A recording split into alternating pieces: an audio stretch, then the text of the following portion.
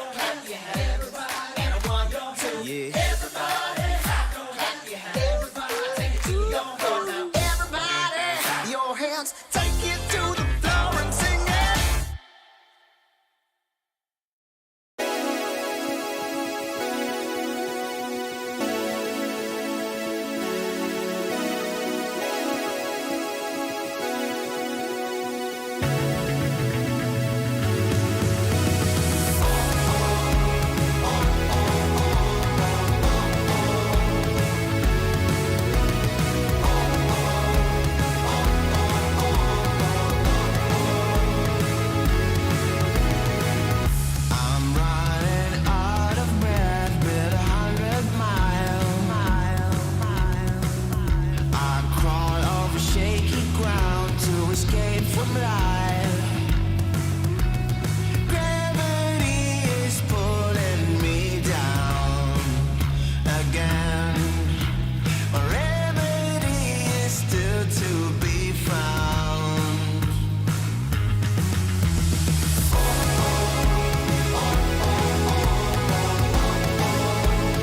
Keep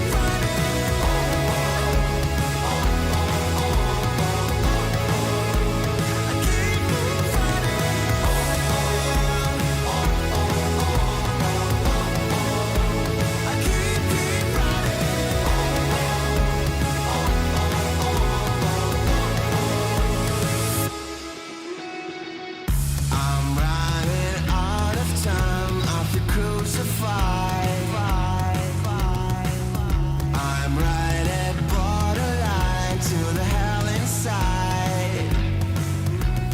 Gravity is pulling me down again.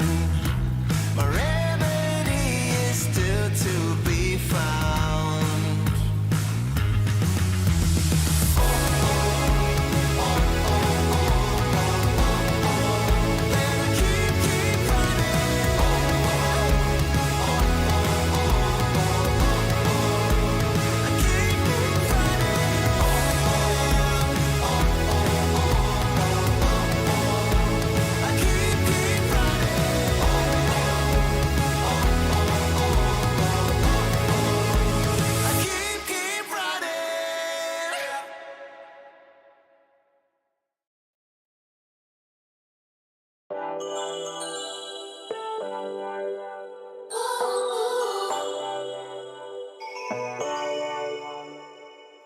Hit me up, dark brown with body mix fly. The future's back, DeLorean style. This is my time.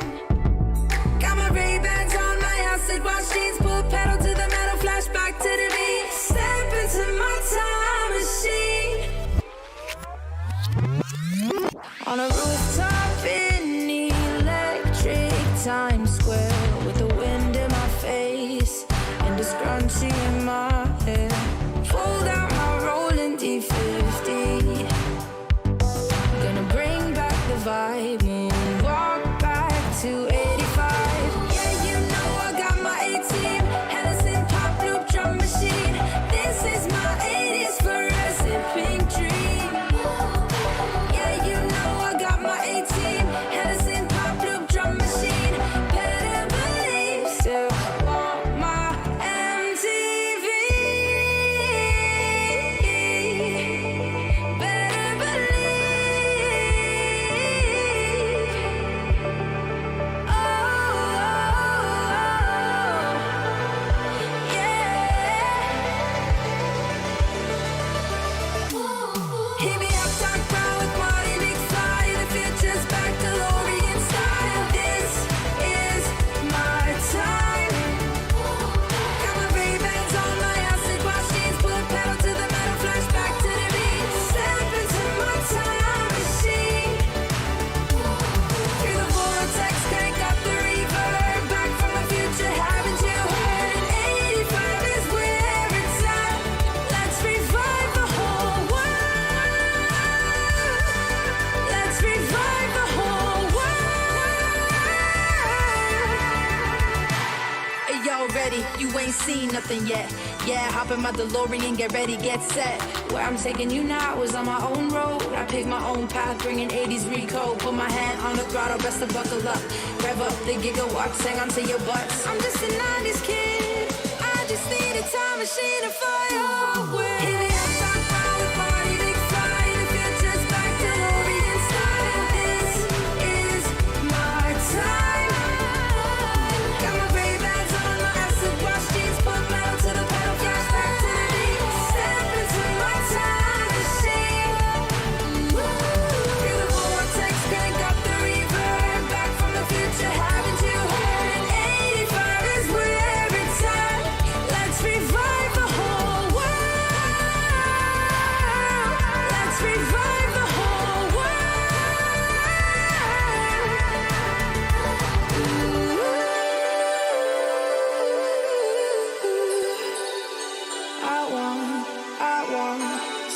on my MTV.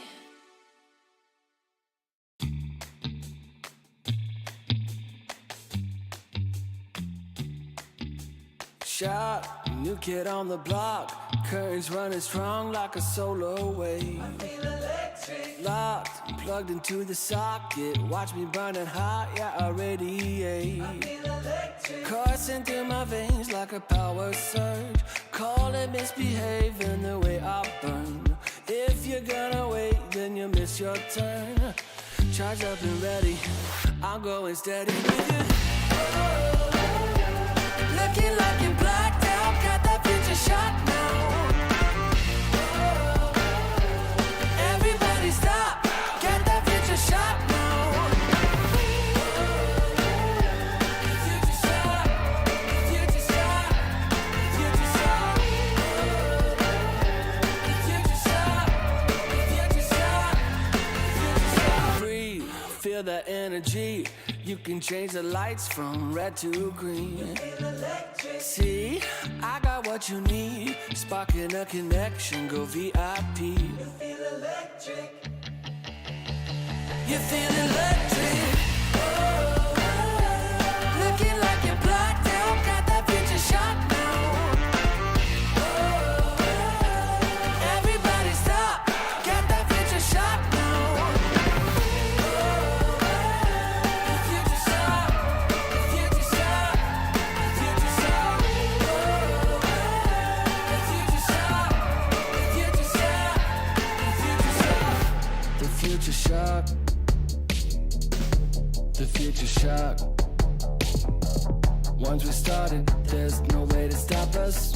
Like a rocket, not for static hearted. Once you got it, you'll go supersonic. You know you want it. You know you want it. You know you want it. You know you want it. Looking like you're blacked out, got that future shot now. Everybody stop, get that future shot now. Looking like you're blacked out, got that future shot now. Everybody stop, get that future shot now. Future shot, future shot, you know you want it. Future shot, future shot, you know you want it. Everybody stop, got that future shock now. Oh, I'm feeling good. I'm feeling, oh, I'm feeling good. Wake up with no alarm. Brand new kind of charm. And fresh hot coffee in a big old mug. Can't wait to get my face in the morning sun. Yeah.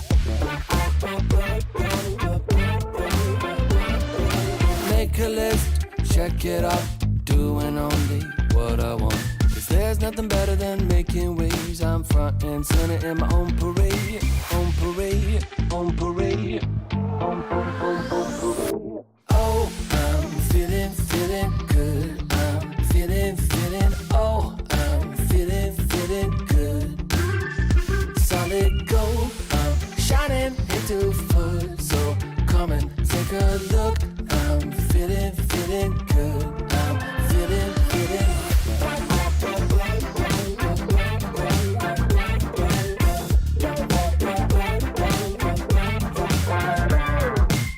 Hold up, windows down.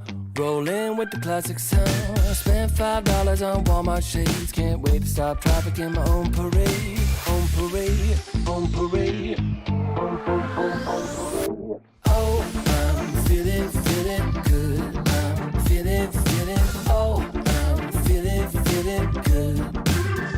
Solid gold, I'm shining into full. So come and take a look. I'm feeling good. I'm feeling.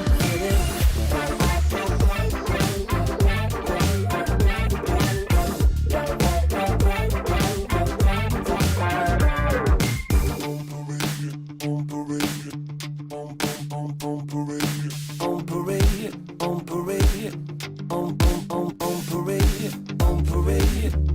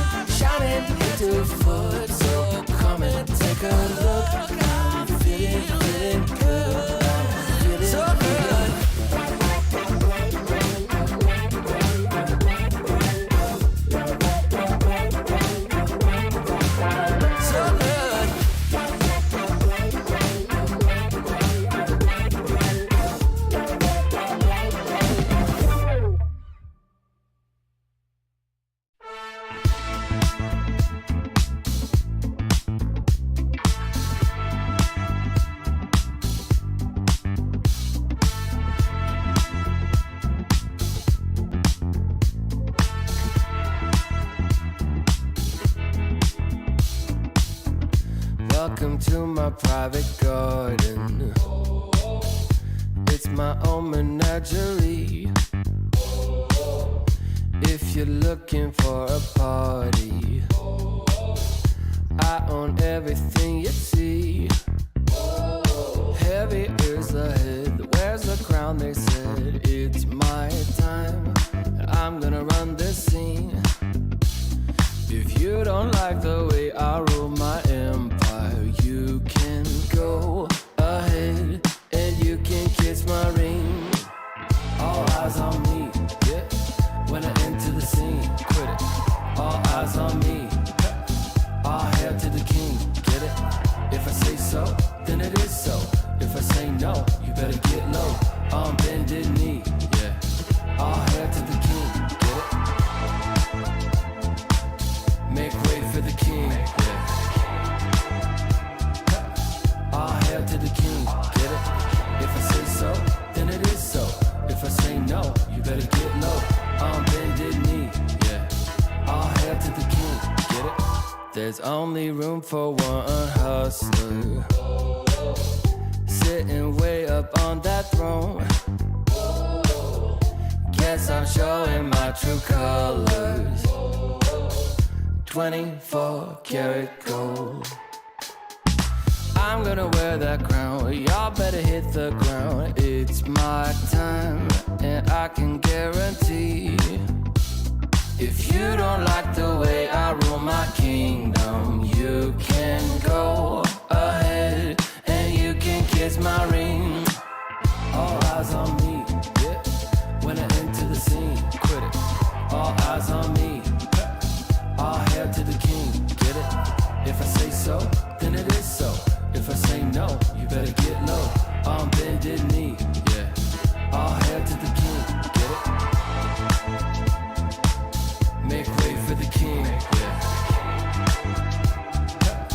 All hail to the king, get it? If I say so, then it is so. If I say no, you better get low. On bended knee, yeah. All hail to the king, get it?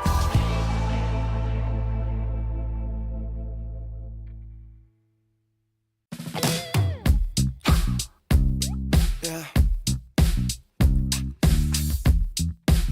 It's Q-Head. It's been love since we met. Right from the bar to the bed, all night long, roller coaster. A 5-inch scar on my shoulder. You smile, I'm high. I put my heart on the line. I'm addicted to you, I can't lie. It's whenever you kiss me goodbye. I'm high in your love, high in your love, high in your love, high. It's never enough, never enough, never enough. I'm so high in your love, high in your love, high in your love. I'm so high, I can't stop thinking of you. When the world is going down, I won't be there, I won't be there. I'm in heaven with you, I'm in heaven with you. We'll be up and losing ground into the air, to the air. I'm in heaven with you, I'm in heaven with you.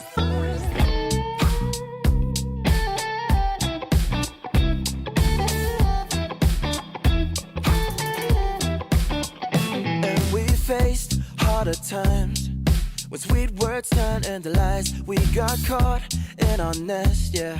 I put our love on a rest. Hit the brake, I turn over. And never ever say that you know her. Got a flame to fuel every night. Keep her safe and hold her tight. High in your love, high in your love, high in your love, high. It's never enough, never enough, never enough. I'm so high in your love, high in your love, high in your love. I'm so high, I can't stop thinking of you. When the world is going down, I won't be there, I won't be there. I'm in heaven with you, I'm in heaven with you. We'll be up and losing ground into the air, to the air. I'm in heaven with you, I'm in heaven with you.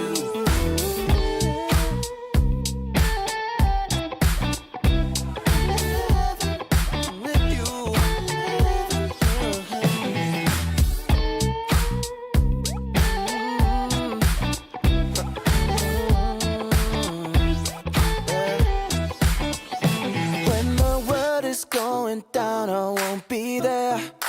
I'm in heaven with you, I'm in heaven with you. We'll be up and losing ground into the air. I'm in heaven with you, I'm in heaven with you.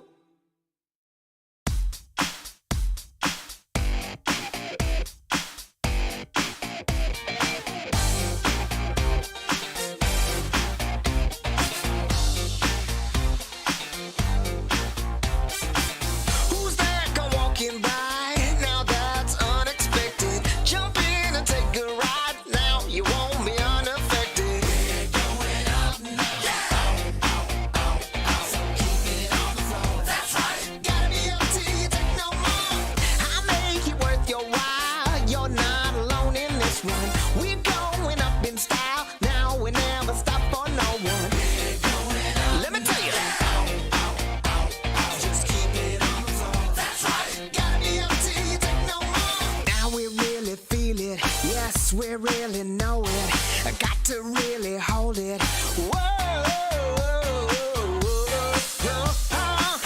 We're gonna get. Who am I? This dude can't fly. Who am I? And who cares why?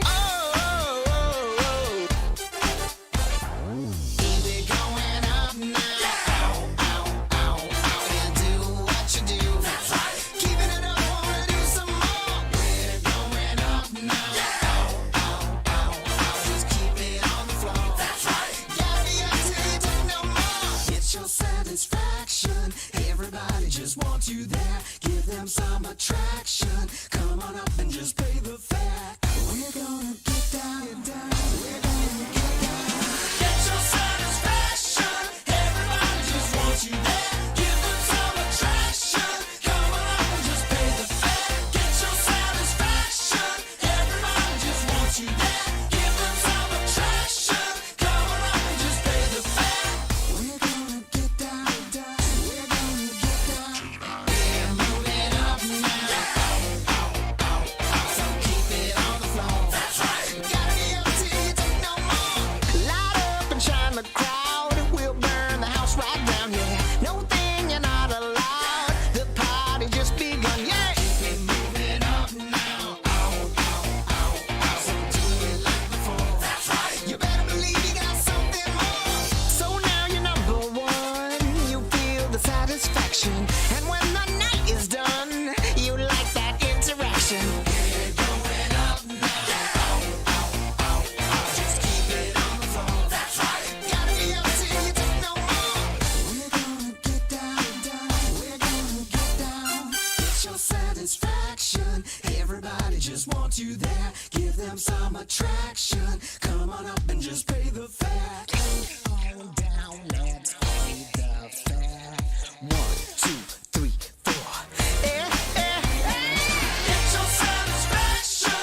Everybody just wants you there. Give them some attraction. Come on up and just pay the fare. Get your satisfaction. Everybody just wants you there. Give them some attraction. Come on up and just pay the fare. We're gonna get down and down. We're gonna get down. We're gonna get down. I wanna take it down. Get your satisfaction.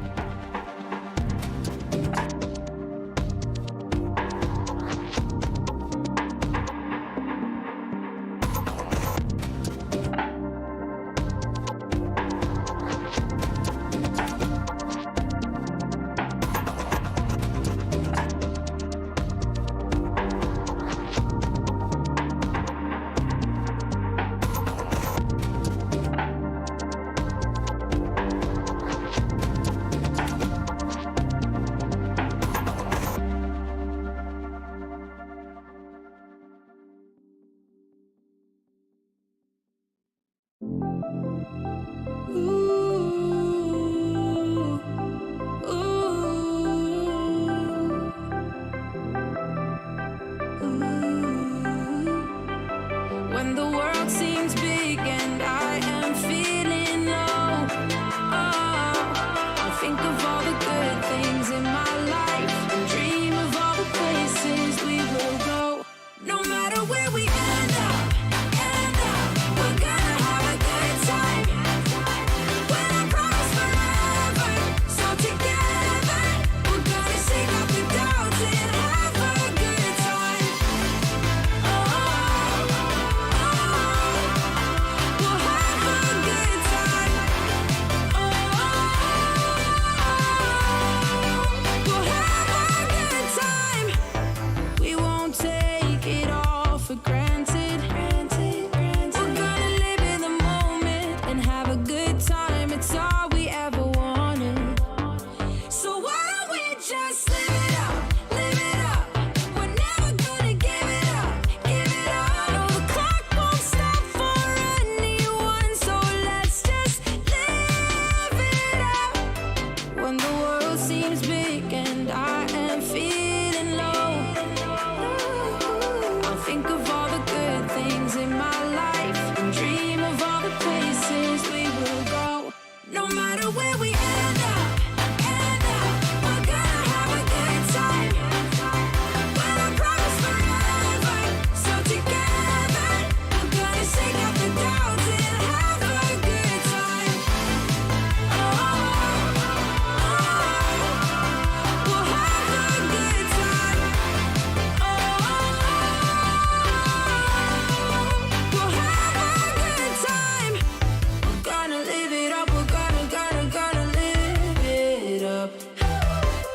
We're never gonna give it up. We're never gonna give it up. So why don't we just live it up, live it up.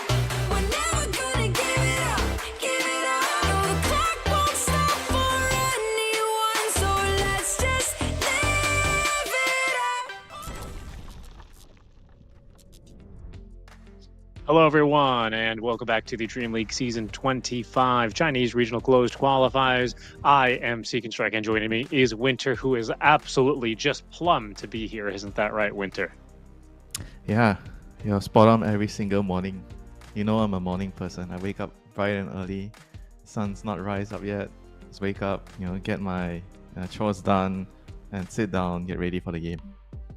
That's right. That's right. And then you play something like probably 14 hours of Dota a day. I honestly don't know how you do it.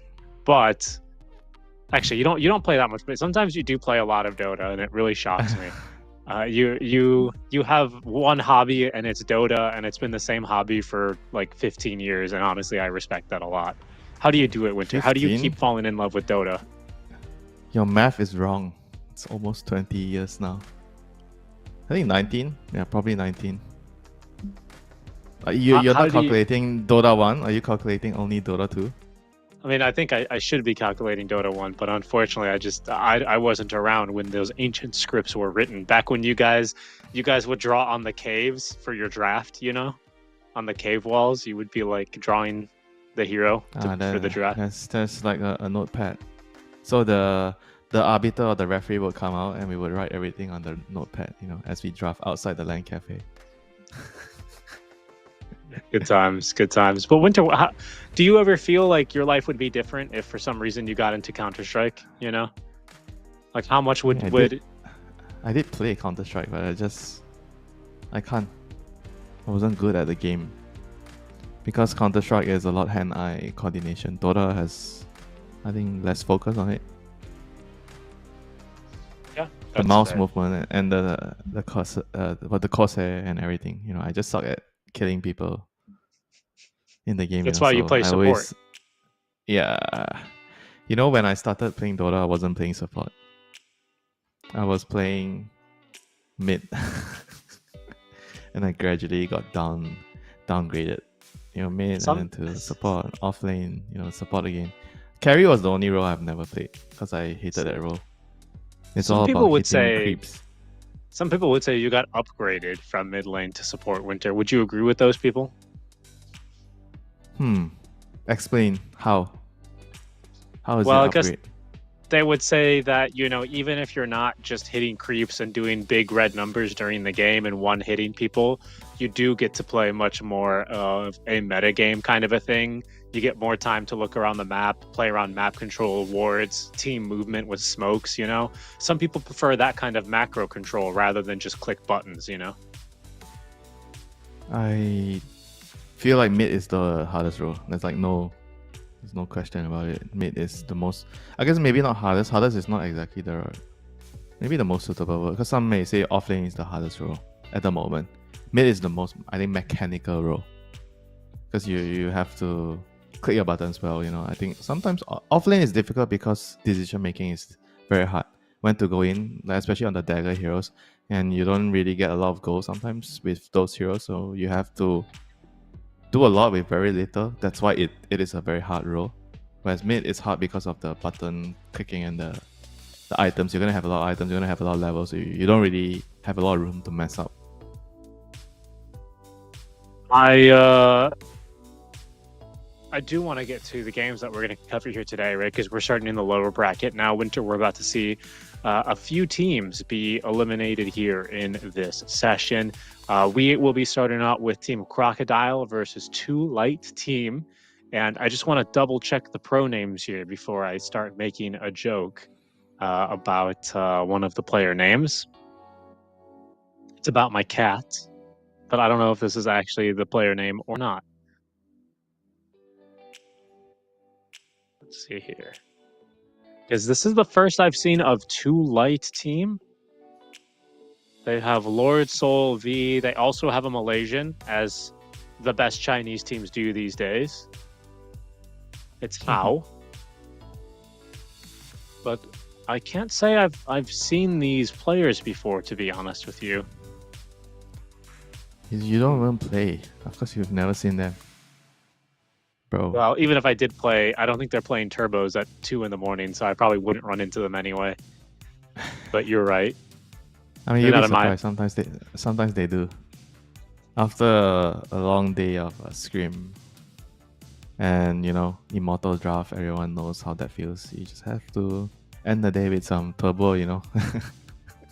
Unwind. So, a quick 35-minute turbo game here. We'll see. 35 minutes? Quick? Come on. Sorry, go ahead. I was just giving the good to go. Yeah, sometimes the games really end up going that long. You never really know, Winter.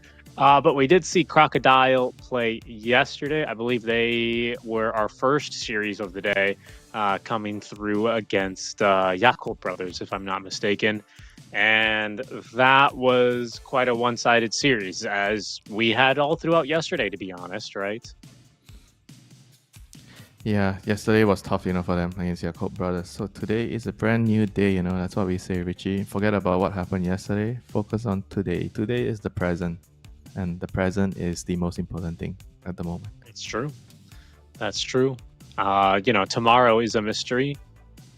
There's a song that goes like this, isn't there? I don't know. Maybe a saying? Yesterday is history. Tomorrow is a mystery. Enjoy the present or something, you know? Yeah, enjoy the current game. Enjoy your game, you know. Enjoy your current game. Don't think about other stuff, you know. Just focus on the game. Enjoy the moment. Buy your Dagons. Buy your Rapiers. And make sure you don't feed. Do you think we're going to see wasn't it the Crocodile support, the Shadow Demon, that ended up taking a Dagon versus... they got a double Dagon on SD and Bear Rider because they were getting killed by the wolves, the Lycan wolves. I mean, I don't know if that's good. I think you just have to kind of play around it, you know. Buy Ghost Scepter is fine, I think. You just get a Ghost Scepter because Dagon is too expensive and it's kind of terrible on support heroes in most cases. Yeah, I think Nyx is the exception that proves the rule, right? Pretty much. As we are just waiting to get started here. We're actually missing a player suddenly from Too Light Team. So that penalty timer has started. Hopefully everything gets going. I thought we had everyone in the lobby, but just waiting for one more lad. Before we get going, your impression so far, Winter, on the Chinese meta, the kind of games that we've been seeing? A lot of Midas for offlaners, I think, is really the one common thread here, isn't it? Yeah, Midas. Wait, I'm trying to check. So I'm reading the chat in the lobby. The players say they're in KL. They're asking their opponents. Are they here for the Predator League or something? Yeah, maybe. Predator League, I thought, was mostly the Is SCA that- teams. Yeah, is there a China team? Yeah, some reason. I don't know. I was associated with that project in a different way. That didn't really have there to do- is. They are. Yeah. Huh. Yeah, there's Wait, so- this team is Who's playing Two- from two- KL? Two Light Team or Crocodile? no. He said they went home already. They went home because Oh. they didn't qualify after the group stage, so they already left. So they're see. home now. Who's saying that? Is that after Rain? No, Xiao Yu. Mm. Okay, I didn't realize there's so many. I'm looking at the team list. There's so many mixed teams. I thought it's supposed to be a national-based team event. Oh, for now you're getting distracted, my little ADHD child. You're looking at the Predator League, are you? Yeah. So back to this game. So there is. Well, they are also kind of considered a mixed team. Both teams have SEA players. And do you think China and SEA should just be one region at some point?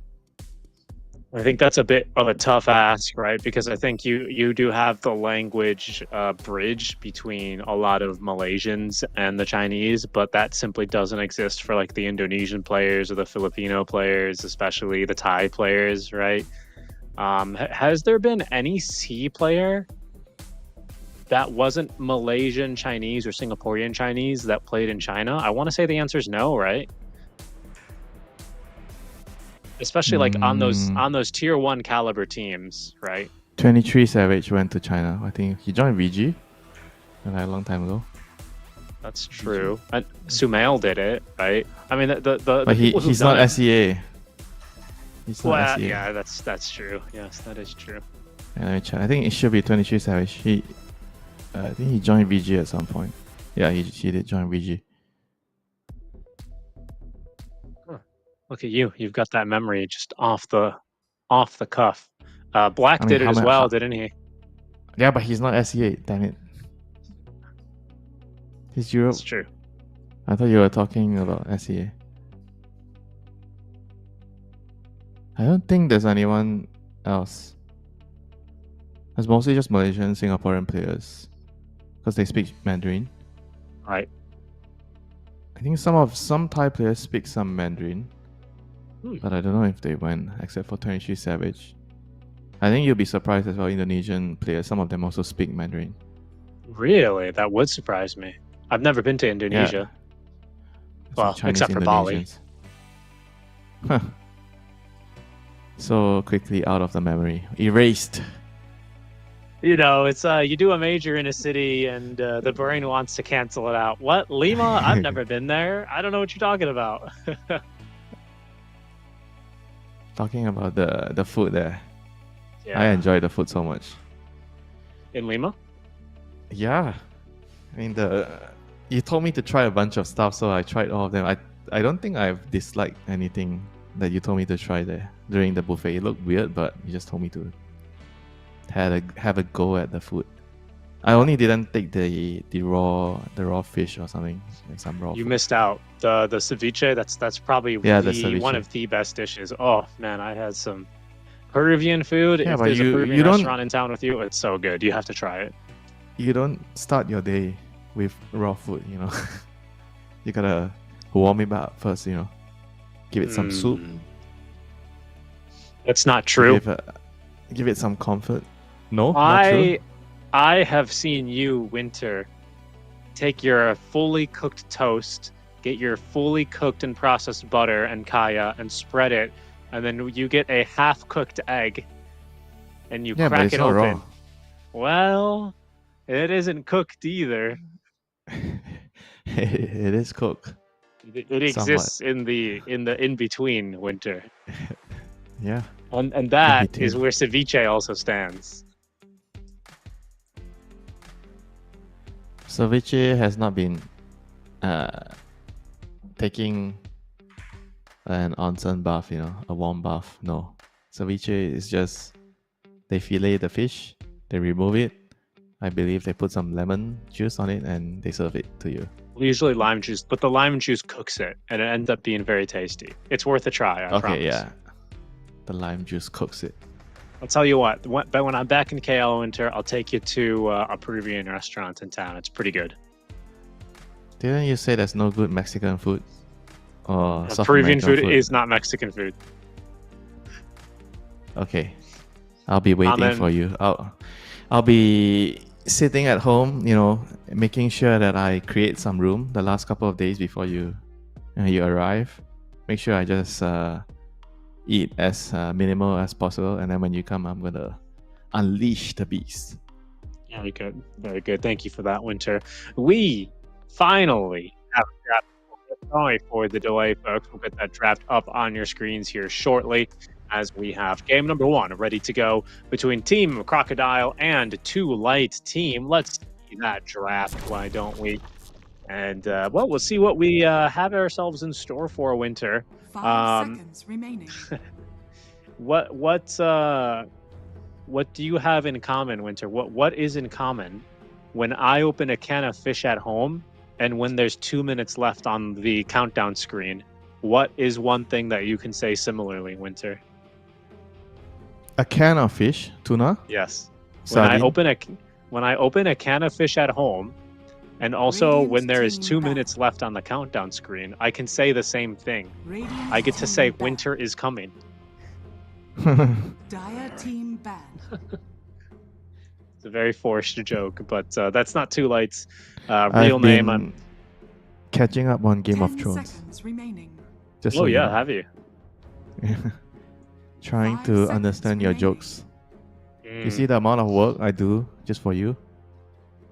If you want to understand my jokes, I think you just need to hit your head very hard, and then I think my humor makes a lot more sense. I don't know. That's Radiant team ban. it's probably the easiest way. Let's take a look now towards our bands. Winter, we're seeing a lot of similar stuff here within the Chinese 10 region seconds remaining. so far. This Lycan, we have not seen a 5 carry seconds band except remaining. for that Morphling. We'll see if the Magnus Elk. will be the last ban, or the Elk. Yeah, Elk. indeed. Radiant If you don't team ban ban. elk here, they will just ban Doom and pick elk. That's like the, I don't know, the formula or the Yeah. sequence. 10 seconds remaining. It's too strong. Having the last ban and the next pick. 5 seconds remaining. I think it should be Dire swapped team around. ban. You should Dire ban 3 team heroes, pick. and then the second, so the third Radiant ban team should, pick. on the first pick team should be first before the other team bans. So you ban your third hero, and then the enemy team, the second pick team bans 2 heroes, and then you pick.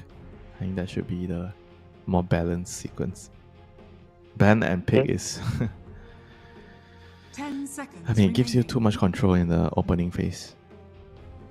Sure. 5 seconds Well, Surprised you were right about they- the Alchemist. No Doom ban Dire though. team I mean, ban. then they just pick Doom here. They ban him. No, Okay, they never won't do mind. it. What's going on here, did- Winter? This is also a good hero into elk in the lane, but I don't think you have a very big window of killing the elk, because when you pick Dawn, you want to like dominate the lane. But against elk, I 10 think elk is one of the seconds best carries because the lane, no matter what, it's very difficult to bully him, even against a Timber or Doom. Doom is not exactly for the lane, just for the game, you know. Doom is good against elk, just throughout. In the lane, so. I think in the lane, the strongest hero you can pick in the lane against the elk is probably Dawn or some Visage 10 lane. seconds remaining. But even then, like, I feel like alchemists most often 5 times they seconds don't really remaining. take that big of a hit, you know, as long as you have the right position 5 in the lane to bodyguard him. So I wouldn't be too worried if I'm the elk. Yeah, just needs that bodyguard like you're talking about. Something like what a Clockwork Lich would is still good. do. A Lich, yeah, Yeah, range hero, Lich I is guess. good against Dawn because of the physical Radiant damage. Your team shield is back. very good, and you cancel Starbreaker with your gaze in the lane, so it's very strong. It's perfect lane with elk as well. It's very easy to kill. I mean, Clockwork's definitely fine too. You know, Clockwork It's just a very, 10 seconds I think, remaining. stable all around, very solid hero. It gives you a lane, gives you 5 Roshan. seconds Funnily remaining. enough, Clockwork actually helps you get Rosh because of the Dire battery assault. team pick. It gives you vision. True. It gives you BKB piercing stun, so it gives you a lot. Well, he's been banned out. And so has the Doom and the Lion. So just 3 bans here in our second phase as Crocodile will open up the second phase of picks with the Nyx Assassin Winter. We've seen the 10 Nyx quite a seconds bit. You remaining. think he's one of the best heroes. We've even seen him getting first picked, and you've liked 5 it. seconds remaining. Yeah, players are really getting very good at playing the hero. I think initially the hero, when they got the change, players were picking it, but they weren't really that good at it. But now I think a lot of players have a lot of time already to play the hero and figure out exactly what you should be doing in the game. I think you're seeing like the very efficient 10 seconds movements of the hero and how much he can impact the game. Because before, I think there was like a strict, not strict, but not really good understanding about when you should help your lane and when you should prioritize on your own lane. I think when you play Nyx, you should just treat yourself as a core 10 and prioritize your game. You help the core a little bit, that's it. And you have to make sure you hit level 6 at 5 8-9 seconds minutes, go remaining. for a kill right away. Very similar to like a Venom jungle, you prioritize your own game. And when you hit your 6, you go out and you kill someone, and then you go back jungle and rinse repeat. So they are like a fake support. And to light team, they respond with Undying. Undying into Dawn. I mean, it's okay. I don't know how strong is Undying right now. I don't think he's that great of a hero. But if you pick the hero with a purpose, you want to push and you want to end the game. Remaining. And sure, in the lane against Dawn, I think it's strength hero, so you'll be able to do fine. But Nyx is just gonna run circles around you. He's gonna get boots and he's gonna drag the creep wave and ignore you. And they follow up with Invoker CM. So very fast-paced game. Invoker to set up the Solar Guardian, CM to give everyone aura, keep pressuring, keep fighting. 10 So it's all about seconds remaining. the small little skirmish right now for Dire team Crocodile. CM, Invoker, Nyx, Dawn. Yeah, I'm surprised that we've seen kind of a lack of Invoker so far in the Chinese region. Throughout the entire qualifiers, he is one of the most contested heroes. Radiant And team I think ban. as far as our stream goes, Winter, of 6 games, I guess 7, including this one, this is the first time we've seen him paired now with the Maiden for that extra bit of mana regeneration. A lot of lane aggression, strong lanes all around as we close out the second phase of picks with the 18th pick, Tide Hunter. We 10 did see seconds Zeal take a remaining. whirl of the watermelon yesterday. What did you think about the hero 5 when we saw seconds it? remaining. Well, I don't know about picking it here though. They don't see that matchup. I think Tide, okay, they don't have the overall last pick, so they need like a blind pick offlaner. Tide is not the best blind pick offlaner in my Radiant team opinion. ban. You're gonna run into some Ursa here. You have to ban like the Slug Ursa type of hero, and there's still gonna be some Monkey King. I think you can't really ban out everything. So I would have actually preferred them to pick a mid hero here, because you already see a mid lane matchup Invoker. So I don't know. Now they are gonna lose a lot of the good mid matchups, and the Tide Hunter doesn't really feel that great, because he's gonna get countered anyway. So now you have two picks that are not so great. So I think it's strategically 10 it's a mistake to seconds pick the offlaner here on the 18. But let's see if they can actually kind of 5 salvage things seconds up remaining. here with the last pick. Unless the Tide is mid, Dire then I'll be I'll be totally wrong. Radiant Okay, team well, ban. will Winter be wrong? I don't think so. Wait, what? Or maybe? Bat is mid? They already have a mid hero. Okay, then that makes sense. So Bat is mid. Right. They wanted Bat mid. After seeing the Invoker, it's 10 seconds remaining. I don't know if you win the lane, because Invoker doesn't really lose. 5 seconds remaining. I mean, unless the partner is mid, which Choose your hero. I don't know. Holy anti-mage. So classic 4 protect 1. Do I see burning in the game? It's a 4 protect 1. Okay, both teams have a very unconventional draft by the meta standards. No, actually I can't say that for 2 light team. Their draft looks more meta. And the anti-mage in the Tide, exactly, I feel like it's not that bad for the Tide, This lane is actually fine, Because you have the Kraken, and then you have Anchor Smash, which doesn't really cost a lot of mana. You get Soul Ring, and the anti-mage basically can't really kill you in the lane when you get, I'd say, up to level 3, level 4. And if I'm not mistaken, if the Pugna is 4, Pugna should be able to secure the Pugna lane. mid, I believe. This is V on Pugna's Pugna, who mid? is listed as the mid laner. Yeah. So how Okay, so is the Bat Rider? He's the 4. okay, Bat Rider Tiger, And this lane then- should be quite safe for him. Is that? The I guess CM that's Lord CM Soul. has to Yeah. CM has to be careful. This lane can be very tough for you. Like one flame break and the gosh, you die. You just die if they catch you. And teammates is like, okay, sure, you know, I'm gonna be a casual onlooker. There's nothing I can do to save you. It's a very difficult lane. I don't know. I think overall, I kind of like two light team Straff. You know, with the mid Pugna, they can play really quickly with the Elk, take all your towers, and damage takes too long to come online. He can't fight, and there's no like. I guess Pugna is a good mana void target, but the other 4 heroes are not exactly the best mana void target. Prepare for battle. Last pick carry only. Между небом и землей лишь мост. Classic, you know.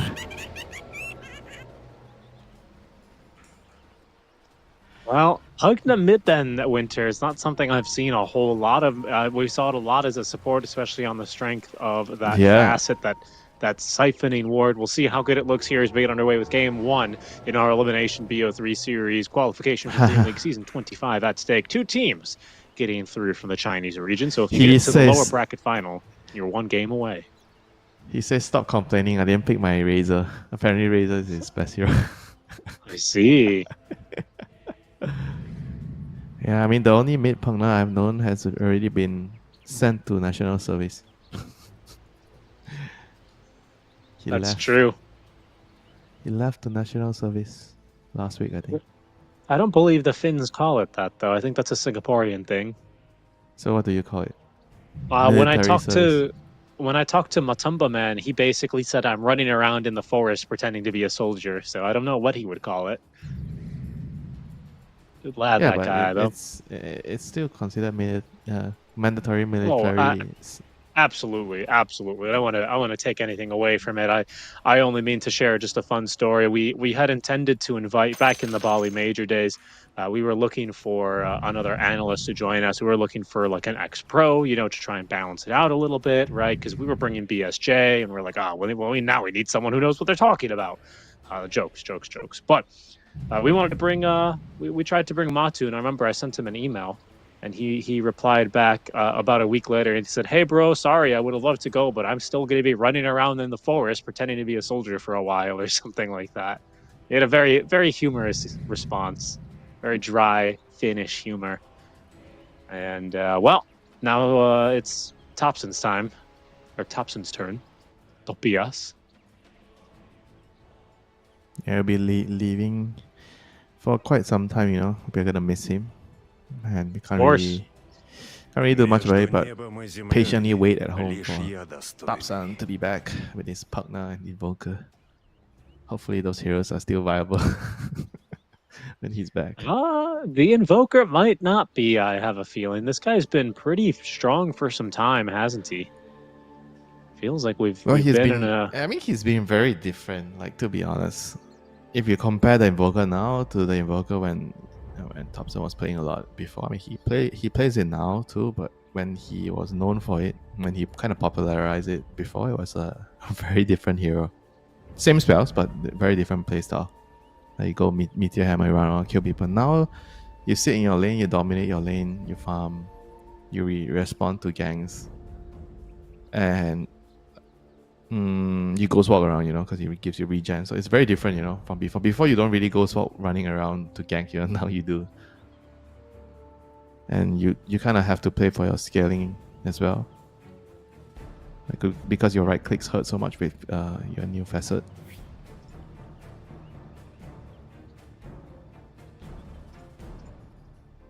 I mean, he used to be like just a spellcaster, you know, before. Now he's more of like a you cast your spells and you have to also do really well in terms of scaling. You buy items to right click people.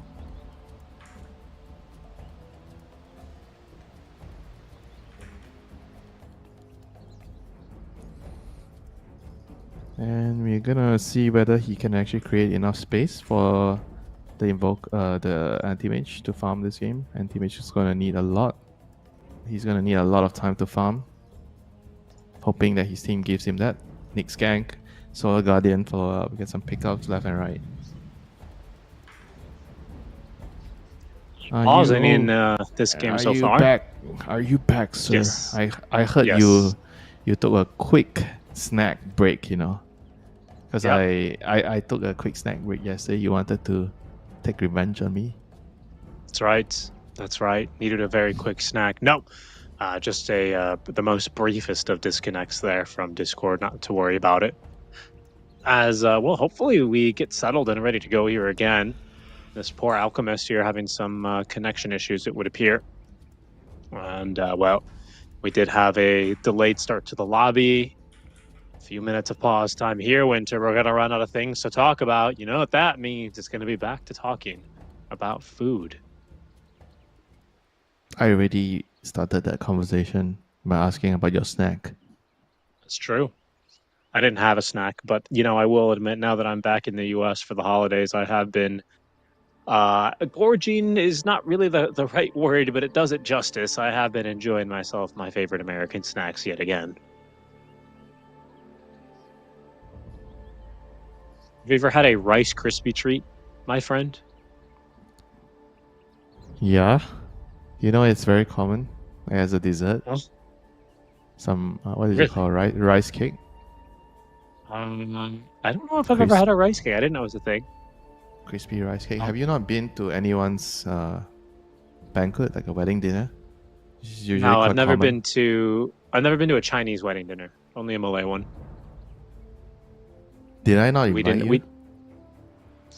you? I don't have a lot of Chinese friends that have gotten married. Well, I really, you could put the period a lot earlier in that sentence. I don't have a lot of friends. Why do you have to do this to yourself? You know? Ah, well, you know, the self-deprecation is at the core of self-improvement, I believe. Fair enough, you know. You've always been a person that That's a strange is very critical about your own performance. You need to be to improve, I say. It's the only way. We have a bit of all chat here, Winter, I assume. Just a bit of banter. They seem friendly with each other, which is nice. Unless, of course, they're swearing. He said they're in a LAN cafe. Wait, so some of them are still in Malaysia? Oh. Yeah. Wonder which LAN cafe they're at. Yeah, we should just go. Okay, not we, but I. Yeah. Well, you know, if I leave now, maybe I'll get there by the time we resume.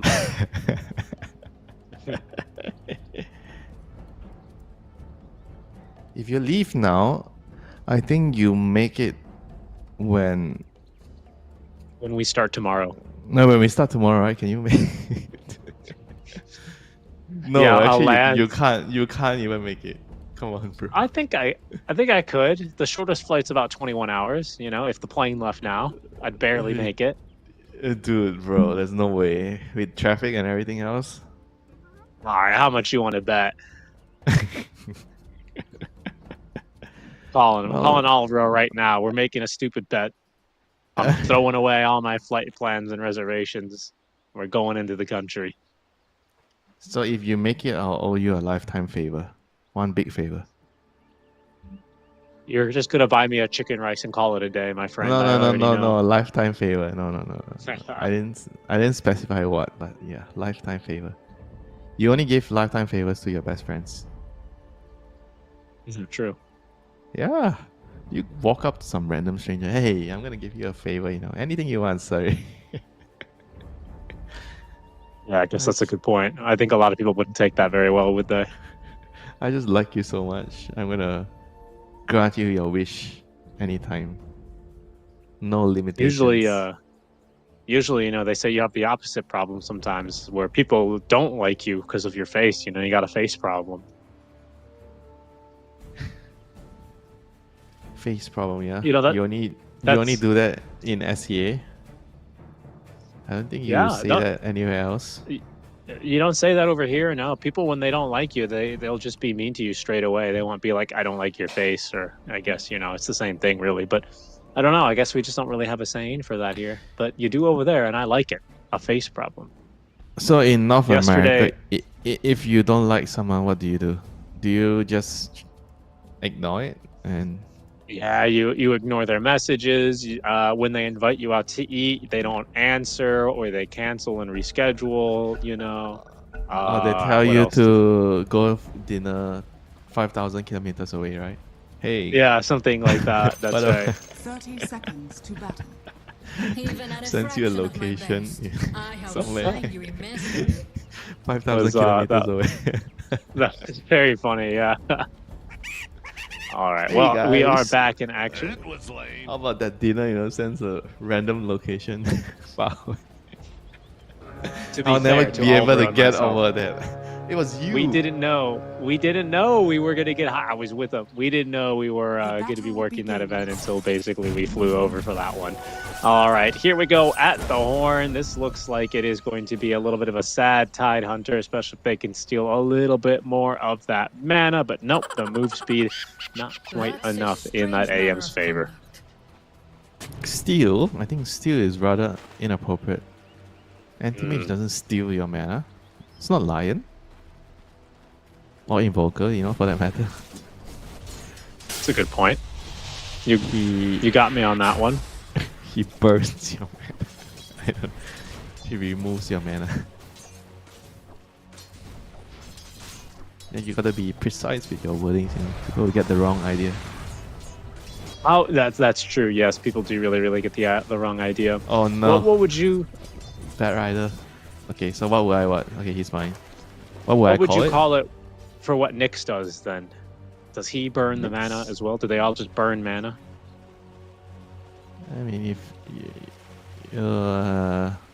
okay, that's a tough. I don't know. Ah, Cause he removes your mana when he right clicks you. So, I guess it's burn. yeah, he's a weird hero, isn't he? He's a freaking weird one, that guy. Yeah, look at Um, what the weird things he's doing already. Pulling waves. He Yeah. didn't go for boot, so he has wind lace against Undying. That's usually what happens. I think it's a problem with heroes like Undying. When people do this, like it kind of nullifies a lot of your strength as a hero. Because this hero is mainly meant to be a lane dominator, but everyone just pulls away against Undying. I mean, sure he tried to get boots. He got boots at level 1 to try to combat this shenanigan, but I don't think it really stops the Nyx from doing what he wants to do here. Are we due for another creep aggro update? To kind of give Yeah, some of do- these laning heroes a better chance. I don't know how you should change it, because if you totally remove it, then the heroes that can dominate lanes like this will be constantly being picked right away. Yeah, like some Viper or some nasty hero, right? Yeah, because you can't stop him. You can't pull the wave. I mean, they already changed it a couple of times. They made it a lot more difficult for you to pull the wave. You can't pull the first wave. You can't pull it too early. Blah blah blah blah blah blah. But it still happens. Do you think it's interesting to see different ways of approaching the lane, so you can pull creeps instead of just laning? Sometimes you can Absolutely. jungle.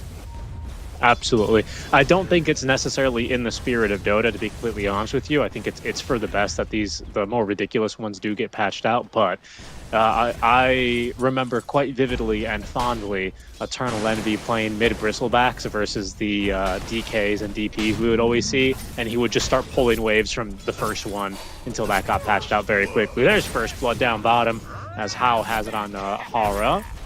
Yeah, that's not too Manic. bad for the CM to die there, even though it's first word. The AM burned Yeah. all their mana, and he got the Lotus. That was a big outplay.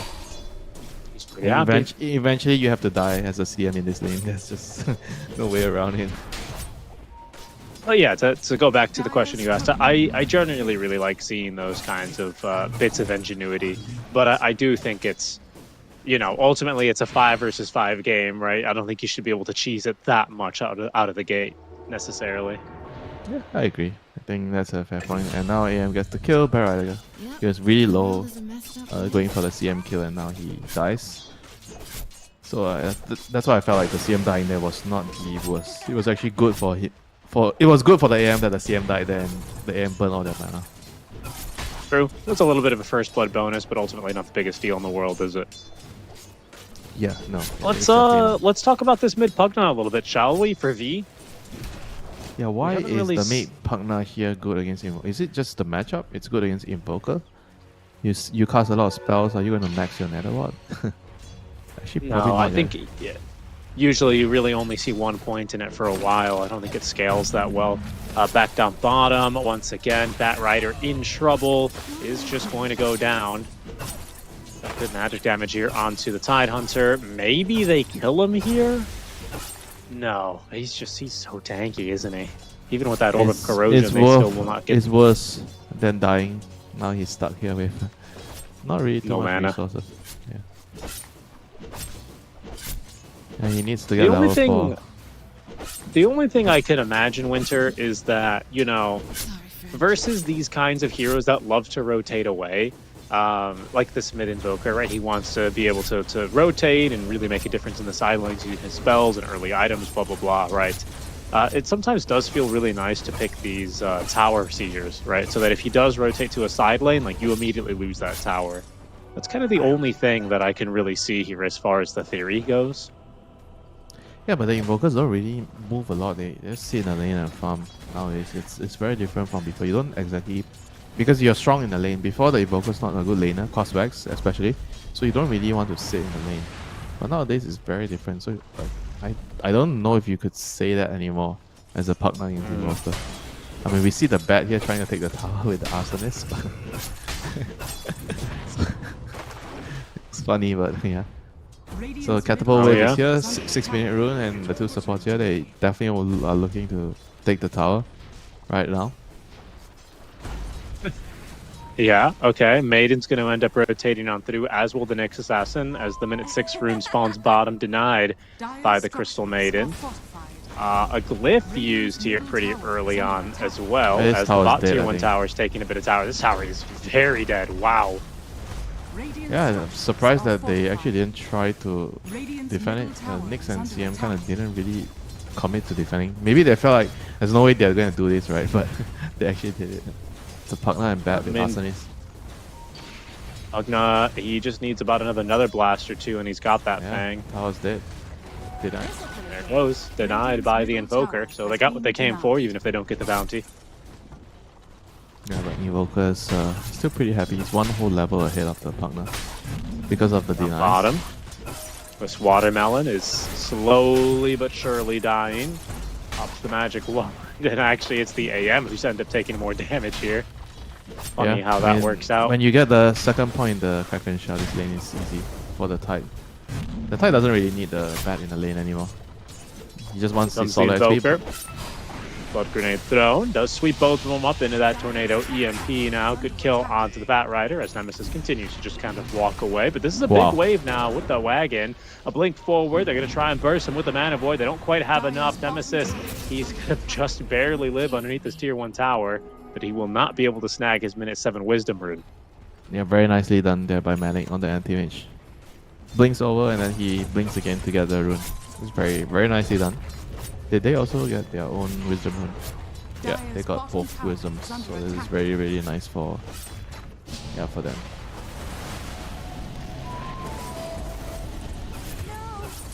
The anti-mage here is going to look for another kill on the Pugna. Doesn't even need the Mana Void.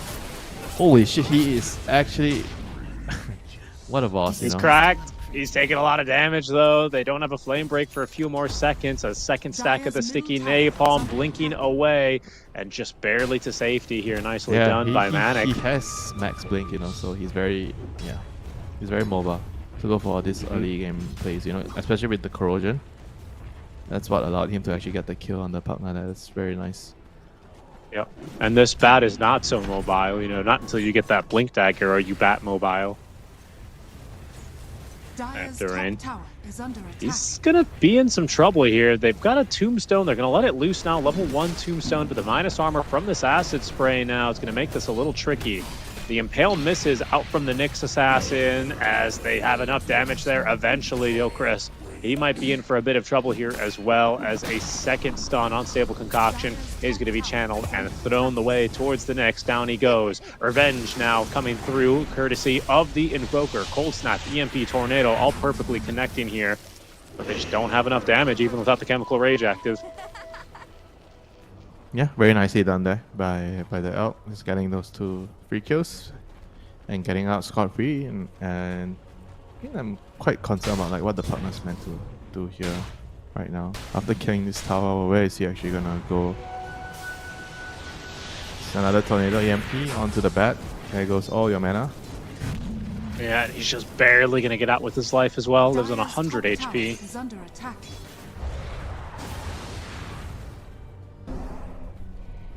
So I guess they could just go down and push the tower with the Tide at bot, because since Tide can actually sit in the lane against the AM. I mean, they just need the partner to... yeah, I guess the AM can never kill the Tide, you know. So as long as the partner comes over, they can actually push the tower. I mean, just look at this It's pretty AM funny. like, playing around with the Tide. Radiant's middle tower is under attack. He got disarmed by the neutral creep. There's the Break of Dawn, gives him the vision to get a little bit more aggressive up top lane. Solar Guard going in onto Triple H. Down he goes, and he's going to feed his Tombstone to boot. That took a lot to kill one Undying, and he's back up with his Tower is innate. under attack. Yeah, that's right. Yeah, he is back up. Doesn't have a lot of spells, unfortunately. He's gonna deny the... Nice. Oh, this guy is insane. Yeah, I think he might die for that, but let's see if he can set up for anything now as B is rotated through from the middle lane. The Alchemist as well in onto 2, strikes down the Maiden as without any invis here. Oh, the Nyx Assassin drops to the Nether Ward. Invoker able to at least TP away to safety, but a heavy price to pay for the tower, as it seems like not even Afterrain will be able to escape with his own life. 2 kills there for the Alchemist, makes 3 dead in this top lane in exchange for the tier 1 tower. Well played by that Undying. I didn't think Triple H would be able to get out of that one alive. Yeah, very nicely done. He just basically acted as the bait. That is the danger of going on to an Undying. Deceptively tanky with the decay. And they got the tower, but they lost so many heroes, so it was not worth it for sure. The anti-mage might feel different, you know. Okay, thanks, you know, for creating space and free farming.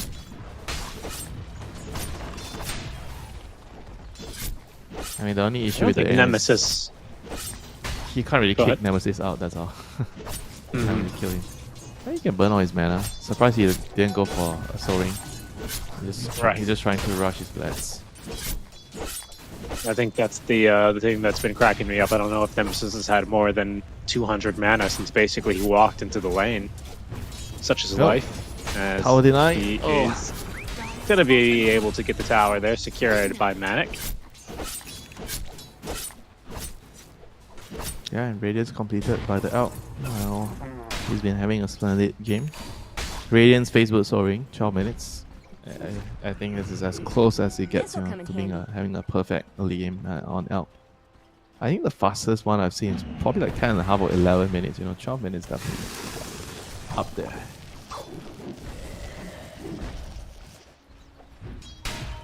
Now Nemesis is asking for backup. You know, I'm done. You know, with this AM burning like mana.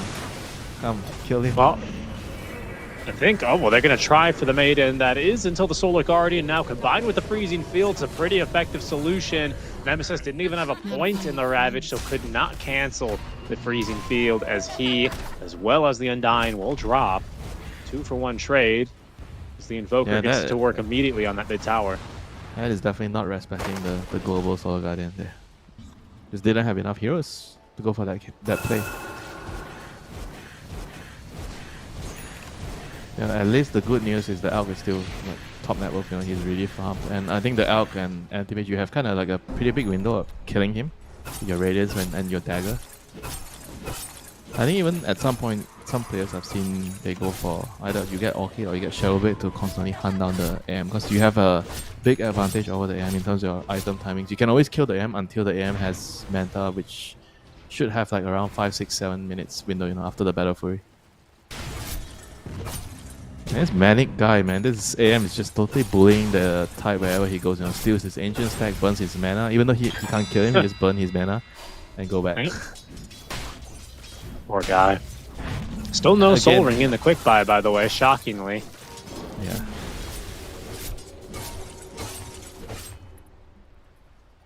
He's just gonna have to play like this without mana for quite some time.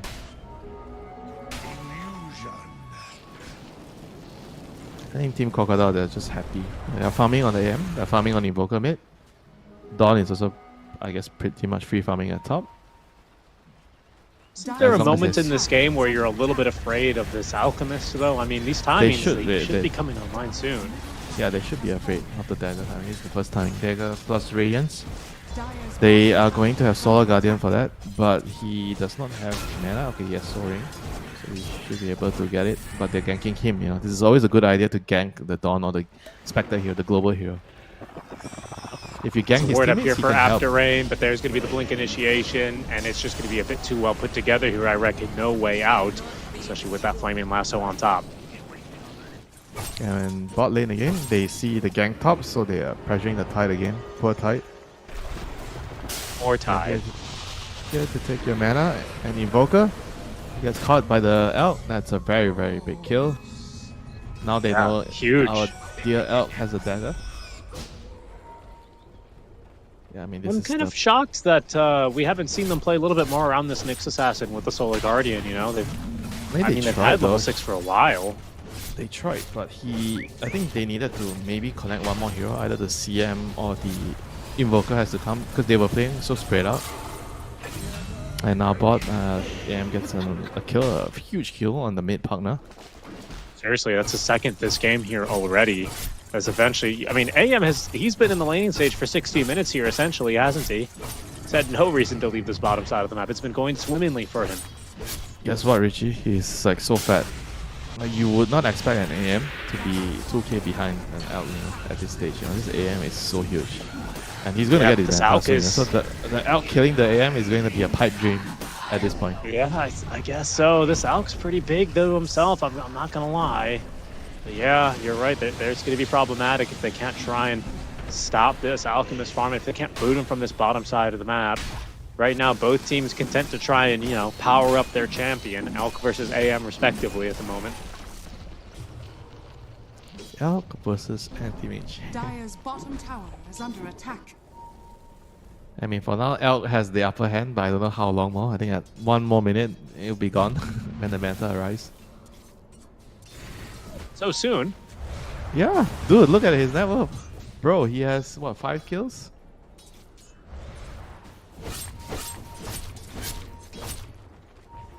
I mean, we see a fair lasso. enough. Dire's bottom CM tower is found. under attack. How is alone? There is no backup. Yeah. Invoker's also in trouble here. Invoker's going to end up dropping. How dying to the freezing field, but Nemesis actually releases that first Ravage of the game in order to save his ally. Still goes down to the Maiden nonetheless. Back up top lane, they were able to catch After Rain as well, so it's a 3-for-1 trade. 4-0-7 now on this Alchemist. I think he already finishes off his own Manta here with that kill. Or is it an Yes. SNY? It's a Manta. Manta, he Dire's finished the bottom Manta. tower is under attack. Guess he's afraid of. He just wants to remove the frostbite. That's mainly the thing here. Actually, think you might be onto something. SNY is also pretty good this game. 'Cause there's a lot of like small little mini stats here. The SNY is, I think, good against everything. I think Manta is better in terms of like shuffling out the waves. You can send your illusions, but in terms of like amplifying your timings, SNY does it better. TP bot. Nemesis is calling for help. Get this He's AM out my underneath face. his tier 3 tower. This could be the opportunity, though, to catch this Alchemist. They land a stun onto him, but he's actually quite tanky. Gets back up to the high ground here into safety without any problems. In the meantime, though, over in the triangle, Triple H continues to try and bait him out. He does get his tombstone, but he is going to die 30 seconds until he respawns. Dokris, he's going to go And next avoid. as he burns down. Max stun thrown here towards the Dawnbreaker. It's a big mana void, but just not enough. And now Manic finds himself in too deep. No blink available. He is going to go down. V finds a second kill of the fight. That's Yeah, a that was 5 a- times killing streak ended. That was a crazy goal there. Then he didn't get the burn the partner. Or maybe he mana voided another hero. I didn't really see who he mana voided. Because the partner actually had still had a lot of mana there. Ooh, Elk. It's gonna go down to the freezing field and cold snap. Okay. Everyone's kind of underestimating this maiden at the moment, honestly. Yeah, no Manta, no way out for the out. It's on cooldown, and now they want their revenge. And Well, they're they gonna get find it. just a maiden. The Invoker is nearby. They don't really have a lot of lockdown for him. They've already used that Flaming Lasso, so no opportunity to get +1. Yeah, with Elk Radiant's dead. bottom tower Elk is is actually under their main attack. stun. Funny enough. The rest of the stuns are ultimates, long cooldown. And again, Nyx finds. Okay, they find the Pangla this time. Big kill. Yeah, they do. Yeah, fine. That's a big find there by the next assassin.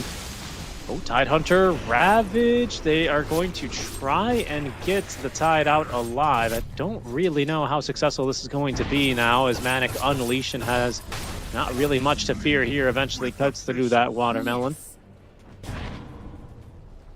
Yeah, we've seen this movie a million times at this point.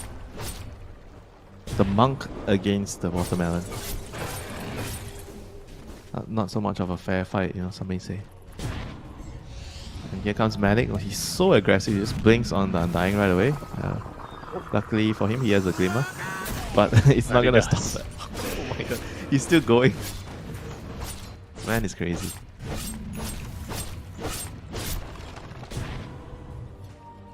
I am farming heroes, says Manic, not creeps. He's here to do one thing, and that is get tons of kills so far. That's what we've had. 15 to 18 as we chase after what would be our 34th kill here this game. They're going to make an effort for the Dawnbreaker. She's very tanky, picks up that bounty rune here. I think eventually they should have her dead to rights. That is at least until this next assassin missed joins. the Finds a stun. nice two-man stun. The Dagon gets the Bat Rider as Afterrain still alive, finally finished off as V comes in to collect a double kill. Now with the Alchemist arriving, they will be able to overwhelm this Radiant side. 3 down once again in exchange for only the Bat Rider. Yeah, they bought 5 heroes on 2 light. Whereas Crocodile, they are farming anti-mage, you know, for Protect 1. The rest are just trying to make space, you know. It'll be nice not to lose so many heroes, but at the end of the day, this is still their game plan. Create chaos on the map, and anti-mage is getting whatever he wants. I mean, he is actually insanely huge on the end. He's going to have Skadi very soon. So the Skadi is going to stop the heal from the Pugna. He's going to stop the heal from the Elk, and it's going to kind of stop you from running away as well. They have a lot of heals, like heal on Undying too. A small little heal with the Soul Raid. Yeah, that's true.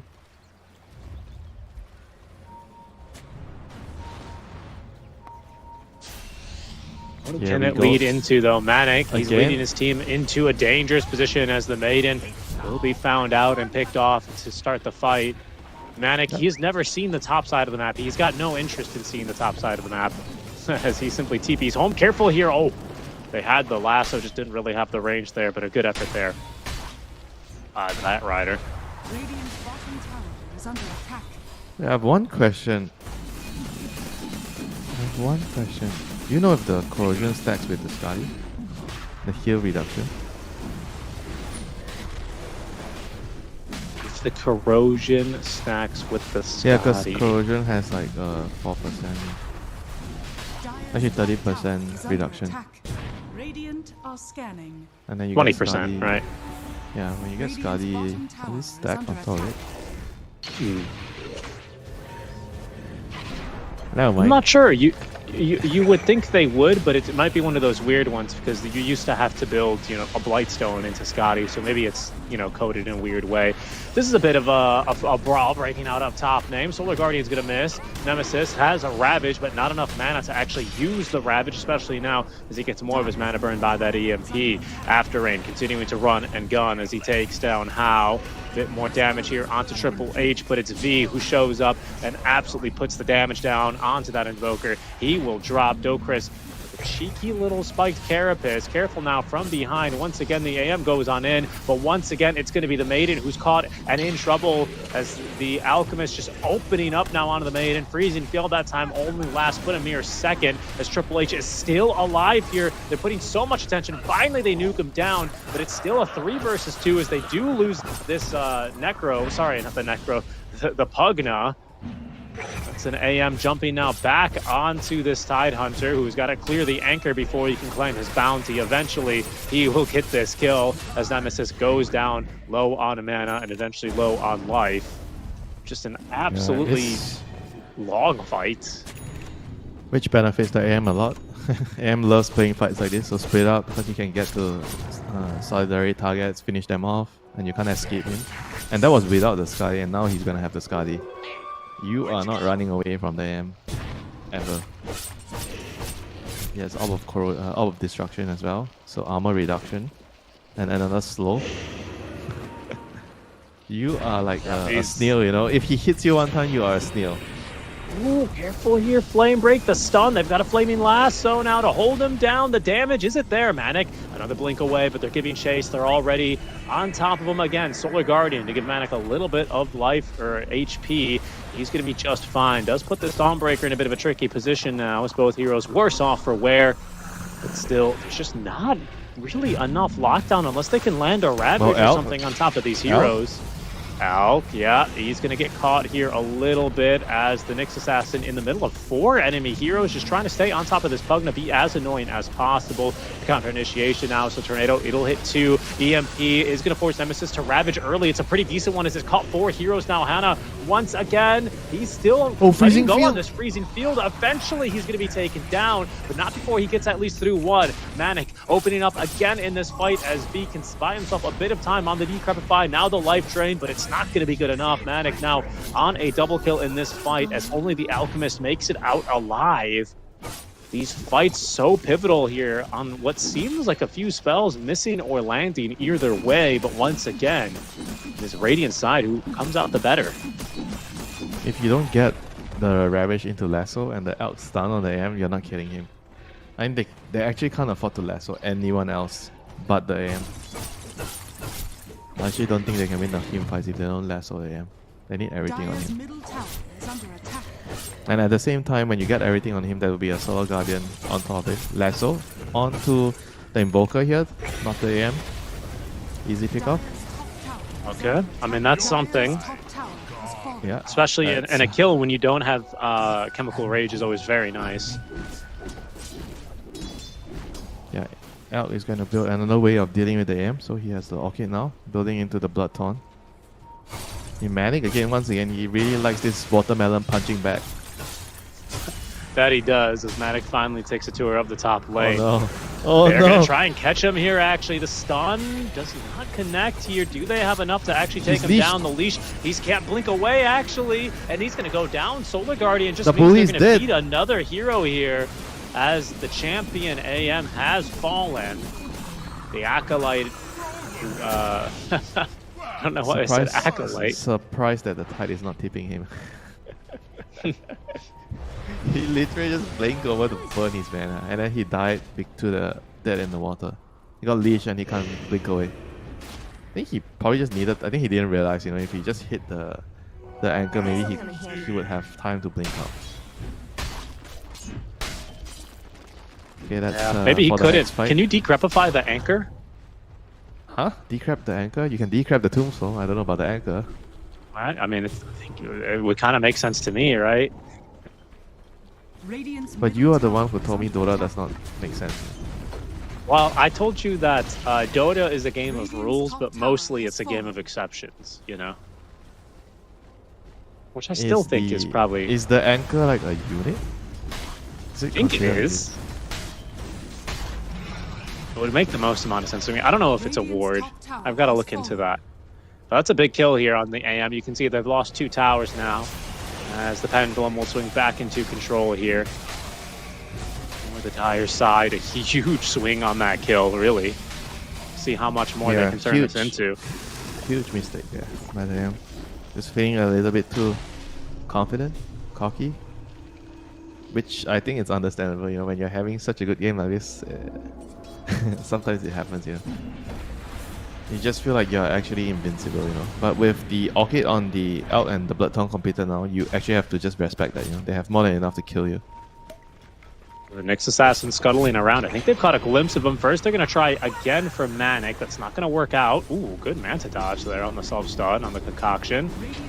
Oh, he's gonna just walk right up to Manic. He might not believe this is real, but it is. Ravage is pretty good. It's caught 3, but the Tornado stops it in any immediate follow-up as the next assassin as well with the Spike. Carapace is gonna have to put his own body on the line to try and turn this fight. The Elk still trying to fight through this one, disarmed, but still burning down this Invoker all the same. Nothing to stop this freezing field for the second time as Manic able to do tons of damage here. Triple H eventually able to find that kill as Nemesis still alive for now. Turns himself invulnerable with the Ghost Scepter as they look to try and turn back onto Manic. Tries to go for that tombstone, can't quite get it done. Manic thinking about going back in a second time here as the Alchemist running out of that chemical rage is vulnerable. Eventually they will be able to back out in time. He's got a butterfly now on this guy. Can't believe that was a draw. 3 for 3. Both traded the offlaners and 2 support. Careful though, Actually, we no, might one, not be over one core here. and 2 support. Yep. Look away in AM time, is still Manic. hunting. He's Look at hungry him, for man. blood. He wants more. He does. He wants more, but he's going to end up going bottom where he finds his favorite punching bag. Okay, there's the anchor. Uh-oh. Okay. What's going on? Okay, Manic. What's he's going just on? too much of a gamer. He's too much of a gamer. They can't catch him. Alright, Dawnbreaker gives him the vision now. Is he actually going to try? Oh my god, this crazy guy. What was this? What is going on? Oh I my, think he's in trouble dead. here. He's just gonna die, Manic. He's just gonna die. Dokris, I don't know what he hit with the Vendetta, but it wasn't good enough. Maybe it was an illusion. All of a sudden, he's gonna go down next as the team baited by the vision of the Break of Dawn. I've never seen, I don't know if I've ever seen a more self-own. Oh, did he actually have ulti? Maybe he expected the Dawn to help him. That's why he went in. He didn't see. Maybe it was still on cooldown. But regardless, it was like such a risky play there, you know. He went in 1v5. Okay, 2v5, you know, because the Nyx was with him. Oh no, and another pick off here onto the Invoker is going to make things even more difficult. Force Staff away, getting blown back. Yeah, no way out for him here. He is going to drop. Well, things are definitely taking Lane. a turn for the worse now. Everyone is dying everywhere. The Dawn died to the solo Elk with the Blood Taunt. This is the power of the Blood Taunt, you know. The pick-off potential just increases so much. And you don't have, if you don't have any way of dispelling the Blood Taunt, you're just going to die to the Soul Rend, not the Soul Burn. Not the Soul Burn, the Solar Rend, absolutely. And even the AM's going to be vulnerable to that if they can actually hit him with that debuff because it provides 100% accuracy on auto attacks. Yeah. Piercing And that the evasion. bonus damage as well when you get the Blood That's Taunt true, off. yeah. It'll make very quick work of him.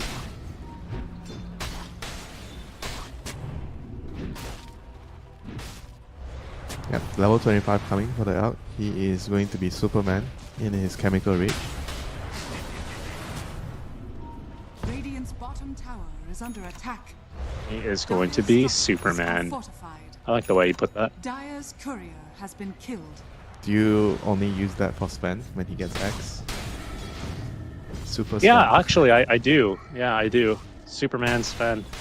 But it makes sense for him, too. Yeah, so Solar Crest. Everything on the Elk, you know.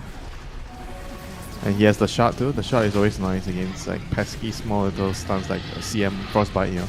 CM Frostbite too, you don't want to pop your Manta or BKB, right? So you get to use the shot.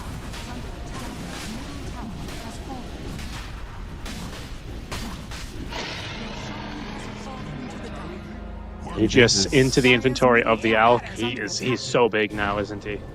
Yeah, I think the Anti-Mage is going to have to play another type of game. He's going to get caught by the Ravage. Lasso, There's- Soul Garden here this time. No, okay. Solar alive? Guardian might be enough to try and turn this one. The Alchemist is in now as well, but he's going to end up self-stunning himself. Oh, after rain, he is going to get burnt to a crisp as Hara just focused down by the Alchemist easily out heals that freezing field.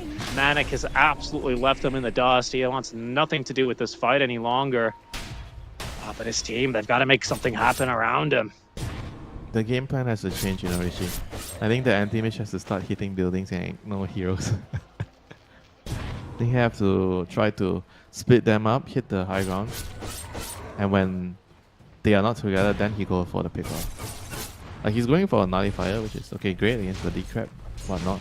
But I think he needs to realize that he has to already stop his the crazy antics, by running into the tide every time. He needs to just focus on the buildings and try to split them up.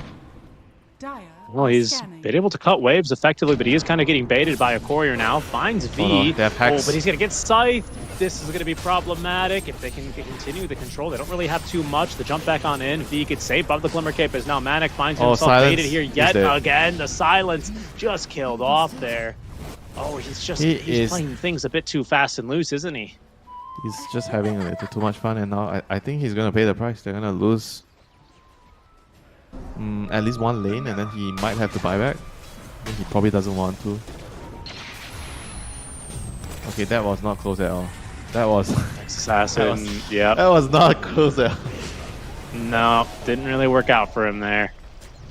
And now Alk, he is going to be unleashed into the base. The Blink Dagger on in. He has actually found the Invoker. Good stun at least out from the Dawnbreaker, but it's going to cost her own life as Hao brings him all the way back. That's going to be the double buyback. Now Friesen fields some good damage now onto this Alchemist, but he is just sustaining through it all. With that regen, they need the Scotty debuff on him now as he's going to continue to turn and fight, and he is tearing through this Dawnbreaker. Finally, the Chemical Rage is over as he will lose only his first life. And Manic unleashed onto the back lines now, causing a bit more havoc. Can they take down this Alchemist on the second life? He gets a 4-staff back, a big heal courtesy of this Undying now, and the Glimmer Cape as well, trying to outrun his enemies here. They fought back now, at least on the Tide Hunter. If he can get back involved now for a Ravage, there it is. It's going to catch all the heroes now around. They're aiming for the Maiden first. This Alchemist is absolutely massive and has taken down 2 already, but Matic trying to carry this game. What the Ultra Kill, trying his best to escape and continue to delay this game as the Invoker is going to be able to assist him from the wings. My goodness, what a fight. Manic doing as best as he can to force these openings, but the team fights, they're starting to look a little bit too difficult here, Winter. Yeah, they have to try to, I think, single out heroes like what they did there. I think the fight was okay because they had to kill the Alchemist twice. They killed the Elk with the Aegis, so the Elk actually died one time there. They use one buyback on Nyx and one, I think one buyback, yeah, 2 buybacks. One buyback on Nyx and one buyback on the Anti-Mage, whereas their opponents use one buyback on Tide. I think it was not too bad, all things considered. The game goes on, Anti-Mage is going to have his Nullifier, so things are going to be a lot easier for him in the next fight. You can remove the Glimmer, Solar Crest, the Decrep. I think those are all the important things to note. And also the Ghost Scepter from the Tide. The battle is going to be about can the AM kill the Alchemist teammates faster, or can the Elk kill the AM teammates faster?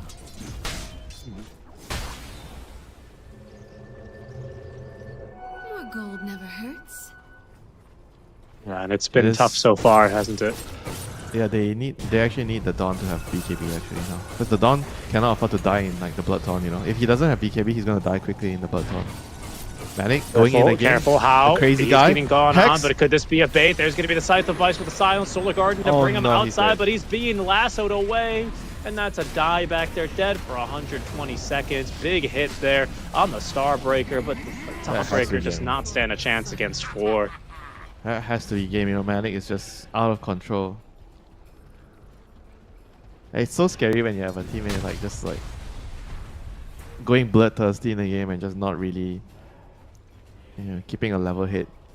It worked for the most part of the game, like the first 25 minutes, but they got to a point where I think after the Elk got the Bloodthorn, he can't play, and the Hex, on the partner, he can't play like this anymore. Right. Yeah, that's it. Another pick off. I think Invoker has no buyback. Oh, he's in the Mighty Mines, and well, he does have buyback, but still going to end up being in trouble here, isn't he? Yeah, friend Crystal Maiden trying to split push. This is definitely not her job. Is under attack. Solar Crest.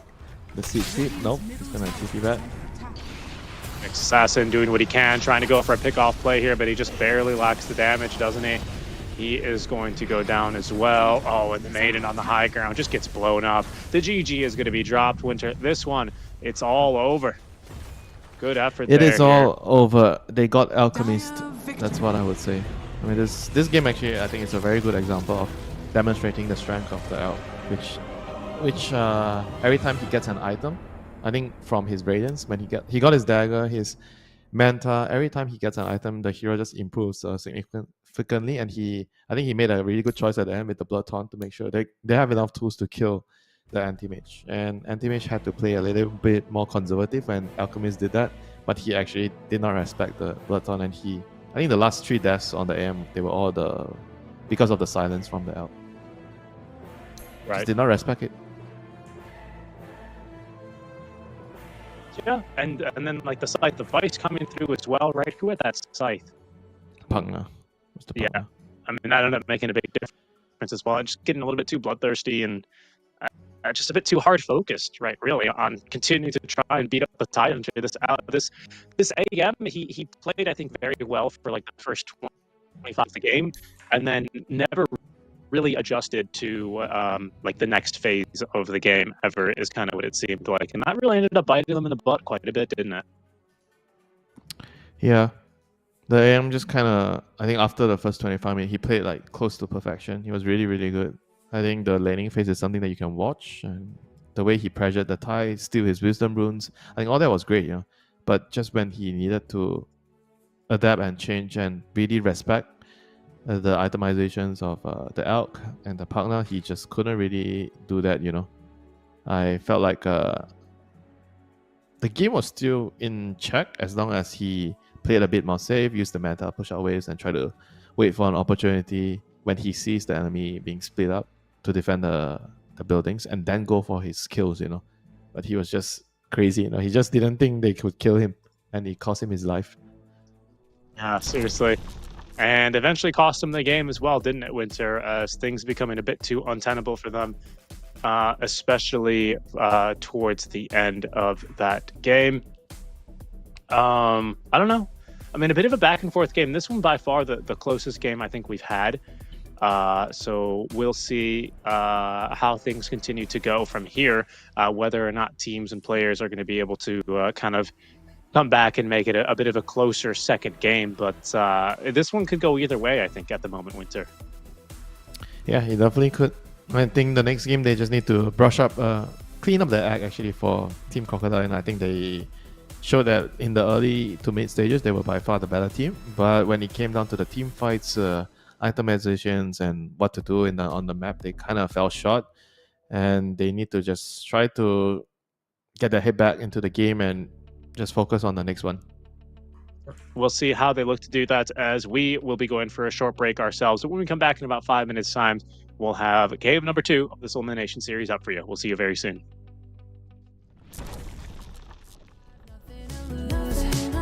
Starting something, but comes rushing. And the feeling's right to set the tone. Oh, wanna light the spark and let it go. Yeah, just let it go. Wanna let it out, wanna shake it out. Gotta let it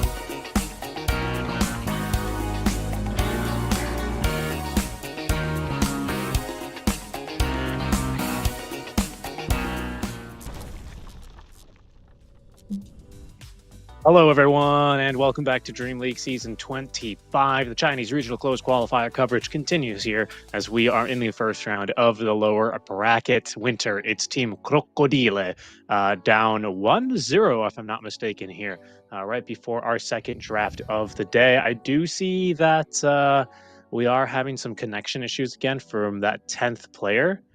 So we may have another little podcast incoming here, Winter. So hopefully... Oh, no, yeah, I think we're going to have a bit of a podcast here as we do wait for that 10th player. I don't know, Winter, what do you do when you're playing your Dota game, right? You're playing your, I'll be generous, your 2,500 MMR Dota pubs, and you have an AM who's playing a little bit sicko mode like that. How do you rein it in, or what do you do if you're on the team of the anti-mage? Just follow him. I think if it's a 5v5, sure, I think in the earlier fights when he died, it was actually possible for them to just take the fight straight on if they connected their spells with the solar gun. And so when he gets Ravage or Bad Rider Lasso, they have to make sure they save him. I think as long as he doesn't die in the combo, they had a pretty good chance of winning the team fights. But I think after the Blood Taunt, it was a little bit too much at that point. Winter, you've coached quite a few teams, haven't you? What do you do when your team isn't really on the same page like that? Where do you look to kind of address that issue? Because some would say, if you're the carry, my team should have been there with me. And maybe, the mid or the supports are saying, well, maybe you shouldn't have been that deep. How do you strike that balance? Just say it's all my fault. You guys did great. I'm just going to... You have to try to use the draft to fix the problems in some ways. And you try to not let the players be affected by the result of the previous game too much. I think a good way to see it is if you notice some coordination problems, then you have to try to maybe pick heroes that has a easier way of executing, so it kind of lowers the threshold of a mistake happening. If you just have to try to adjust it that way, and you just try to make sure that you tell your players it's my fault, draft wasn't suitable, whatever. You just come up with an excuse. The draft was not suitable for us, it was my bad. You guys did great, just keep doing what you're doing and play the game.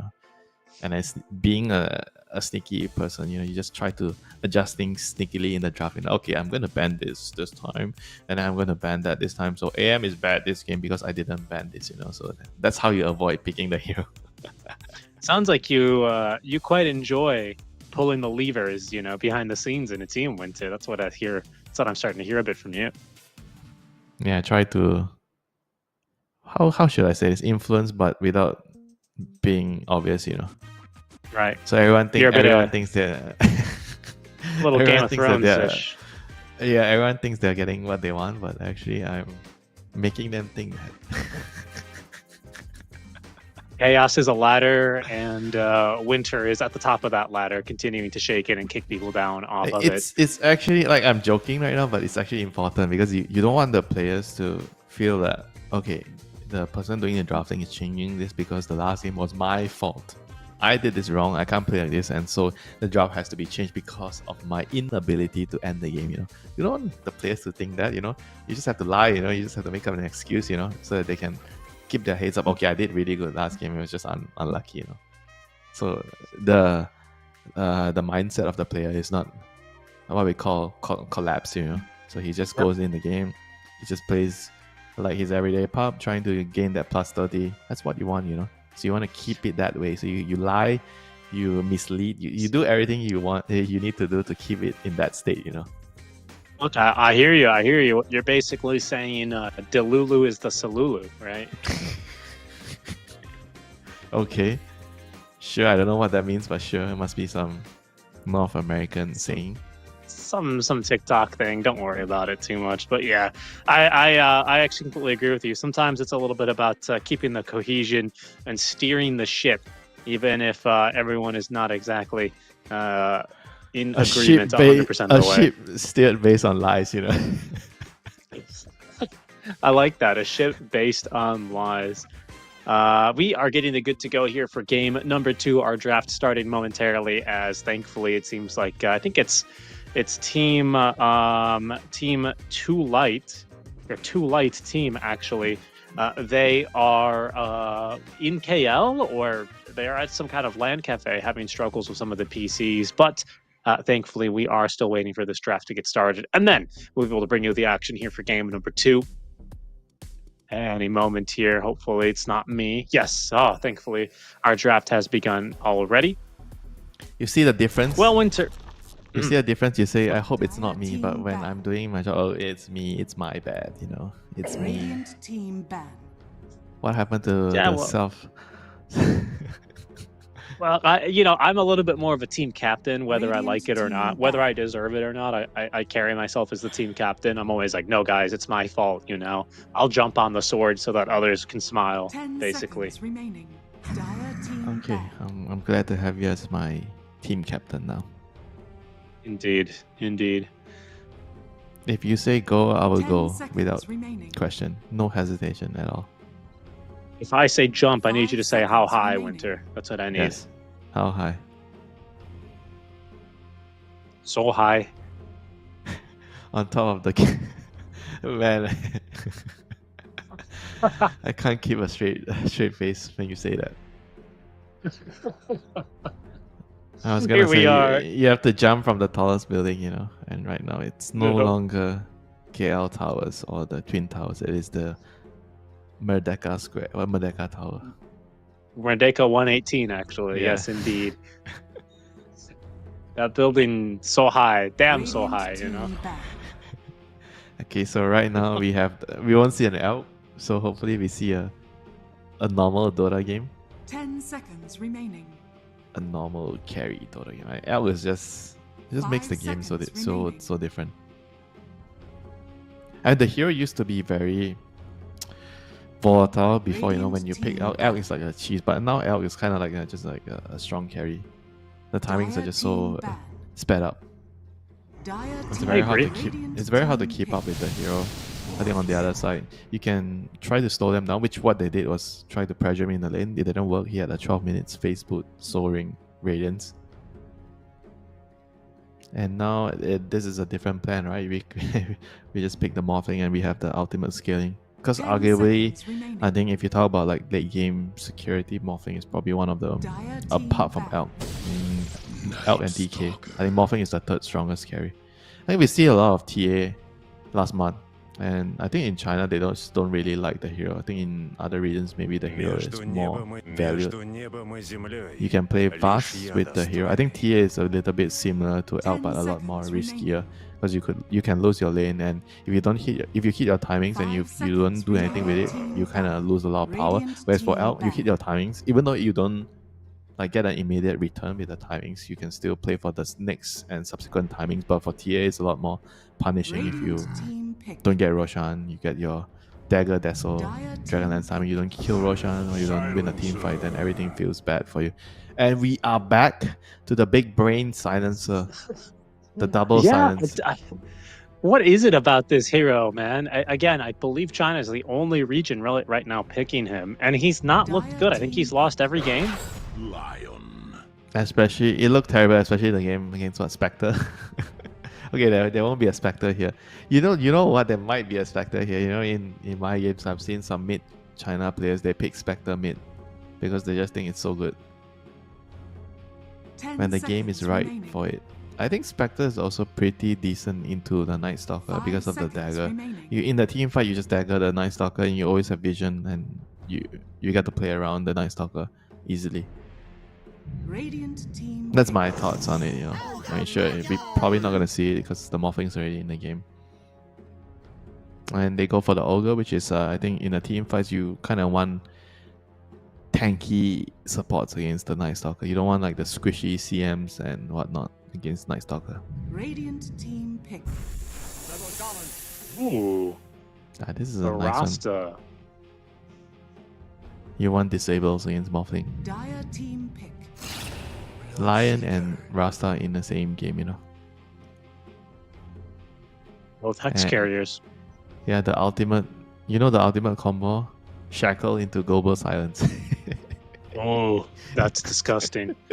Okay, triple silence now. 10 Another silence, seconds Bloodseeker. remaining. I think we kind of like this hero 5 seconds in the games yesterday remaining. when he was picked. It was picked against, I think, Pangolia a lot. It was picked. I think Army was the one that picked it a few times. He got Radiance in some game. Like he's the Radiance guy right now. He buys Radiance on his Spectre and Bloodseeker. I mean, against Morphing, I wouldn't say it's a good carry to carry match. I would feel like it's actually a terrible matchup for Morphing because Morphing has for Bloodseeker because Morphing has so much burst. Bloodseeker kind of wants to play in like those long drawn out fights, poke, prod, run around in circles, do some AoE damage. But against Morphing, he kills you just with his combo. Wave in, hit you a couple of times, adaptive strike with Kanda, you dead. Your dad, just like that. Dire team Yeah, back. a lot of control.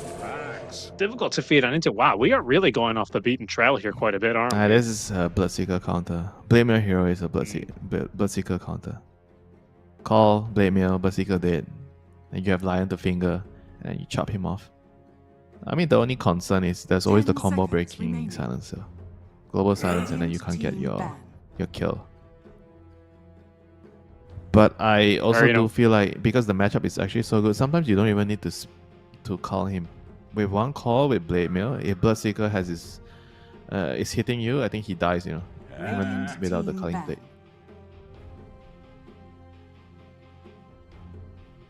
Dire team ban. They just need a little bit more, I guess, the last pick to have a little bit more damage into the Berserker's call. Sunstrike would be nice, but it's banned. So the next instant damage hero, I think, is something like Queen of Pain. Call Sonic Wave, then you just 10 kill the seconds hero. remaining. Instant burst. Or a Lina if Lina's still in the game. Somehow Lina is still in the game. 5 seconds Somehow. remaining. Dire team pick. Radiant team pick. Lena. Wow. Okay. So there's going to be even more burst damage to try and pop the Bloodseeker early in these fights, get on top of and explode the silencer and Shaman. Bro, Right, put a little bit of Lina that fear in there. plus Lion. You have the double nuke 10 seconds into Oblivion. remaining. You just 5 disappear. seconds remaining. You get disintegrated. Get deleted from the game. It's like when Yeah. OD kills you with his ulti, you just there's no body, you just die. You're just gone. That's why they call drop the hammer. You're smashed. I mean, on the flip side, I think this Lion and Lina is very weak into a Night Stalker. If NS has a good game, in the team fights, you're like one of the best heroes at hunting the Lina. And they go for Ember, and it gives them a little bit of like initiation, small initiations like chains, and they can follow up. But this hero, I think you suffer a lot in the lane against Lina. A lot. This lane is tough. It's good for the game with their lineup. I think it perfectly rounds up their heroes, but he's going to have a tough lane. And talking about tough lanes, I also feel like the Silencer Bloodseeker lane into the Lion Axe lane is not an easy lane for the Bloodseeker. So laning phase wise, I think in the early game it'll be tough for 2 light team. The Night Stalker Shaman lane should be fine. With the facet, the Night Rain. Did you see the game yesterday? OG picked Night Stalker mid, and he actually didn't get that facet. So he wanted it to start daytime. So he actually suffered in the lane. Because when he gets his level 6, he wants it to be nighttime. So he Right. got And then the you can other rotate a facet. bit more effectively, right, from that 5 Yeah. to 10 minute mark, I guess. Yeah, but I imagine for offlaners, you are never going to do that. You always want to start with night, so you can play your lane, and after that, you kind of have ulti to rotate if you need to rotate.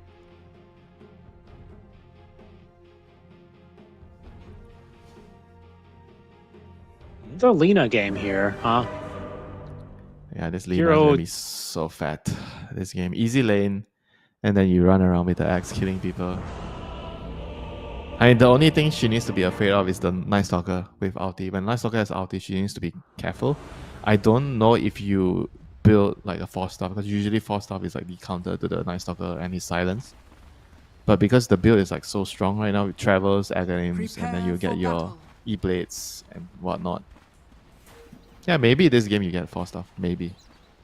so you don't die to the Night Stalker. Because as long as he doesn't die in a team fight, you kite the Night Stalker ulti, then the Lina is going to kill everything else.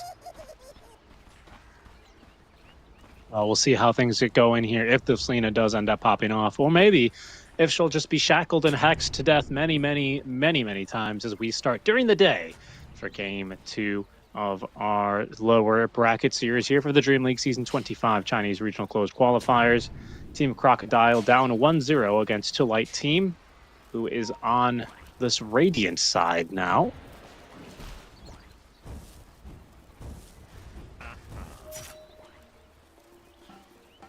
Thirty seconds to battle.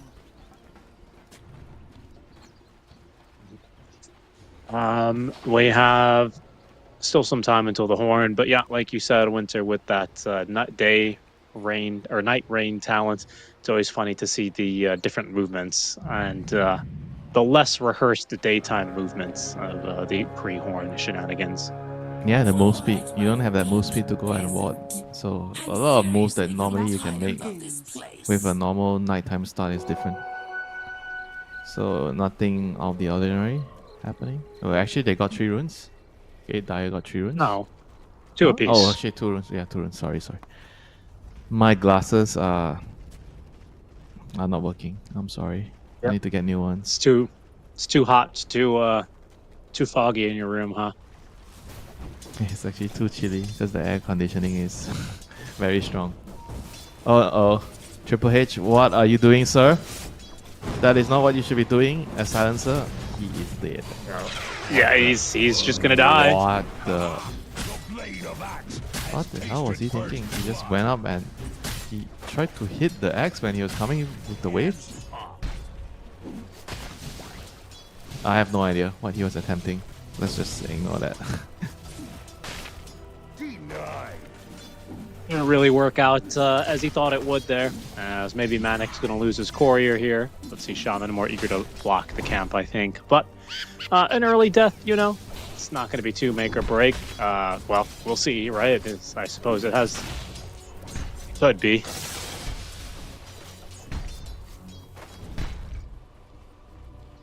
Yeah, in this lane itself, I think it's already going to be difficult for the Berserker, and the staff is going to make it even harder. So I imagine the Berserker is going to have a hard time here. He's going to have to count on backup coming from, like, who's going to be able to help him? I guess either the Shaman. I think Ember. It's going to be hard for Ember to help because Ember's going to have a tough lane. So they'll have to come from somewhere, that's for sure. Yeah, rune control. I think they have to try to help the Ember by getting runes, and maybe the Shaman can rotate at some point to help the Bloodseeker out. I expect this lane to be tough for the Bloodseeker. Yeah, especially after that first death, and Triple H, once again, he might be in a tricky spot here. Blood Grenade is thrown. I think he's going to live, but he is going to take a lot of damage. Axe considering going diving, and will now with the creep wave to chase. Does he have the space for the kill? Not quite, but a lot of value damage dealt there. Yeah, this Berserker and Silencer, they're going to run out of resources very quickly. Oh wow, they're just going to kill the Ogre? Hara is actually pretty tanky. The right clicks from Hao, not enough. Got very close up there in that top lane. That's going to help the Bloodseeker.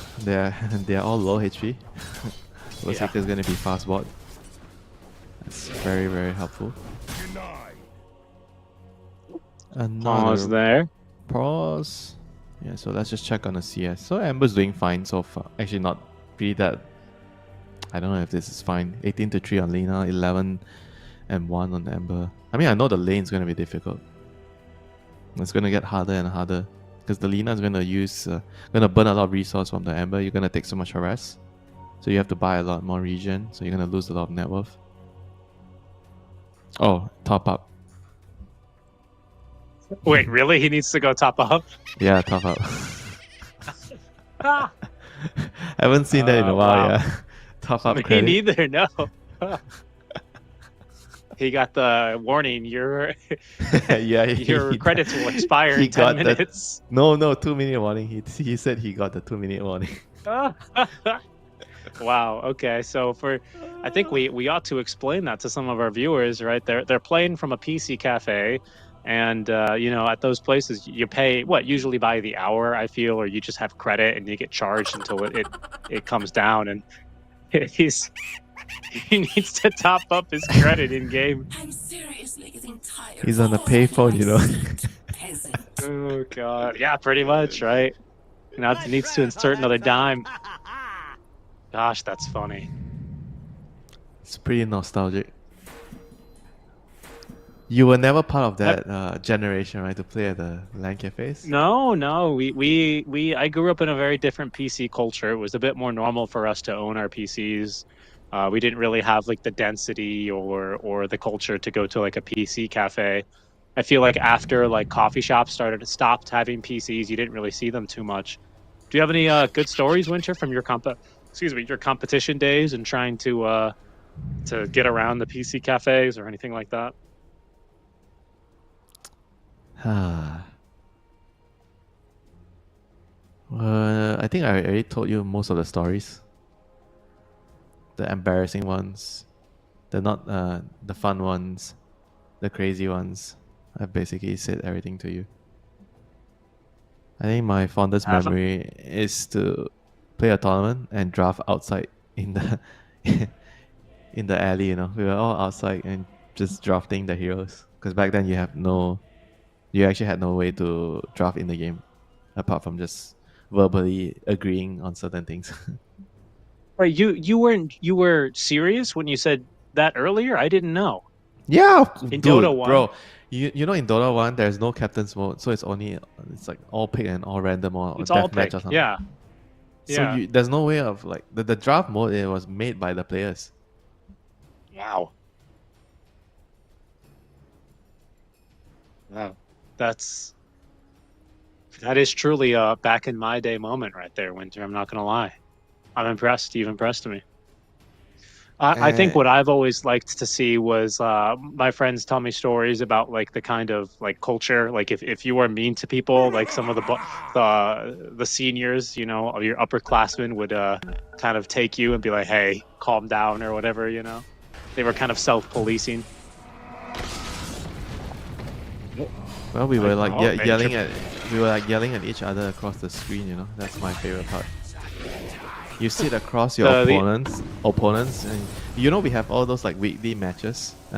Some of the cafes have like they organize weekly matches. So every Friday, I always remember every Friday after class, we would just go over, register quickly because the slots are limited, and just get into the game. And then we would sit across our opponents and we would yell at each other.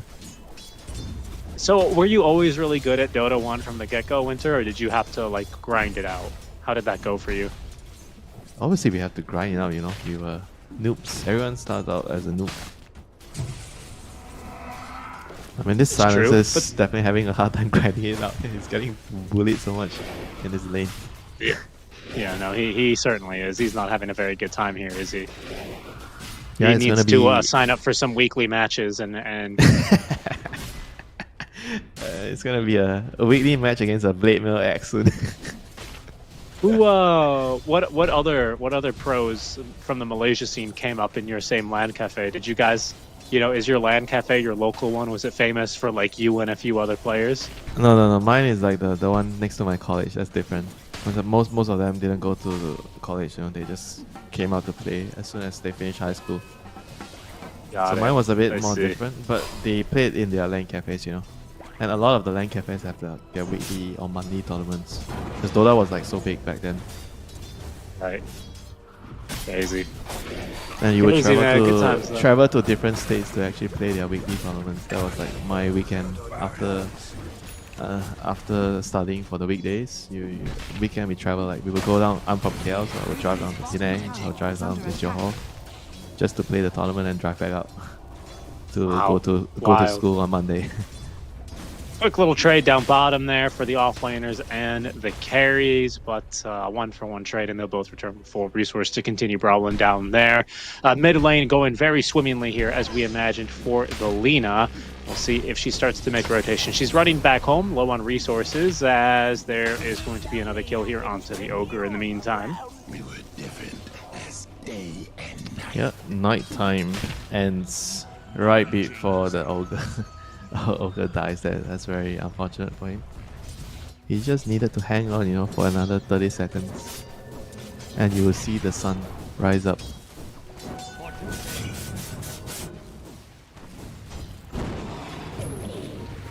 So 6-minute rune is going to come up. This is going to be very important for the Ember. He has no regen remaining, so we see the Shaman already ready to give his brother a hand here with the runes. Lina also kind of needs the same help. Yeah, oh, well, Night Stalker's going to go down actually during this first daytime. Did not have the ultimate, no chance there. And you can see After Rain, he's the richest hero in the game. Not sure what he's looking for exactly. Wants to cut the wave with the... yeah. I guess so, yeah. Oh, the creeps actually hit you if you do it here. Alright. Well, I think after 5 minutes they will, right? Oh, okay. After 5 minutes. Or after 2 minutes or something. There's like the first few waves won't, right? But then eventually they will. Getting a bit aggressive here now by Manic, as his courier is actually going to pay the price for that. So he's going to be missing out on some stats as well, just like game 1 Winter. He's just continuing to bully this poor offlaner. It's a different hero, but same kind of thing here. Well, it's not so bad, you know, Morphling bullying a Night Stalker compared to AM hitting the type with no mana. I think it's worse, you know, getting hit by AM. Way worse.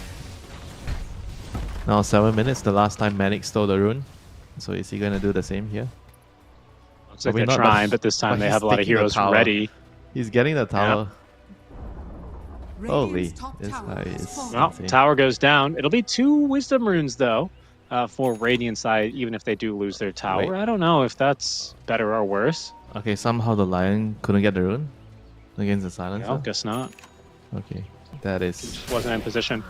Unfortunate. So game continues, Lina getting to the bots. Same thing.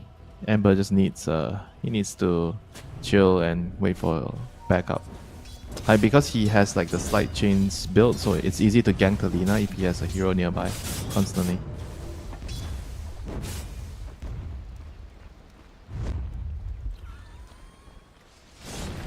Smoke play now here as they're going to look to try and connect the Ember into some action down bottom. Unfortunately, it's not really looking so great up here as the Hex ought to confirm the kill onto Triple H. Down he goes, but the Ember at least able to strike back. Takes down the Lion, and After Rain, he will go down just as quickly to that first Rupture.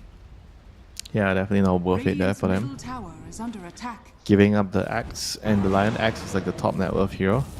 His Blade Mail is almost done. It's time, you know, Richie, for them to chill. I mentioned this to you sometimes. I think sometime yesterday, where I think in Dota it's actually difficult to, when you have an advantage, to do nothing and sit and wait and do nothing, you know, because sometimes you just can't, you know. You just have to respect that. Right. It is very. I mean, especially when they're sitting across the table from you, you know, yapping in your ear at the monthly. Yeah. Yeah, I mean, it can be difficult, you know, when people know where to press onto your nerves, you know, so what to say to you, and then you just lose it. I mean, for sure, sometimes we even see that on land these days, you know, obviously not as much, but it's the Falcons playbook, like with Amar, right, and Mallory, you emo, the Emperor, he's done that quite famously, hasn't he, as there's a quick little dunk to the Bloodseeker down bottom. It's only the supports here. Can they really kill this level 9 Axe? No. I don't think so. I don't think so. And I think Triple H is going to learn that the hard way now, as they do drop the Mass Serpent Wards. It's going to be good damage, but it's a second dunk, and even a third for After Rain now, as he will take down all 3, and now even likely the tower. Oof, that is not how they drew that one up. They just bought a Blade Mail on the Axe, and now he's more than halfway. He's almost got his dagger after those 3 kills. Oopsies. Time to clear some ancient stacks and get the dagger. Don't do anything crazy. I mean, for now, he's under the Thirst Vision, so he has to chill. This Axe is going to be pretty big. Oh, they're actually going to try and run him down. No way, they catch him here. Hold on. The Bloodseeker, he's on top of the Axe. Bloodseeker, is he going to actually get a free kill here? He absolutely is. Well worth the cost of the Rupture. That is absolutely hilarious. I mean, did he forget that he was under vision? I guess he must have. I guess he probably wasn't thinking the Bloodseeker would have gotten him all the way over there. But yeah, that's what that big old buff means on your screen, my man. Learned that the hard way.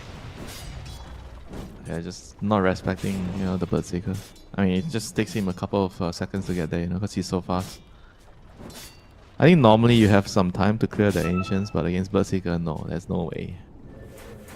And they are setting up for the axe again. They know he's going to TP back. And now the Night Stalker is here to end his game. We'll try. This would certainly help get the Night Stalker back in the game. And The they Dark back up. Ascension is popped. They're on top of the Lion first. Axe going to try and jump back in. Finds himself silenced now as the TP is completed by the Ogre. He does get those Ignites out first as they focus back down on the Axe. He does get that call off though. The stun, the interrupt is going to be there in time as they do manage to get at least the Shaman.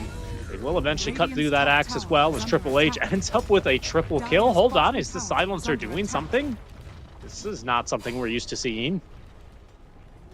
Well, in the meantime, the Morphling and Lina kind of did their thing. I think this is the downside of having Lina. Lina doesn't really like to Dire's bottom tower is under attack. help as much, you know, as like compared to like Earth Spirit. Like Lina tends to be a little bit more selfish in terms of how you should play the hero. You should play for your own game more compared to like a hero like Earth Spirit. And they totally took advantage of it. Onto like they pressured, they brought 5 heroes down, they killed. They know that the Axe just died, and then he's gonna TP back to the lane, and then they killed him again. He's still gonna get his dagger in 1 more minute, you know. That's like, that was how fat he was before this. 2 deaths back to back, and still, there. yeah, still getting his dagger in 30 minutes. Definitely, and a stroke of luck, I was going to say, for the Ember, who bottles up the Amplify Damage rune.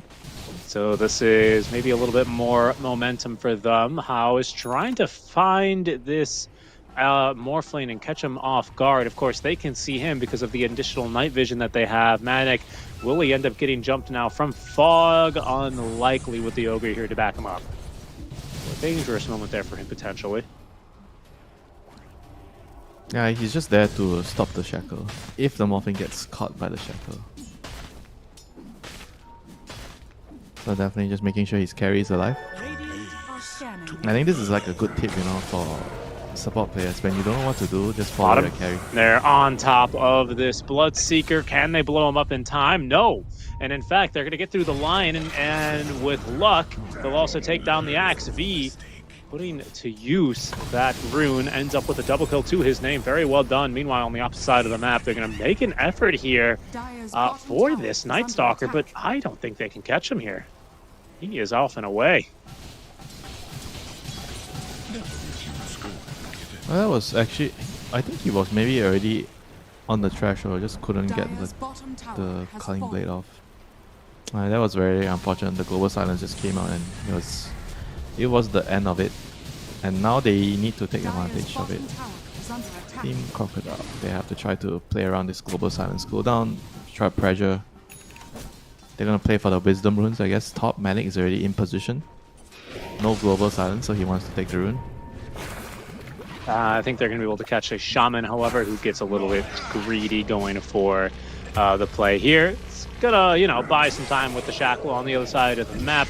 Night Stalker is fighting versus Manic, but some faster hands here on the Dire side as they end up with both runes. Manic continuing to fight through this one. Does force the Dark Ascension out, actually, as Manic is going to continue trying to fight through this. Yes, the End up bodyguard. losing both supports on this Radiant side now as the bodyguard has showed up, does get out a few stuns, but the silence not quite good enough. And I think realizing that now is Bloodseeker on the run and very speedy thanks to the low HP of his opponents, will be able to escape here for the time being. Lina dying underneath her tier 1 tower mid as V with a very successful dive here. Well, that was a solo kill? He soloed the Lina looks like it. with a shield rune? Alright, that is such a huge kill. That is a very, very big pickoff. And now Hara finally goes down. Radiant's bottom tower is And under yep, attack. he did his job. He kept Manic alive. Manic got some kills. Very close to his Radiant's Manda. bottom tower has fallen.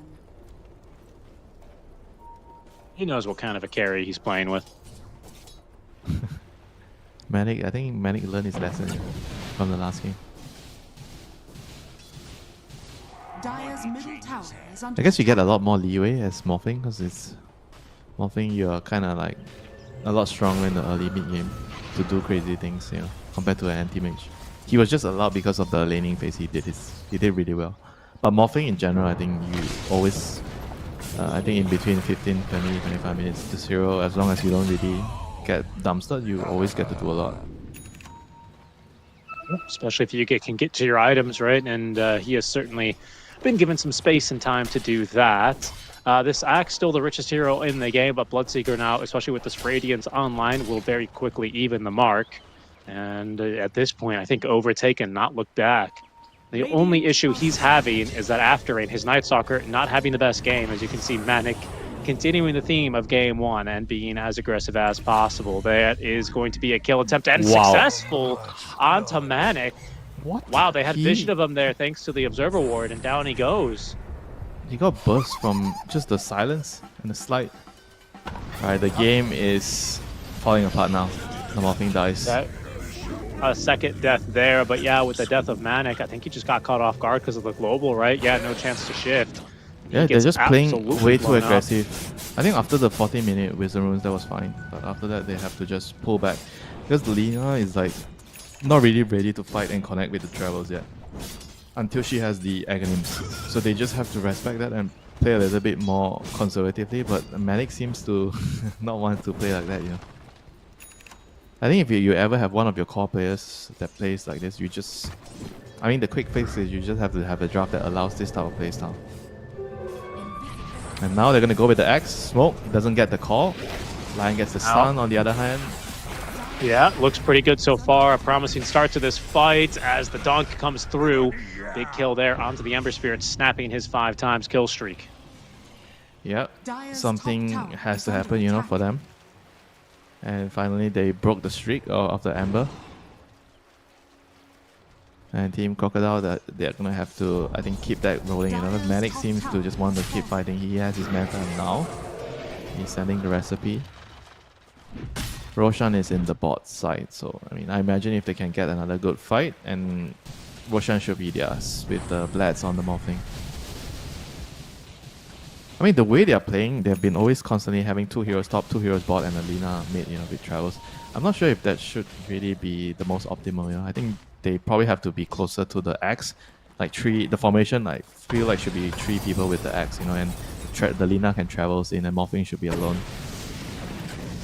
And going on this Night Stalker now, he's got the silence out and does manage to at least escape, but it costs him his ult. Kind of a tough price to live there. That works out. So now I guess they should be thinking whether they can get Roche after the NS used ulti here.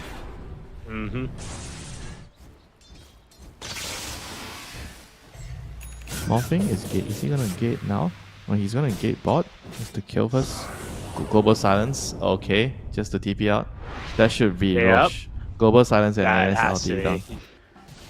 Wow, I'm shocked that they globaled. I was looking around for what, and it was just to save his own life. Okay, right now the Morphling not so eager to move through the gate. Maybe one last wave and he's going to go on through here. No, sorry, one more wave and then he's going to go on through. You know these carry players. Yeah, just I one definitely more wave, know. bro. Bro, just let me farm one more. Yeah, I killed the siege creep, you know. I've had this discussion with the carry players so many times. Don't kill the siege creep. It's a bait. Just clear the wave and get out. No, but the siege creep is 80 gold, my friend. And gonna farm his way bottom. I have to explain. You know, dying is losing 300-400 gold. You're risking 300-400 gold for 80 gold. Lion jumps in. There this time. The double zap, especially with the flame cloak or whatever it's called. It's just too much damage. But Lina, he doesn't land the call. To aware here, not a ton of mana. They will be able to at least get through the line as Axe actually wants to pull out of this fight. Will be able to escape. They didn't like their odds here, as that is going to be another ulti, a support for a support ultimately. Yeah, they're not really getting a lot, you know, with the downtime of the Dark Ascension and the Global Silence. I think if you're too light, you're actually fine with this trade, you know, you just lose the Silencer, whatever, you know. When the Silencer's alive, there's only 40 seconds before they have a Global. Nighttime is here, 20 seconds to Dark Ascension, you're good. Right. Bloodseeker is just so fat right now after how the game started, you know, this is very, very good for him, you know, considering the lane and everything else. Problem is he's kind of the only one, right? On his team. Everyone else is I mean, the Ember's not doing too poorly, but I don't think Night Stalker would say that this is exactly a highlight game for himself. Yeah, and Bloodseeker is always going to be like vulnerable to the Axe Blade Mail Call. I mean, he has SNY. SNY helps a lot with the status resist. But apart from that, I mean, I guess you have the Global against the Axe Call. But like I mentioned earlier, it's not just the dunk, you know. I think sometimes you just die to the Blade Mail and the Call. So the Global Silence might not save you. Oh, big fight. Bot 21-minute Wisdom Rune. Yeah, mass TP's incoming. It is nighttime. We do have a global silence. We'll wait for the time to use it now. As in comes the global. Good damage in from the Ember as well. As they're on top of the Lina, and down she goes. Aegis has been reclaimed. An Axe has been run out of the fight and killed down. Manic, let's see what he can do now. All he wants to do is really run away. Nothing he can do to save the Ogre, as it's a phenomenal fight there for this Radiant side. Two Light team. I mean, they may have lost the Aegis, but it is not going to slow their roll whatsoever as they get a flawless fight together. Yeah, this is another lesson to be learned, Richie. When your opponent's already set up and you're TPing in one by one, even if you have Aegis, it doesn't matter. And Lion actually didn't even have TP there. His TP was still on cooldown. You know, again, when you have the advantage, you have the Aegis. But sometimes you also have to just... this is the hard thing to do, you know, you have to give up the rune and just go for the trade, because you can't fight the rune. Even you have Aegis. This reminds me of Star Wars, you know.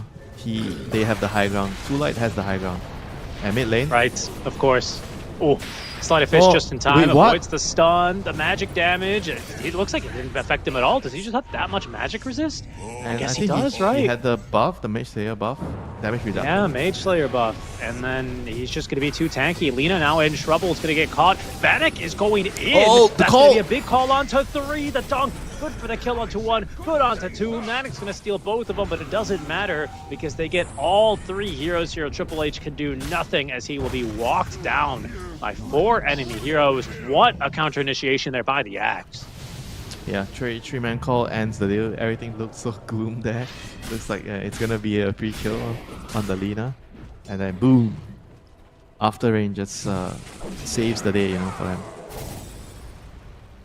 And now I guess they at least restored some of their advantage.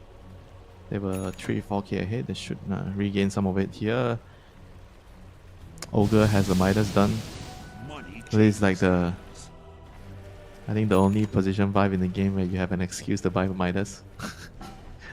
The other heroes, if you buy a Midas on your team, is going to report you, but on Ogre, people will give you the benefit of the, oh, he's Ogre, you know, it's fine, you know, just buy Midas.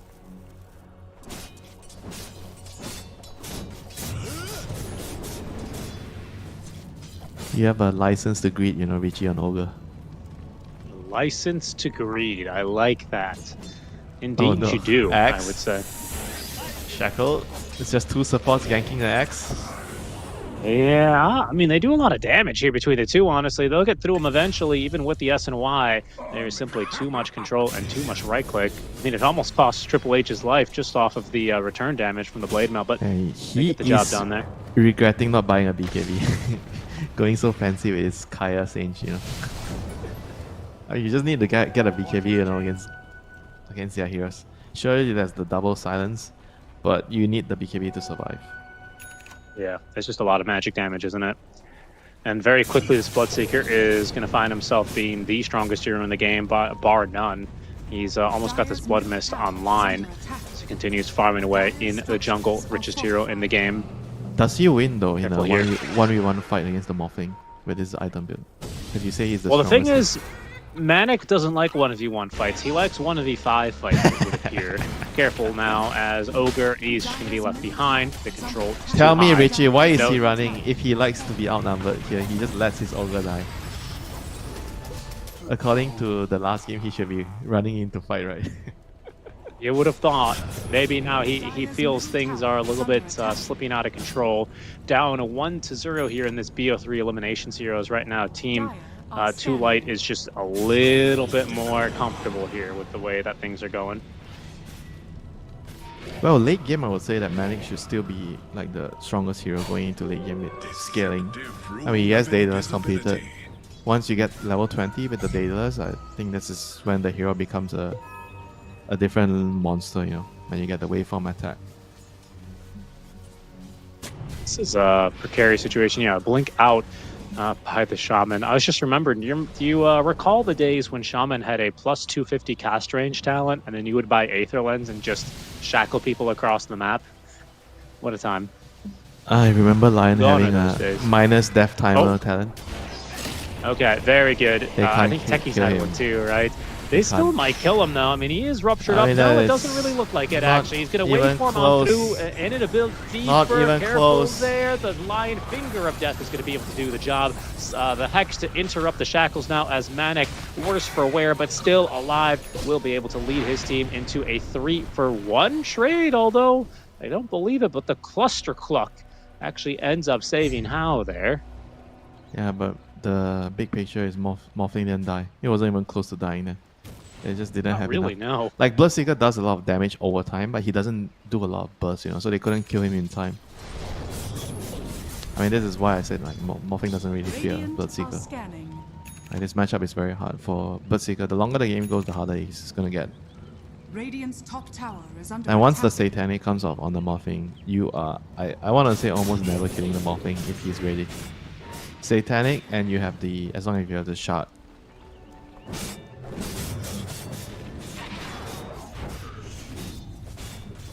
Now, Axe has BKB, Richie. He is ready to carry the team fight. Game changer. Structures are fortified. The item that all the cores don't want to buy, but they need to buy, you know. Right? Yeah, You tell- no, I you get tell it. them, hey, get a BKB. No, I don't need a BKB. There's a silence line. It doesn't really Yeah, matter. I'll just get a Sanjin, or a Kaya and Sanj, and a Satanic, and a Manta Style. Don't worry about it. Big catch there onto the Silencer. Down he goes. No chance to get off the Global. V has also been caught as the Dark Ascension has been utilized, but V in trouble, taken down. Does not have buyback. They're going to buy back in Global now, but for what? The team fight has already fallen apart, and it's not going to stop Apterin from finding that second dunk kill of the fight. Rupture, utilized now onto this Axe, is going to be able to stand his ground here for a while, and now that Manic shows up, they're going to be in a bit of danger. He is going to get caught here by the Silence, but he still has Satanic to fight through this one, and this Bloodseeker cannot stand against these four enemy heroes. He will be Radiant's sent bottom packing back into tower the is under fountain. attack.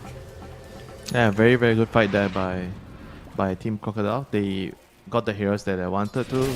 Axe got the silencer in the first jump, and that made the fight just really, really difficult from then on. They burst him, and they still get the global silence off, but he was already...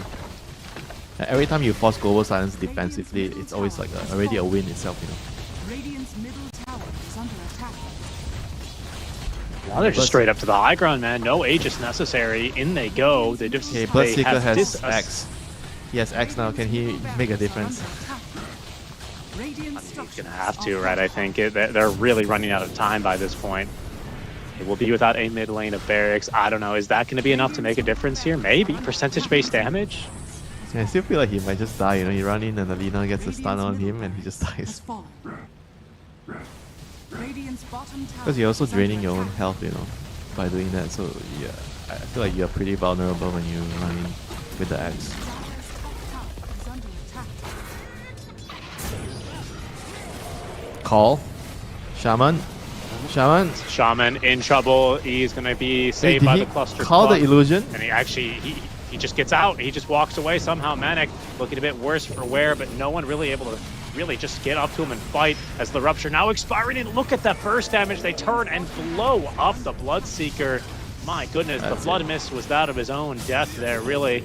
Nemesis makes it back into the fountain, but just barely, as these shackles are good for some lockdown. Now onto the Axe, the silence here, but it's the Ember who's caught and killed again. Manic, he is just too big.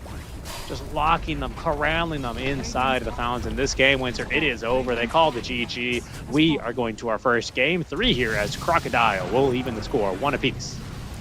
Yep, game 3 is here. You know, Manic decided that at the end of the day, okay, I need to play around with my team, and eventually with the axe behind him, he was always able to tank, survive everything, and just kill everyone, you know, eventually. And the beauty of their draft is the Morphling doesn't have to do the damage alone, right? He has the Lina, he has an Axe on his team. So as long as he soaks up the damage, the first jump, from the Bloodseeker and the Shaman, and the first target doesn't die, which is the Morphling, the team fights just look like it's going to be very difficult. You get global silence, but if nobody dies, then what? After the global silence, then what? They don't have enough tools to kill, to do damage on the second fight. And Crocodile, they were able to sustain, keep everyone alive, and just find the kills. With the jump on the Axe.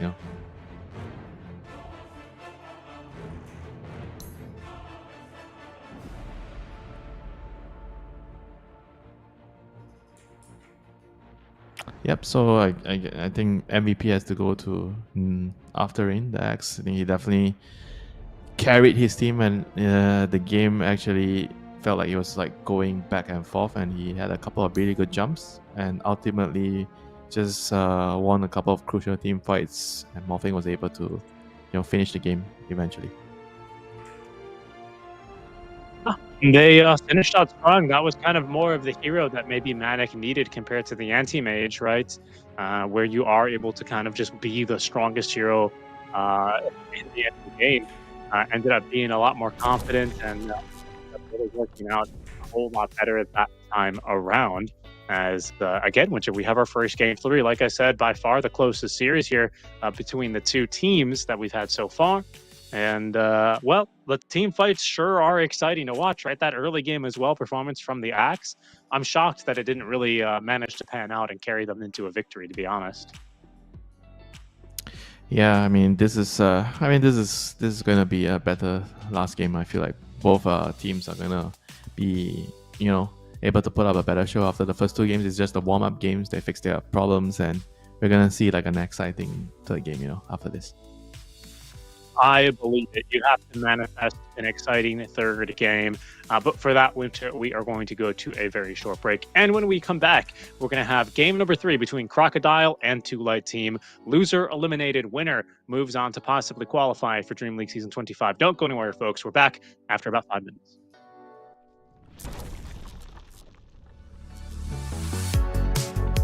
The city lights a neon aglow.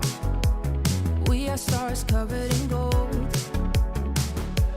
Covered in gold. Walking on a highway of dreams. We will shine, only believe. Only believe. And the feeling's right to set the tone.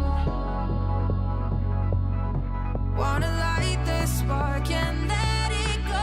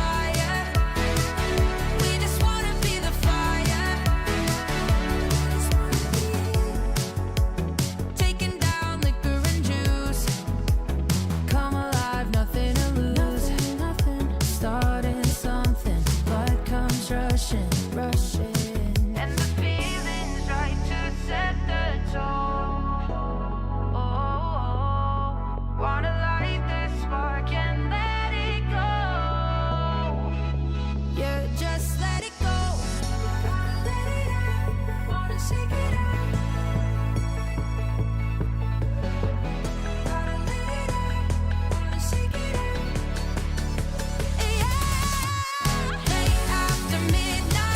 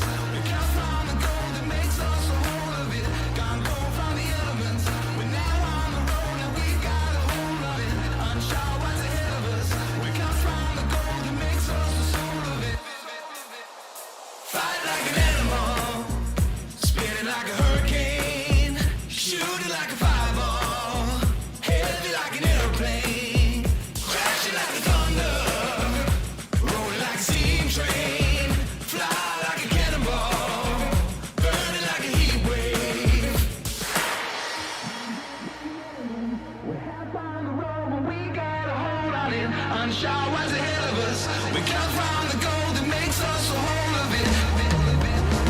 Fight like an animal. Can't go from the elements. We have found the road, but we got a hold of it. Unsure what's ahead of us.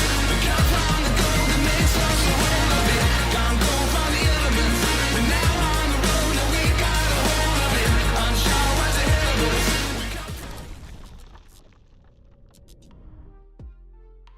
The first 1-1 draw here in the lower bracket as both teams, Crocodile and Two Light Team, attempting to avoid elimination here. Winter, that is certainly something to chew on here, being eliminated already in the first round, isn't it? I'll tell you what else we can chew on here a bit, Winter. It's going to be our very third draft now, already live. Let's go ahead and jump in and see what these first bans are so far. And, well, a Manic Hero banned out now by Two Light Team, showing a little bit of respect for the very aggressive safe lane player, shall we say, for Team Crocodile. The Suicide Squad. 10 seconds remaining. Would you call him a Suicide Squad? 5 You have to go with him. Mm. If he goes, you have to go with him. I think he's a little bit more of like a blast-off squad, personally. Yeah, he seems to just be like a... I think you just need to go with him. If he wants to fight, you have to go with him. I think his playstyle tells me that he... the natural way of him playing is really aggressive. He likes to use his levels and items to pressure a lot. So I think when you have a carry like this, you kind of just have to play for him. Dire team pick. Radiant team pick. Oh, wow. Okay, so no Alchemist ban, no Doom ban either. I think when we saw this in game one, Crocodile tried to counter it with what? Was it Nyx right away? Dawn. They picked That's Dawn right. into Elk. And then they picked a carry AM I 24. I think Doom is like the best one, the best response. You can't slow him down. You have to forget about slowing down the Elk in the lane. It's just a mid lane game. You need to be just a useful hero against the Elk, which is the Doom. You Doom him, you stop his regen, and you make sure that he just dies, even in his ulti form. And this is why I think it's just a... I think in the playbook it's very standard. When the second pick team doesn't ban Doom, when Elk is in the pool, you just ban Doom on the 7th ban and you 8th pick the Elk. I think that is like sort of... It should be the go-to play, But they chose to remove Phoenix. Phoenix is also a very strong hero at the moment, but not as strong as Doom when you want Elk. And we'll see what do they do here against the Doom. I think you have to try to slow him in the lane. Just pick a 5. I think we mentioned Lich in the first game. Just pressure him and make sure that you can slow him from getting his items up quicker than the Elk, and hopefully with the advantage that you have on the Elk, then you'll be able to just end the game before Doom actually becomes a huge problem for the Elk, because Doom is a long cooldown and you can kind of play around that. Dire team pick. We haven't seen the Razor or the Magnus contested yet in this series, interestingly enough. I know they joked about the Razor in game 1 for Manic, so we'll just kind of keep an eye on that as we are into the second banning phase. You said you really like the Lich a lot with the Alchemist, right? So this is going to be that safe lane already for Two Light Team. Because it allows you to play very aggressive with the Force Shield. And you don't really need to... I think in some games you have to buy AC, but you don't want to buy AC. Like you see the build where you get, I think, S and Y into sometimes Bloodthorn. I think that's the most aggressive build. So if you can actually bypass the AC, then it's really good. And Lich kind of gives you that. And SD with Elk also allows the Elk to be very aggressive with the Shard, the Purge, the heal. I mean, it doesn't work against Doom, but the save and everything still works, and the Disrupt with the Elk, always good with against the Doom. But you stop some of the Doom damage going on to Elk. Yeah, just a very, very solid pick here. Good against the Shaman too. You save the Shackle hero. So now Crocodile has to come up with a solution against this SD. You need to deal with him. Some Pango type of hero. Pango, Earth Spirit, Storm, Yeah, you need someone to kill the SD and target the SD. Radiant Right. team pick. The puck's been banned out. There's the Storm pick. I do like to see it. A little scary since you don't see the 18th pick upcoming. But like you said, unless there's like a Huskar or what was the other hero that Storm hates playing into? Monkey. There's only a few that really make Monkey the game King. bad. Dire team pick. Yeah, that's right. So Ogre, okay, another just a standard hero. Lane support. I mean, it's actually pretty good with the Storm, because Storm does a lot of right click damage when you're balling in a team fight or when 10 you're going for seconds pickoff. So remaining. Storm actually uses the Bloodlust quite well.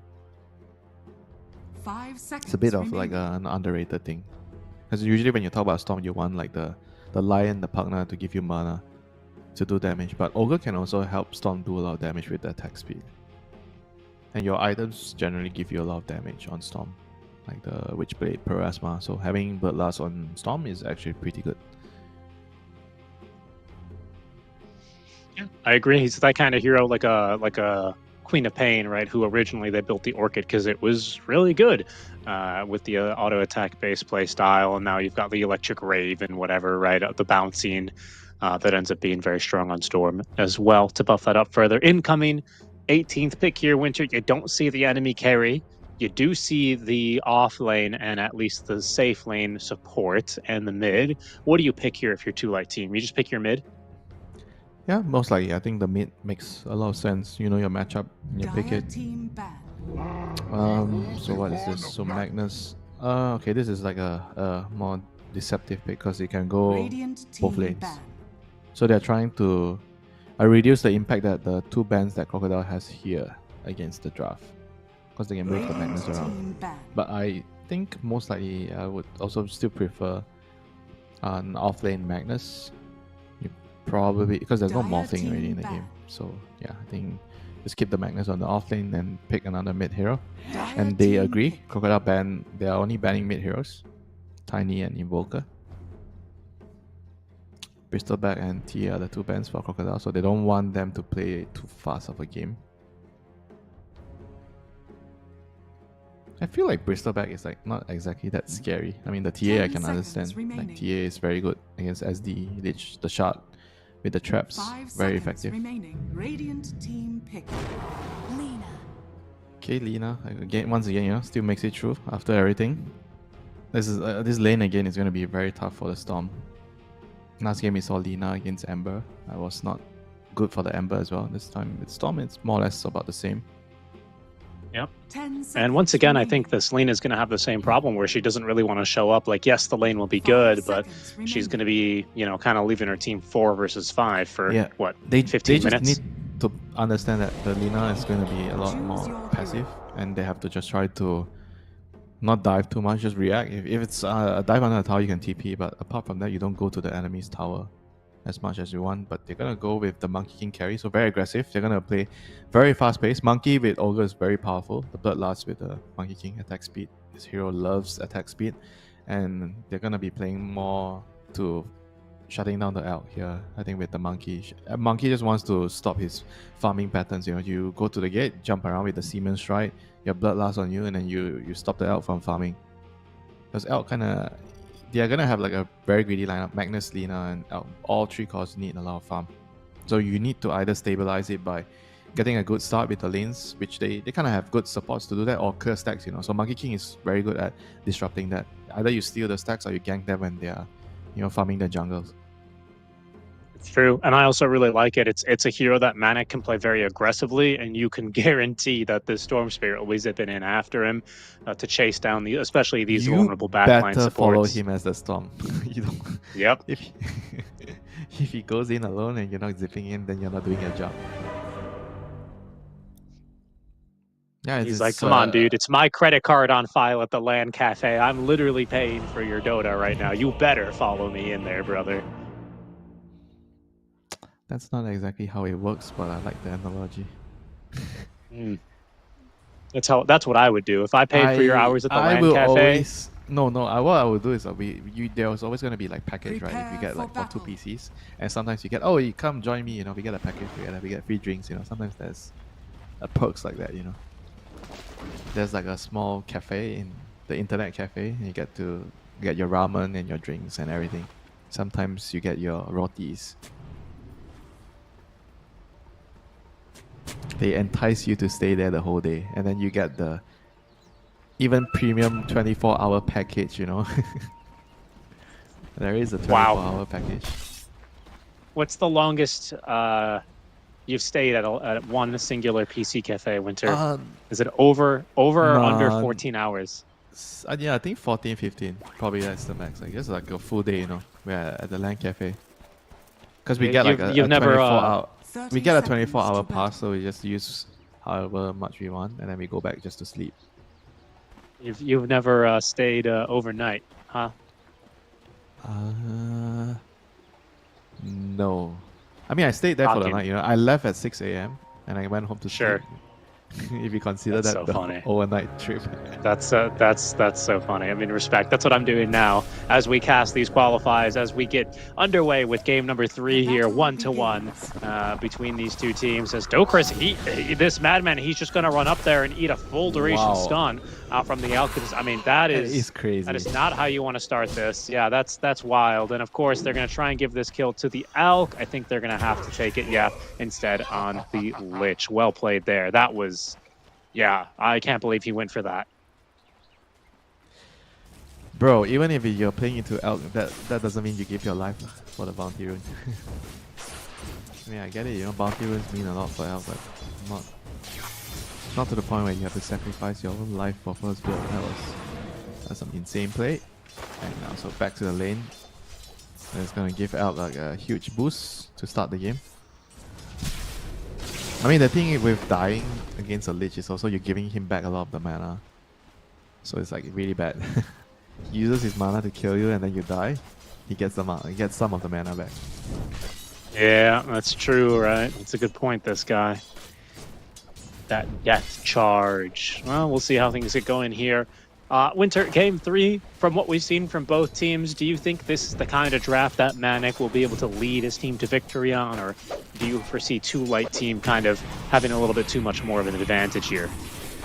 No, I think I agree. I think you already pointed out this is a very aggressive player. I think Monkey King suits his playstyle a lot. And you always kind of want to put band-aids on the problem, you know, within a series. You can't really fix the fundamental problems, but you can put band-aids, and giving him Monkey King is kind of like, I think, a good, very, very good solution. I agree. I think his lane ought to be off to a pretty decent start as well here. We'll see how things continue to roll along, as we're still pretty early here. Whoa, okay, revenge. Whoa, yeah, that was decisive up there. Quick and easy kill there onto the Alchemist this time around as they strike back onto this Radiant side. Yeah, I mean, this is the power of skipping the Devour. So you have your Scorch Earth and Infernal Blade, so you do a lot of damage. And combine that with a Shackle, and there's nothing to stop it. And yeah. I mean, and Shaman, he packs quite a punch, doesn't he, to be honest, right? Not to mention those right clicks, they do add up. Yeah, he has one of the higher base attacks, right, than all the heroes. Yeah, especially for supports. Yeah, it's up there. I think in general even, but definitely for supports. He's barely really a ranged hero, but technically he is, right? His attack range is pretty bad. TA backs the differ. She's a ranged hero with melee. Yeah, but she's got skills for it. Okay, whoa, careful here. Okay, Storm Spirit's okay. We'll be able to shrug that one off. Yeah, TA, I'm a melee hero. I'm a range hero. Alright, and mid lane we see like the Storm. This is I think this is this worse than the Ember? Like, did Ember suffer like this? Like the Lina standing on the high ground?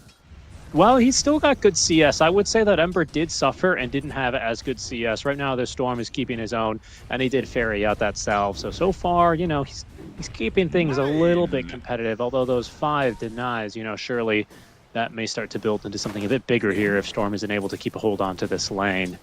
Down bottom, Monkey King CSing like a dream. He's about to hit 20 and 7 denies. So right now, it's Nemesis, this Magnus, who is suffering the greatest in this lane as he is even forced to skewer away. Make sure he doesn't die there. Well, he's going to give up the Jingu. Okay, that was not no bueno. giving up the jingle, and now Elk actually kills the Doom here. Level 3 spike Wow, with the yeah. second point Nova. Yeah, this is a very big power spike Dire's when you middle get level tower 3 on is the under Elk and attack. Lich. Skewer on over. They're going to try and find a kill here onto the Ochre down bottom, and they get it. Really well put together there. Manic, though, seems like he should be able to find Nemesis. No, not in time. He will deny himself on the small camp. It's a long respawn timer, but maybe better than really starting to power up Manic's game. We've seen what he's done when he does get those early kills, right? It can be scary. Yeah, imagine dying to a cold war camp of all the camps. This is like the hardest one to die to. Man, they hurt now, okay? They hurt a little more. Okay, fine. But yeah, that's true. Of all the camps. Yeah, it's definitely better fun to die to in neutrals. And now he gets the skill onto Manic. Manic's gonna take some damage again with the Orb of Corrosion done, so he has a lot of kill threat onto the Magnus. He does. Yeah, Orb of Big Corrosion. stacks already being started as well here by the Lich in the small camp area. Looks like the the Mud Golems refuse to stack, but the easy camp is triple stacked up here already. If that gets scouted here by Team Crocodile, that could really put a bit of a pinch here on this Alchemist. We'll see what happens. Yeah, you want to steal his mini gold mine here. I think sometimes he can backfire, you know, when people are using the gate, they come through, they place the wall, and then they see, whoa! Let's just clear that, you know. So you have to, these are the camps where you have to kill it very quickly when you stack it. Yeah, agreed. Otherwise, it's a bit dangerous, right? 5-minute wave now as we hit the approach, the 6-minute mark. We've got the Lich ready and standing by in the mid lane as we do hit a little pause here again. Looks like Alki may start to stack these up. Shaq-Q. Shaq-Q? Shaq-Q? Oh, lag. Okay.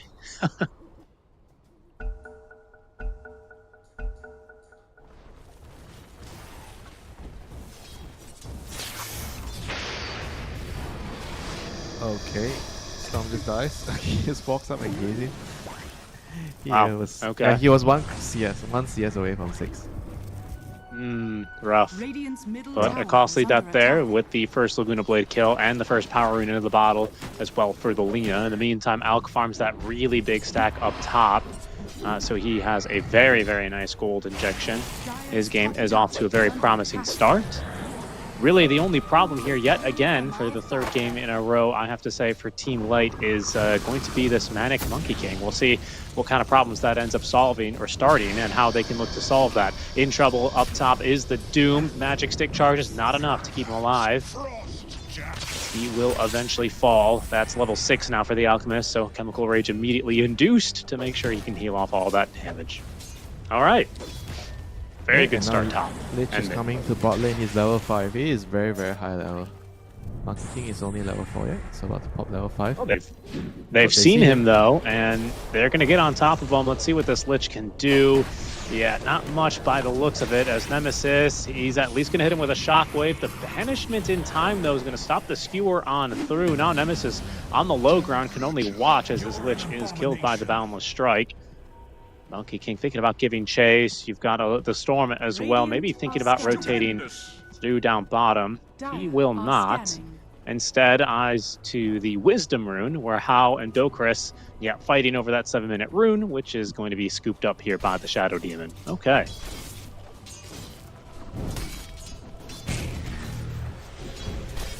Yeah, and meanwhile top lane, Doom's alone. He's about to pop level 6, but here comes the Lich, you know. No chance to get his level 6. He should be dead here.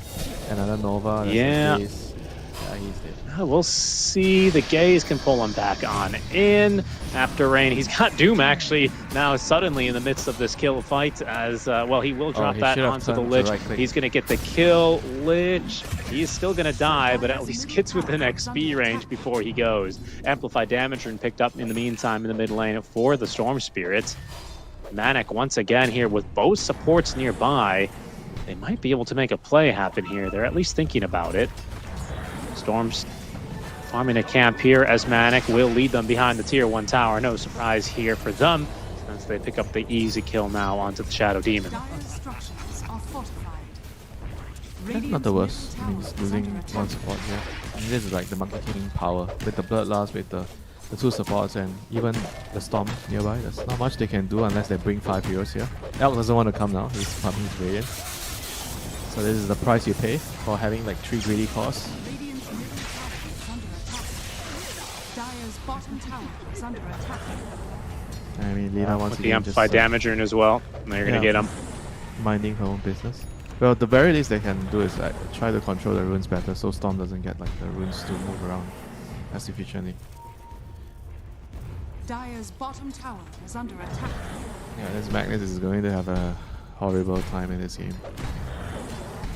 No, I mean, someone's going to have to be sacrificed for the greed, right? And so far, it's going to be him. He's not even close to level 6 yet either at the moment. Skewer at least does connect onto this Ogre with the Lina rotating on through that Laguna Blade, slicing through that chunky Ogre.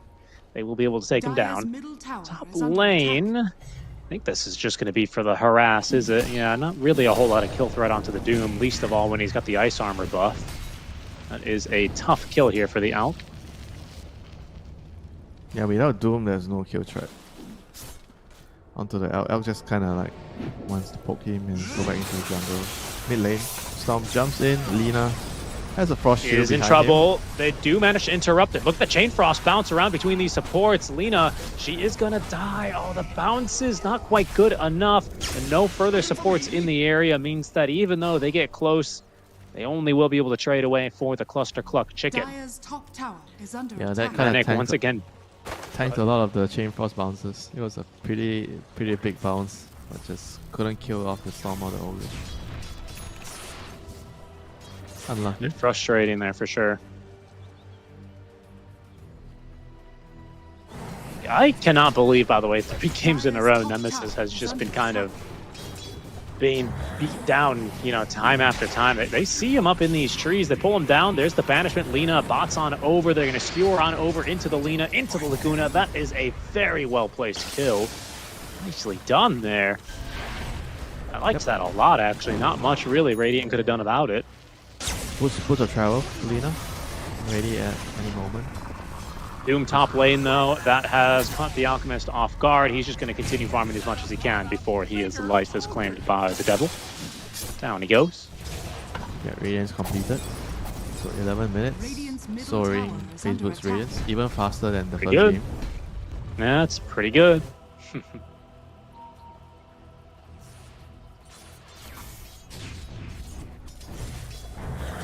now the Elk doesn't have to worry about Doom. I think he should be, I mean, considering it's Manic, he should be looking for a play on the map soon. When he's alive, RP, bot lane.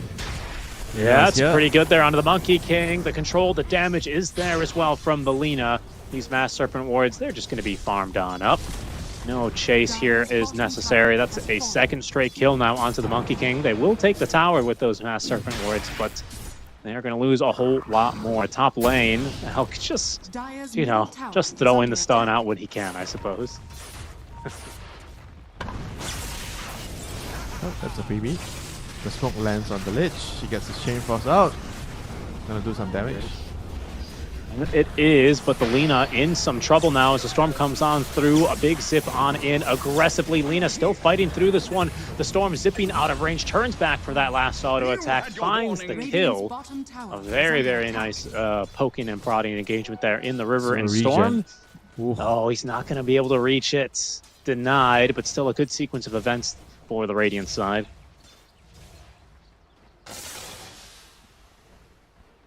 Okay, Elk is still going back to the jungle. Wants to finish his dagger before he starts to join the game. I mean, Magnus is just waiting, you know, he's just waiting for his Elk to come help him. I mean, he so far has already gotten help of the Lina. I think Lina did a good job with the travels, connecting to the player bot lane twice, giving Magnus some, you know, some resemblance of hope even in this game, which kind of he needed so badly. He got dumpstered so much in the early game. Arms for the dead. Yeah, and I think Magnus, he's done the best that he could of a pretty bad situation, right? I mean, he is just about as poor as they come.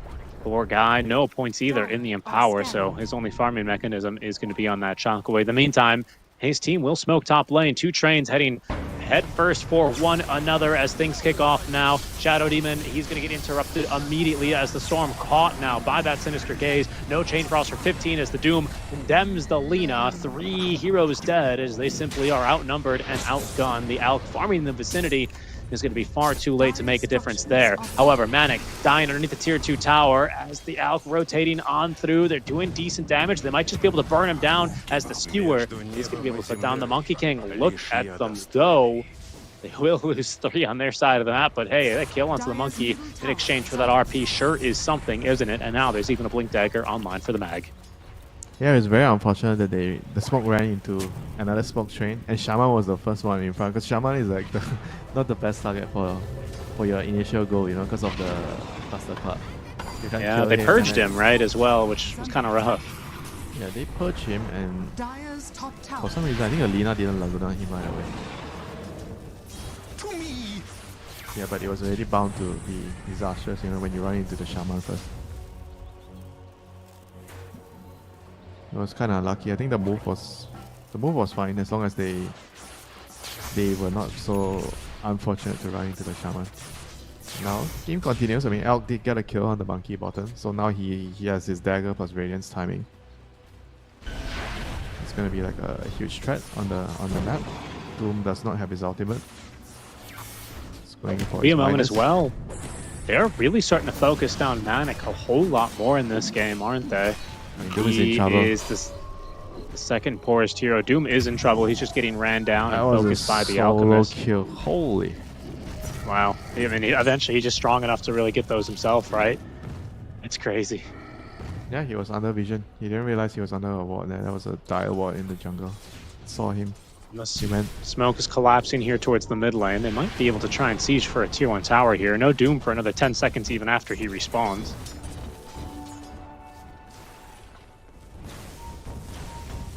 I think they should be able to still try to delay until the Doom is alive. Storm is going in. Need to zip on in. There's the Good Blink RP. RP. They do catch 2, but Lina, she missed on the stun, so the Chain Frost follow-up is just not really that great. Shackle's interrupted there by the Skewer, as it's going to be the Shadow Demon focused down by the Storm Spirit in the River V. The Lina still alive, condemned now by the Doom. Even Manic reaching in there for the kill on the Boundless Strike. It's a 3-for-1 trade in what could have been, if that LSA landed, unfortunately. Alk nowhere near this fight either. He's happily farming away in the jungle.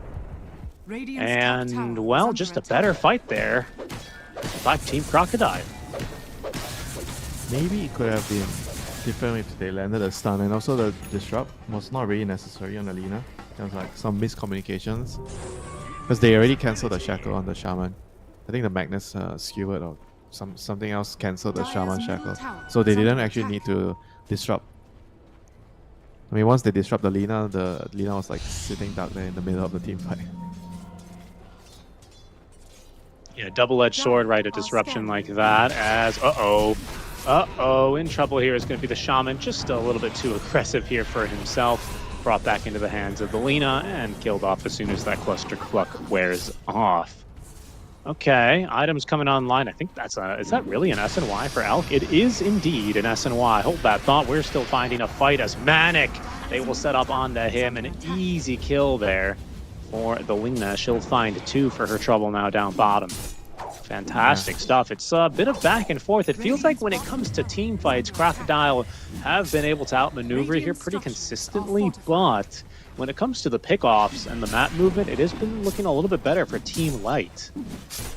Yeah, the SMY and the Alk is going to help him survive. If you can survive the Doom, then it's going to be a lot easier for them to play the map and, you know, find pickoffs. You know, with the travels on Lina plus the Alk pushing out your lanes, you're definitely going to get a lot of opportunities. And now Triple H dies alone here. So Storm pick off. That he does. Manic is hunting for Alina. Can he get a solo kill here? Maybe. Does have Wukong's command. Oh, okay, but he's just going to simply TP away now on Lina, and the Ogre was too far to really make a difference. Meanwhile, in the mid lane, RP is going to be utilized. They've also caught the Storm. The stun onto 2. The Storm able to still zip away. Cluster Cluck not going to really last too much longer as the tower's finished off. Doom in 8 more seconds. Wow, he's got an Octarine core on this Doom already, by the way. As Manic jumping on in from the low ground. The Skewer is going to put this Ogre out of position as Lina respawning or actually running back into the engagement, finds the kill. I will say from the low ground is good for the control onto After Rain, and the shard on Nemesis really enabling that kill there. Elk somehow found the Storm. I guess he was just out of mana. The Storm decided to go back in, you know. I think they got baited when the Ogre was like running in. Didn't seem like it was like a good fight. His team kind of committed to help him. And they die, you know, and he's gonna lose his galvanized charges. Like he had so much just now. I mean, this is a huge kill onto the Storm by the Elk. Now the Elk is gonna get BKB. He's almost done. He just bought his SMI like a minute ago, and now he's gonna have BKB. Wow. Yeah. That's just the rate he's been farming at, huh? Oh boy, this is gonna be... I think he should be unkillable in the team fights, even though he's gonna get doomed. I think as long as there's a disrupt, I think the disrupt should be used on the when they doom the Elk. That's pretty much it. Yeah, I think you're right. BKB's already being fetched to him now. Right now, it's going to be more about trying to find kills on the other more vulnerable heroes. Maybe this Lina, this Shadow Demon, those kinds of heroes. Oh my, Magnus! He's going fighting for versus Nemesis. Oh, he's expecting a TP from the Lina. He was expecting a boost of travel, but Lina's TP was on cooldown. That's why he went for that play. Bit unlucky there. He's just 10 seconds away from the RP, which I believe would have netted him the kill. But Magnus going to get one. Notch his belt, a notch in his belt, as Triple H is going to die here. Unfortunately, it doesn't look like he'll even get the Observer Ward either. Oh, got the auto attack out. Okay, he got it. Died for the ward. Respectful move there. As he made them move top. Meantime, the bottom lane. And the Elk got a kill bot. So that's something. That's actually not too bad, you know, for the Lich. Yeah, but you see like the Magnus, even in the last couple of team fights, landing a lot of like really good initiations despite like the start that he had this game. Like, that's very commendable after having a bad start. Like he's still able to contribute a lot in the team fights. And especially when you get the shot on this hero, you don't really farm that slow, you know, even though you rush a dagger. Because sometimes when you go dagger first on some heroes, you tend to farm a lot slower, because dagger doesn't really help you. Caught down bottom, Mass Serpent Ward TPing away despite the shackle. He will be just fine with that BKB charge. That's very funny to see. Yeah, it's been, what, 2 years since the BKB change, and I think it's still just so funny when you see stuff like that. You'll get used to it. I mean, you should be Nemesis already used to it. Going hunting. Very nice catch there. They absolutely blow up Hara. Yeah, I know, it's been a long time. It's just funny to see it sometimes, honestly. And now Elk is alive. He's coming back out. They know that there's no Doom. He is. So yeah, they are just hunting these supports. It's going to be the second one to go down here in rapid succession.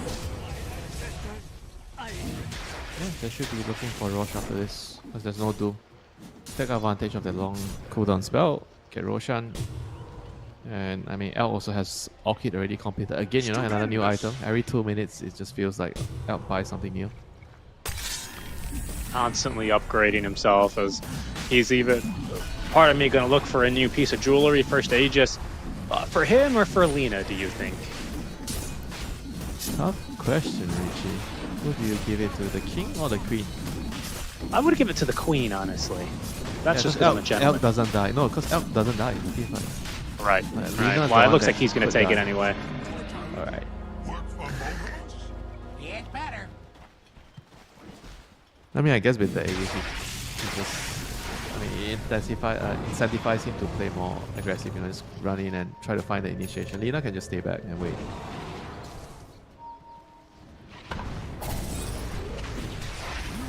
Team fight looks like it'll be brewing here. This Alk, he's just in the middle of the fight. The Doom this time, it's going to be onto the Magnus, and even without the Chemical Rage, they are managing to actually really control this fight. That's going to be the Lich down now as well. Chemical Rage is going to be ready in 2 seconds, along with the BKB. That is this first life of the Aegis. The Shadow Demon is so far away, and it looks like the Lina is going to have to leave him behind as well. BKB activated, but he's trapped here inside of the Mass Serpent Wards. Does manage to still try and turn. There's going to be the silence onto the Storm Spirit. A good stun here onto 2. The save onto the Lina, as Hao still kind of sacrificing himself. The Elf trying to fight through this one. He's just healing too much as the Doom finally manages to take him down. But Manic pops the BKB, runs the Lina out of the fight, and it just turns out to be a mistimed fight, honestly, by this Dire side. Team Light really thinking that they could take a, 3 versus 5? That was a crazy initiation from the Alchemist. Yeah, Lina just left to the mid lane, and Shadow Demon was like at top as well. So that was very strange. Like the Alch just didn't really respect the fact that they could still kill him twice, you know. I think they just needed to chill. They had a really good advantage, a big one, but they still needed 5 heroes there, you know, to make that play, you know, instead of just 3. Just overestimated how strong he was on the Alch. And now game is back to ground zero.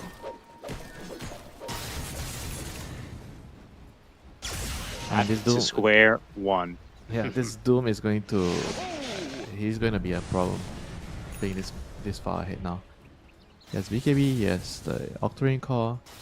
I mean, if he can get his Shiva and Refresher, this is going to be a very difficult game for the Alch to carry.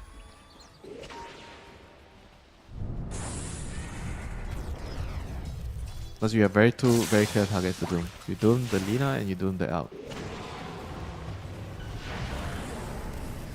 It's looking very good for this Doom. He's really making a big difference in these games now, or sorry, in these team fights is what I mean to say.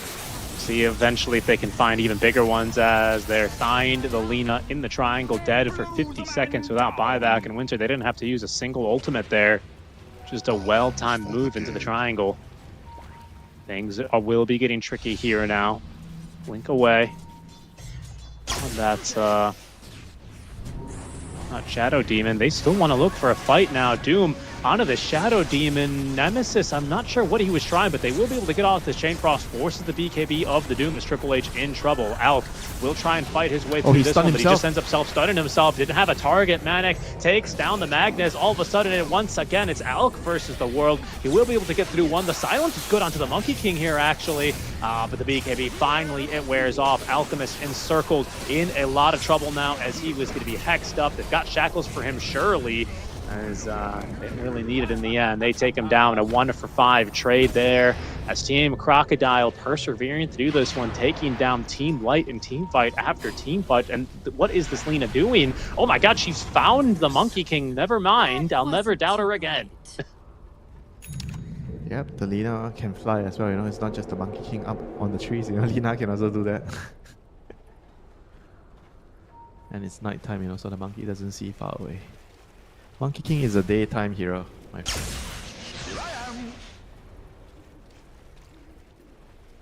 And this game has been like so much back and forth, you know, both teams just not really, you know, executing stuff cleanly. It's a lot of miscommunication. Lina almost killing the again, the Doom. Another solo kill. The Doom, he's gonna drop. A big kill for him here, and the Storm just doesn't have the control he needs, man, on that Vortex.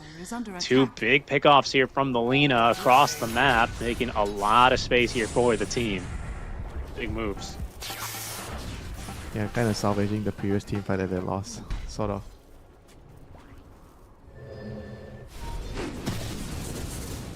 I mean, the team fights need to just start a lot better, you know. Like, they have to just try to, I think, Alch, he needs to just go in, try to initiate on someone. If you see the Doom, great. But if you don't see the Doom, I think it's still fine. You go on someone else and they Doom you. And another fight, mid lane. Pull, Chain Frost. Indeed. Good Breaking bounces. out the Chain Frost, doing good work on this time, but a 2-man stun out from Manic on the double kill already. The Chain Frost still bouncing around. That'll sure help the Alchemist as he initiates onto Manic, who this time gets off the BKB, allows him to get off the Wukong's command. He is winning this fight, but eventually that Laguna Blade strikes him down. BKB wears off now from the Alchemist. The Lina stun not coming through in time, as Lina now 2 versus 1. BKB active. I believe the wand charge is utilized, chasing after Wance's kill, so the Shaman can't quite find it. BKB TP away, does manage to escape with her life. But again, Winter, time after time, it's just turned out to be Crocodile winning these team fights, man. Yeah, they're not really getting their initiations, you know, with the RP. Like, they have to, like, get the RP into your LSA and then take the fight from there. And also, I was talking about how Alch has to be the first one, ideally, to go in, so that you give the Magnus more leeway to just wait it out. Wait for the better jump, because if Magnus has to go first, or he's the first one in front, I don't think that's how you want to start the fight. And now Takes him in, free kill onto Lich. He's gonna know there's a ward behind him now. You blew it. Wait, that's He just missed it there on his own sentry. Oh, he just missed. They should know. It still might get him into trouble. Lina showing she doesn't have BKB. They actually managed to find the better target first. That's going to be the Shadow Demon. He is going to drop. Doesn't have buyback, though, but no Alchemist for 15. Make this a tricky situation. They see Nemesis as well. They're going to jump on after Rain, committing the Doom, and the Storm jumping in. He also does not have buyback. I don't know if this is going to be building damage, but it may be Roche, or at least Roche control. We'll see what they decide. Yeah, the Storm has 28 stacks of Galvanize now. Hasn't died for a while. Dire's Business. middle tower is under attack.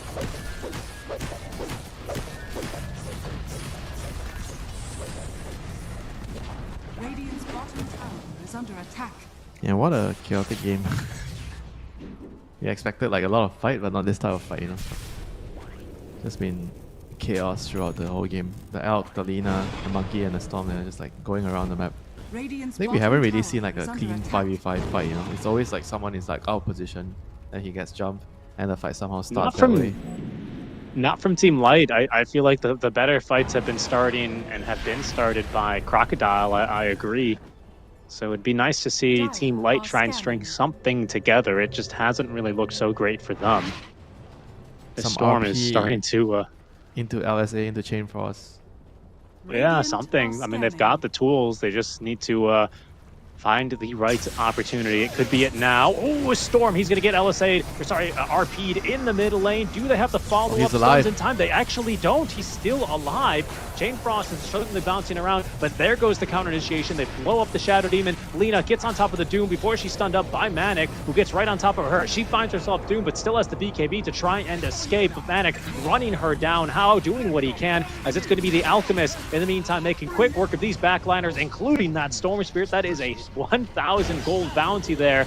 All of a sudden, the fight swings back the other way. Alchemist, he still has his Chemical Rage, but he no longer has a BKB, and Manic has him inside the Wukong's command before the Alk is able to just barely walk off that damage. Cannot fight through the Doom, though, as Lina trapped and shackled in the river. She is the next to go down. That is going to make 2 cores, and both supports it by the looks of it, as Manic finishing this fight in style with the double kill. He is everywhere, and he wants this last kill. They know where this Magnus is, and he's got it there with the Boundless Strike. A triple for him. Lich ends up buying back. He actually ran past a ward on his way out of the base, but this is... It's just over, Oh, GG. they just GG? Okay. What? I thought there's still like a fight in them. Just somehow... felt I like- agree. Okay. That was I'm a little shocked. Unexpected. I thought there was at least one more team fight. At least one. Wow, that's it for Team Light, though. They are going to be eliminated with that. A 2-1 victory for Team Crocodile, as they will come back and win 2 in a row here, don't they? To wrap up our first series of the day. Wasn't expecting it to end like that. I'm not going to lie. Yeah, that was a anticlimactic ending here. We see you fighting for the last like 10-15 minutes, and then all of a sudden they decided that was enough. I didn't really think that it was like an insurmountable lead, you know. I felt like if they get their spells correctly, everything is coordinated well, they have a decent shot at winning. Coming back at least, you know, into the game. They need to win at least 2 fights in a row to still have a chance. But yeah, I think they could, you know, they had the potential with the heroes. Just somehow felt like they couldn't, you know. Well, unfortunate. So congratulations to Team Crocodile. They move on.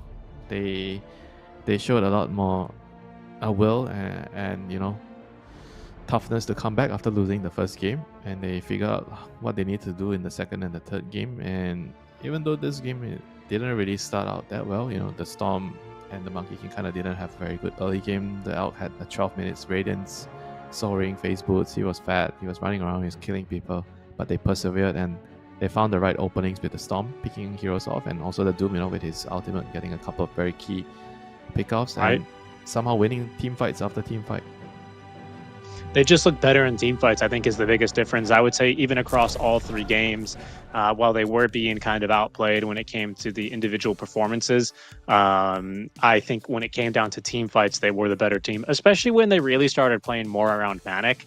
I think him not getting off to as such of a good start actually was something that really helped out this team.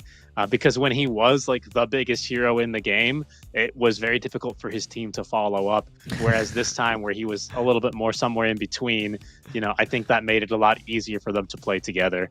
And well, they end up looking very good. Strong performance from all three carries here on the side of Crocodile, as they will move on to play XG, I believe, right? I think we even have that game next here on this channel, Winter. That'll be coming up in just under an hour. Winter, do you know if there's been more walkovers today for C, or are they playing their games today? Oh, they ended. They already ended, bro. Relax. Wow. Boom already. Oh, they're done. qualified. That's right. Yeah. Because we're the last one. That's true. That's true. Well, that means then I don't know if you guys have any other Dota to watch. I think maybe the other Chinese game might be ongoing, the other lower bracket match. But until then, Winter, for us, we have ourselves a very nice break. We are going to be back here in about an hour for the next match. Until then, guys, stay safe, and we'll see you when we're back for some more Dream League Season 25 Chinese qualifiers. See you soon.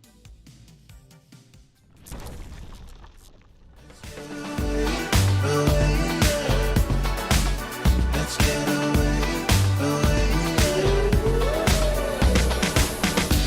the world what we're made of. The fire in our bones never faded. We cannot hold it any longer. 'Cause every day the feeling's getting stronger. Just take the chance, make dreams come true. Will I ever see a pretty face again? Rendezvous is all I'm hoping for. Maybe we can meet up on a boulevard. Let's get away, away, yeah. Let's get away, away, yeah. Let's get away, away, yeah. Let's get away, away, yeah.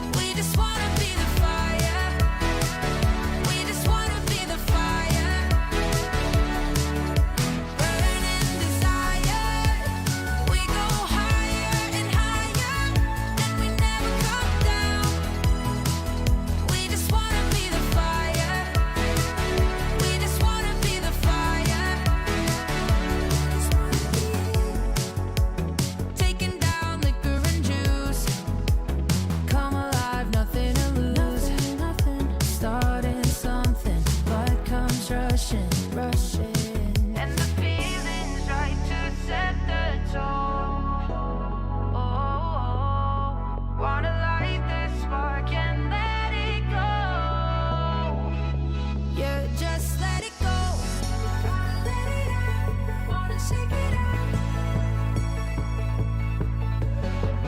Gotta let it out. Wanna shake it out. Yeah.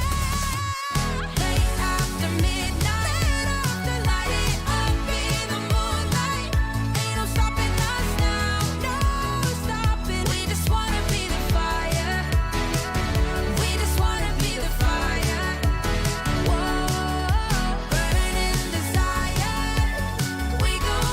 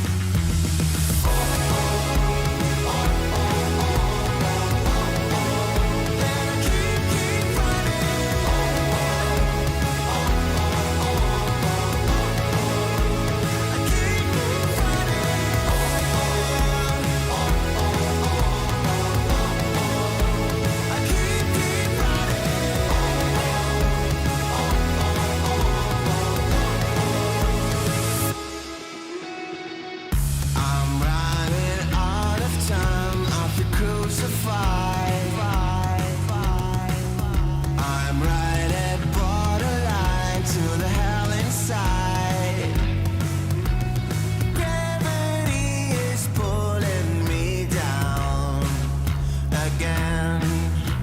My remedy is still to be found.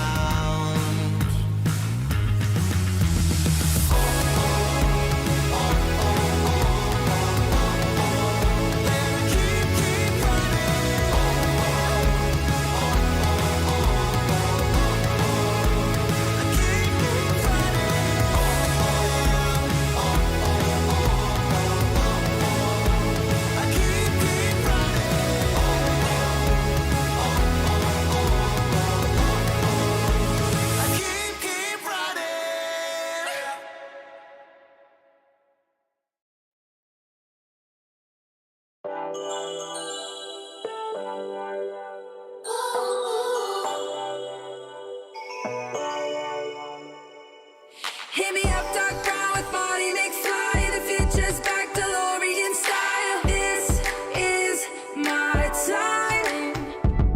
Got my Ray-Bans on, my acid wash jeans. Pull pedal to the metal, flashback to the beat. Step into my time machine. On a rooftop in electric Times Square, with the wind in my face and a scrunchie in my hair. Fold out my rolling D50. Gonna bring back the vibe. Walk back to 85. Yeah, you know I got my A-team. Hennessy pop loop drum machine. This is my 80s fluorescent pink dream. Yeah, you know I got my A-team. Hennessy pop loop drum machine. Better believe, still want my MTV. Better believe. Oh, yeah. Hit me up, dark brown with body McFly. The future's back, DeLorean style. This is my time. Got my Ray-Bans on, my acid wash jeans. Pull pedal to the metal, flashback to the beat. Step into my time machine. Through the vortex, crank up the reverb. Back from the future, haven't you heard? 85 is where it's at. Let's revive the whole world. Let's revive the whole world. Hey, yo, ready? You ain't seen nothing yet. Yeah, hop in my DeLorean, get ready, get set. Where I'm taking you now is on my own road. I pick my own path, bringing 80s recode. Put my hand on the throttle, best to buckle up. Rev up the gigawatts, hang on to your butts. I'm just a 90s kid. I just need a time machine to fly away. Hit me up, dark brown with body McFly. The future's back, DeLorean style. This is my time. Got my Ray-Bans on, my acid wash jeans. Pull pedal to the pedal, flashback to the beat. Step into my time machine. Through the vortex, crank up the reverb. Back from the future, haven't you heard? 85 is where it's at. Let's revive the whole world. Let's revive the whole world.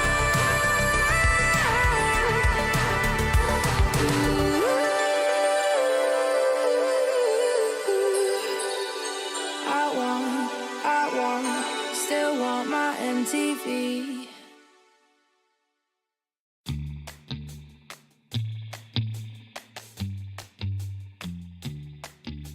Shot, new kid on the block. Currents running strong like a solar wave. I feel electric. Locked, plugged into the socket. Watch me burning hot, yeah, I radiate. I feel electric. Coursing through my veins like a power surge. Call it misbehaving the way I burn. If you're gonna wait, then you miss your turn. Charged up and ready, I'm going steady with you. Looking like you're blacked out, got that future shot now. Everybody's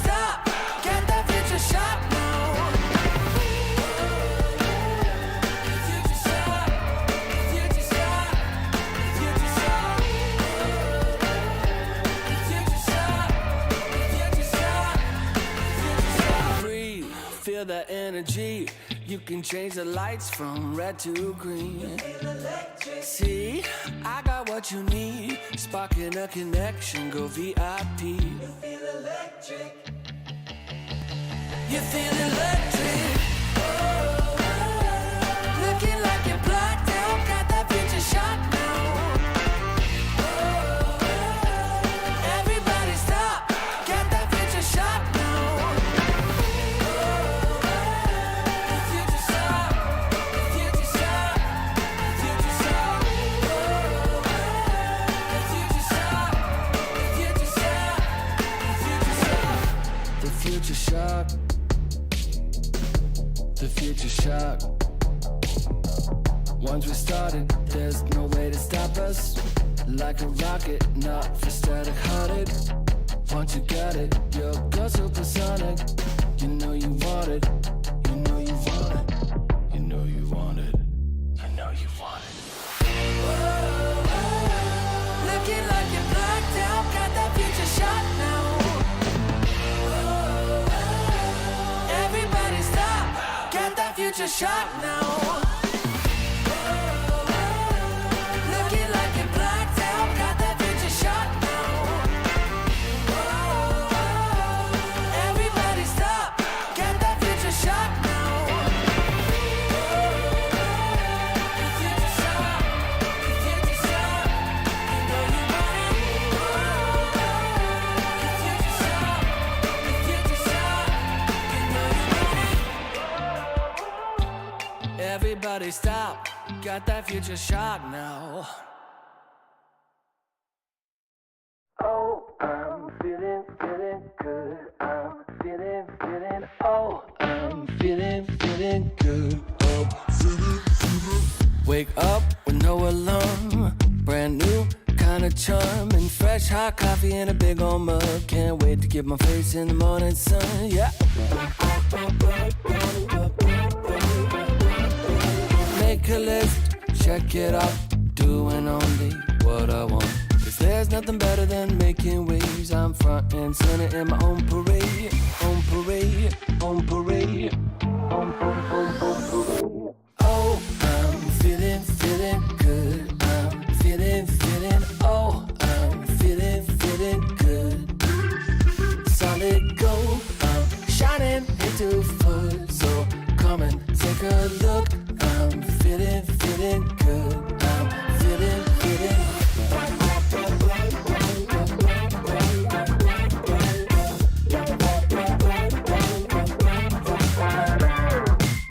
Hold up, windows down, rolling with the classic sound. Spent $5 on Walmart shades. Can't wait to stop traffic in my own parade. On parade, on parade, on parade. Oh, I'm feeling good. I'm feeling, oh, I'm feeling good. Solid gold, I'm shining into full. So come and take a look. I'm feeling good. I'm feeling.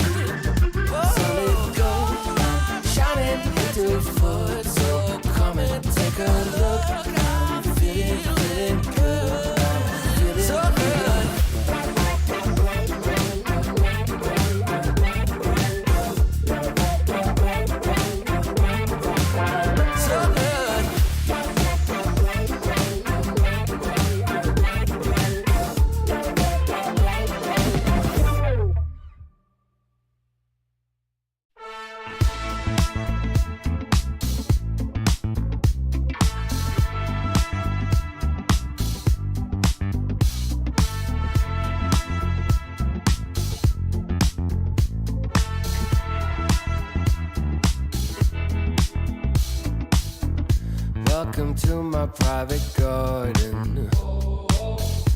It's my own menagerie. If you're looking for a party, I own everything you see.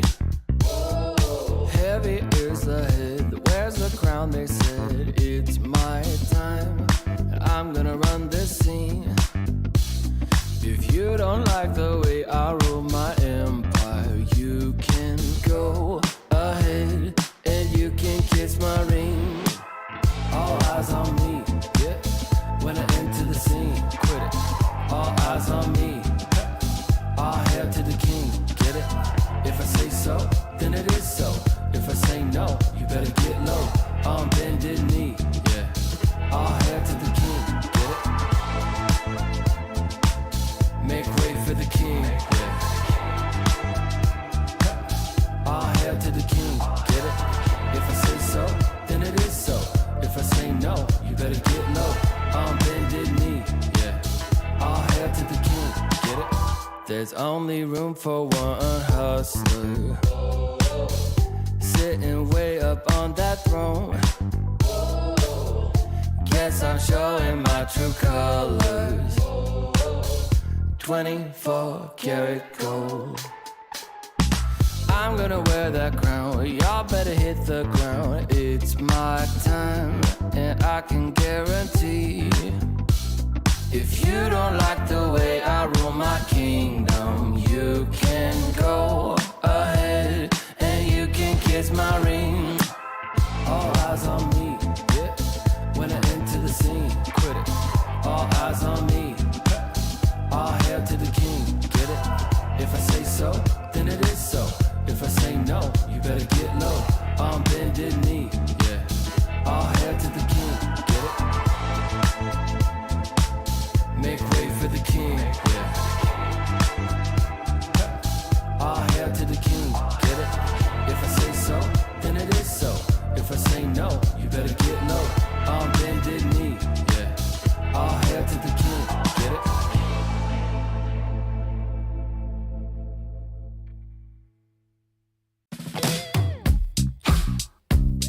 Yeah. It's Q-Head. It's been love since we met. Right from the bar to the bed, all night long, roller coaster. A 5-foot scar on my shoulder. You smile, I'm high. I put my heart on the line. I'm addicted to you, I can't lie. It's whenever you kiss me goodbye. I'm high in your love, high in your love, high in your love, high. It's never enough, never enough, never enough. I'm so high in your love, high in your love, high in your love. I'm so high, I can't stop thinking of you. When the world is going down, I won't be there, be there. I'm in heaven with you, I'm in heaven with you. We'll be up and losing ground into the air, the air. I'm in heaven with you, I'm in heaven with you.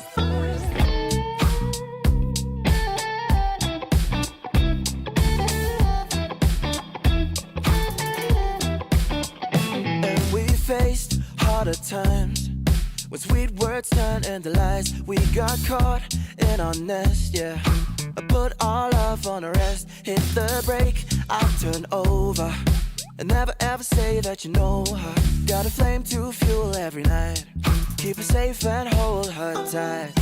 High in your love, high in your love, high in your love, high. It's never enough, never enough, never enough.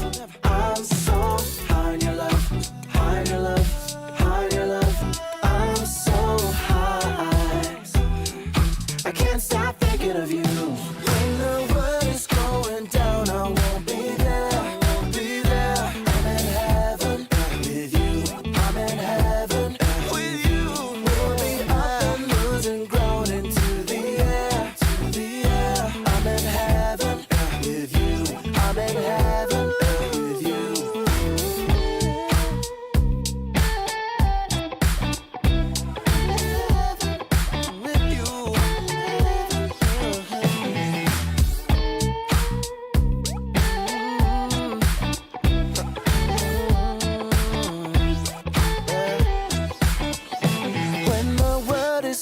going down, I won't be there.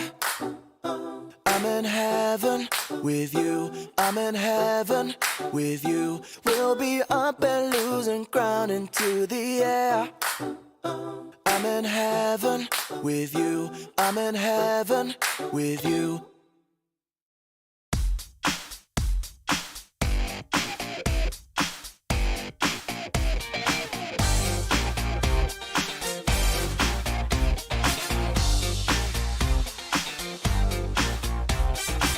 Who's that come walking by? Now that's unexpected. Jump in and take a ride. Now you won't be unaffected. We're going up now. So keep it on the floor. That's right. Gotta be up till you take no more. I'll make it worth your while. You're not alone in this one. We're going up in style. Now we never stop for no one. We're going up. Let me tell you. Just keep it on the floor. That's right. Gotta be up till you take no more. Now we really feel it. Yes, we really know it. I got to really hold it. Whoa. We're gonna get. Who am I? This dude can't fly. Who am I? And who cares why? Keep it going up now. And do what you do. That's right. Keeping it up, wanna do some more. We're going up now. Just keep it on the floor. That's right. Gotta be up till you take no more. Get your satisfaction. Everybody just wants you there. Give them some attraction. Come on up and just pay the fare. We're gonna get down. We're gonna get down. Get your satisfaction. Everybody just wants you there. Give them some attraction. Come on up and just pay the fare. Get your satisfaction. Everybody just wants you there. Give them some attraction. Come on up and just pay the fare. We're gonna get down. We're gonna get down. We're moving up now. So keep it on the floor. That's right. Gotta be up till you take no more. Light up and shine the crowd. We'll burn the house right down, yeah. No thing you're not allowed. The party just begun, yeah. Keep it moving up now. So do it like before. That's right. You better believe you got something more. So now you're number one. You feel the satisfaction. And when the night is done, you like that interaction. We're going up now. Just keep it on the floor. That's right. Gotta be up till you take no more. We're gonna get down. We're gonna get down. Get your satisfaction. Everybody just wants you there. Give them some attraction. Come on up and just pay the fare. Come on down, let's pay the fare. 1, 2, 3, 4. Get your satisfaction. Everybody just wants you there. Give them some attraction. Come on up and just pay the fare. Get your satisfaction. Everybody just wants you there. Give them some attraction. Come on up and just pay the fare. We're gonna get down. We're gonna get down.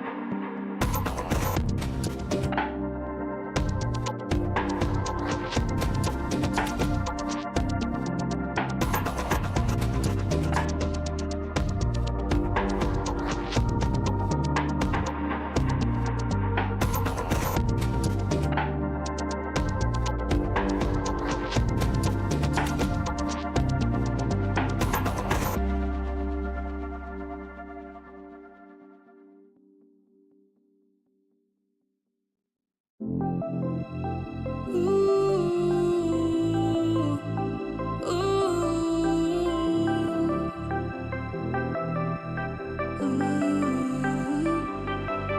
the world seems big and I am feeling low, I think of all the good things in my life and dream of all the places we will go. No matter where we end up, we're gonna have a good time. When I promise forever, so together we're gonna shake off the doubts and have a good time. We'll have a good time. We'll have a good time. We won't take it all for granted. We're gonna live in the moment and have a good time. It's all we ever wanted. So why don't we just live it up, live it up.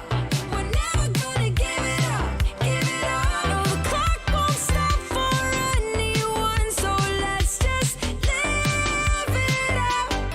When the world seems big and I am feeling low, I'll think of all the good things in my life and dream of all the places we will go. No matter where we end up, we're gonna have a good time. When I promise forever, so together we're gonna shake off the doubts and have a good time. We'll have a good time. We'll have a good time. We're gonna live it up. We're gonna live it up. We're never gonna give it up. We're never gonna give it up. So why don't we just live it up, live it up. We're never gonna give it up, give it up. No, the clock won't stop for anyone, so let's just live it up. No matter where we end up, we're gonna have a good time. When I promise forever, so together we're gonna shake off the doubts and have a good time. We'll have a good time. We'll have a good time.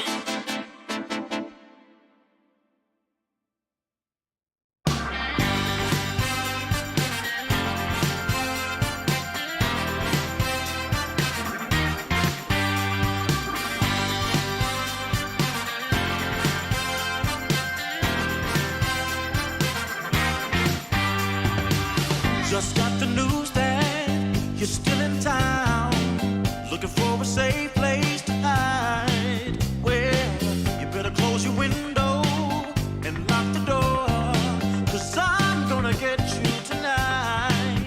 And I know where you are, so look sharp, 'cause here I come, I'm close. So get ready and watch out, 'cause here I come.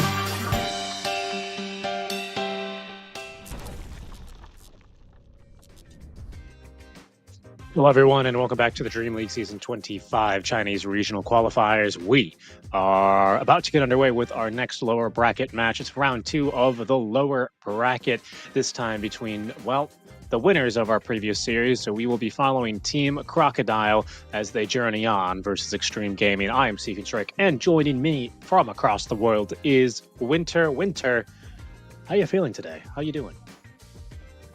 I'm doing great, as usual. Just finished my wonderful lunch. We had time because the game, I don't know if the game ended quick, but it ended on time. So we had some moments, to pick up food and be ready for this next series, which Crocodile, they also had the same amount of time as me to get food and be back. That's true. And to face Extreme Gaming.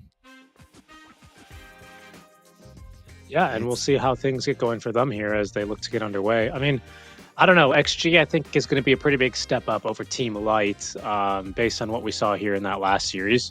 We'll see if they really have it in them, because this is not going to be an easy opponent by any metric. Yeah, it's a very big upgrade. This opponent, they are going to have to play a lot more cleaner, a lot better. And it's going to be rough, I imagine, for Team Crocodile. I think their primary issue, like at least for me, is like the way they're on the map. They're not exactly like on the same page in a lot of times. Sometimes the draft can be a bit botchy. Like it's very unreliable. I think overall they have a lot of parts in the game that needs fixing.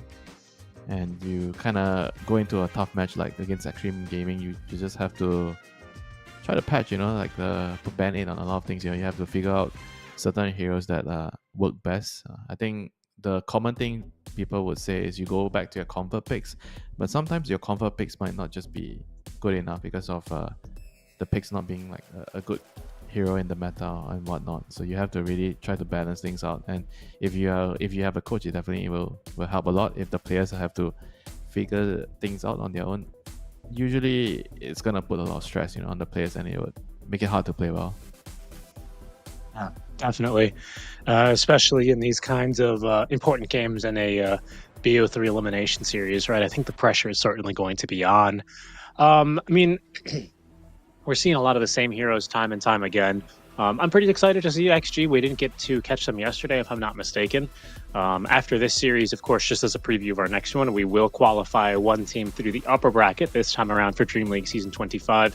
China has 2 teams coming through from the CQs, and we have Yakult Brothers versus... Who was the team that beat XG yesterday? I just looked at it.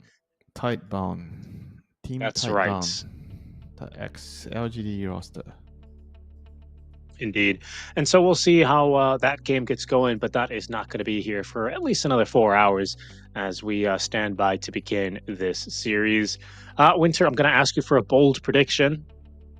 Who do you think will win this series? This series? I thought Yes, you were going to ask sir. me about the winners bracket series. Extreme Gaming, Yeah. they're the strong favorites, I don't think Crocodile has what it takes to even remotely challenge them. I think it's a very big gap, the two teams that we are seeing right now. And the current way of playing Dota doesn't really allow a lot of different variations or surprises that you can do in the game, like some meeple, even Huskar Brutes are not exactly cheese picks anymore, because the game has been developed into very, very, I would say that a lot of things that you have to do at certain times. I don't know if it's called force, so basically, like at 6 minutes you want to go to the power runes, and at 7 minutes you go to the wisdom rune. So there's a lot of things that you need to do in a certain way, right? So your heroes need to be able to do things in a certain way, especially for the supports. You want to have a stun, you want to have a way of securing the runes. So it kind of makes a lot of very unusual picks being difficult to execute, and the overall play on the map is also being a lot of it is being about who is more efficient. Because back in the day you have 5-man push, you try to group up and end the game early with your aura items and some all-in push strat, Chan, DK. That just doesn't really work anymore, because you have to sacrifice a lot of your efficiency, because the map is so big, right? So when you're doing that, you're sacrificing a lot of creeps on the map, and if you don't end the game, and it's also difficult to end the game because of the glyph, then you're gonna be very far behind economically. So there's a lot of things that limit the way you can play in the game. Hence, it's harder to get upsets nowadays. That's true. Yeah, ever since the map has gotten bigger, it has felt like kind of a race to solve Dota, right? And find that efficient play style. And this deep into kind of the same meta since TI. I mean, obviously it's changed quite a bit as far as the heroes and items and meta.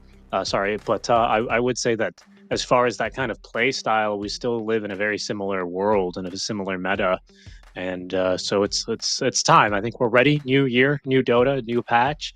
I'm excited to see what follows for us. But of course, we still have a few games to finish out on this patch before we begin our next series of tournaments. Of course, the Wallachia, the Blasts are going to be in between, on top of course, the everlasting EPT Tour.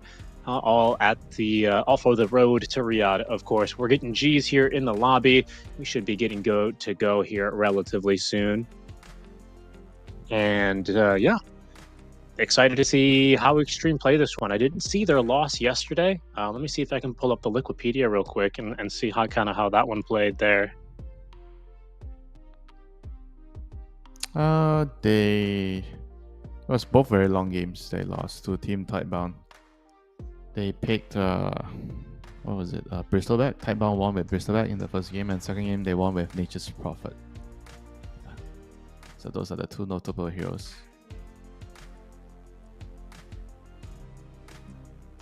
The Nature's Prophet, and what was the other one? Sorry, I was looking at the... Oh, okay. Well, I expect to see some more Bristle bans then here as we have our first draft ready to go and live here already. We'll jump in there very shortly and get caught up here with what our bans are looking like. As we already have, well, the big carries being taken out, right? The big boys. And the hero of our last series, this Alchemist, is now gone. 10 seconds remaining. No Alchemist, no shenanigans. 14-minute dagger remaining. radiance. 15 minutes. I mean, the hero just basically doesn't really have much of a weakness now. That's like my biggest issue with this hero. It's very hard to exploit. I think we're probably gonna see like some Nyx opening. 10 seconds I'm kind of a fan of like opening with a draft with Nyx now. If you don't get like all the S tier heroes, I think Nyx is probably, where should I put it? 10 seconds So the highest remaining. tier will be S plus, and Nyx is like I think S tier. Yeah, 5 second tier hero. seconds remaining. I will put Nyx behind like the likes of Elk, DK. Even TA though, I think TA should be pretty high up there. So I'm not sure why this tournament is not really that high up in the Chinese region. Team pick. And obviously Lina as well. That Ursa ban stands out a little bit here early on for Crocodile. Well, it makes some sense with their first pick a little bit, I suppose, as Morphling is going to be first overall. I don't know. I feel like Morphing doesn't care about Ursa. Dire team ban. You don't really mind that matchup, so it's probably like some sort of like a comfort pick because Lo loves playing Ursa. And Lycan, I think Lycan I can get behind that. Lycan seems like a pretty good hero right now. I don't know if he should be first ban every game, but he seems strong. Beastmaster on the other hand is a pretty solid first pick hero. You get the helm, you play around it, it just creates a lot of pressure. Remember the games that we watch? Who was it? Which team always have a Yakult brothers? So they always base their draft around a Zoo offlaner, Beast, Visage, Enigma, Lycan, and they create the same kind of sequence of play in the game. They gate, they go to your lane, the position 5 and the carry gates, and they come over. It's easy to take down the tower because of your summons. You get the tower, you open the map, and then you get Roshan. Like everything seems very, very natural when you have the type of offlane heroes as Beast, Enigma, Visage, Lycan.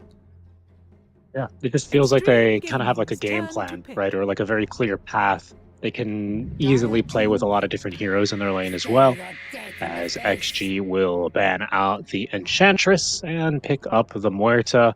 On the other hand, we've had some more supports. Position 4 is banned out, in particular that Lion, Nyx Assassin, Crocodile. Their bans will be sidestepped now as we get into the second phase of picks. They have 18th pick here. They see the lane that they're picking into, so I expect to see like a position 5 and maybe the other support here in these two picks. Yeah, seems like a decent Ogre game against some Muerta and Beast. You need someone to tank a lot. I think Ogre can kind of secure the lane the best. I mean, Morphling doesn't like a Lich. You want a body in the game, in your lane, like a Clock or Ogre. Yeah, Enchantress is also like a really good ban because you can steal the ball from the Beastmaster, so you don't have that. So they go for, what did they go for? Shadow Demon? Shadow Demon plus. This could be their 4. SD is always nice against the Beast in the game because you can save the raw hero. Decent against the Muerta as well. You can stack your poison on her when she pops her ultimate. 5 seconds remaining. Yeah, it's true. Can still target her with disruption, I think, right, when she is in her form. As a support though, I think that's really your biggest concern. Okay. But like you say, you've got some counterplay, and now the hoodwink.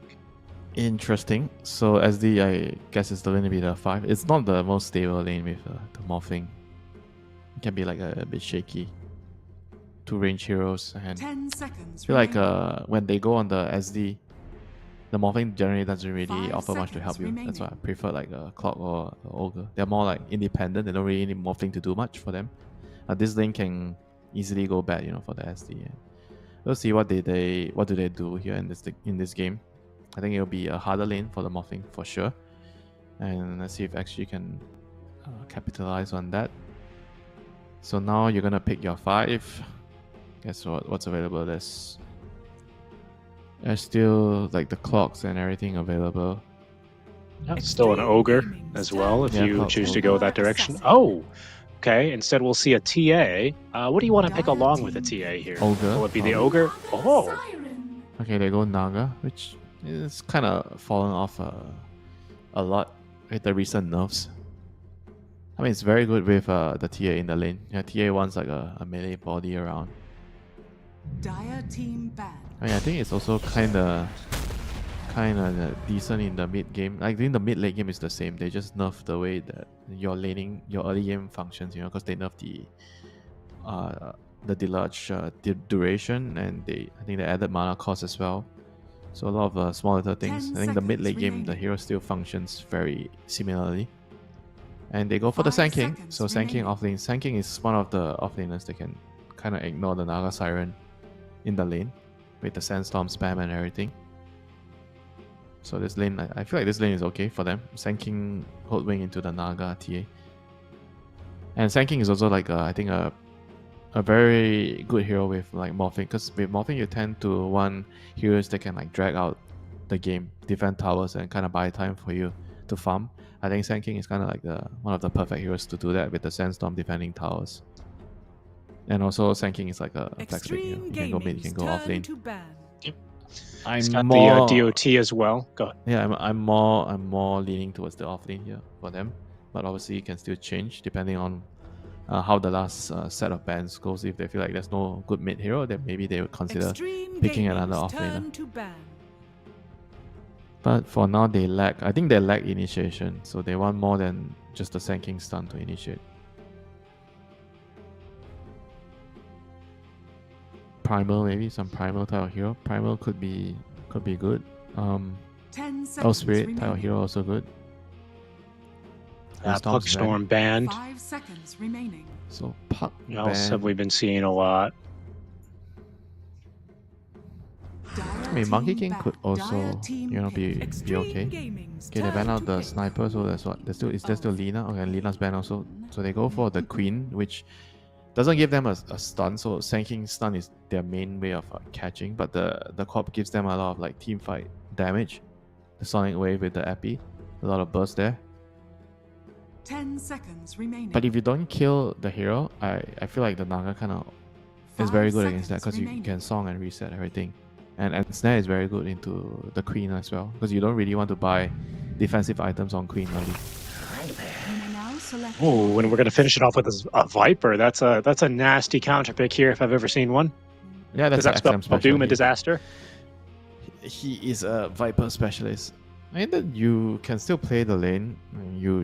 I think the way you play is like you try to focus on just last hit, use your scream, push out the wave and get runes. You try to avoid direct confrontation. I mean, in this lane, I don't think that it's like a totally zero way of playing the lane. You can still play and farm. I think maybe 7-3 for the Viper. 6-4 to 7-3 at least. I think maybe 7-3 in favor of the Viper.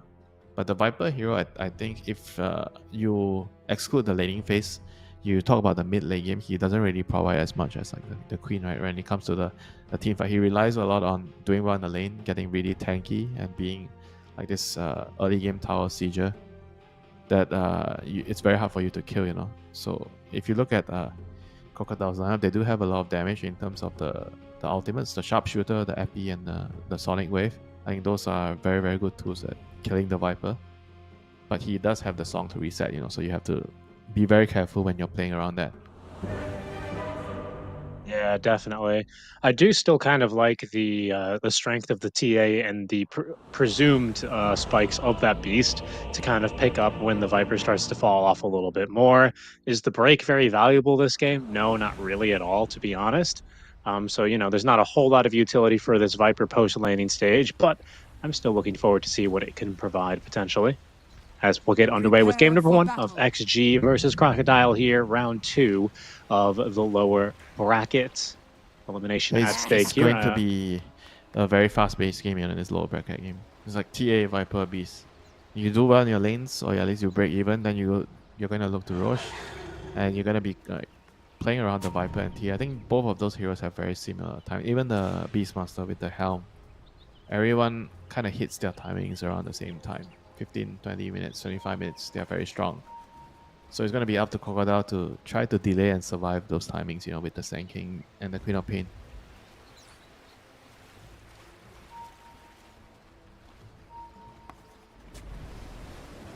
Starting to see Dire move a lot more into the Radiant Triangle these days, aren't we? It used to be that 30 Dire would seconds move to into the battle. Radiant bottom rune, or sometimes you'd see people try and wait for Radiant to invade on that Dire side, but that's been changing as of late, hasn't it?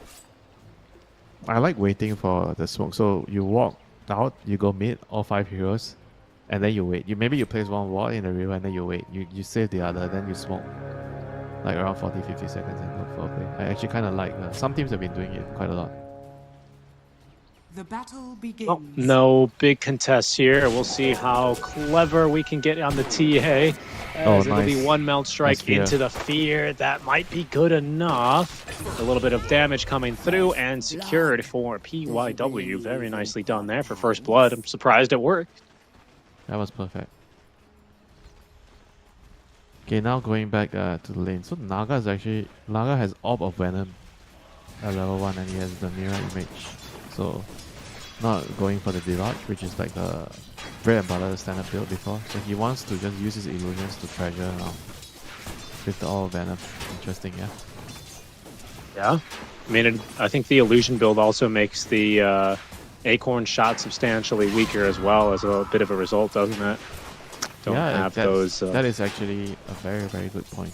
Because when you're fighting against the Hoodwing, if you don't have any other units, you are going to take a lot of Acorn bounces. Yeah. Yeah, it's a bit funny how that works. You'd think it would be a little bit more like Paralyzing Cask on Witch Doctor, but not with the way that facet works. XM is already being quite the bully mid, so we have to keep our eyes here.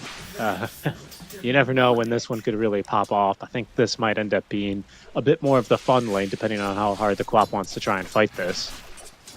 Well, he has to play like a primal, basically, like look for the bounty runes and just try to rotate around, even pre-level 6, just move around. I mean, this lane is going to get progressively harder the more levels that the Viper gets. And now he's like even having trouble with the wave, he's not able to control the Crypt Equilibrium. So you can't really even go down close bottom. To they're trying for low, but they will lack the damage here. End up doing quite a bit, but just not enough. But still, the Sand King, like you said, able to kind of ignore the TA, get a lot of more damage in, and you can see just how close to death constantly this Quap is. So a lot of harassed mid and bottom across the river.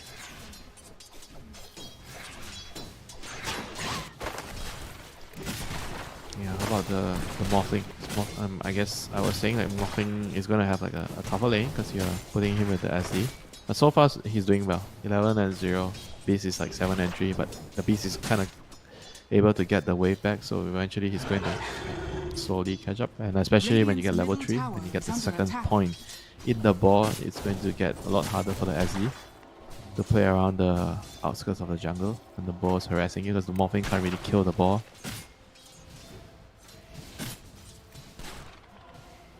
And whereas for the TA should also be having a good time in Sand King here.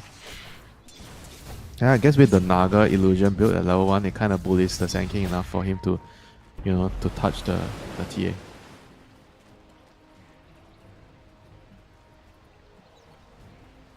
And the Hoodwing is already up to stacking Ancients here.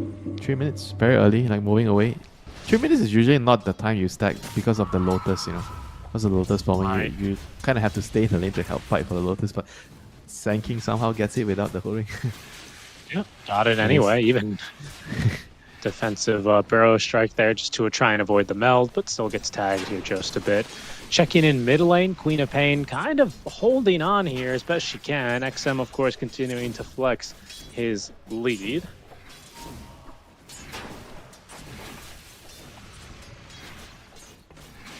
Yeah, nothing much the Corp can do here. I mean, he's getting like a little bit of like the scraps, you know, here and there. I mean, with the blink build, max build, you can blink around, get runes, you know, that's just the best thing he can do now. He has boots, so I feel like he should be looking for an alternate way of playing the game now, not just staying in the lane. I think after the 4-minute rune, you get water rune and maybe you look to see if you can try to make plays. Because if the creep is on top of the Viper's tower, then you're not exactly going to get any CS, you know, here. Oh, he gets both the water rune. Viper got greedy there. So pretty good. It's very nicely done. Yeah, very nicely done. The Corp is going to get a lot of his mana back. So he'll be looking to see how he can best utilize it, you know, not just like using Scream to last hit a range creep or just 1 million creep in the lane. So he's gonna... What, is he looking to cut the wave here? He's going across. Yeah, he's looking to cut the wave. Might actually get run down by the Viper here. Viper also has boots. Yeah, this is going to be tricky. Blink in 2 seconds, though, and a TP scroll. I don't think this will be too bad. And now both heroes missing out on experience, so XM is going to run back over to the mid lane. And, well, he won't miss really much, if anything, at all. Up top lane, Yu is going to be going for that Helm of the Dom build. Like you said, they will... I mean, they already struggled to take down boars, so I think eventually this creep is going to be very difficult to dispatch of, as even Manic there struggles to find the last hit.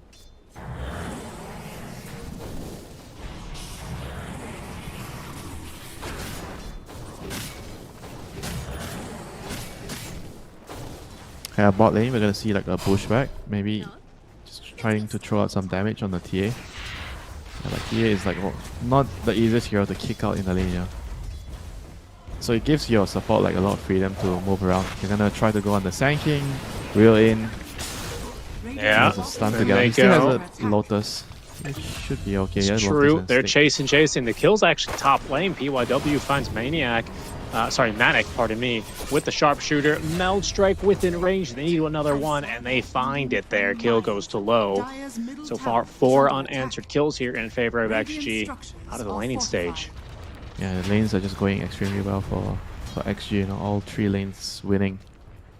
And they pick up the Lotus on the Beast. I mean, Doctress on the Hoodwink somehow manages to pick up the Lotus bot rune in the bot side. And now 6 minutes, the catapult wave actually dies, you know, it goes in front of the tower. So lucky for the Corp, Viper's not going to be able to pressure the tower too much, but he has a haste. He's walking bot. Comes XM. Yep, they're going to try and find a second kill now on an after rain instead. They're going to have to focus down onto the Hoodwink. They do kill it before the TP continues, but it seems like they don't have the detection for the sneaky Sand King. Ooh. I mean, they're going to find a stack though, so this is also pretty good. They're going to clear like a triple stack, a double stack, a triple stack. Not the biggest, but it's still a pretty sizable one for the Sand King. You know, Sand King's going to hate life, you know, once he goes over there and see his stack is gone. Yeah, he's definitely not loving life, like you say.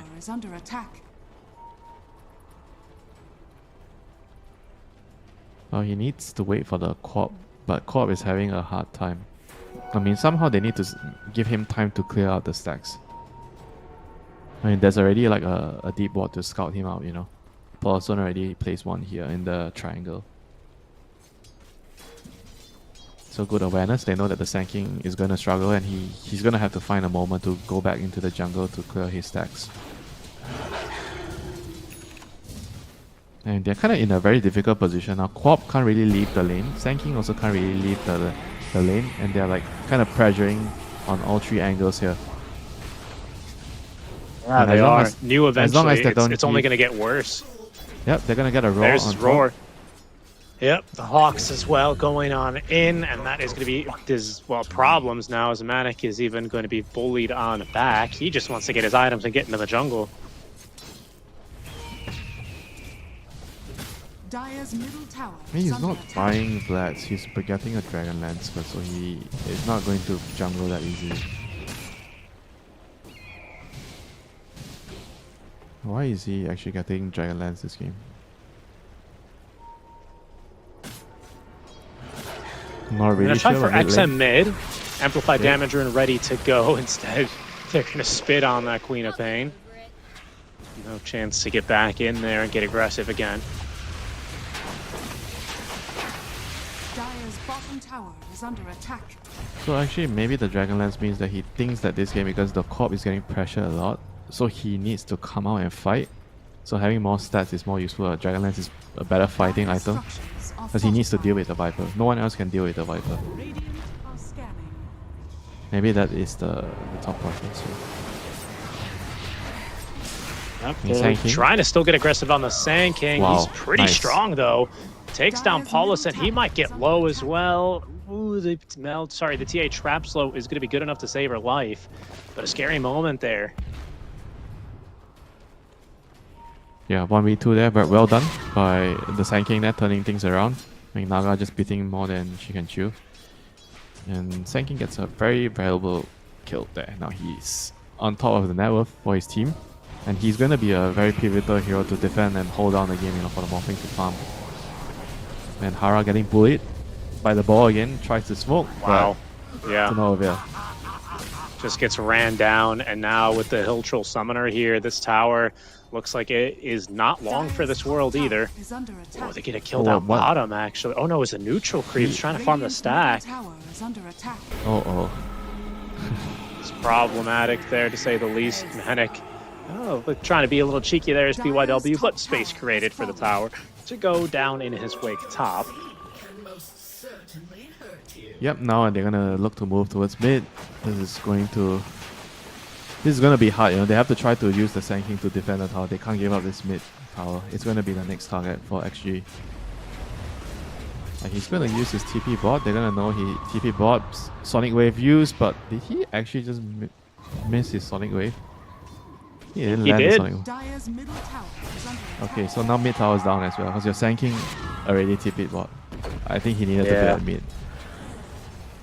Sand King, who, by the way, has still managed to get his farm, like you say, a hero that can kind of just ignore low as well into the jungle. He is going to be going for his triple timing, Dragon Lance, Deso Dagger. Is under attack. Dire's Halfway middle through that tower Desolator has now as the tier 1 tower crumbles in the mid lane. Okay, Sand King's gonna at least make sure that he clears the stack before the enemy can steal it. Yeah, at least finish farming it. As in goes Paulson and XM. Sentry Ward planted down after rain. Thinking about this epicenter, Hara hits XM with that purge now. They're going to go ahead and just reset song. now with this Song of the Siren preemptively. XM, he's going to be able to simply walk away. In fact, they're thinking about maybe turning now after rain. Hit by the disruption means he can't get his ulti off. As Paulson, worse for wear, saved though by the calling. Chris as well taking a little bit of the shots as Manic. He's going to morph into the Viper. Waveforms into the river after XM. XM being focused on down now by 2 as Manic and the Quap take down that Viper. Trouble now brewing as in goes after, and he's going to let loose on this epicenter. That's good for the kill into BYW up onto the high ground. Paulson, he gets caught by the Scream of Pain as well, as he cannot stop Low from simply blinking away. Mew, he's at least finally joined this fight. He's let loose all of the summons. That Hill Troll Summoner still active as he takes down the Shadow Demon. But it is a worse fight, to be honest, for XG as they lose 3 heroes journeying into the enemy triangle. Yeah, that's the power of the Dragon Lance morphing coming in to assist his team. It made a big difference there in this fight, Radiant's bottom tower giving is them the under win. attack. It wasn't so bad for XG. They were still able to get like 2 kills on the beast. And now they're going to be moving towards the bot tier 1. After this tower goes down, Roche is going to be a very, very easy target. They catch the Corp, he's going to get rooted, reel into the silence. Nicely done. Yeah, big kill there. As they do manage to at least string together a return kill after the pretty poor fight in the triangle. Dire's bottom tower has fallen. Dire's middle tower is under attack. So right now, XG, they seem pretty content to just kind of group up and fight and push early on here, Winter. Like you're talking about, Tier 2 tower seems to be the target. Manic may be happy to have this Dragon Lance early for a little bit of that extended attack range, as we can see them farming very aggressively right in the face of Crocodile. Both ancient camps being taken. Yeah, they're starving the Sand King of the ancient camps. But now the Sand King's on the other side, he's on the top side. So at the very least, they're trying to defend the 14-minute Wisdom Rune here on the bottom area. Yeah, true 10 seconds until that spawns in as Manic. He's going to get a bit aggressive now onto low. Fear is going to stop Shadow Demon from getting off the Demonic Purge, as they will be able to make just enough space for Low to walk away from any potential trouble there. Wisdom Rune then will be claimed by Crocodile. They successfully defend there, as we see a bit of a reel in now onto Afterrain. They're going to actually hit him with the Roar, which is not going to be enough to collect the kill there. Just another bounty. Well, alrighty then. XG, they kind of seem to be wanting to be aggressive just for aggression's sake. I know they're trying to find openings, get these towers with the Helm creep, obviously, but the fact that XM is not with them when it seems like we're kind of playing in this Viper timing is an interesting call for me. I think they've already claimed all the tier 1 towers. I think Roshan is going to be the next thing. The tier 2 towers is a bit too far-fetched at this point. And there's going to be like a smoke coming in from the Sand King. He just got his Bloodstone. He's very, very strong. And without a Vessel, I think it's going to be difficult to fight into him right now. I mean, they have to like somehow roar and burst him. XM, he's been hit by the Purge. Knew he doesn't have Roar for 30 seconds as the Sonic Wave, and now even the Burrow Strike utilized to confirm the kill onto the Viper. In the meantime, it's cost him only the Hoodwink. Fight is still continuing here as Low with a pretty nice deny on his trap. Careful though, Afterrain letting loose now only onto the illusions though. Thought maybe the real Naga Siren was in there. Instead, it's going to be a wasted epicenter for him. They continue to give chase now. The trap slows, and now the Boar Poison onto Hara. He has really no way out here for himself. Disruption to buy a few little precious seconds, as he is going to be killed as soon as he comes out. Still a pretty good fight, despite the missed spell there, the missed ulti on the Sand King. They still get the Viper, only for a support. And 2 supports, actually. Hoodwink died a lot earlier in the beginning of the fight, so it was like a 2-for-1 trade in the end, in that extended fight. And now they're going to get Roche. And this is just the nature of the lineup with the TA Beast. They're going to get the early Roshans. And whereas for Team Crocodile, that's not really like the end of the world for them. They have to just continue scaling on the morphing pain. I think the Sand King especially has been doing an exceptional job, like holding the game together to allow the Corp to recover. He had a very bad laning phase. Morphing kind of needs to farm regardless to get to the scaling that he wants to at 25 minutes. I think he wants a game to go beyond that. And right now it's all about like trying to just stall and find pickoffs, I mean, they have a very good lineup at defending towers, clearing out waves with the SD Sand King, and then Hoodwink can kind of find pickoffs with the hiding on the side lanes with the pushback.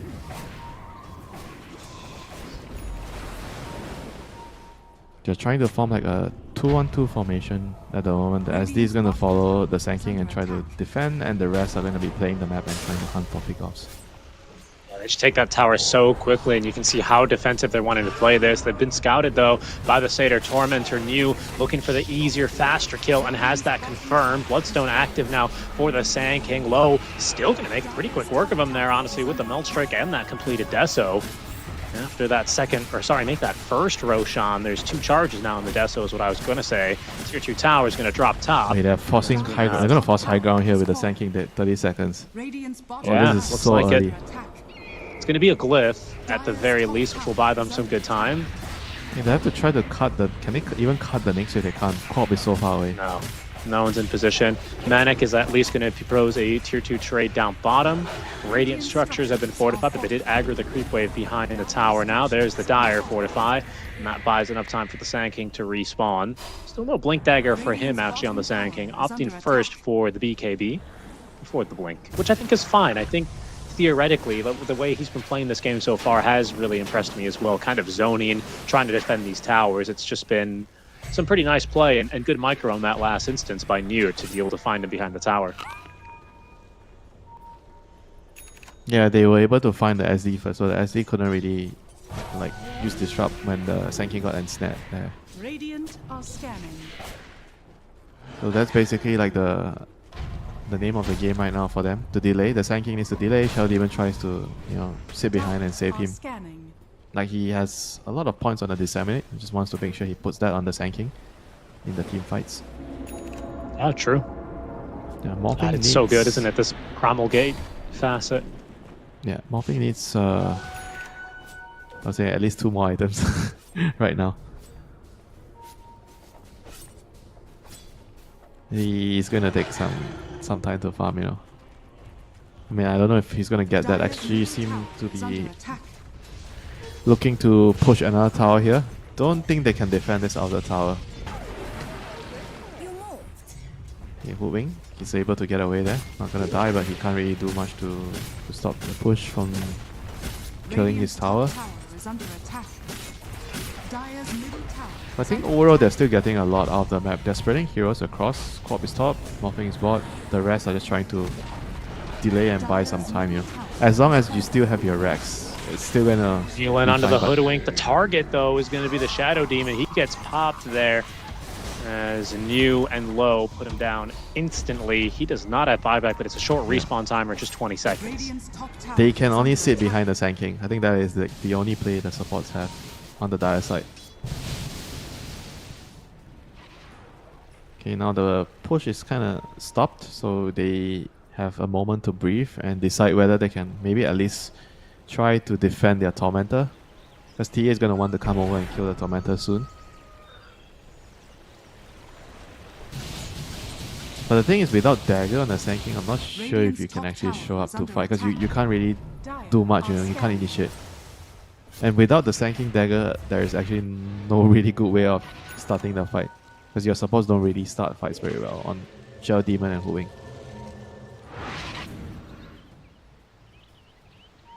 Okay, they actually have time to kill the Tormentor. If they can get it, this is huge. If they can get the shot on the Shadow Demon. And bringing 4 heroes, Morphing is coming. Okay, they should secure the Tormentor. I'm quite surprised that actually didn't try to take it just now when the TA was around the area with the AK. I don't know if they get the Tor. Oh, they'll do it, right? Manic? Yeah. He's gonna wave and get it, yeah. Yeah, okay, yeah, he's got it. it. Shadow Demon gets it, that's perfect. That's great. That's a good play. Yeah, you're right. Now that you mention it, I would have thought they would have tried to be a little bit more aggressive there and maybe... This is a lineup where if you don't get the most out of your advantage, you're going to fall off and Morphing is going to outscale you, you know. So I think they have to be more decisive when they're having the advantage. They have to press the game more. Atos onto SD, the silence. Yep, he's going to get get the dash back. shot into the reel in. That's very nicely done. Low will collect his 8th Bloodstone damage stack. I guess technically his 4th. I don't know what you would call it really, but he's got +8 damage on that Fang now. And is really closing in on this BKB.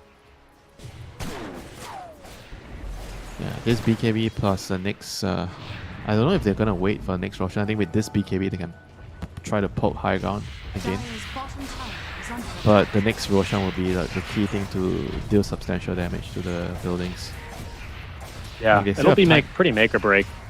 Morphing still has some time to farm. That's his good news. He's going to gate and maybe cut the next wave. Try to use his Mentor or the hero to cut the next wave and just buy time. I think they are doing a good job at holding the map together and ensuring they have time to farm, you know, on Team Crocodile. This 7k lead is like, it's still manageable, I think. It's pretty big, but I agree with a solid team fight if they can string it together. I think it really helps that Sand King has been... Part of me, he's been there to, you know, defend the high ground, except for when they caught him at the tier 2 and did a little push. Yeah, I think EYW they need him to get a dagger for sure. Okay, he's actually gone and activated Pierce the Veil a bit early now. Oh, that was pretty good. Manic, he morphed into the Muerta and ended up catching her, but New, he blinks on in. I don't know if he has this kill. The Drums of Slum will provide a lot of lifesteal as Manic is now finding. Do they have another route in time? Not quite. That Hawk sure was going for it, though. That's a big kill there for the Morphling. It's gonna push them back, buy them some time. Okay, Sand King has his BKB. If he wants to buy the BKB, or is he changing his mind to get a dagger? It's a tough choice, you know. I think they desperately need the initiation from the Sand King, like the blinking, because no one else can actually jump and start a fight at the moment. It's just using the body to initiate. If you're the Corp, you just blink in and hope for the best, you know. I mean, the fact that he hasn't spent his gold on the recipe tells me that he's actually thinking about changing to get a dagger, because he realized His mind.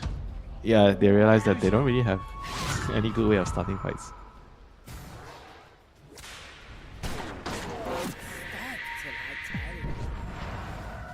Well, a song. I hear a song. Where is it, though? There it is. Paulson was chasing and unable to find either the Quap or that Morph. Yep, even more time for Morphling to farm. That's great. I think the only reason for him to leave the base is when the next Roshan is about to spawn. I think that's the only objective they probably should really strongly consider contesting next. Apart from that, they can still sit in base and try to just split up and farm the whole map. And Quap is about to be found. There's no song though, so they have to rely on the ensnare. Reelin is good. New, he does have this primal roar, letting loose now, trying to do the damage. My goodness, he does actually have it there in the Mighty Mines. They will take down that Queen of Pain. Slowly but surely, XG managing to try and you know, stop these heroes from escaping out on the map and getting their farm on. 2 minutes until Roche respawns, so it's a very, very long Roche timer. Neither team knows, of course. Well, if you're TA, you know. Oh yeah, that's true. She's got what is that thing called? Third eye, right? That's true. Third eye. So they're gonna be. I think you only try to push high ground if you somehow get a pick off. Otherwise, you just farm the map. Make sure you kill the ancients, your enemy ancients, and you sit around until Roche spawns, and then you go back and take it. And they're so split up, but I don't know if Team Crocodile can punish anything. There's no song even, you know. They are not trying to go for like a... It's scary though, especially with this BKB. Good effort here. They're trying to make a play. They did at least spook the Shadow Demon into using the cleanse as these Naga illusions. Thankfully, it's not a Baboka support. Otherwise, those illusions would be having Butterfly Heart by now. It's Paulison. He's got pretty normal support items. Dagger for stuff. Yeah, Dagger is really good on the Naga. Allows you to get in position to get the perfect song off. Some repositioning for a reel as well, not to forget. I mean, they're just like trying to wait until the Roche is up. 30 seconds, so they should be moving to top. Smoke up by XG here. They're going to move towards the Roshan area. They have a couple of really good wards already on the map to see where the enemy is going. They see the Morphing heading back to base, so they should know that if they are going to Rosh now, it should be fast enough. But they want, I guess they want to kill them first because they see them with the ward here. Wait, there's a ward here. It's going to scout Manic, and it's also going to see this Hoodwink. See how this ends up working out as from behind PYW in onto 2. They also have caught Manic here, and he didn't get the chance to shift. Song? Not nearly He's gonna fast song? enough. That is going to be a song now to he's follow gonna up. catch That's all going of to them. stop the BKB. Sorry, the buyback. There's a New ready to go in on someone here. Who's going to be the jump target? First, the Shadow. Oh, they just call it GG once again. Wow. That was okay. That was quick.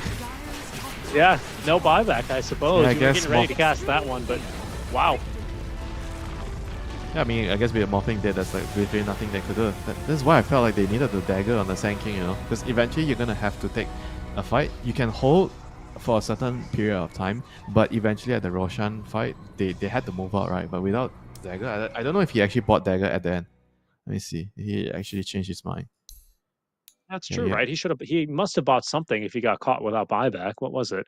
It He bought was Yeah, he bought dagger first. He actually already had dagger before BKB. Wow. But they just couldn't really smoke out and take the fight on time, when because Morphling, he was walking on top of the board, and then he got caught, and it was basically, they just needed to try to go together. I think they had a chance, with the dagger on the Sand King. You just go out, and I think if you can actually get a good jump onto the Naga, you somehow find him, and you burst the Viper. I think the Viper is pretty killable with the Morphling being in front right. Go in and click on the Viper. Viper is actually pretty killable, and I think once the Viper dies, everything is going to be very straightforward. You have the SD to kind of save the Beastmaster role, and you have the Purge for the Beastmaster as well. I think they do have all the tools. It's just about getting the right opening with the Sand King to start the fight. Yeah, I think ultimately it's the small things that really end up making this game look a lot more one-sided than it really was. As you were saying, you're like, I mean, what's a good way of saying this? I wouldn't say it was like, if you just look at kill score, Winter, this looks pretty one-sided. But I think Crocodile, they were doing a lot of moves to still keep that game fairly competitive up until the very end, where they just kind of got outplayed when it came to vision. The scouting from New was excellent. That really made a lot of difference, right? His micro of the Helm unit. Things like this. I think it was the kind of game that you probably like to watch, because it was very, methodical. It was interesting from that POV. Yeah, so everything is very systematic. You follow the plan, and I think when you are suffocating your opponents, it's also important to farm the whole map. I think Extreme Gaming, they did a good job in that. They were able to spread the base master to farm the top corner, and the TA on the bottom, and the TA and Viper will take the rest. So I think overall it was a good game. They showcase how you should keep your side of the map as big as possible. They always farm the opponent's ancient. I think there's always like this saying, when you're winning, you should always farm your enemy's ancient and stay on their side, and that kind of made it hard for them to go out. And the Morphling did a good job. Like, he somehow escaped. He was farming the outskirts of the edges of the map, and he got a kill onto I think it was the Morita. That kind of gave them a lot of room to breathe. But eventually they needed to use a smoke and get the Sand King dagger to start a fight, to recover the jungle, at least get back the jungle or fight at the rush. But it just didn't really come to play. Nope, didn't really come to fruition for them here. And as you said, Winter, I think that's Winter's art of Dota, right? When you are winning, farm your enemy's ancient. And that is what XG did. Ended up very well for them, as they find themselves up 1-0 here in round 2 of the lower bracket here for the DreamLeague Season 25 Chinese Regional Qualifiers. We will be going to a very short break, about 5 to 7 minutes usually. We'll see what we have in store for us in game number 2 when we are back. We'll see you soon.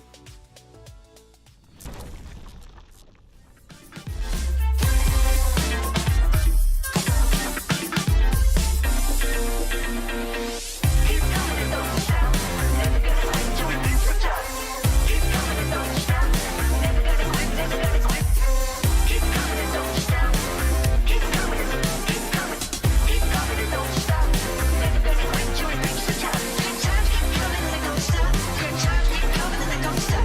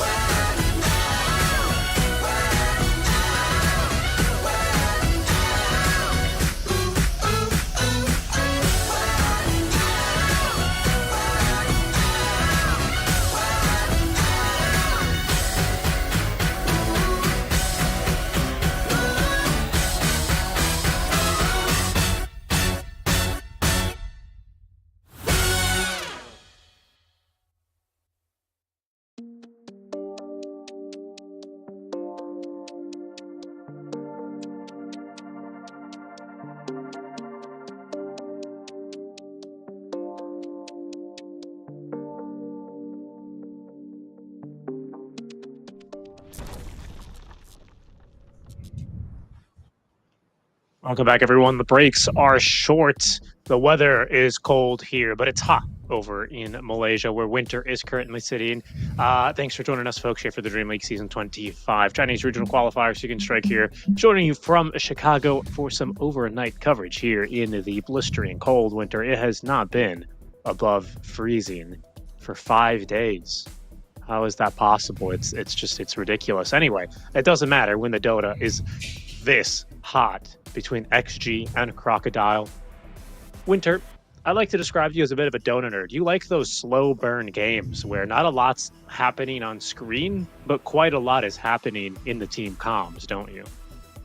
A lot of maneuvering, it's what I like to call. And trying to find the right moment to launch an attack. Because when you're on the defense, you have to realize that you can't just sit and defend the whole time, right? In order to have a chance to recover, to come back into the game, you have to pick the right moment to strike, You see a point of weakness, you see your opponents thinking, we have the whole map to farm, we're going to split up, we're going to farm everything, and that's the moment you strike, you smoke out and you catch them. But unfortunately, you need to have a dagger on your Sand King to do that, not a BKB. Which I kind of understand why he wanted to go BKB next, but for the pacing of the game, it was actually pretty important that he has a dagger after the Bloodstone. Yeah, I was rather interested to see that. It felt like he was having a phenomenal game. He got caught once at the tier 2 top lane, and then we just never really saw another big fight out from the Sand King, right? And maybe you're right. Maybe it was the dagger that he was lacking, and well, unfortunately, it's one of those games, shoulda, coulda, woulda. Who knows how it could have gone. Instead, they are now down and facing elimination here as our second draft here is just about to get started. We can go ahead and pull that up so we don't miss a single ban between XG leading on this Radiant side and Crocodile on the Dire. Honestly, again, I just think Crocodile, they're not massively out. There's not a huge gap, I think, that exists between these two teams. I don't think it's as big as maybe you would expect between, a name and a roster with names and star power like this compared to what is ostensibly just another qualifier stack without even a team image. I think these guys are actually pretty good. They just kind of have to string it together a little bit here. Yeah, we always say that it's not like a very big 10 seconds difference in all the, like, if you look at the whole game, right, which department is the problem? It's always like the small little details, some small little problem here that, oh, he bought the wrong sequence of items here, and he did this wrongly in the early mid game. He made the wrong rotations. It's always all the very small little details. 5 seconds remaining. I think the teams nowadays, they are quite evenly matched most of the time, not every time, and it comes down to the small little things as usual, and you have to try to iron out the small little things by either having a coach or whenever you're watching the replays, and especially for a team that don't have a coach, then in between the games it's very difficult to change a lot of details within the draft, if you don't really have people helping you from the outside. So for a team like Crocodile, I don't know if they actually have a coach, but if they don't, it's going to be hard to make minor adjustments, and they already had a rather long first series. I imagine the players will be already somewhat drained, after playing the last series, and now you're gonna have to dig your way back into the game, the series, by winning the next 2 games, which is always difficult. And now they have first pick, they have to really make use of the first pick here. DK is in the post, so they don't really play DK. So they're banning DK at 7, picking Magnus at 8. And Morphing's ban out, so I think overall this is a pretty good opening, solid one. I would like to see a Spectre against a Magnus. Maybe not now, but somewhere down the road. I think Spectre is one of those carries where you don't really care about getting repositioned because you're hiding and you're waiting for him to show and then you jump on him. So I think that type of playstyle is always good against a repositioning hero. We've seen a few Dooms into the Magnus as well, right? Just to kind of turn the table there a little bit, sniff him out and give him some pause when he does try and jump on I think both these picks have the same reasoning, because it's a blind pick, and off-lane blind picks that can work against most carry matchups. I think most of them you're gonna say that you ask the offense, they're gonna have Doom, Magnus. These are the type of heroes where if you don't see anything, you can just always pick them because they are going to be valuable one way or the other. Magnus kind of doesn't really care. When he gets his dagger, he can be fast, he can be slow, but he's going to be useful later with the Empower and the BKB piercing disable. And same goes for Doom. You have a bad start, you have Devour to recover, so the hero has a lot of value. And to some teams, it's also a flex pick, on Doom and Magnus. Not every team, but some teams. Yeah, especially the Magnus is pretty common these days, right? I think we've seen it carry maybe once out of the at least 4 times that we've seen him. Boboka, position 4. I think I like the pos 4 Magnus a lot. I think carry Magnus is a lot harder to execute. It's possible, but a lot harder.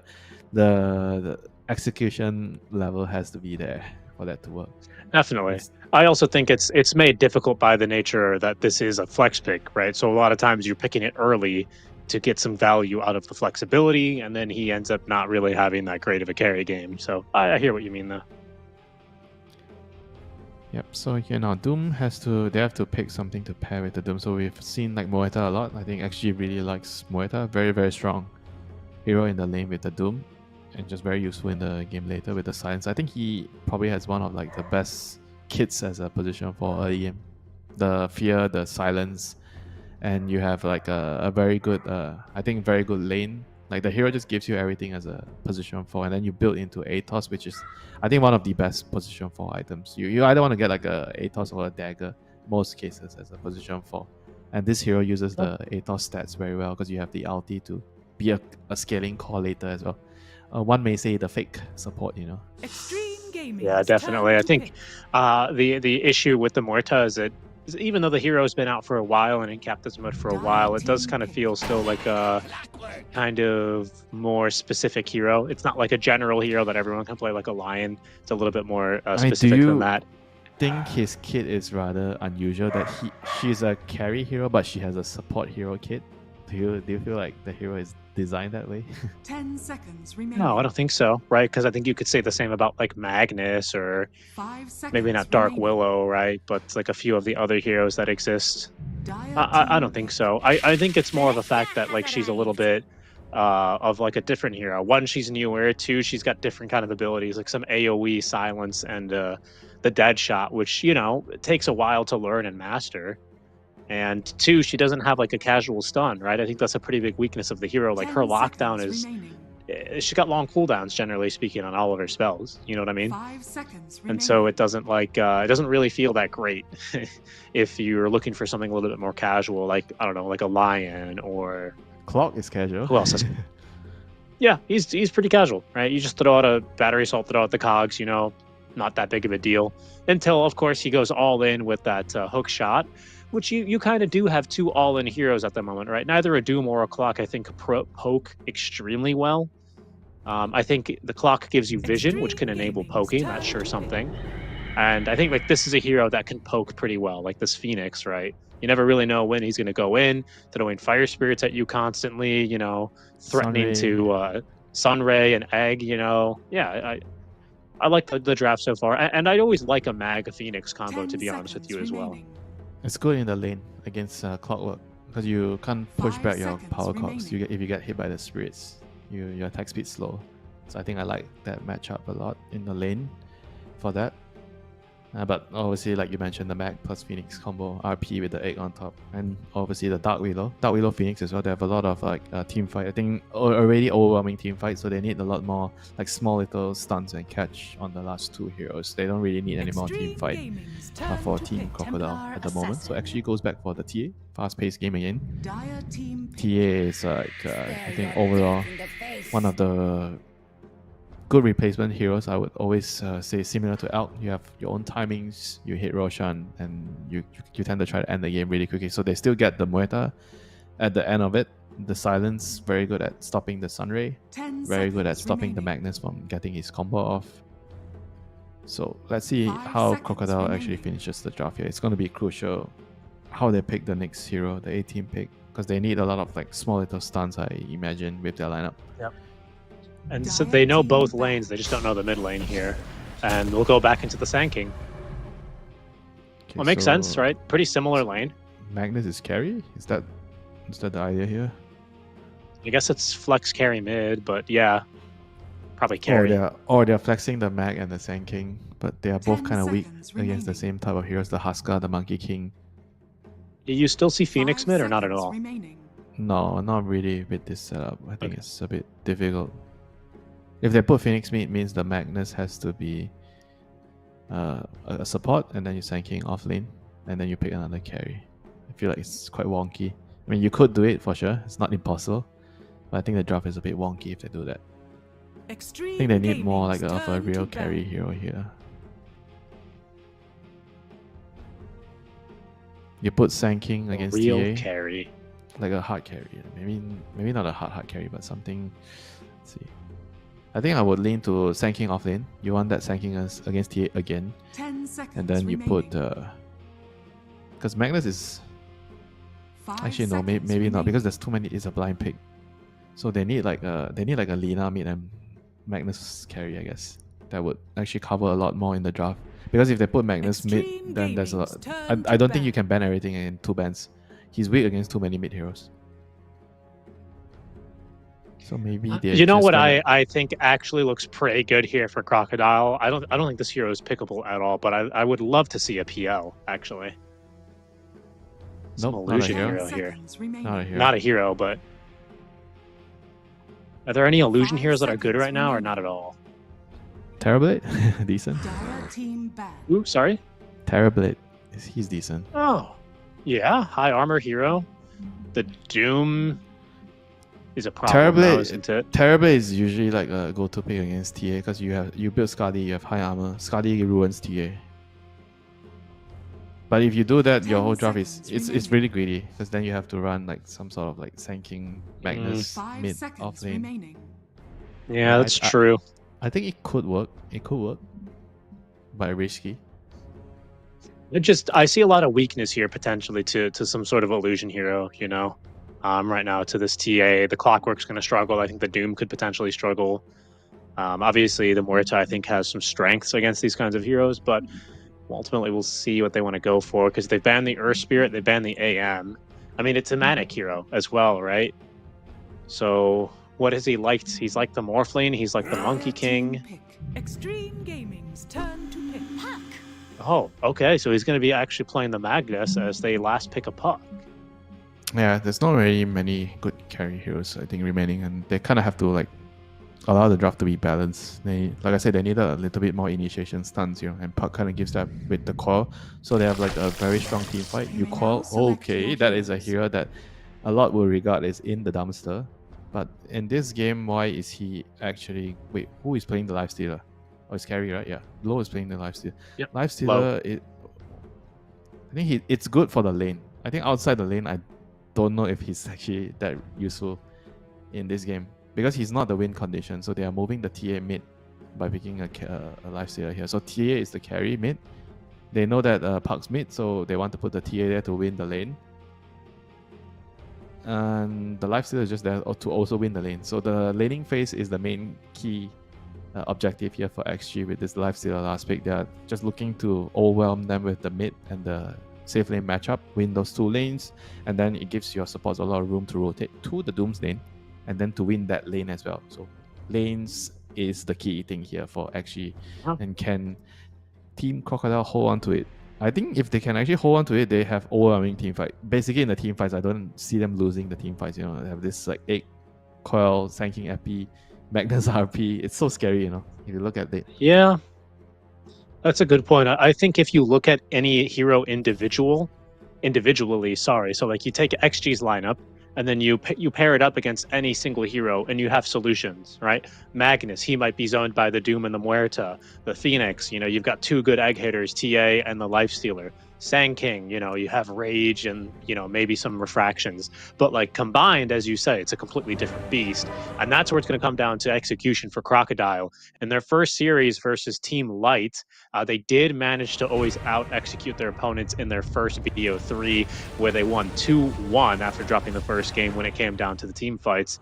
But XG, an opponent of a more difficult caliber, They're playing off against some big names here. They've got some high individual skill ceilings, and they were outmaneuvered in game number 1 despite their best efforts. That's how XG lead 1-0 here as we start game number 2 of the Dream League Season 25 Chinese closed qualifiers. We're in the lower bracket, round 2, where XG are hoping to get one step closer to the final day. Remember, 2 teams coming through for the Chinese regional qualifiers this time around. Our next match, starting in still some time, by the way, 3 hours from now, we'll be qualifying our first team between Yakult Brothers and XLGD. What's their name again? They've got a funny name. Tightbound, Team Tightbound. But wait a minute, That's that's right. not the time to talk about the names. We have a smoke into the enemy Oh. jungle, double smoke.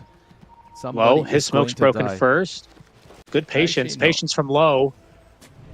Nobody's gonna die. I thought they were gonna try to swing behind the 30 tree. seconds I was quite to surprised he tried to go from the front.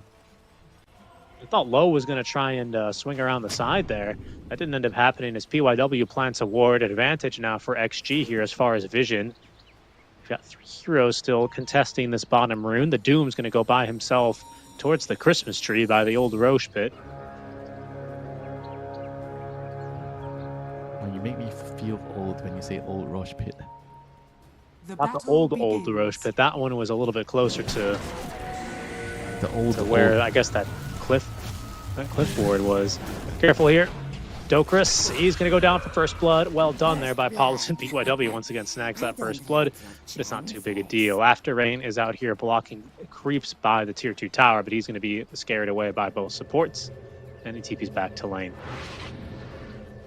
Yeah, Roche has had how many homes now? He had the one during TI3 during the moment that I will not, bring up again. He had the pit after that, which moved slightly to the right.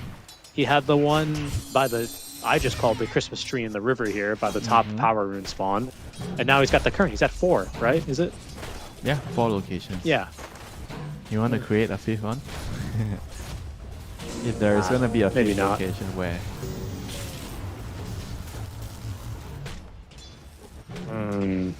I don't know. I think it's pretty nice the way it is now. I remember some people hated the new Roche spots, some people loved them. I liked it pretty much from the get-go, especially when Roche would sometimes just walk from pit to pit and destroy the mid lane.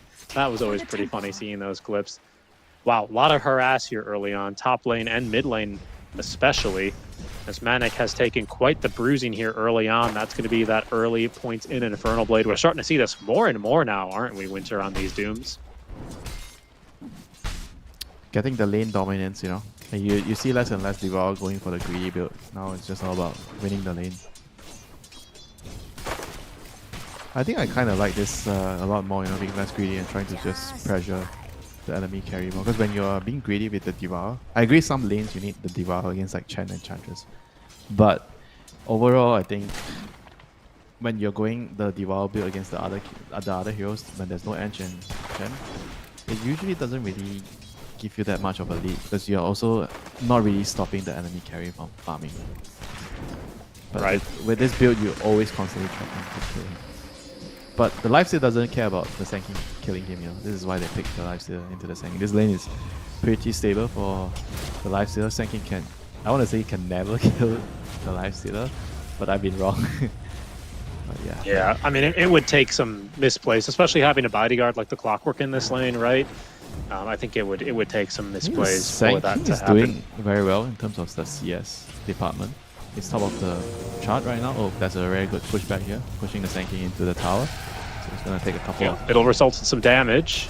And 3 minute Battery Lotus. Assault procs being shared. The Blood Grenade on top as well after Rain jumps into the cover of the Sandstorm. He's safe and sound for now, as these Lotuses will be spawning in. I think with the wave pushing, it should be going here towards the Phoenix up top lane. We also see Crocodile likely to get this one. No, very nice dead shot up from PYW to ensure that I think New ends up with it instead. Sorry, it's into the inventory of PYW. My bad. So yeah, 1 Lotus on each side for both the side lanes. Even stealing, that's what we want to see. We don't want one side to get crushed totally in the lanes. So we actually see a game. Oh, Magnus actually is having a tough time here. Only 10 CS. Yes. Hope there's some regen on this courier. There isn't. It's the gloves of haste in the courier, so he's actually like very limited as far as regeneration goes. That's the south one below. That's it. That's it. Yeah, that is it. So he's going to want to try and stay away from these Infernal Blades as best as he can. And fortunately, with the Shockwave, of course, being the predominant skill early, that is fairly easy to do for him. Okay. So far, so good, I would say, for Crocodile, right? Across all lanes. How's mid doing? Let's check in on mid. Pretty big lead for XM. We didn't mention it, but it's a mid TI, right? This gets flexed to. Don't always see this too much these days, do we? Yeah, no. We definitely don't. But this matchup is just like this, you know. Puck can never win, but you're always going to be like... They're diving under the tower for Manic. They're going to get Hara first. And it seems like Manic, he manages to maneuver safely around the tower until PYW collects his life with that dead shot. Very nicely done indeed. That was brutal. But like you said, it's the 0-2-1 build on this Doom. It's just so much damage here early on. They will punish the lack of regeneration here on this Mag. He still doesn't have any regen. Oh, it's coming on the courier. Finally, some tangos for him. That's what he needed. That's just what the doctor ordered. New. Does he actually die here to Hara? Oh, seems that way. Yeah, very good shockwave, especially into that skewer to follow up for that second Bramble. They'll collect the kill. Mid lane, however, it's XM. Picks up the kill onto the puck. I assume PYW had something to do with it with that dead shot suspiciously on cooldown. So even though they get the return kill onto the Doom, it's going to cost them a little bit here in the mid lane. Yeah, this TA is going to be so fat. And... you know, Puck is going to have a hard time because of the shard. Like, if the TA can get a really good timing on the shard with the silence, it's always going to be hard for the Puck to even play like the later game. Low just consumes the life of the Phoenix there. Doesn't feel so good. Yeah, I guess they were able to say la vie. To stop the dive, right? With the dive. Yeah. What do you think it's going to be then for... oh, hold on, top lane. Hara, ooh, in danger of dying here. They've already used the dead shot, but New giving chase.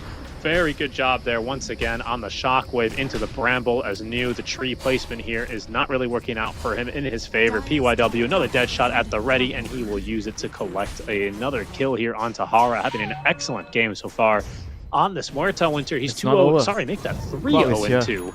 Puck is here to ruin the Magnus. He's stuck. Yeah, you're right. Here they go. They're connecting onto him. They even hit him with a pause. It's actually going to be After Rain who pauses. Oh, no. And quickly has to go and top up his Cyber Cafe credits. Muerta's going to have enough mana for one nuke with the clarity. Yeah. Seems like he's just going to die. Eventually. They might have. I mean, he's going to get maybe a one or more wand charge. He doesn't even have enough. I think they've got him dead to rights here, honestly, because he can't really skewer out too easily, can he? Puck has TP. No, Puck does not have TP. TP back to mid after dying, so won't be able to use that shield rune. After Rain does not have a TP, and Phoenix also just TP'd back bottom, so there is no help coming for this Mag. I think I diagnose him with death, Winter. I'm a master tier witch doctor. I've got a license to do that now. Excellent diagnosing. You have a future in being a good diagnostician. Dr. Garcia. Thank you. No, I wouldn't want to be a doctor. I think that's insulting everyone who's worked that hard to be a doctor. I think I've just played and watched far too much Dota. Manic, let's see. He's going to try and find a way to skewer out, but Paulison comes with him, and we'll be able to collect the kill here onto the Magnus. What do you think it's going to be then? Great rotation, by the way, from Paulison. Just a quick shout out for him. We got interrupted there by the pause. What do you think we'll see here for XM? Is it going to be the typical triple timing? Marines, Marauders, Medivacs? I mean, Dagger, Dragonlance, and Deso? I would make an argument for getting shot early, even before the Tormentor. It's very good this game against their heroes. It basically just owns the puck when you get the shot. And he's going to get a tower. 7 minutes, yeah. Tower's down. They're going to actually use the glyph. Careful, Paulison is ready for the puck to jump away behind and in between the towers now. Will they deny this tier 1? Not quite. They've got a shielder in here, so this puck's not so easy to take down as XM eventually takes down the tower. That frees up Paulison to try and find an angle here, but he just needs to be aware of that illusory orb. Now the illusory orb's out, so Paulison is free to try and make a jump.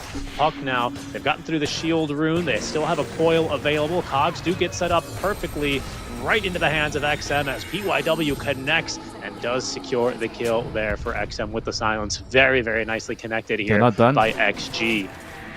Not yet. That's a really nice dead shot. Can they still get this kill? XM, nice deny on his trap, but still the Willow is going to be, you know, not that fragile from full HP. Yeah, XG is honestly, at the moment running away from this game, you know. They're crushing all 3 lanes. They are. I think Magnus is the one that kind of has the most decent game, but even then, you know, it just looks really bad. Yeah, it's the 0-2-1 Magnus who you're saying that about. Good stun on the PYW as eager to defend the jungle. Sorry, the triangle is Crocodile. PYW, he's going to go down. He's worth a pretty penny here. That snaps his 3 times killing streak. Yeah, this is the spot where they have to absolutely defend. If they don't get to farm the Ancients, they don't get to stack the Ancients to farm with Magnus or Sand King, then there's really no way back into the game. So they have a ward and Sentry here to defend this. I think this is their last bastion that they have to defend and not give it up to the TA. If the TA can somehow come in and steal the stack, then I think the game is going to be too difficult. XM, I think, has the Dragonlance finished, so the first D of 3. We'll see if he goes back into the alternative build, which is the Dushard, I guess. Maybe after the dagger. I think Dragonlance dagger, and then you decide whether you want to get it there. He sees a stack. He wants the stack, and he says, "Excuse me, this is my stack now." This is so uncomfortable. Does get tagged by that fire spirit. Look at this guy. The hero just can't do much to him at this point. Like, Sand King is the only one that poses a threat to remove the refractions. The rest of the heroes don't really have. He's got his own game to worry about this early, right? Which is why he's not going to be able to get involved. Yeah. Unless, I guess, they come into the triangle. That's really the only danger that TA has this early. Low? Ooh, no detection. Okay, he almost actually went for it. Dust just got delivered there down bottom. Top lane, seems like they're going to try and make a play onto New, who does get tagged here. They have a coil ready to use as Paulison jumps in. They actually find a Doom thanks to the Cog pushback. No chance to get off the phase shift or the waning rift. Can they still finish off this puck from that amount of HP? It looks like no is going to be the answer. It's not really even that close. He has the aura, the speed aura.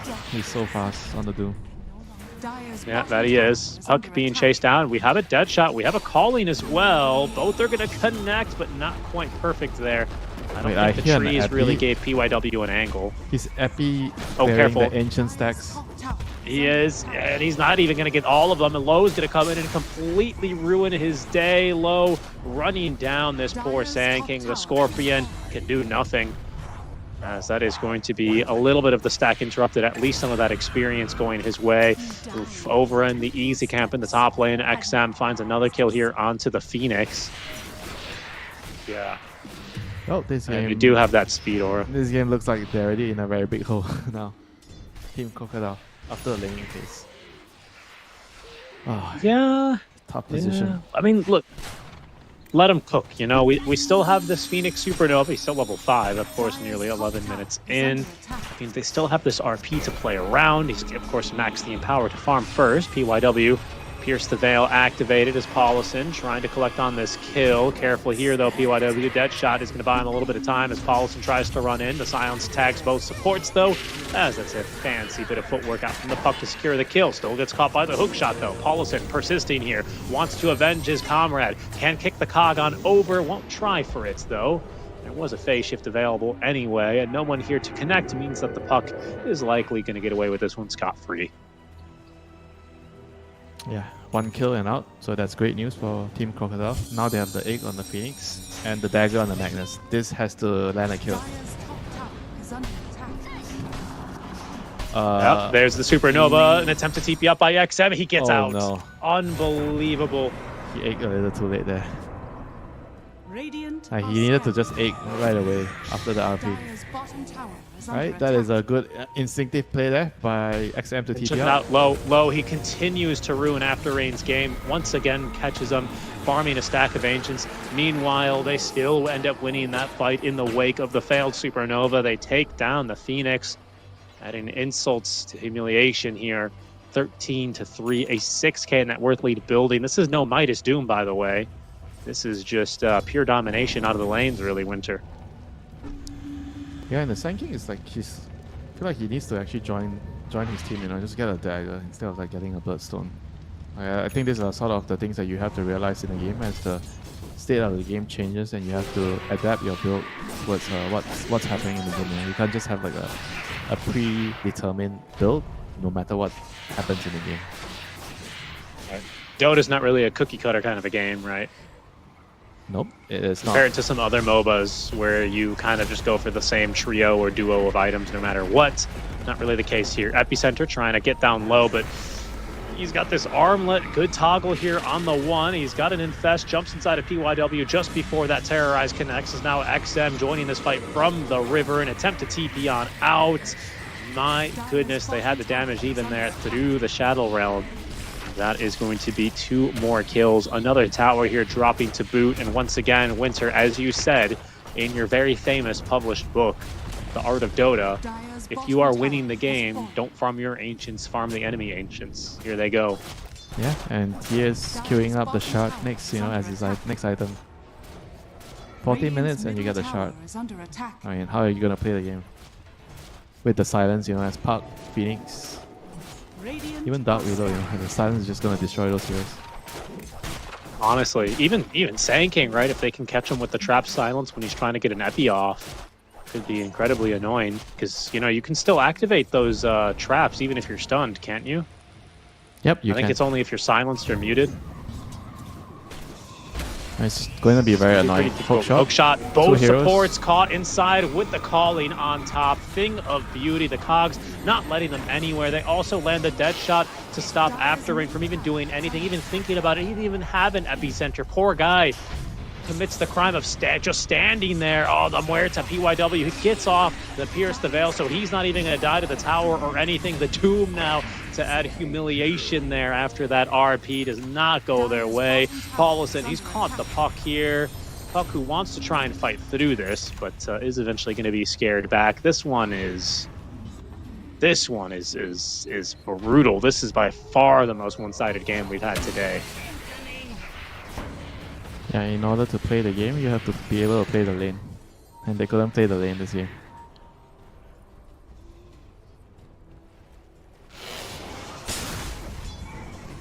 He's just getting gone on here as the Sand King After Rain trying to hide in the trees low. My goodness, this is normally what we see Manic do. Instead, it's Low this time around, who's going to jump into a creep and try and run away. Does get caught here a bit, but the hook shot on in, the silence as well. They actually still got off the Supernova with the Terrorize. This is looking fairly promising. Supernova is going to pop. That is going to perhaps condemn at least Paulus, and Low is still life-stealing the armlet toggle. He's hitting these creeps, and he's going to be able to take down the Magnus. Oh, no, that is just another one for the highlight reel for Low and XG as they continue to dominate in this game. Hara, he's just going to have to TP away. I don't believe it.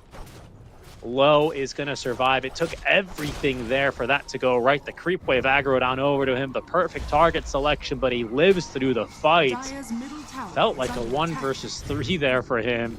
Yeah, this is why you get the talisman of evasion first when you're buying Radiance. True. The 20% True. evasion, bro. Save his life. Just a ridiculous sequence of events there. Well played. Dire's Too bottom low, and now tower this is Radiance is under going to come attack. online here relatively shortly. Top lane After Rain is going to be scouted here. Hook shot, trap silence as well. He's got Burrow Strike, does manage to at least escape the cogs, avoids the dead shot, but it's going to be more difficult to avoid the likes of XG as XM blinking forward with the amplified damage rune. He's straight into the Roche pit now. Over on the side of the map, Low. He is literally trying to 1v4, and you know what? He's doing a pretty darn good job. Jumps inside a Kobold. He's going to jump back out, looks for the kill onto Manic. He finds it as well. Leashed up, still continue to try and fight. That is going to be one step too far for him. He is merely a man at the end of the day, and as he feeds over 1,400 gold here for his death. My goodness, though, made it look pretty darn convincing, like he was going to be able to actually 1v4. It was close. I think he probably should have just ran in hindsight. He was in the creep with Invest and he just decided, okay, I'm having too good of a game, I'm just gonna turn around, you know? Style points, you know? 1 against 4, you kill 1 before you die.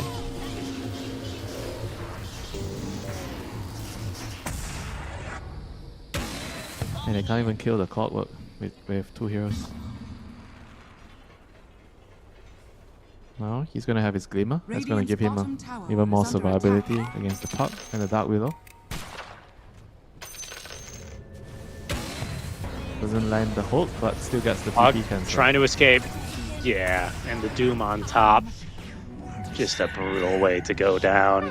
The Phoenix found 3 bounty runes in the jungle, though. That's the best thing that's happened for them in probably 18 minutes and 30 seconds. Yeah, 180 gold for 5 players. That's a lot. So a nice little boost to their income. They only need to get that, 10 more times before they make this game even, thanks to the 13k net worth lead that XG is currently pulling over Crocodiles. It is a very one-sided game too here in the lower bracket. Crocodiles seemingly moments away from elimination, and XM trying to just push them over the edge. Look how Manic runs. Compare that to the Manic of games 1, 2, and 3 in their series over Team Light. Looks like a completely different guy. It's a completely different game, and well, I think a game that is gonna take a lot for them to be able to come back in. Sure feels that way. And that's already a dead Dark Willow. Dokris does get off at the Supernova, but they were waiting for him. It's a pretty good stun onto 2, but they still have heroes to focus down the Supernova. They do get through that TA's first light, but it's only the Aegis low. He's managed to tank through everything so far, and with the Radiance, he's burning them all down. Finds a kill there onto the Puck. It's only going to be the lone Sand King who dies last. A 1-for-5 trade. They're up into the high ground. This might just be very well the game. All the ultis came out. They tried their best here, did the Crocodiles, but they will fall to the likes of Extreme Gaming in a 2-0 fashion here in the lower bracket. GG's to them, and GG's to XG, who move on to the next round. Yep, GG. I mean, actually just totally outclassed them just from the lane itself. They had a pretty straightforward strategy. They just tried to move the TA from the carry to mid. They got 2 advantageous lane, and they just kind of rolled them over because of that. And because the supports were free to move around the map, they kind of just pressured Crocodile to a point where they had nowhere to go on the map, you know. And again, you know, I felt like they just needed to try to adapt after losing the lanes. I think the Sand King needed to maybe just rush dagger this time. You know, you can't afford to get Bloodstone, and just try to play the game. You know, because if they can get a couple of key pickoffs, it might actually allow them to get towards that late game. You know, because they had a dagger on Magnus, but I think they didn't really have enough damage follow up to win those small little skirmishes. But you know, they are going to go back and I think keep their head up high. I think they did show us a pretty decent performance from a new team, and hopefully they can do better in the next qualifiers. Yeah, I completely agree with you. I think it's a tough opponent here, XG, in the second round of the lower bracket. I think a lot of people were surprised that they're even down here in the first place, but still a pretty decent performance. And like you said, the maneuvering and the depth they showed, I would say, especially in that first game, was pretty impressive, at least for me. And well, that's going to be the first series there already finished up. I think we have another stream still running, if I'm not mistaken, over on the Tango stream. Indeed, we do. You guys can check out game number 2 between Titan and Spiky Gaming. That's ongoing now on ESL_Dota 2 Tango. Because Winter, we have a very, very, very long break. We're over 2.5 hours out until we have Yakult Brothers versus Team Tidebound, which is going to determine the first of 2 teams that will be going through to the main event. A preview of that match, Winter. What do you think of that series? It's going to be a blockbuster. It's going to be a good game, a good series, for sure. Yeah, I sure hope so as well. We also have the Middle East, Southwest Asia qualifiers starting up. I think those are started already. How is Nugma doing here? Of course, they're in the upper brackets. They're going to be playing a little bit later on today. And it looks like Western Europe is going to be starting in just about an hour and a half. So you're going to be best going to the Tango stream, or you can check out the Middle East and Southwest African games as well until Europe starts up. But we are back in 2.5 hours, folks. Do stay safe. We will catch you in a little bit. I'm going to go ahead and stay warm, take a nap here in this Chicago cold. Winter's going to go and get some dinner, but be back here, folks, in 2.5 hours for our first qualified team here for Dream League Season 25. We'll see you in a bit. Not for static-hearted. Once you got it, your girl supersonic. You know you want it. You know you want it. You know you want it. You know you want it. Looking like you're blacked out, got that future shot now. Everybody stop, got that future shot now. Looking like you're blacked out, got that future shot now. Everybody stop, got that future shot now. The future shot, the future shot, you know you want it. The future shot, the future shot, you know you want it. Everybody stop, got that future shot now. Oh, I'm feeling good. I'm feeling, oh, I'm feeling good. Oh, wake up with no alarm. Brand new kind of charm. And fresh hot coffee in a big old mug. Can't wait to get my face in the morning sun. Yeah. Make a list, check it off. Doing only what I want. Cause there's nothing better than making waves. I'm front and center in my own parade. On parade, on parade. On parade. Oh, I'm feeling good. I'm feeling, oh, I'm feeling good.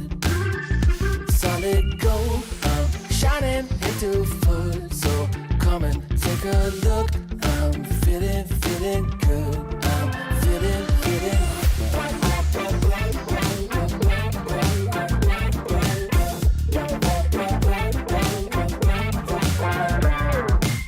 Hold up, windows down. Roll in with the classic sound. Spent $5 on Walmart shades. Can't wait to stop traffic in my own parade. On parade, on parade. Oh, I'm feeling good. I'm feeling, oh, I'm feeling good. Solid gold, I'm shining into full. So come and take a look. I'm feeling good. I'm feeling.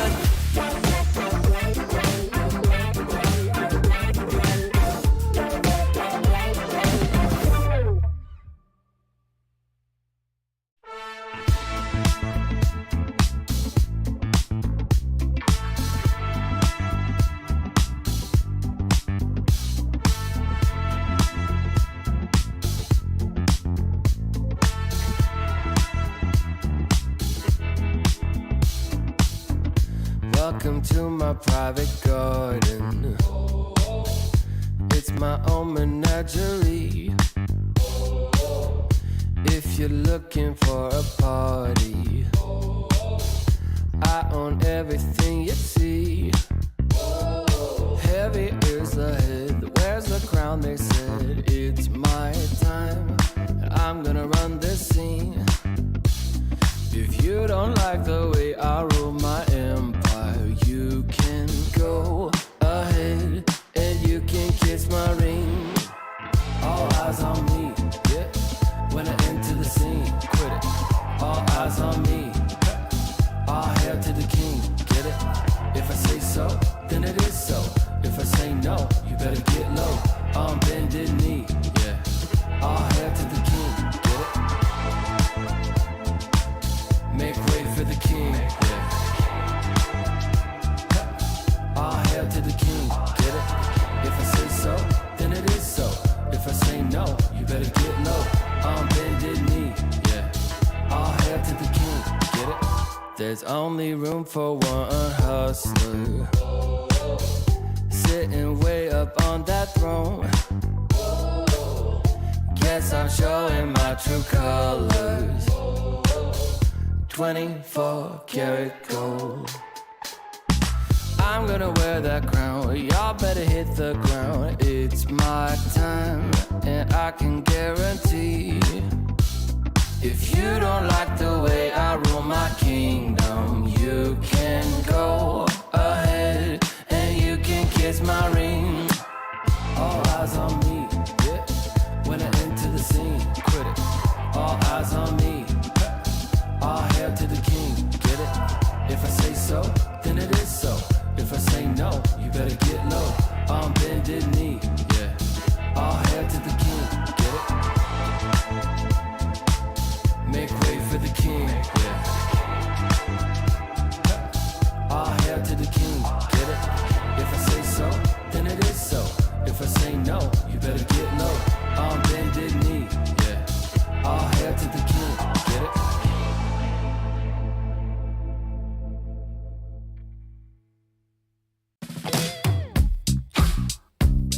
Yeah. It's Q-Head. It's been love since we met. Right from the bar to the bed, all night long, roller coaster. A 5-inch scar on my shoulder. You smile, I'm high. I put my heart on the line. I'm addicted to you, I can't lie. It's whenever you kiss me goodbye. I'm high in your love, high in your love, high in your love, high. It's never enough, never enough, never enough. I'm so high in your love, high in your love, high in your love. I'm so high, I can't stop thinking of you. When the world is going down, I won't be there, be there. I'm in heaven with you, I'm in heaven with you. We'll be up and losing ground into the air, to the air. I'm in heaven with you, I'm in heaven with you.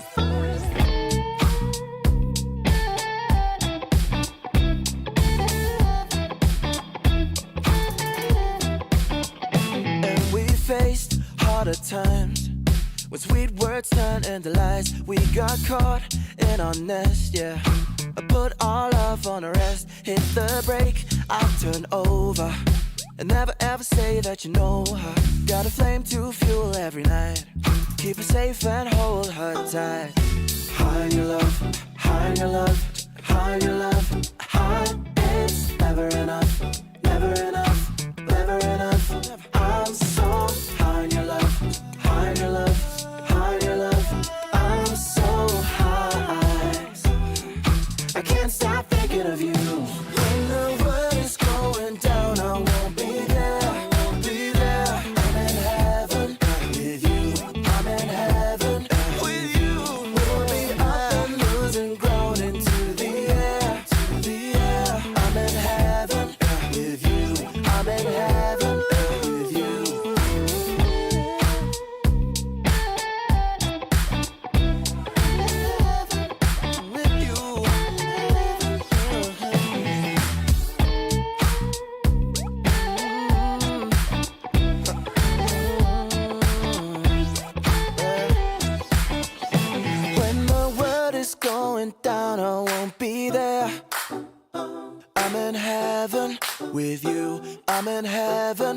with you. We'll be up and losing ground into the air.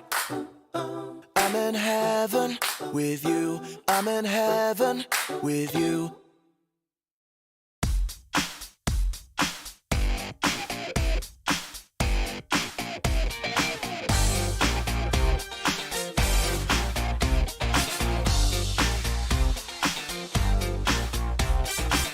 Who's that come walking by? Now that's unexpected. Jump in and take a ride. Now you won't be unaffected. We're going up now. So keep it on the floor. That's right. Gotta be up till you take no more. I'll make it worth your while. You're not alone in this one. We're going up in style. Now we never stop for no one. We're going up. Let me tell you. Just keep it on the floor. That's right. Gotta be up till you take no more. Now we really feel it. Yes, we really know it. I got to really hold it. Whoa. We're gonna get. Who am I? This dude can't fly. Who am I? And who cares why? We're going up now. And do what you do. That's right. Keeping it up, wanna do some more. We're going up now.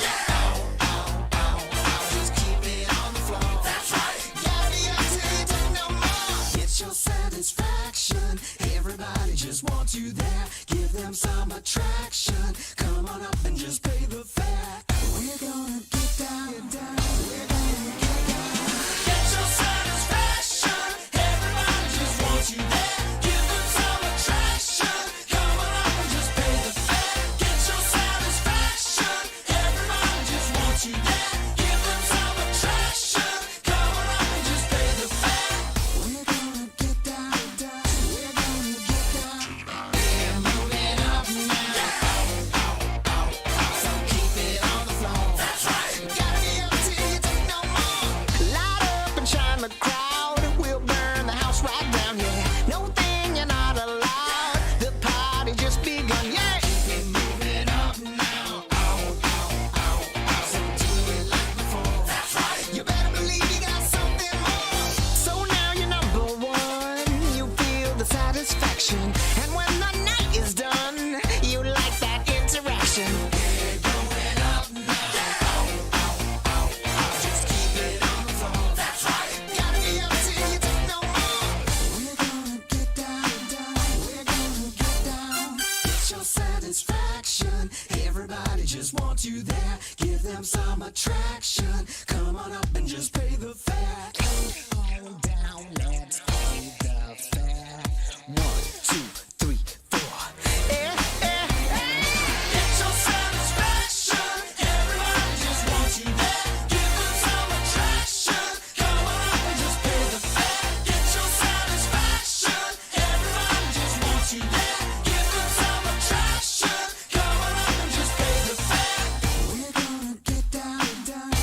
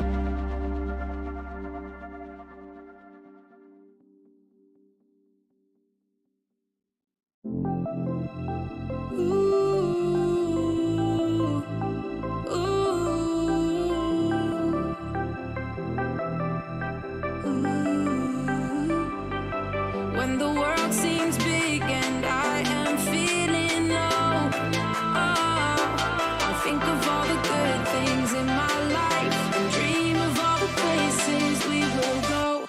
No matter where we end up, we're gonna have a good time. When I promise forever, so together we're gonna shake off the doubts and have a good time. We'll have a good time. We'll have a good time. We won't take it all for granted. We're gonna live in the moment and have a good time. It's all we ever wanted. So why don't we just live it up, live it up. We're never gonna give it up, give it up. No, the clock won't stop for anyone, so let's just live it up. When the world seems big and I am feeling low, I'll think of all the good things in my life and dream of all the places we will go. No matter where we end up, we're gonna have a good time. When I promise forever, so together we're gonna shake off the doubts and have a good time. We'll have a good time. We'll have a good time. We're gonna live it up. We're gonna live it up. We're never gonna give it up. We're never gonna give it up. So why don't we just live it up, live it up. We're never gonna give it up, give it up. No, the clock won't stop for anyone, so let's just live it up. No matter where we end up, we're gonna have a good time. When I promise forever, so together we're gonna shake off the doubts and have a good time. We'll have a good time. We'll have a good time.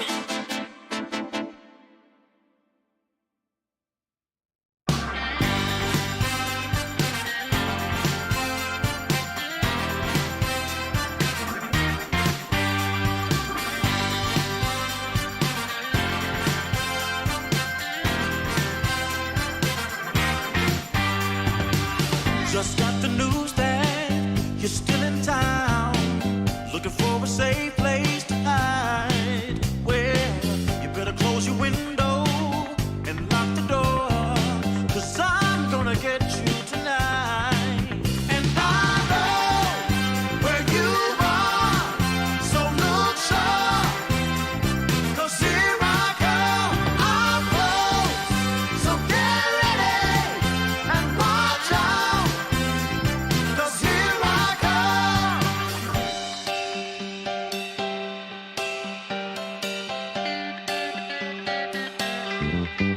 Love has a way of seeing through all of your wants and the shadow of doubt.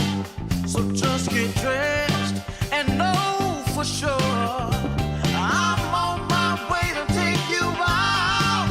And I know where you are, so look sharp, 'cause here I come, I'm close. So get ready and watch out, 'cause here I come.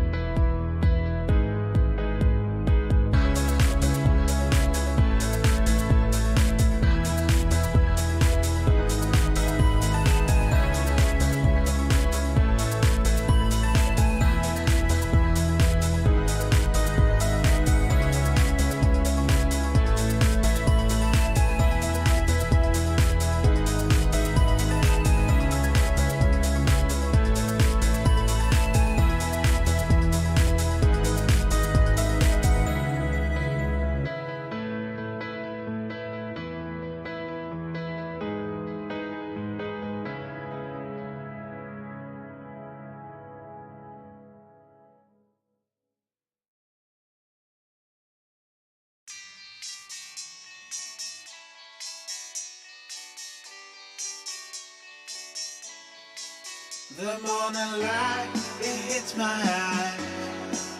Last night we partied like it's 99. You took my hand, we danced all night. That's all I remember, we can blame nobody. Look where we are, so beautiful. This world is ours for the taking now. Not holding back, not giving in. Stay a little longer in the moment now. No regrets now. I'm not feeling sorry for anything I've done. We light it up just to watch them burn it down. And we don't need them anyway. Just take the chance, make dreams come true. Will I ever see your pretty face again? Rendezvous is all I'm hoping for. Maybe we can meet up on a boulevard. Let's get away, yeah. Let's get away, yeah. Let's get away, yeah. Let's get away, yeah. As if we got one life to live, maybe we should just let go. Don't worry about tomorrow. Start counting your Insta follows. Cause the sun comes up again. New days they begin. So hold on to me, cause I won't let go of you. No regrets now. I'm not feeling sorry for anything I've done. We light it up just to watch them burn it down. And we don't need them anyway. Just take the chance, make dreams come true. Will I ever see your pretty face again? Rendezvous is all I'm hoping for. Maybe we can meet up on a boulevard. Let's get away, yeah. Let's get away, yeah. Let's get away, yeah. Let's get away, yeah. Let's show the world what we're made of. The fire in our bones never faded. We cannot hold it any longer. 'Cause every day the feeling's getting stronger. Just take the chance, make dreams come true. Will I ever see your pretty face again? Rendezvous is all I'm hoping for. Maybe we can meet up on a boulevard. Let's get away, yeah. Let's get away, yeah. Let's get away, yeah. Let's get away, yeah.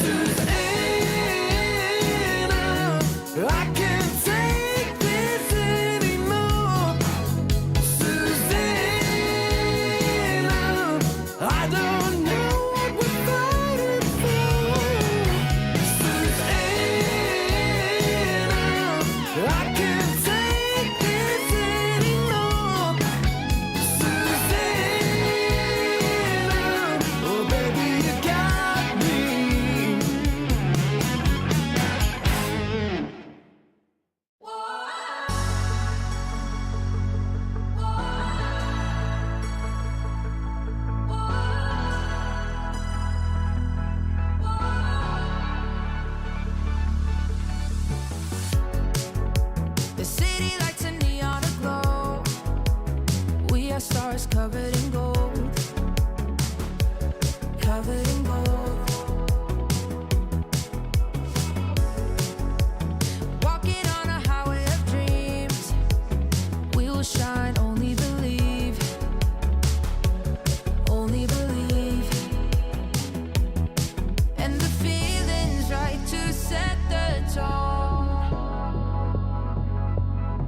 Wanna light the spark and let it go. They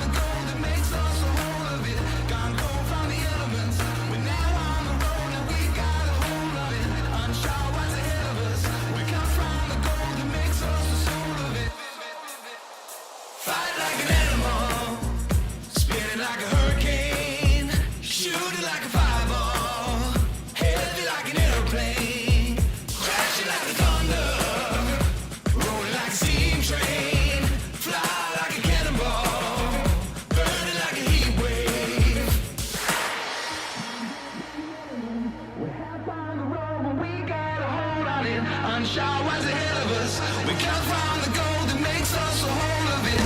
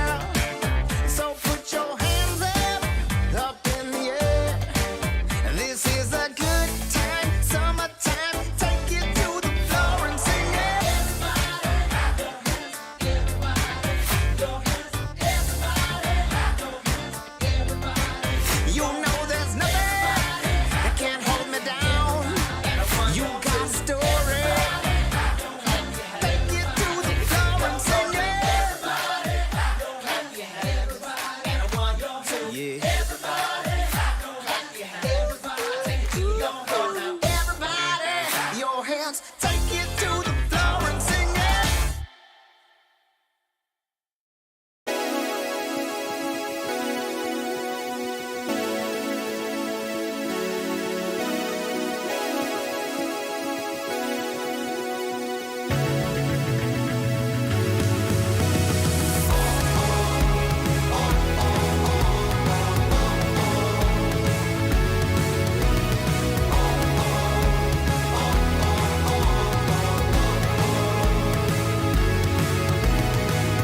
I'm running out of breath with 100 miles. I crawl over shaky ground to escape from life. Gravity is pulling me down again. A remedy is still to be found.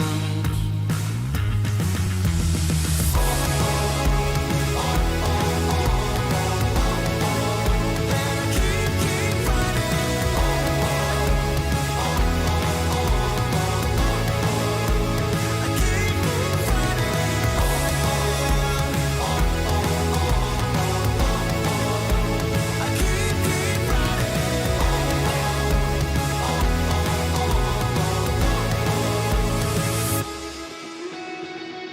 I'm running out of time. I feel crucified.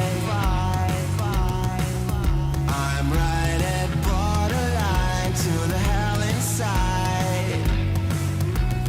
Gravity is pulling me down again. My remedy is still to be found.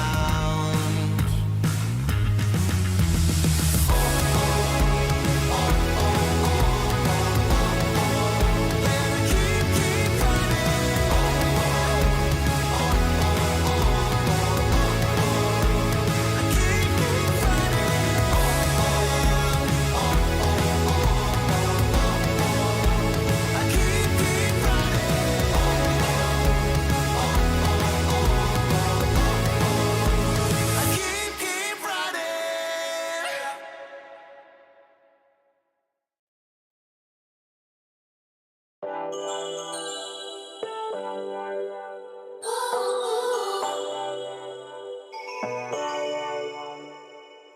Hit me up, dark brown with body McFly. The future's back, DeLorean style. This is my time. Got my Ray-Bans on, my acid wash jeans, pull pedal to the metal, flashback to the beat. Step into my time machine. On a rooftop in electric Times Square, with the wind in my face and a scrunchie in my hair. Fold out my rolling D50. Gonna bring back the vibe, walk back to 85. Yeah, you know I got my A-team, Hennessy pop loop drum machine. This is my 80s fluorescent pink dream. Yeah, you know I got my A-team, Hennessy pop loop drum machine. Better believe, still want my MTV. Better believe. Oh, yeah. Hit me up, dark brown with body McFly. The future's back, DeLorean style. This is my time. Got my Ray-Bans on, my acid wash jeans, pull pedal to the metal, flashback to the beat. Step into my time machine. Through the vortex, crank up the reverb. Back from the future, haven't you heard? 85 is where it's at. Let's revive the whole world. Let's revive the whole world. Hey, y'all ready? You ain't seen nothing yet. Yeah, hop in my DeLorean, get ready, get set. Where I'm taking you now is on my own road. I pick my own path, bringing 80s recode. Put my hand on the throttle, best to buckle up. Rev up the gigawatts, hang on to your butts. I'm just a 90s kid. I just need a time machine of fireworks. Helium top power party, big fire. The future's back, DeLorean style. This is my time.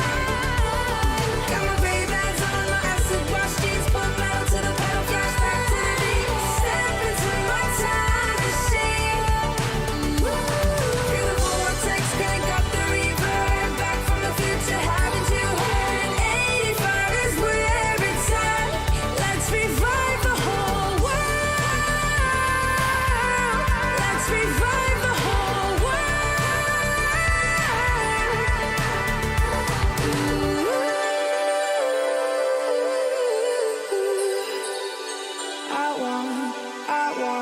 Still want my MTV.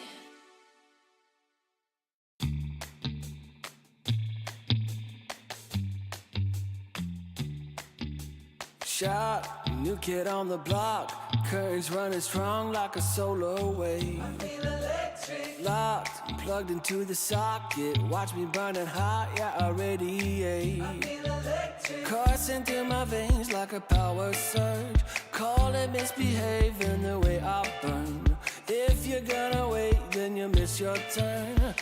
Charged up and ready, I'm going steady with you. Looking like you're blacked out, got that future shot now. Everybody stop, got that future shot now. Future shot, future shot, future shot. Future shot, future shot, future shot. Breathe, feel that energy. You can change the lights from red to green. See, I got what you need. Sparking a connection, go VIP. You feel electric. You feel electric. Looking like you're blacked out, got that future shot now. Everybody stop, got that future shot now.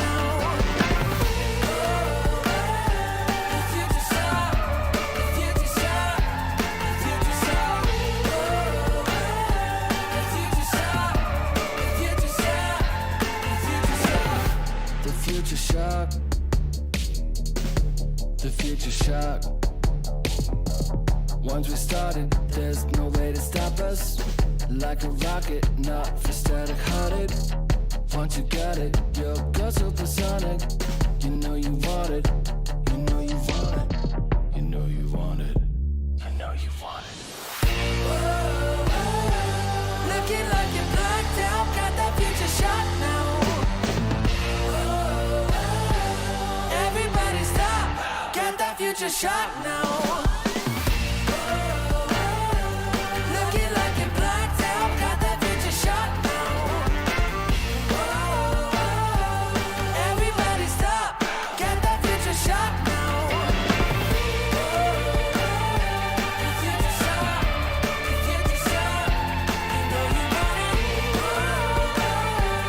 Future shot, future shot, you know you want it. Everybody stop, got that future shot now. Oh, I'm feeling good. I'm feeling, oh, I'm feeling good.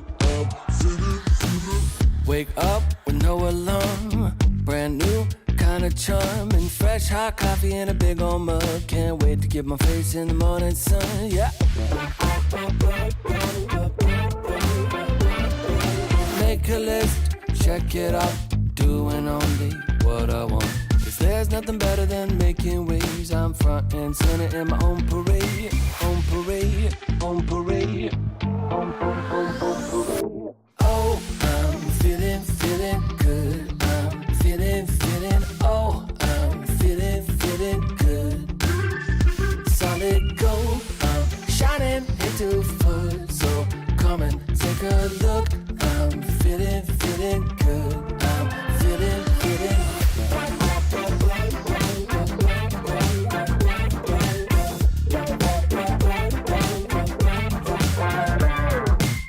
Hold up, windows down. Roll in with the classic sound. Spent $5 on Walmart shades. Can't wait to stop traffic in my own parade. On parade, on parade.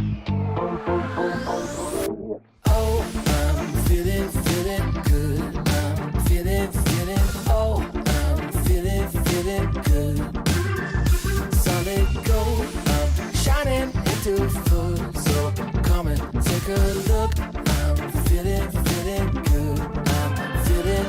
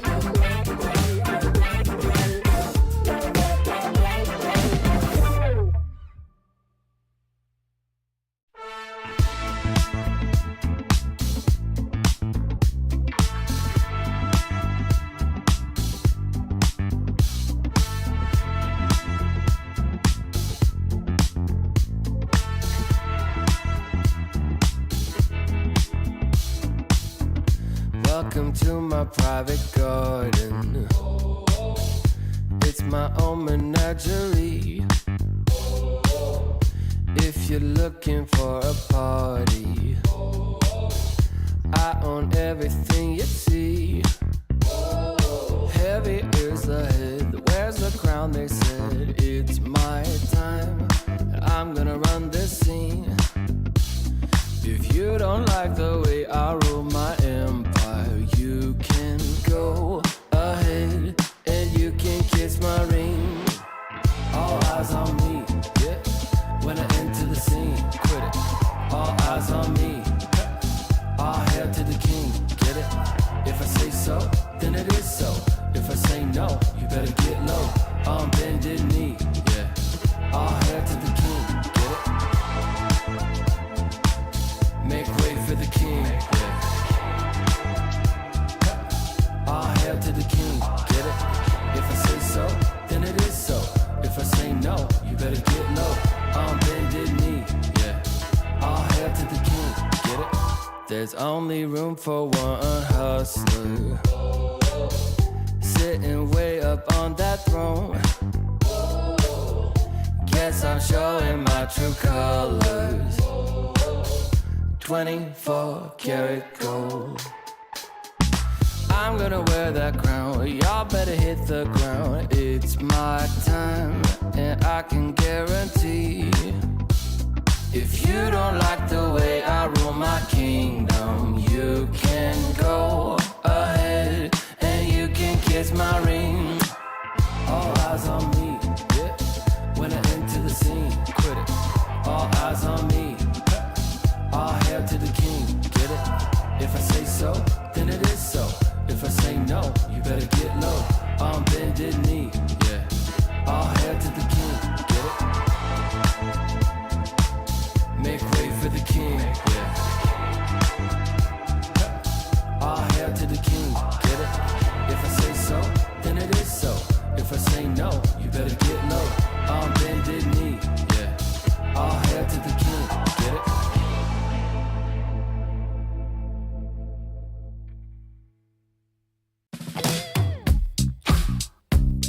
Yeah. It's Q-Head. It's been love since we met. Right from the bar to the bed, all night long, roller coaster. A 5-figure scar on my shoulder. You smile, I'm high. I put my heart on the line. I'm addicted to you, I can't lie. It's whenever you kiss me goodbye. I'm high in your love, high in your love, high in your love, high. It's never enough, never enough, never enough. I'm so high in your love, high in your love, high in your love. I'm so high, I can't stop thinking of you. When the world is going down, I won't be there, won't be there. I'm in heaven with you, I'm in heaven with you. We'll be up and losing ground into the air, to the air. I'm in heaven with you, I'm in heaven with you.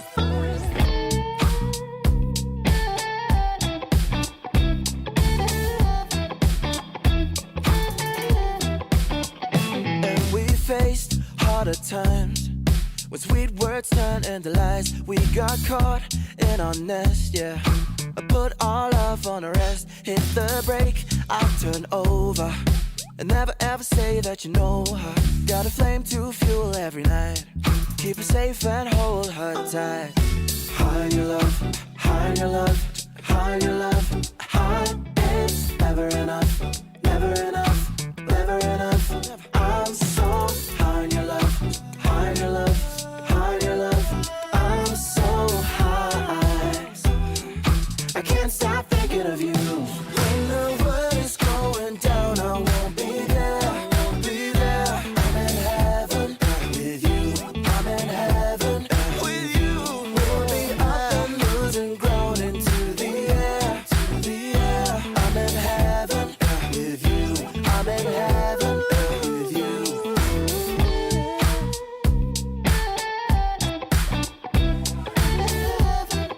With you.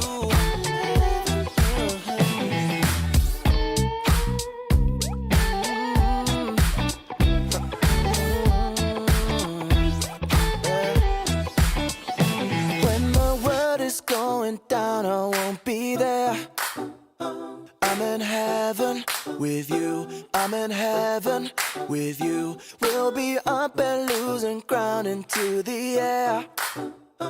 I'm in heaven with you, I'm in heaven with you.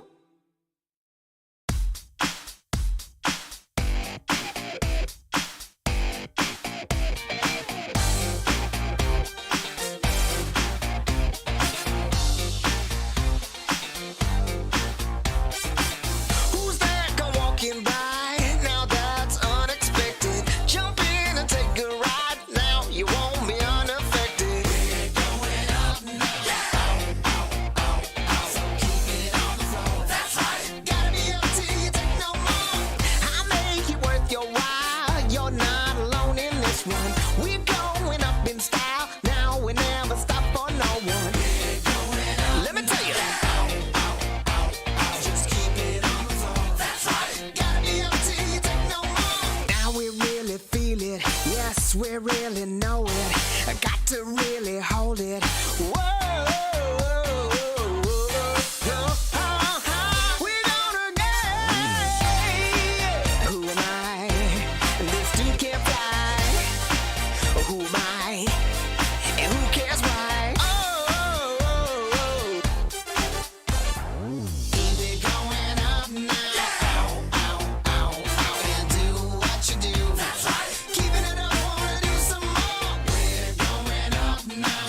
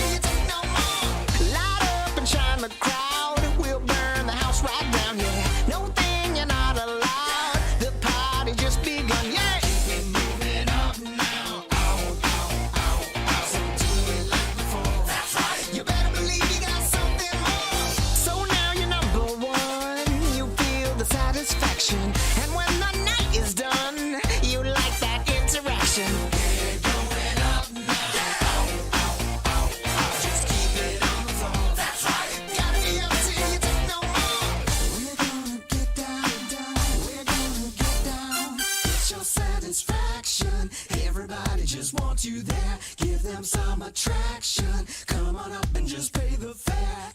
Hold down, let's pay the fare. 1, 2, 3, 4.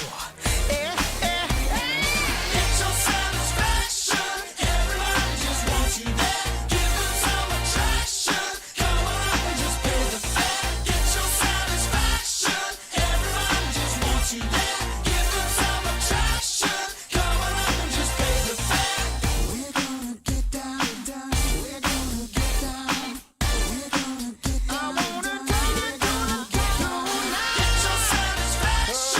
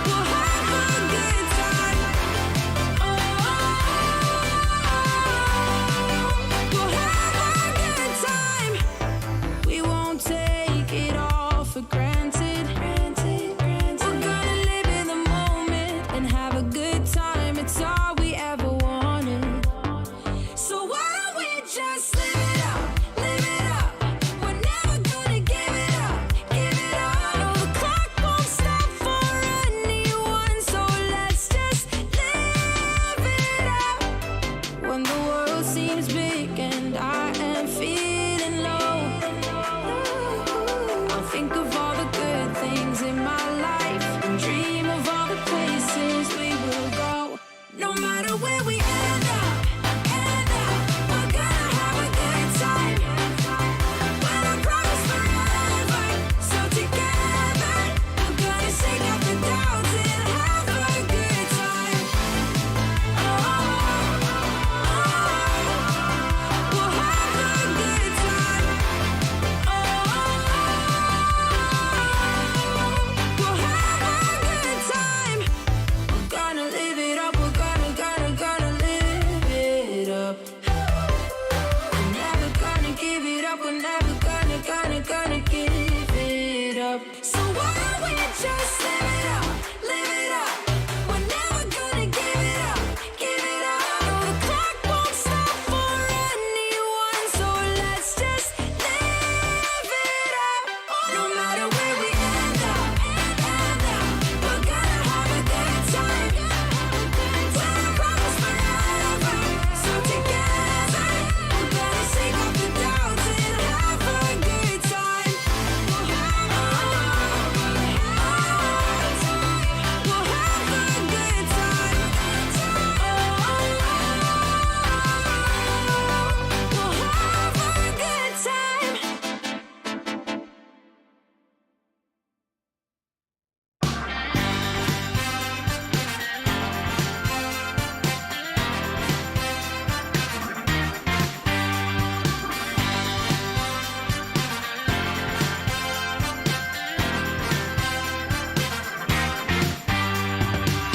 Just got the news that you're still in town, looking for a safe place to hide. Well, you better close your window and lock the door, 'cause I'm gonna get you tonight. And I know where you are, so look sharp, 'cause here I come, I'm close.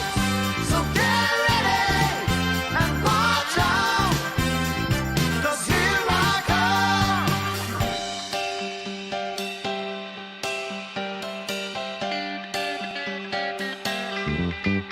Love has a way of seeing through all of your wants and the shadow of doubt.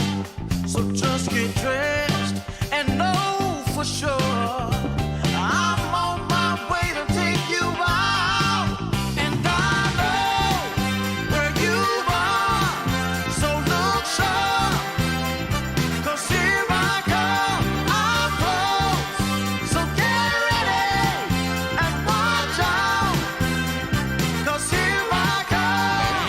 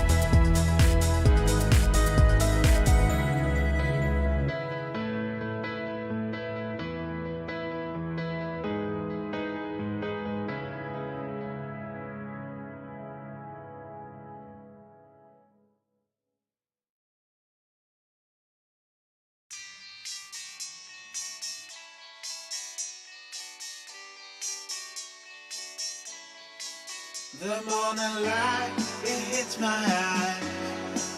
Last night we partied like it's 99. You took my hand, we danced all night. That's all I remember, we can blame no one. Look where we are, so beautiful. This world is ours for the taking now. Not holding back, not giving in. Stay a little longer in the moment now. No regrets now. I'm not feeling sorry for anything I've done. We light it up just to watch them burn it down. And we don't need them anyway. Just take the chance, make dreams come true. Will I ever see your pretty face again? Rendezvous is all I'm hoping for. Maybe we can meet up on a boulevard. Let's get away, yeah. Let's get away, yeah. Let's get away, yeah. Let's get away, yeah. 'Cause if we got one life to live, maybe we should just let go. Don't worry about tomorrow. Start counting your Insta follows. 'Cause the sun comes up again. New days they begin. So hold on to me, 'cause I won't let go of you. No regrets now. I'm not feeling sorry for anything I've done. We light it up just to watch them burn it down. And we don't need them anyway. Just take the chance, make dreams come true. Will I ever see your pretty face again? Rendezvous is all I'm hoping for. Maybe we can meet up on a boulevard. Let's get away, yeah. Let's get away, yeah. Let's get away, yeah. Let's get away, yeah. Let's show the world what we're made of. The fire in our bones never faded. We cannot hold it any longer. 'Cause every day the feeling's getting stronger. Just take the chance, make dreams come true. Will I ever see your pretty face again? Rendezvous is all I'm hoping for. Maybe we can meet up on a boulevard. Let's get away, yeah. Let's get away, yeah. Let's get away, yeah. Let's get away, yeah.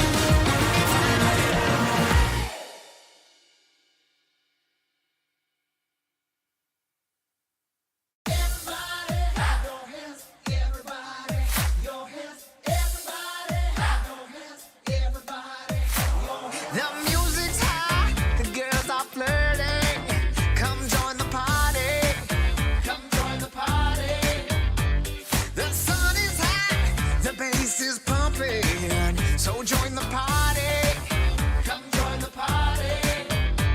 Now everybody around the world can't find a boy, can't find a girl. So put your hands up in the air. This is a good time, summertime. Take it to the floor and sing it.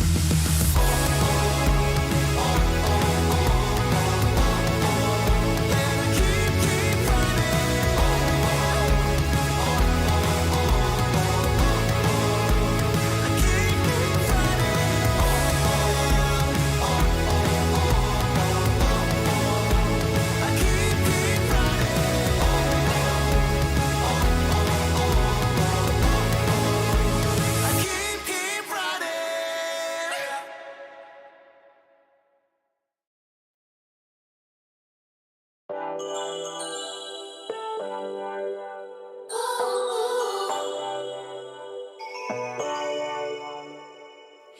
me up, dark brown with body McFly. The future's back, DeLorean style. This is my time. Got my Ray-Bans on, my acid wash jeans. Pull pedal to the metal, flashback to the beat. Step into my time machine. On a rooftop in electric Times Square, with the wind in my face and a scrunchie in my hair. Fold out my rolling D50. Gonna bring back the vibe, moonwalk back to 85. Yeah, you know I got my A-team, Hennessy pop loop drum machine. This is my 80s fluorescent pink dream. Yeah, you know I got my A-team, Hennessy pop loop drum machine. Better believe, still want my MTV. Better believe. Oh, yeah. Hit me up, dark brown with body McFly. The future's back, DeLorean style. This is my time. Got my Ray-Bans on, my acid wash jeans. Pull pedal to the metal, flashback to the beat. Step into my time machine. Through the vortex, crank up the reverb. Back from the future, haven't you heard? 85 is where it's at. Let's revive the whole world. Let's revive the whole world. Hey, y'all ready? You ain't seen nothing yet. Yeah, hop in my DeLorean, get ready, get set. Where I'm taking you now is on my own road. I pick my own path, bringing 80s recode. Put my hand on the throttle, best to buckle up. Rev up the gigawatts, hang onto your butts. I'm just a 90s kid. I just need a time machine to fly away. Hit me up, dark brown with body McFly. The future's back, DeLorean style. This is my time. Got my Ray-Bans on, my acid wash jeans. Pull pedal to the pedal, flashback to the beat. Step into my time machine. Through the vortex, crank up the reverb. Back from the future, haven't you heard? 85 is where it's at. Let's revive the whole world. Let's revive the whole world.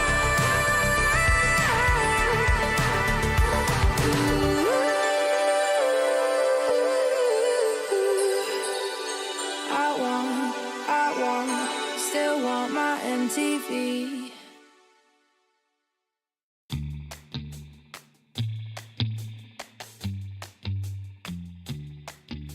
Shot, new kid on the block. Currents running strong like a solar wave. Locked, plugged into the socket. Watch me burning hot, yeah, I radiate. Coursing through my veins like a power surge. Call it misbehaving the way I burn. If you're gonna wait, then you miss your turn. Charged up and ready, I'm going steady with you. Looking like you're blacked out, got that future shot now. Everybody stop, get that future shot now. Future shot, future shot, future shot. Future shot, future shot, future shot. Breathe, feel that energy. You can change the lights from red to green. See, I got what you need. Sparking a connection, go VIP. You feel electric. You feel electric.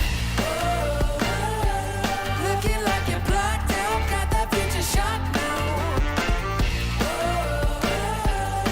Everybody stop, get that future shot now.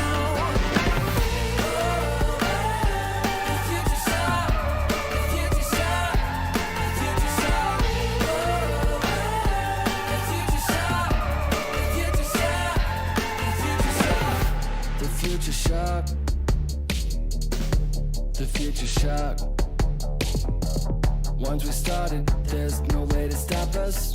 Like a rocket, not for static hearted. Once you got it, you're go supersonic. You know you want it, you know you want it, you know you want it, you know you want it.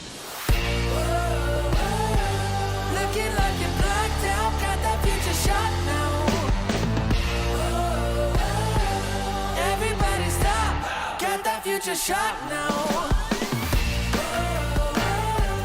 Looking like you're blacked out, got that future shot now.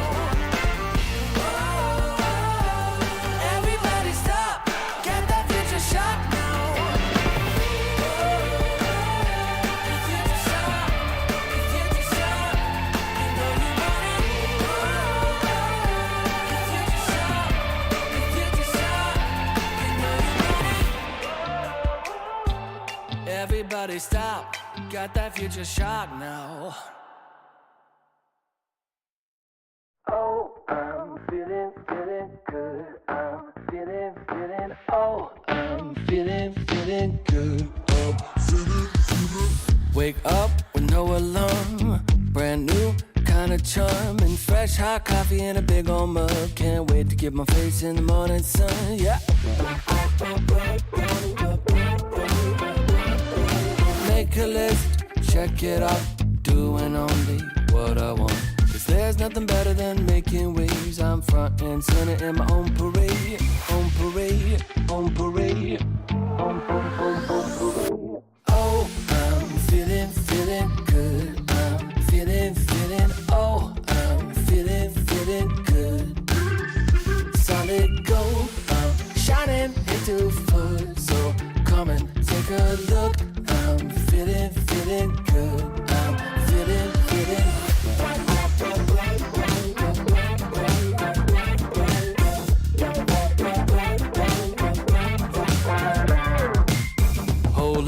Windows down, rolling with the classic sound. I spent $5 on Walmart shades. Can't wait to stop traffic in my own parade. On parade, on parade, on parade. Oh, I'm feeling good. I'm feeling, oh, I'm feeling good. Solid gold, I'm shining into full. So come and take a look. I'm feeling good. I'm feeling.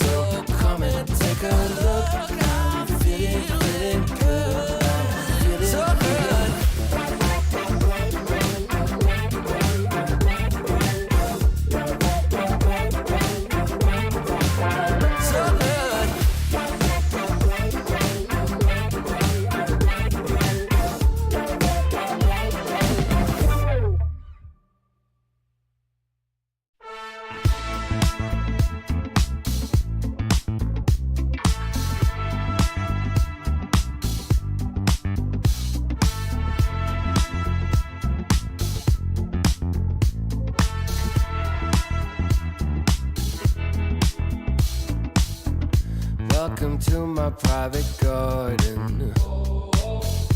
It's my own menagerie. If you're looking for a party, I own everything you see. Heavy is the head, where's the crown? They said it's my time, and I'm gonna run this scene. If you don't like the way I rule my empire, you can go ahead and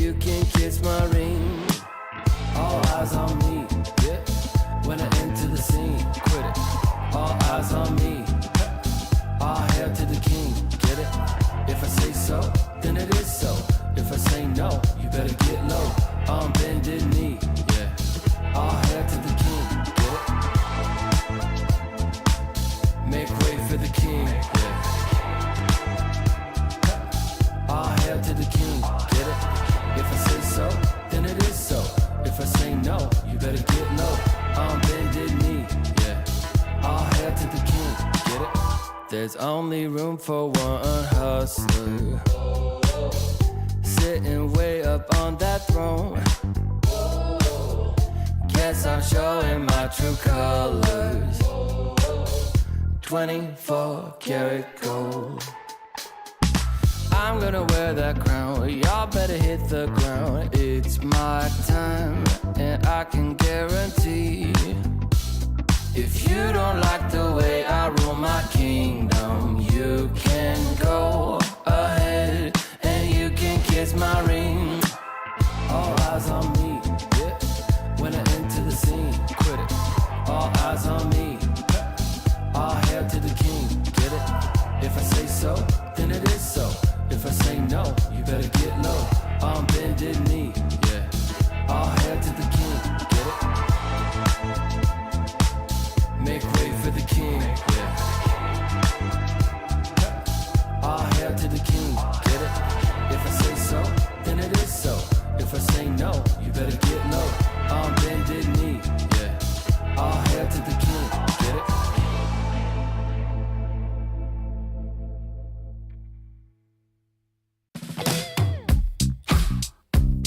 Yeah.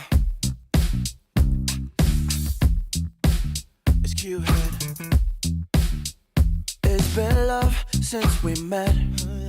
Right from the bar to the bed, all night long, roller coaster. A 5-inch scar on my shoulder. You smile, I'm high. I put my heart on the line. I'm addicted to you, I can't lie. It's whenever you kiss me goodbye. I'm high in your love, high in your love, high in your love, high. It's never enough, never enough, never enough. I'm so high in your love, high in your love, high in your love. I'm so high, I can't stop thinking of you. When the world is going down, I won't be there, won't be there. I'm in heaven with you, I'm in heaven with you. We'll be up and losing ground into the air, to the air. I'm in heaven with you, I'm in heaven with you.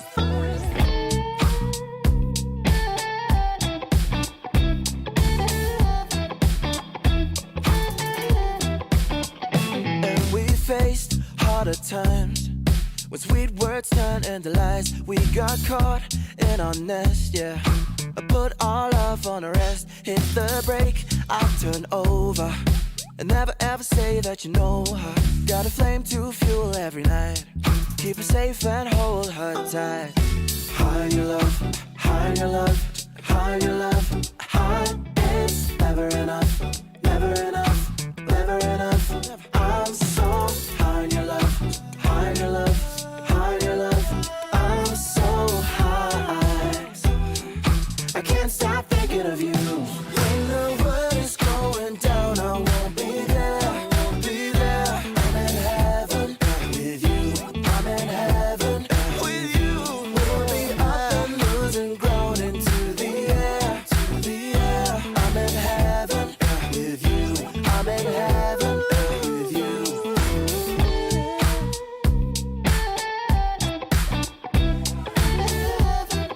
With you.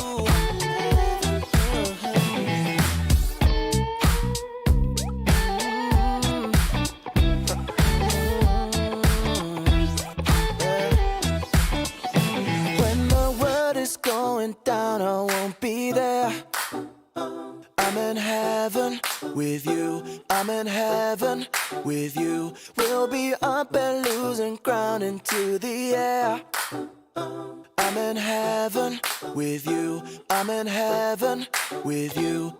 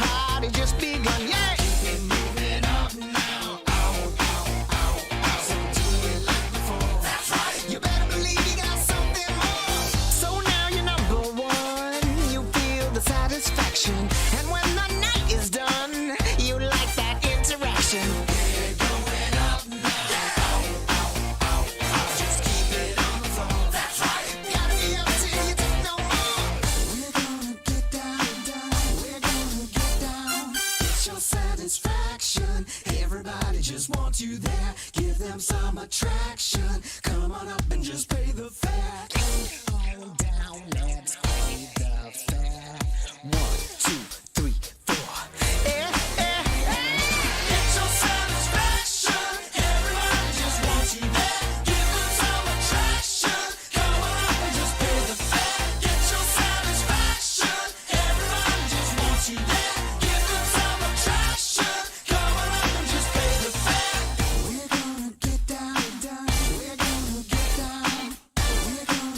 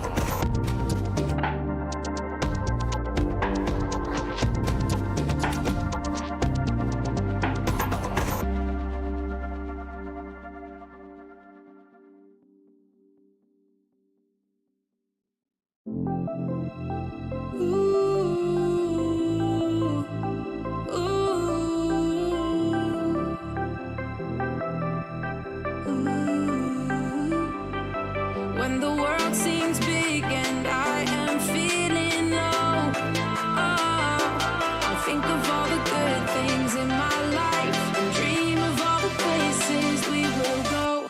No matter where we end up, we're gonna have a good time. When I promise forever, so together we're gonna shake off the doubts and have a good time. We'll have a good time. We'll have a good time. We won't take it all for granted. We're gonna live in the moment and have a good time. It's all we ever wanted. So why don't we just live it up, live it up? We're never gonna give it up, give it up. No, the clock won't stop for anyone, so let's just live it up. When the world seems big and I am feeling low, I'll think of all the good things in my life and dream of all the places we will go. No matter where we end up, we're gonna have a good time. When I promise forever, so together we're gonna shake up the doubts and have a good time. We'll have a good time. We'll have a good time. We're gonna live it up. We're gonna live it up. We're never gonna give it up. We're never gonna give it up. So why don't we just live it up, live it up? We're never gonna give it up, give it up. No, the clock won't stop for anyone, so let's just live it up. No matter where we end up, we're gonna have a good time. When I promise forever, so together we're gonna shake off the doubts and have a good time. We'll have a good time. We'll have a good time.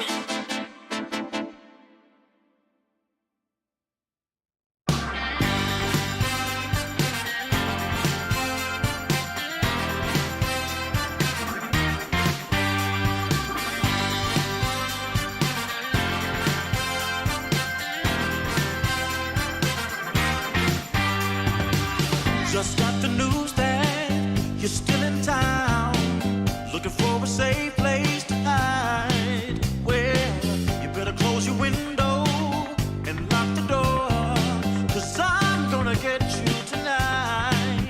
And I know where you are, so look sharp, 'cause here I come, I'm close. So get ready and watch out, 'cause here I come.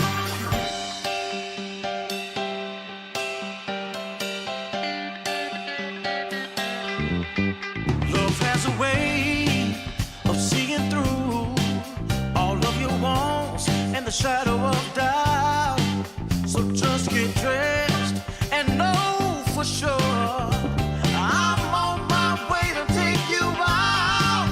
And I know where you are, so look sharp, 'cause here I come, I'm close.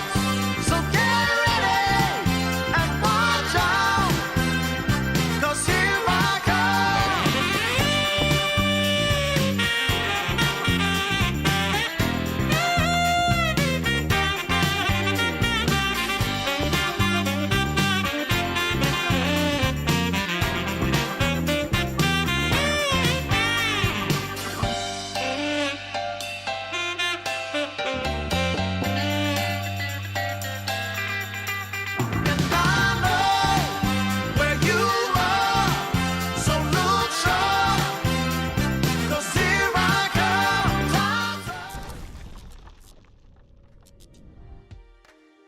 Hello, everyone, and welcome back. Winter has changed his shirt, and that is because it is a momentous occasion. It is time for us to qualify our very first team here for the Dream League Season 25 season. I am excited, Winter. I think we have ourselves probably our most competitive game here at last in the winners bracket final.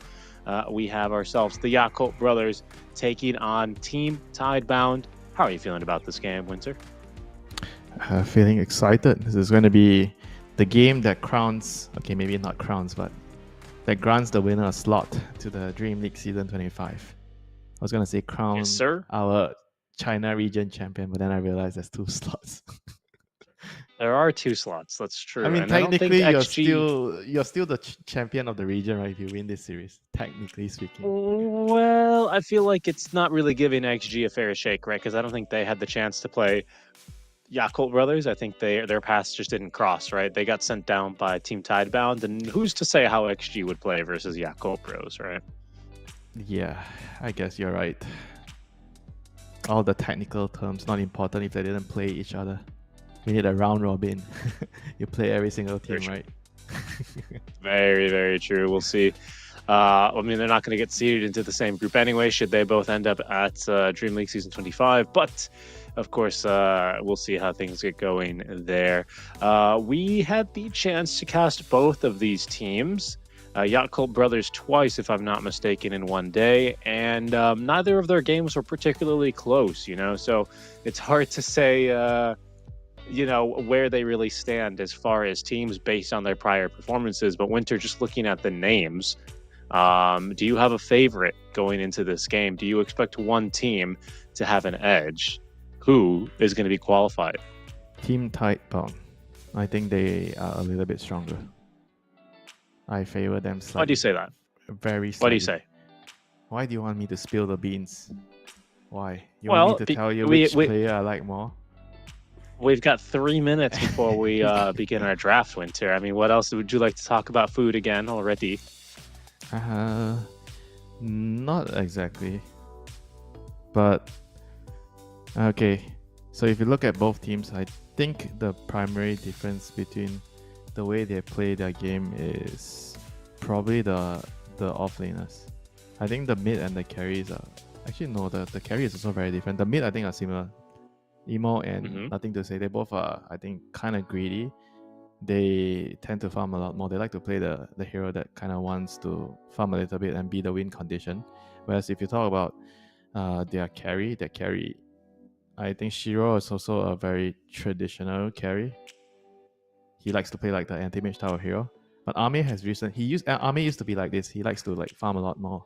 But nowadays, I think he's already adapted towards the current playstyle, where you need to be more active as a carry. I remember the game we casted yesterday when they were playing against, who was it? I think he was playing Monkey King. And then he gated quite early with the support to help the offlaner get the tower. I think he's been adding that to his repertoire of moves in the game. Usually you see him be a little bit more conservative in how he uses the gate.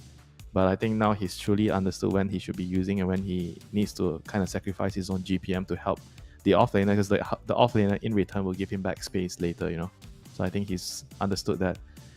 And yeah, I think both of the mid and carries are quite similar. The offlaners are different. I think Buck or Faith Bian, he's more like I think he's not like really the Zoo player, He plays, I think he plays like whatever, he plays anything, but he's mostly shining with the initiating heroes like the Mars type of hero, Magnus. And Zio is more the Zoo hero. So he likes to play the Beastmaster type of heroes. Not to say that Fabian doesn't play them. He also plays them, but he's not like a specialist type of hero, type of player. Mm-hmm. So he plays whatever the team needs to draft around. So I feel like this could be like a difference maker in terms of how they're setting up the plans to draft, right? Because we saw a couple of series where I think Zil, he specifically got targeted by the opponents. They banned all the offlane heroes, the Zoo heroes. So we could see that come into play where Yakult Brothers might feel like that could happen and they pick his hero early.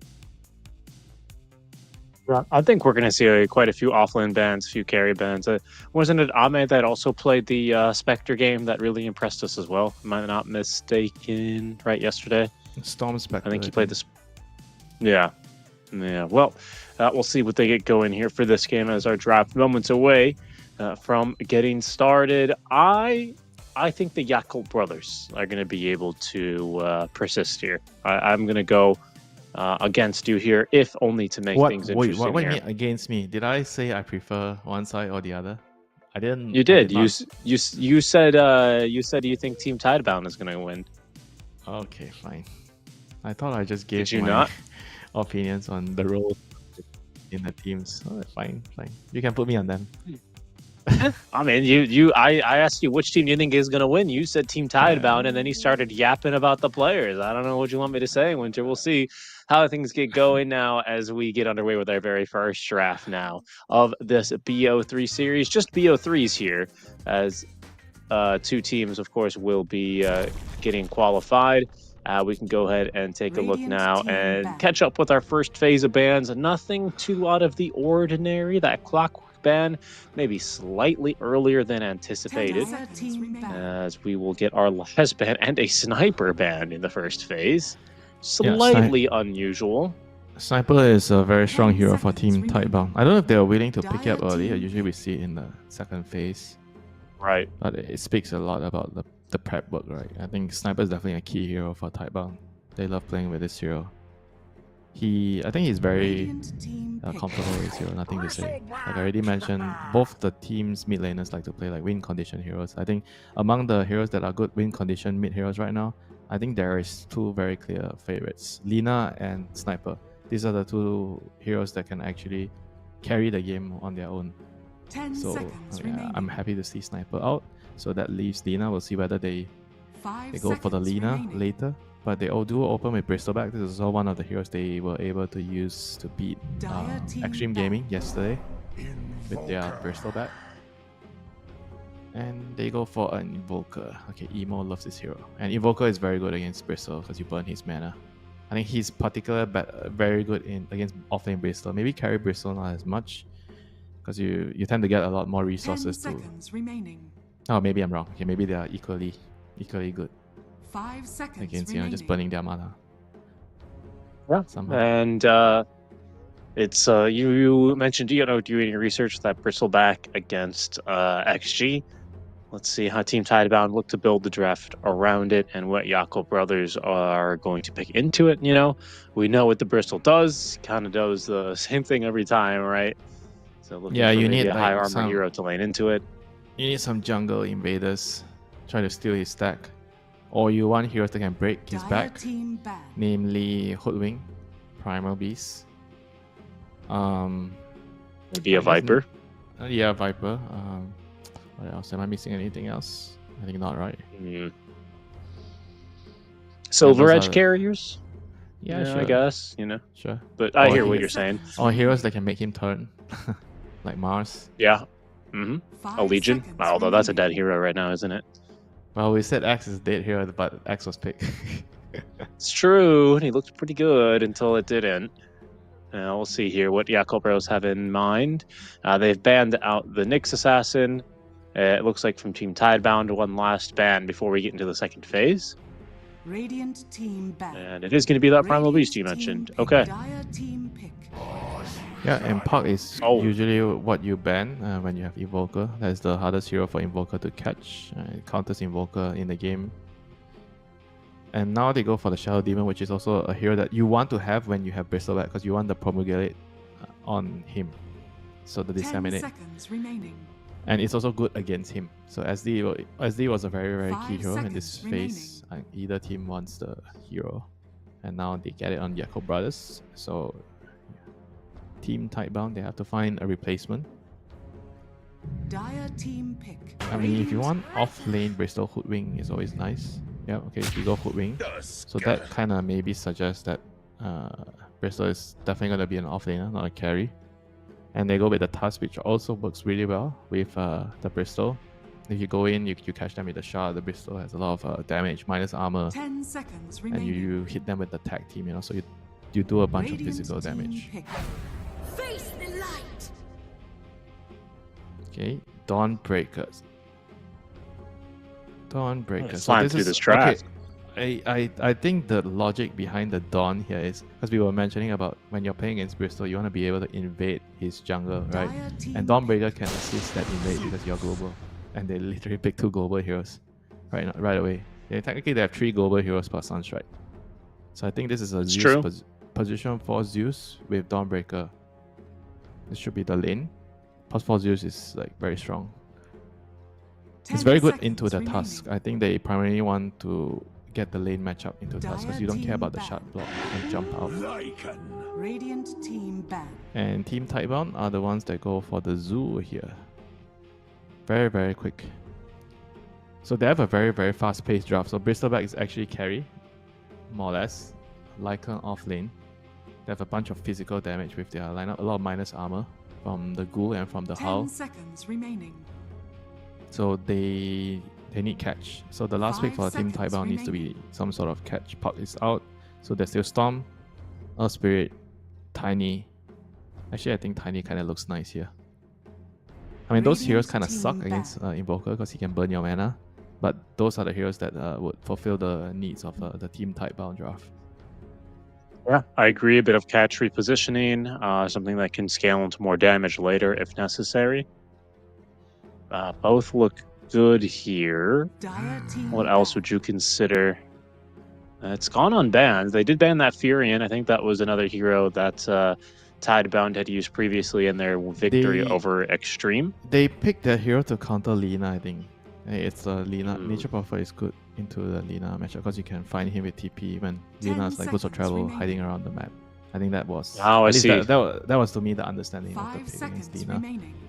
Well, I guess I it's in a similar vein. You can Dire kind of maybe team counter the pick. Dawnbreaker when she ults in, right? As the NP and always kind of Radiant show up team pick. and start a fight. So maybe that's what they don't like. Okay, how do you like the Wow. Kunkka? And A blast from the past.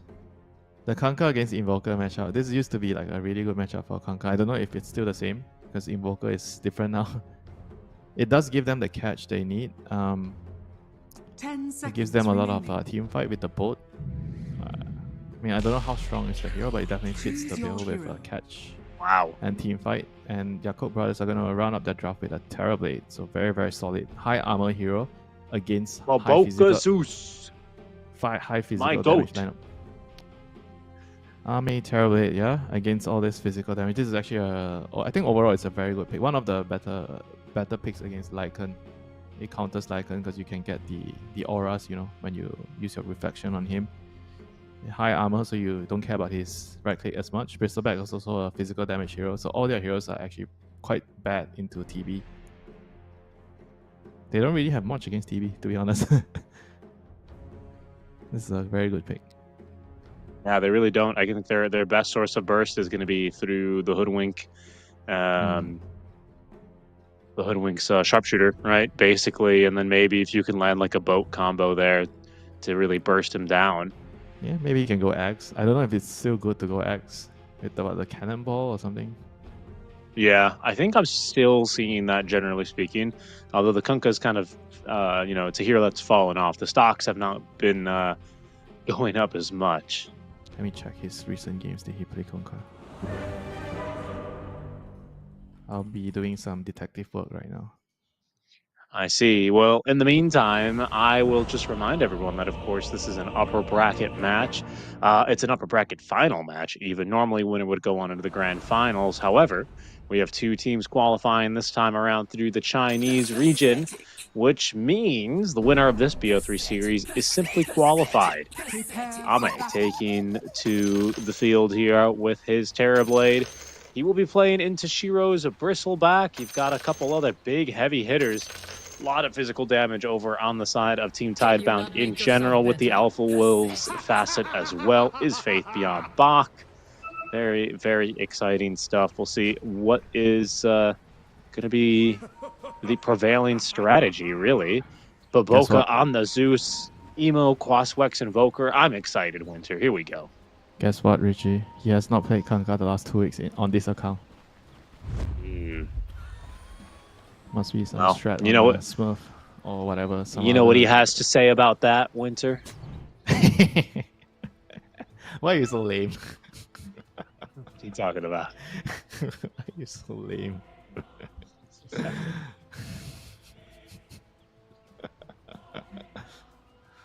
When are you coming back, man? I need to go out and see you for dinner, you know. And What? hear That joke more- is the one that reminds you? Yeah, I hear more about your lame jokes. Yeah, you know, What some people do. What it, does he have Emerson. to say? Oh, he has nothing to say. Oh, There's so nothing good. to say. Yeah. Ah. You leave Malaysia for a couple of weeks and then you just wish you were back, you know. Mm. Well, you know, you gotta leave them wanting more, Winter. What can I say? I'm nothing if a performer at heart. As we go ahead and get the good to go. I think a little bit of Kale out of the way here early on in our BO3 series. Probably a little bit of a sweaty moment there for Nothing to Say, as he basically was stuck in the river after just planting his ward. Fortunately for him, his smoke doesn't break, and it'll be the Yakult Bros the first to invade, as they do manage to gain a high ground position here on the enemy upper ground ward. They find Shiro. Okay, disruption to get a better position onto him now. They have already used Cold Snap, though. Zeal connecting on the stun, and well, Shiro will drop to the true carry, my goat, Baboka. Yeah, you're never gonna miss a chance to claim that Boboka is the real carry of this team, yeah? I said my carry. I don't know about their carry. Your carry of choice, yeah, Boboka. He will always be the carry in your heart. The carry that you wish you had in your game. Yeah. You know, I'm not going to lie. When I saw the Terrorblade get picked, I was hoping for a moment it was the famous Baboka position for Terrorblade, but they're not going to break it out in game one. You know, they gotta save that one. Zeus Breaking is case a of carry. glass, you know. Zeus is a carry at heart, you know. So he's gonna be doing that as well. Certainly. I think the And this Zeus is a hero- fine substitute. This hero farms no matter what. You put him on the off lane, you put him on position 4, you put him on position 5, he is a farming hero. Radiant's courier has been So you're gonna get your wish, Richie. You'll see Boboka carry this game. Thank Zeus for that. You can see tag team out from Y, you know, starting to do a little bit of damage in return, so it is not going to be the Drinking Buddies save. Suppose that makes some amount of sense. Nothing to say already underneath the tower here, diving pretty hard. He misses on that first torrent. Down bottom, I think we're going to see quite a bit of harass throughout this laning stage, just thanks off of the reflection, basically.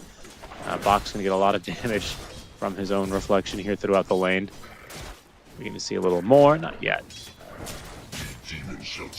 Yeah, this should be, I would call this the boring lane, right? Probably wouldn't expect much kills in a bot lane. The top lane would be the fun lane.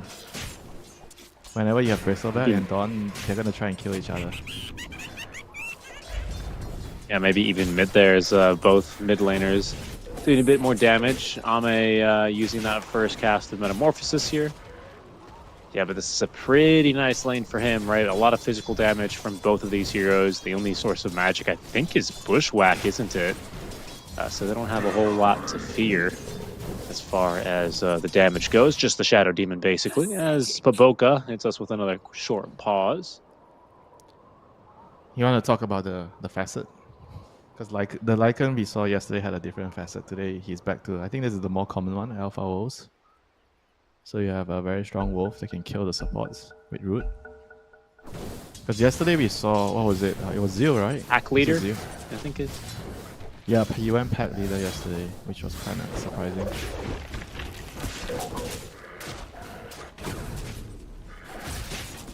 Yeah. No, I mean, I think this one is the better one. I mean, and we saw how much the Shadow Demon struggled against those kinds of higher level wolves. I expect to see similar things here in this kind of a game, right? No reason that should look any different. I think the Zeus is going to be mighty helpful at nuking those wolves from range, especially because he can scout them with the bolt.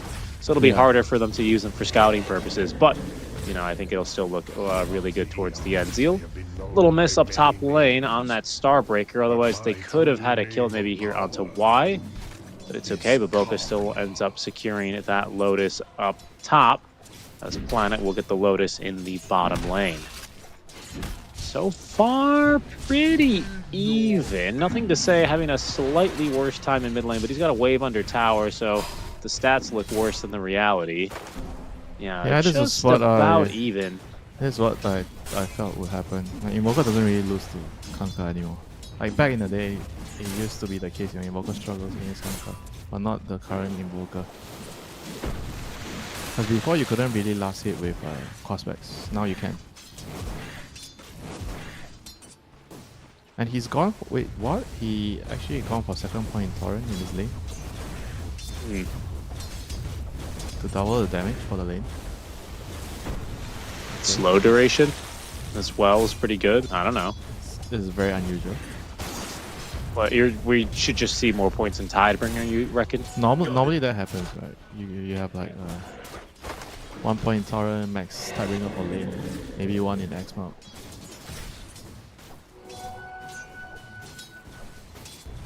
Can't say for sure. Honestly, it's been a little while since I've seen Kunkka, especially mid. When I do see it, I'm still used to seeing it a little bit more in the off lane. That was during the Aghanim when he was the Torrent Storm. Yeah, but you still saw it. We still saw it for a while when they updated to the Cannon Go ship. Shiro top lane. He's just fine. This is a pretty nice lane to carry a magic wand in, isn't it? Everyone has a stick at least in this lane.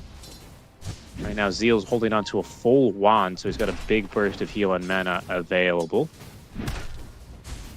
Yeah, I don't really know why. It's a really good point. I'm not really sure why nothing to say. It's gone 2-2-2-2-1 here. It does help him get the range creeps a lot easier, though. Yeah, that's for sure. I guess that's probably why he wants it to get the range creep. But we'll see. But I think if you just have like, if you just have what 3 points right now in Tidebringer, right? Yeah, the damage doesn't scale as much, right? It gives you an extra 80 damage. Yeah, I guess. So probably the new way to play Kanka. And bot lane, like as we suspected, TB is having like a free farm time, but Lycan is, I wouldn't say he got like completely pushed out. Like he's still getting some farm. Yeah. He's a little bit behind of the Terror break. I think the only thing that we're going to see in this bottom lane basically is that they will struggle to boot Ame out of the lane until maybe the Kunkka rotates over and makes a bit of a difference, or if they do some gate shenanigans.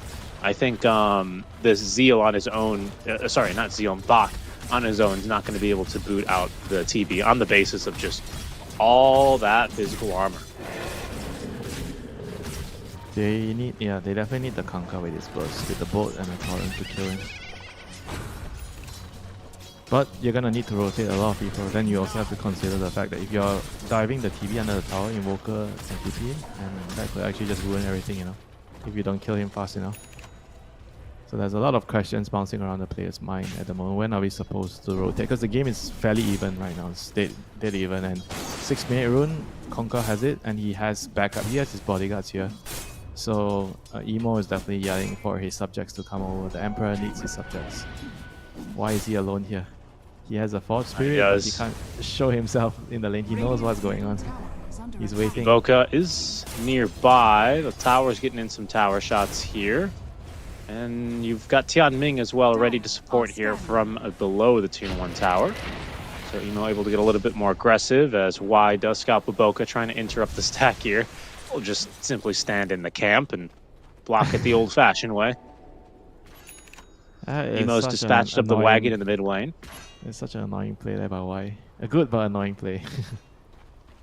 It looks like Zeal's going to be the one to go and snag the Wisdom Rune. So he's almost at level 6 now. Maybe we're going to see an early rotation out from him. At least that's what I would like to see, because now the Boca and Tianming are going to be a bit lower for experience, a bit more wanting for that. Yeah, let's see where can they actually make a play. I guess probably bot if they want to start with Disrupt into the Soul Guardian, and then the Invoker can TP down or something. It has to be something along those lines. See what they can find here. Boca trying to make quick work of those infused Ranger up charges. Shiro's got 2 remaining in his current stack that are going to help him tank a little bit more of this Zeus damage. But out of the laning stage, Winter, just that first blood. Who's happier, do you think, here? You know, I think you look at net worth, basically the only difference you'll see is Bach is slightly behind at this stage, just hasn't really been able to farm as aggressively, perhaps, as he would have hoped when the hero was drafted. But who do you think is happier with the state of the game at the moment? I can tell you who is happy. a specific player, Terrorblade. I think he's the happiest. He's the strongest hero, I think, strongest core in the game. And when you're not behind, and you know that the longer the game goes, you're gonna scale wonderfully well into the late game, then I feel like you got nothing to worry, because he has very good matchups into Conquer, Light, and Bristol that they don't really pose a huge threat to him throughout the game. You know? I think he's only worried if the game goes very quickly, and Emo, he's gonna find a target. He finds a Walrus. Well, the snowball's at least going to buy him a little bit of time. Oh, but the shards are off the mark, so Innocence, he will drop. Emo still gets the kill there, even if he did not land the EMP. He's going to TP back to the mid lane now and defend his tower from the little bit of chip damage that it was taking on the wave. And now, Nothing to Say has got an opportunity to perhaps rotate, but instead, he is going to be the one to start farming up this big stack. So the first stack here of Ancients is going to go to Nothing to Say. This will help fund his first item, Blade Mail. Yeah, Blade Mail is like, I think just a very common item on this hero. You need everything that gives you the damage, the armor, helps you farm a little bit when you're jungling. I think synergizes very well with your Captain Coco's Rum, right? So I think it definitely makes sense. That too. I still haven't really seen much of a move to use the Solar Guardian. I mean, they gave him the Wisdom, so I was kind of expecting you get the Wisdom Moon, you get 6, and then you make a play immediately. So that wasn't right. They even ganked to his lane, right? Yeah. So I mean, nothing really happened. So right now, 7-minute rune, Shield rune top. Emo's gonna see it. Emo's gonna find it. I mean, of course they saw it. They had the Break of Dawn there.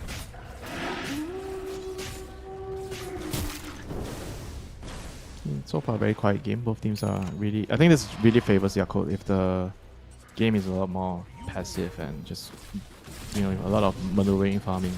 Definitely favors them a lot more.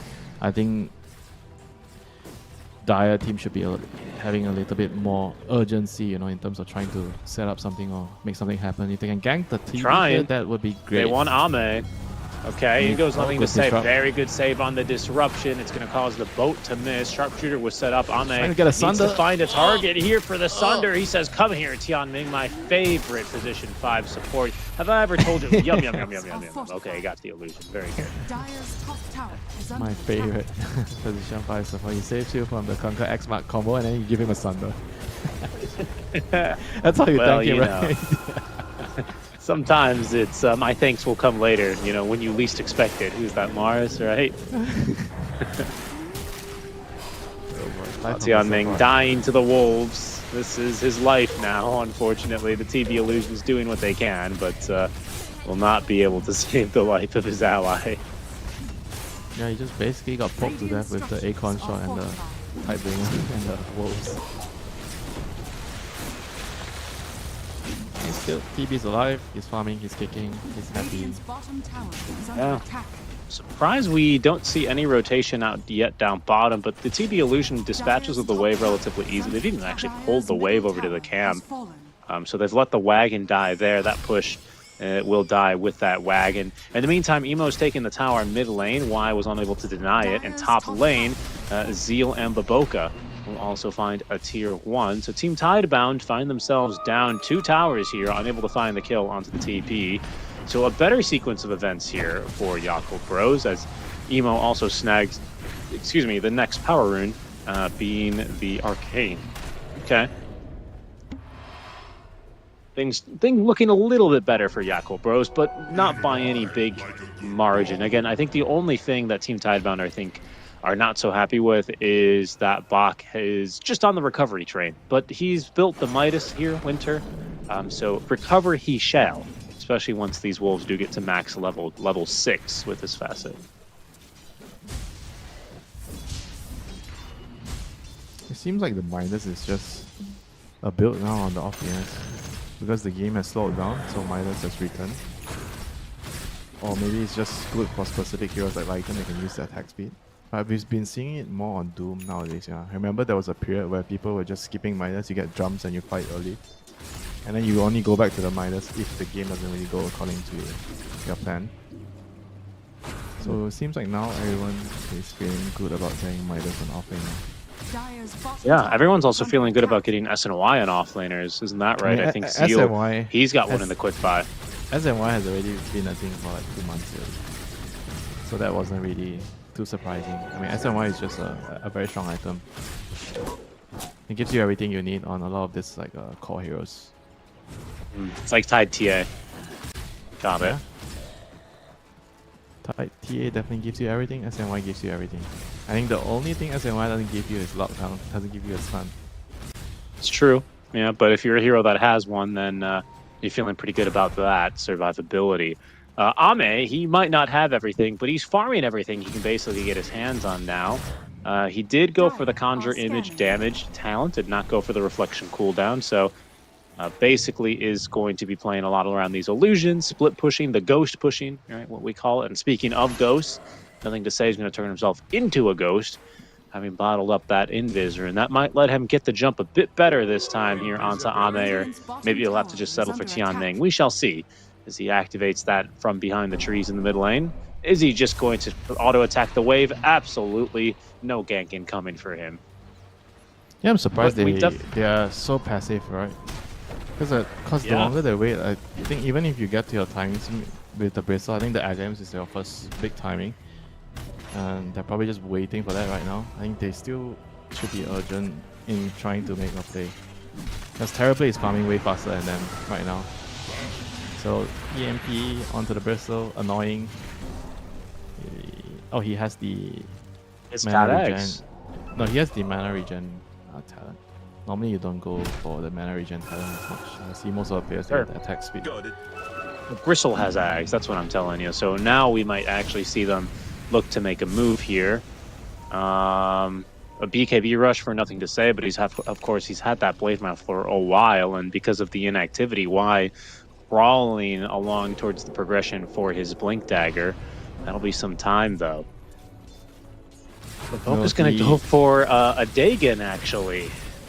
Would you look at that? So everyone's like, what, getting Dagon against this facet on the lifeline? Alpha Wolves. Guess they are. But it's the Shadow Demon also. I mean, he doesn't have crit fire. No, Yesterday, we'll see what Tianming we does. saw it was Shadow Demon and Bat both getting Dagons against Lycan. Yep, Dire's structures are fortified. that they did.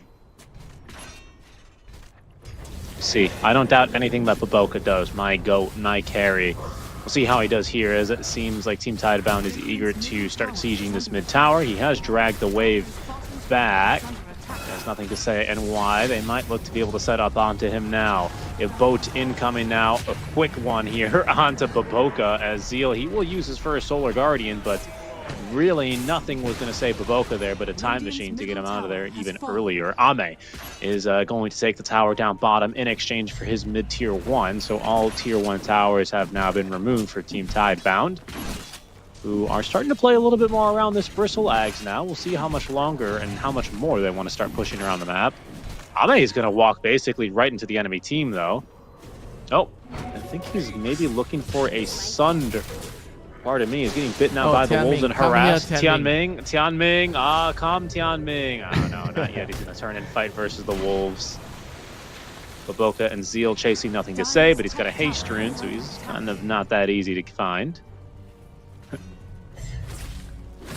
Tianming, my friend, have I ever told you, come here, let me give you a New Year's greeting, my friend. A New Year's greeting, yeah?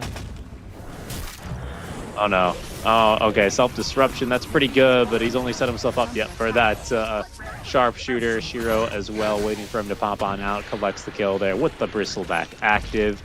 That Acceptor being put to very, very good use here. What are we building? Are we building basically anything to counter the Ags? I know, of course, we have the Zeus, right? Doesn't really seem like we're building anything in particular here. Emo didn't, go for the Vessel. I guess eventually we'll have Demonic Purge here onto him, but there's no real bespoke solution here to this Bristle, so we'll see how much Shiro is able to get away with. Smoke play now. Chasing after the Bristleback. I think they've caught a gaze of him as they hit him with the cold snap. They're setting up onto him now. There's going to be, wow, plenty of damage. Never mind, they didn't need a bespoke solution. They just needed to get everyone on top of them. Only the 6th death so far in 18 minutes, but it was a fast one there for Bach. As we approach kind of the mid-game. Kills and SD is just getting bullied. Yeah, but that was a really, really good pick off there. Using the stun from the cold snap to land the tornado. It was like almost max range there. Getting the key kill good onto the bristle. And now here comes nothing to say. He also wants to set up something. He just got his BKB. Wants to fight. And this is not an easy kill on the Dawn. He is very tanky with a greater healing Lotus. Especially if Emo is going to scout you first. Wise got Walrus Punch cooked up. Ends up finding Emo. Boat Torrent incoming. Gets a Force Staff away, though. He's a self Force Staff. Zeal with the shard. Guaranteed hit there. And the connection onto nothing to say. But with the Blade Mail active, they don't really want to touch him. Couldn't force the BKB either. So just a boat in exchange for nothing. Ame really likes this Demon Zeal. Oh, hold on. He's going to force Bach away. Oh my god, hit him for a lot of damage, and the Sunstrike unnecessary. Killed them with the reflection. Nice move there by Ame. Yeah, how often do you see a Terrorblade killing a hero at 90 minutes just like that? Can't run from your own reflection, Winter. No, you can't. I just can't see how the Terrorblade is going to lose this game if the flow of the game continues to be so passive, you know. If they don't do anything on Dire side, I just feel like eventually Terrorblade is just going to be unstoppable. And you have a Shadow Demon behind him to create more illusions and to save against the boat. I think it should be like a pretty straightforward victory if the game continues like this for the Terrorblade. They have to try and do something, you know, at least maybe try to get Roshan and then try to play off the Aegis.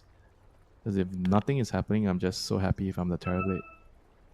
I mean, he's going to have an Eye of Scotty here pretty soon at this rate, having queued that one up. The Dagon's finished by my king, my goat, my carry, Baboka. So he will be able to delete one of these wolves every 20 seconds, which I think is fine, right? Because the Summon Wolves cooldown is 30. So in theory, he can help Tianming stay alive a lot longer. Tianming, who did not go for a Dagon. I think he buys the much more sensible Ghost Scepter that's going to be fetched to him here in his courier shortly. What's this Mithril Hammer for Zeal, you might be asking? It's for a BKB. It's not going to be for a Deso or anything like that. I have been known by many names. I think everything else is a little bit more standard as Emo and Zeal letting loose on a few voice lines. Yeah, nothing else too crazy here. BKB into AC for Zeal sounds like the way to go this game against the physical damage. Well, the Dagon, right? Going back to the Dagon, I think on Zeus it kind of makes a lot more sense because you can utilize the item way better than like a SD. Because SD you're gonna need to stay behind and cast your spells and hide. I kind of feel like Ghost Scepter gives you a lot more leeway.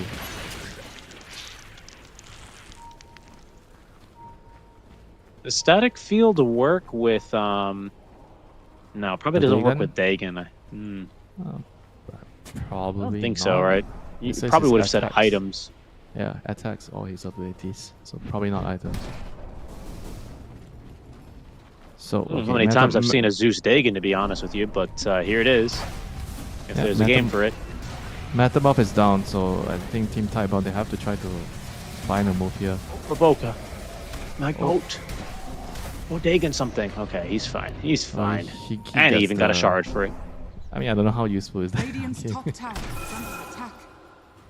Sure. Yeah. Your carry, your love, you know, so all the shard for him. Whatever. He's got lightning hands now. Might help him a little bit if he bonus attack speed, I guess, at least is pretty decent. Smoke play here by Team Tidebound as they finally look to make an aggressive move. They're down 4k here at net worth, but if they could just find Ame down here, he's in a very vulnerable position. Less so now as he does get behind his tier 2 tower. Is right now farming in that wishing well, though. Team Tidebound, they have no mal wishes for him at the moment.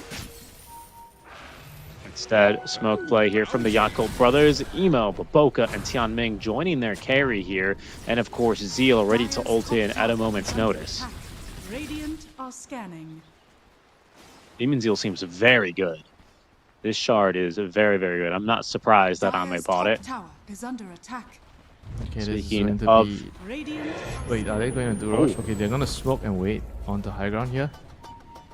It's a resmoke, I think, by Team Tidebound. But the waves are pushing thanks to Ame. Even with these Alpha Wolves shard in the waves, the illusions make very quick work of them. Ame is going to be scouted here first. He's going to be brought back closer to the enemy team, but a very nice Manta dodge there gets him out of that tidal wave. Now Shiro on the run. They still don't have this Eye of Scotty completed here. This is probably the best moment that Team Tidebound have. They just need to find an opening.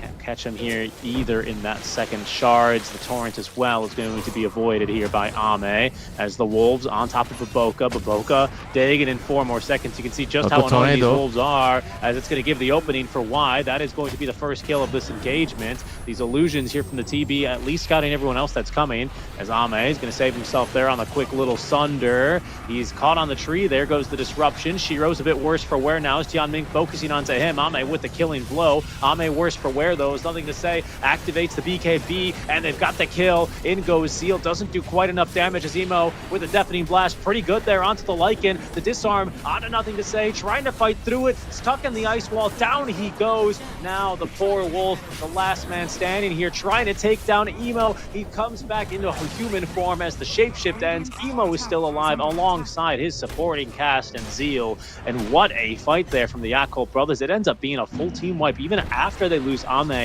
relatively early in the scuffle. He did get his damage out though. My goodness, what a fight. Yeah, he just did so much damage. I mean, they took too long to kill him, right? Because he has so much armor and they're all physical. I think in order for them to make the team fights easier, they have to kill the Shadow Demon. They can't ignore Tianming. I mean, I think they got him at the... they got Boboka first, so Tianming was the one that didn't die. Yeah, the Lycan found Boboka. Right. He needs to find SD instead of Zeus. Was the fake carry. Yeah, and at the same time, what other items do they need that can actually help the save? Is that the dagger on the touch? Does he have it? Yeah, he's gonna have it for the next fight, so that's gonna allow them to be delivered to find the SD. So they have the tools now. Yeah, well, Ame's gonna pick up a pretty mighty tool as well. As we do hit another pause. He will be wielding an Eye of Scotty here in that next engagement, which is quite the item here into the Bristleback, isn't it? Mm-hmm. Eye of Scotty, Bristleback. I mean, it's not just that, you know, even the Kanka. It's going to be annoying for him. Yeah, good point. Kanka, Lycan, that attack speed slow. By many names. But my true name of power. I don't know. I feel like it's very hard, you know, for them to kill him. I mean, the last fight they could kill him, but they all died for it.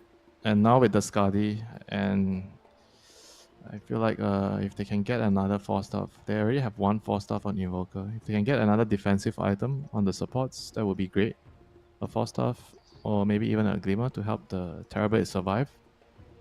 Right. Because I think their duties as the support this game is to make sure you scout. The Zeus is going to scout with the bolt to show the Lycan wolves, and the Shadow Demon needs to just be very patient to wait to save the TB, you know, when TB is in the front line. Because Dawn is going to be somewhere else, you know, he's waiting, he's really waiting. And Invoker is going to be hiding, so Terrorblade is going to be your frontliner. Gold for my chest. And it's very simple to, I think, for Yakult Brothers to execute the team fights, whereas for Team Tidebound, it's a lot more complicated. Since they have a lot of things that they need to do, you know, we need to find the SD, and then we need to make sure that we kite out the Solar Guardian, go in, then Solar Guardian comes out, tries to, you know, go back or dodge it first. There's a lot of things they need to pay attention to. So I feel like once the Dawn has AC and you can't kill the Dawn as well, then it's gonna be very complicated. AC and even Axe, you know, Axe is very good into the Bristol. I was gonna say, would you even consider an Ags before the AC this game, or do you think the AC first is more crucial? I think AC first is better because of the lineup of their opponents. A lot of minus armor, so you want some aura to compensate. And the AC kind of helps you do more damage as a core and farm faster, attack speed, minus armor.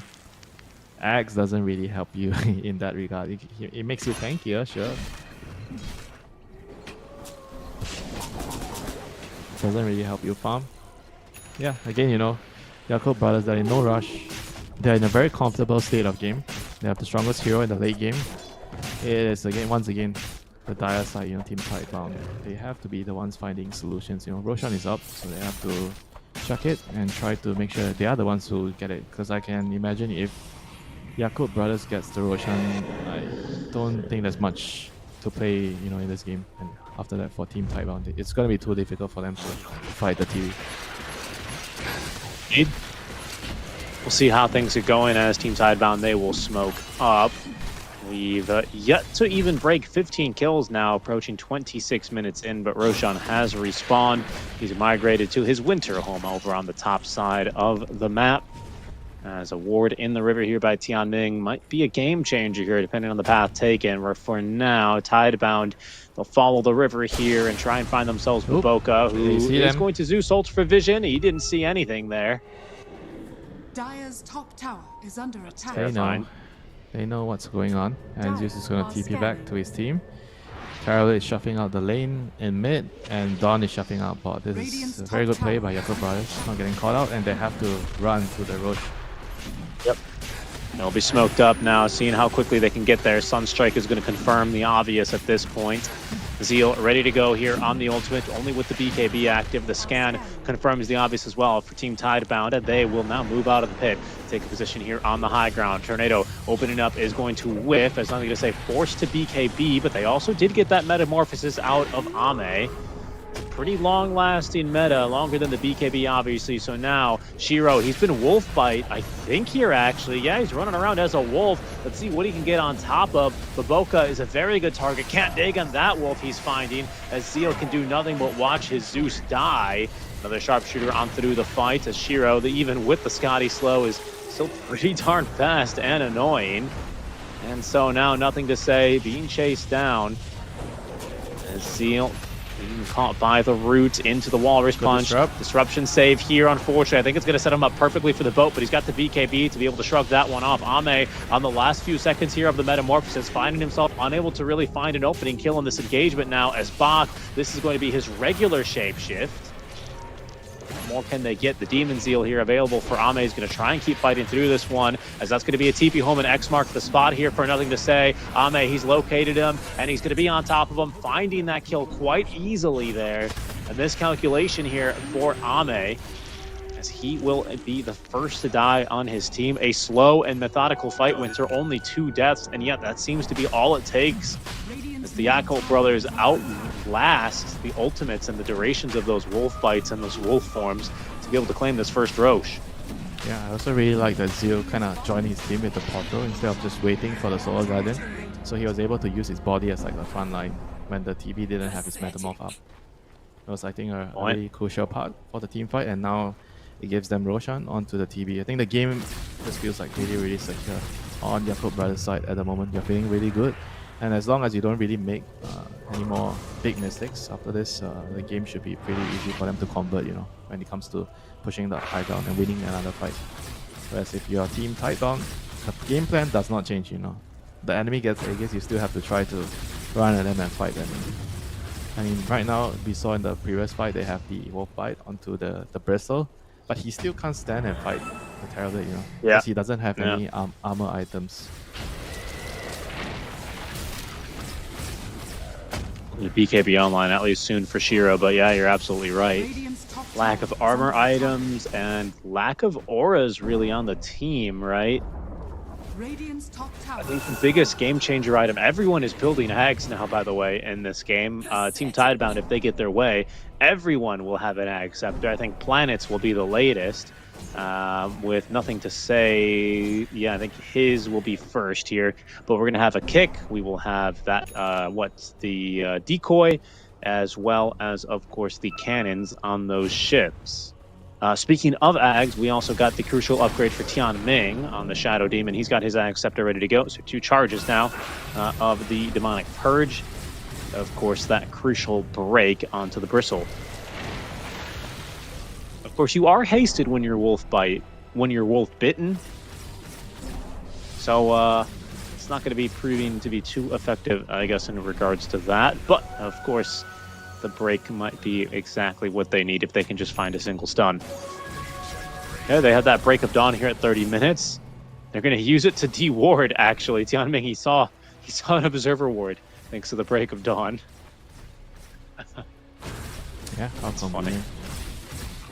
Worked out in his favor there. He's probably not complaining. And there's that second 4-staff you were hoping for on the side of the Occult Brothers. So 4-staff on Zeus. They will now have that in combination with the Zeal's completed AC and the level 20 talent. Yeah, they're gonna have another armor item on Invoker as well. The Shivas, also very good, very impactful item in the team fights. Yeah, you were mentioning about how you feel like Type Brown doesn't really have a lot of aura items. I guess that's also going to be a problem, right? In the team fights, they don't really have a lot of sustain outside the boat. They're going to need Shivas, maybe not Shivas. I think the AC on Bristle. Kunkka's buying Shivas next. Lycan's getting a Skadi. I don't know how impactful those items are gonna be. I think the AC will be impactful on Bristol and the kick from the Warrior's Punch. The Tusk Axe is going to be very crucial in the team fights because you can remove the supports right away, push them into your team and kill them. Or the Invoker. Radiant's middle tower is under attack. Ama is going to go and ring the doorbell. They saw how quickly they destroyed that tier 2 tower. It's his butterfly timing, man. Yeah, he's feeling very strong. Wow, he just activates that Metamorphosis as well. Okay, nothing to say, just trying to walk in. He's been broken the once, though. Ahmed gets off the Sunder in the meantime. Now Shiro finds himself worse for wear, but the Wolfbite active disruption trying to save the life here of Ahmed. I don't know if they have anything for him, so he's going to lose his first life, but it is going to be Tianming at least who gets down, nothing to say. Zeal ulted in the middle of the fight now is Bach with the BKB active, trying to run down Emo, who just simply goes into the Ghost Walk. Tianming gets a 4-staff away, and outside of the Ice Shards, but Bach persists, chase him down, a blink forward from Y, an even better Tornado. Is that enough to save Ahmed? Trying to fight through this one, no. Dead in the Walrus Punch, a 3-for-2 trade as Bach continues to relentlessly get on top of these heroes. Emo turning, fighting, doing what he can now, but Shiro turns his back to him and is just starting to spray these quills. That is problematic here for the Yakult brothers, but the team Tidebound, happy with what they've gotten, will now go back to the high ground, lick their wounds, and prepare to fight another day as they have successfully defended against the Yakult brothers' first high ground siege. With Aegis as well, that was very impressive. Probably because of I think they kind of messed up there. Because he used Solar Guardian on the TB and then they also disrupted the TB, at the same time. So that kind of was like anti-synergy there in the team fights. I think ideally you want to save the Solar Guardian for later because his Solar Guardian didn't really do much in the team fight because of that mess up.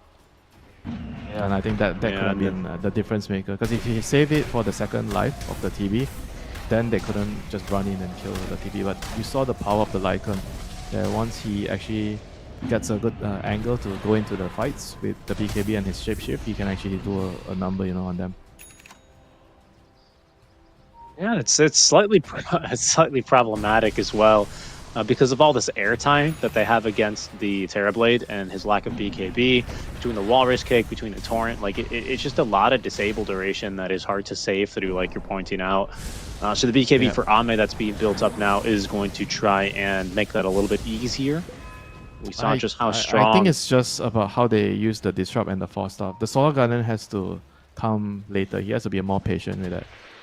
I think that's my take. That was the biggest problem in that fight. I think the game is still okay. That was like a small loss for them. They're still in a decent position in the game.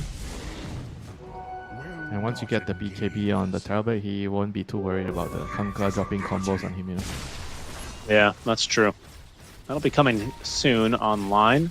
Level 20 talent taken as well. I also think this level 25, he might actually consider the Sunder talent. Hold that thought. We are fighting disruption once again. Used a bit early, so it's going to catch Emo here with the boat. 4-staff away. He's fine. Shiro, he's been wolf bit as Zeal. He's got a BKB to try and escape here. The damage is really overwhelming though from Ame, so they can't simply run in here as he is acting basically as this mobile tower in a tower defense game. They've even used the tidal wave just to save the life of Y. Captain Coco's Rum doing a lot of work for him there. But the Wolf Bite has been utilized. It's going to basically burn the duration of this meta as well, if I have to guess. So So a bit of a wash here, but from the side, Emo setting up now. Nothing to say, activates the BKB. That was the Solar Guardian used as well, down for 90 seconds here at this moment. The tier 2 tower is going to be focused, but still no kills here. It's a remarkably low kill game despite the fights that we've had. Just 21 kills here in 35 minutes. A 5k net worth lead here for the Yacht Cold brothers as they're starting to struggle against the double shapeshifted heroes, I have to say, on this dire side. Yeah, they don't really have enough lockdown, you know. I guess they need a Hex or something, or Abyssal. None of them. Yeah. Okay, they find a catcher. Invoker gets the Bristol, forces the BKB. It's got a BKB. Gleipnir from Planet allows him to do a bit more damage, but the Sunstrike into the physical, no, not enough. They just barely escape here with the life of the Bristleback. Shiro happy to be alive there. Roshan, he might be up in 10 seconds. That'll be the next objective. Should be a top spawn basically guaranteed. The only question is, how long is he going to make us wait? 2 minutes, Richie. 2 minutes. A bit of a wait. He will still spawn top. And it'll be 2 minutes until that potentially decisive fight. Ame, he's got his BKB online now, though, as Baboka, my king, my goat, hits us with another pause here very briefly. Let's see. Everyone has their shard now on Yakult Brothers, so they've either bought it or have been gifted it.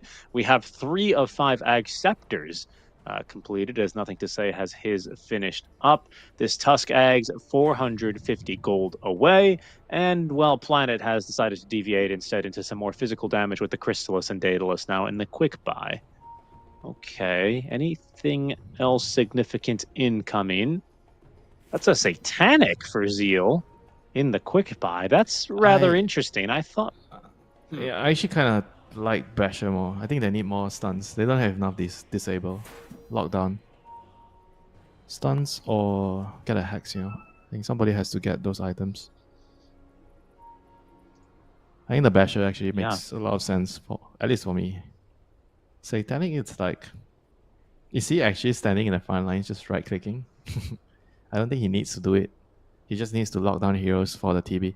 And also, we have another problem in the team fights. I feel like they can't really reliably land the Solar Guardian as well, because they don't have like a... Usually you see like Shadow Shaman Lion or DK, you know, they stun and then you Solar Guardian down. But in this game, there's no spells that can actually do that for you. Shadow Demon obviously wants to save the Disrupt to protect the Terrorblade.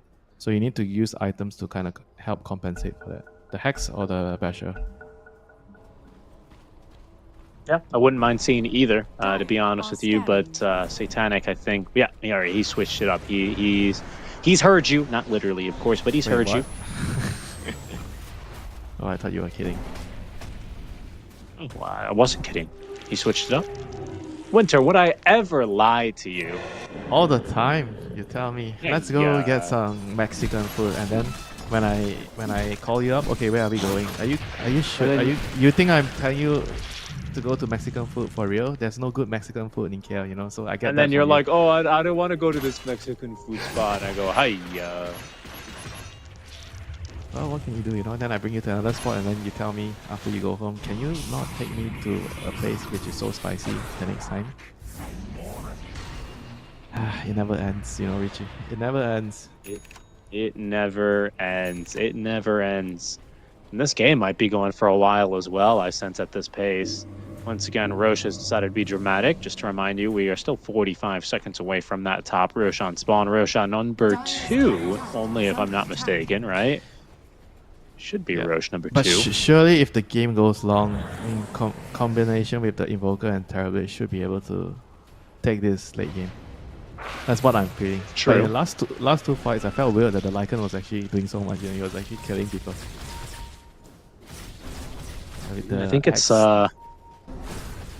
they just managed to like outmaneuver Ame. You know, I mean, Terrorblade, he no longer has, I mean, he hasn't for years, right? But he used to have like a 20% move speed debuff whenever he acted Metamorphosis. And well, right now it feels like in this kind of a game against 2 speedy wolves, he kind of has that debuff now against himself right now. So if Team Tidebound managed to, you know, execute on their Wolfpack tactics and managed to divide and conquer, the game might be very difficult here for Yakult Brothers.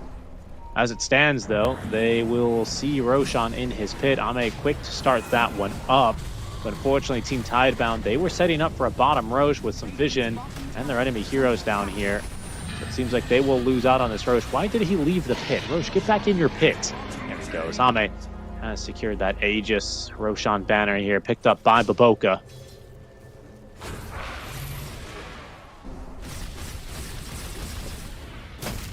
Game continues.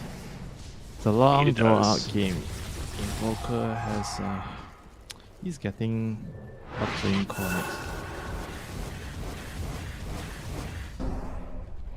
Still think they need more lockdown, you know. They can't kill the heroes. I would have still preferred to see a Hex. But we'll see how they approach the team fight. So what the difference is they're gonna have the Basher now on the Dawn. Which Pretty soon. probably still Yeah, there it is. Yeah, I mean, which still, it's not going to be enough, you know. You need the Abyssal to at least, you know, ensure you lock down heroes. I think when you get the Abyssal, you no longer play from the other side of the map. You have to play with the TB when the team fight happens, stand behind him, and you dagger BKB in and use your Abyssal and your Starbreaker. I think that's what he needs to do in a team fight. I agree. I the think Solar Guardian is not really like an opener anymore. no, especially without the Acceptor, right, and the talent. Yeah, he just needs to go in and stun people for the TB to kill. No Scepter for Baboka is an interesting one. Oh, why just jumps in and steals away the rune. Sunstrike is going to do a lot of damage here, and guess who's running in? It's Ame's Illusions alongside Ame himself, and they actually get the kill. Why? Dies for the rune is most Not the worst. unfortunate. Not the worst, I tell you. Just a task. I didn't expect Baboka to be so aggressive there. He even forced stuff in here. He knew like there was like no danger for him to go in. Yeah, I guess so. So it's going to be a death here on the Tusk. He, by the way, has Walrus Kick, so we'll look out for that in the next fight. Shiro is about to hit basically his last power spike, I don't want to say of the game, but, you know, he's going to start to plateau, I have to say, on this Bristleback with that 25 talent here shortly upcoming. Has fallen. Terraplay some may, also some coming may up to his argue 25. your 25 on Bristleback is like a super power up. Your Right. whole pop damage. Yeah, I mean, look, I hear that. I hear that argument, but he won't have much after that, is what I mean. And look at Ame go here. He's doing some damage now with the summons, with the illusions. Is this how this game is gonna be over?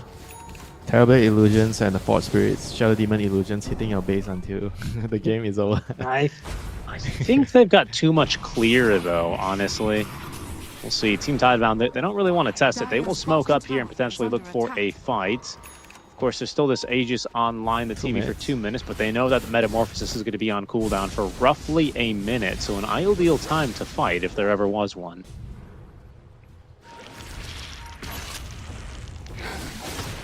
I feel like also Terrorblade nowadays, they are not really useless without Metamorph because of the shot and everything else. And That's you're true. Still you're still pretty strong with without your Metamorph. Oh, Baboka. Okay, got the Dagon off, but there's another wolf now about to nip at his heels, and that is going to be the death of him. Oh, Rooted no. down, wide, blinking forward, kicking him back.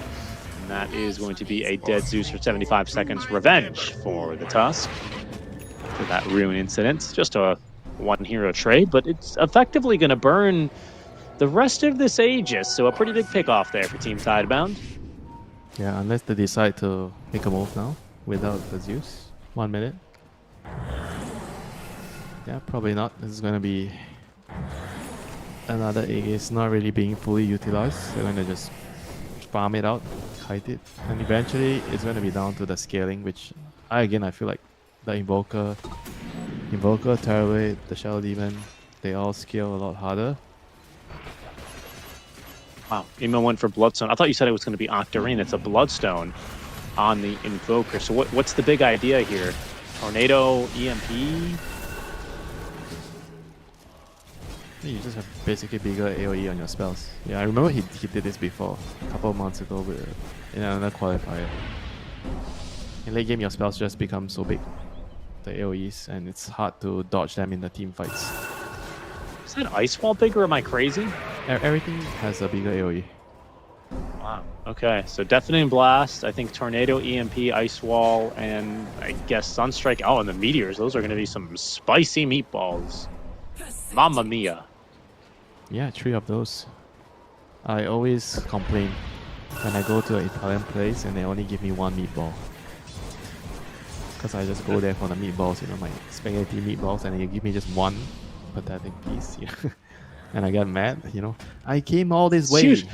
1 hour, you know, I traveled to your restaurant and you gave me 1 meatball.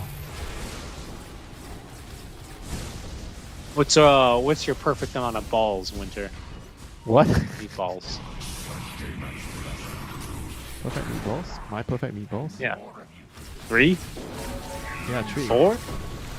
Seasoned with garlic and salt. Yeah, okay.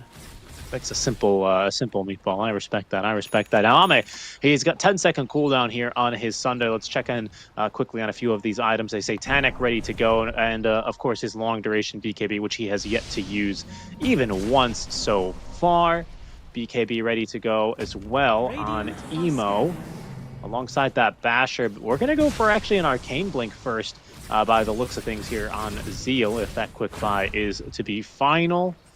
That's about it here. Over on the Dire side, that 25 Warpath damage stack talent, Bristle hitting for above 500 each auto attack now, with, pardon me, a Basher and an AC to reduce the armor.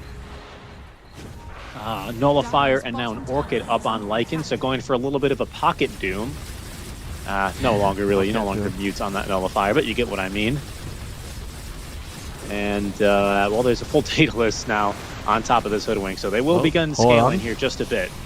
Hold on, we might see a fight. And there's going to be at least 2 team fights. 1 team fight and then 1 side buy. The losing side buys back and then have to back off, and there'll be another. Yep, and then there will be another, and then if they lose, then we're going to start barreling it down mid. But for now, patience prevails for both sides. A minute until we have our 3rd Roshan spawn. By the looks of it, he's likely to spawn top. It's a chance he spawns down bottom. I think probably want him top, right? For an Ags? Who wants the Ags, though? Depending on who are you talking about. The Radiant side or the Dire side? I guess Radiant side don't want Ags. I think they'd rather take a cheese at this point. Oh my goodness, they're just in. And Oh look my at the God, he's damage, gone. Shiro! There's no buyback. Oh, Okay, that we is, got caught if there. the game ends now, that's so anticlimactic. There's that 1 kill. The He tries to demonic push out the wave. purge. Seriously. Yeah, Just he- the 10th, sorry, the 14th He might have gotten kill. bash as well. Like Starbreaker stun and then bash. And then he couldn't click his BG.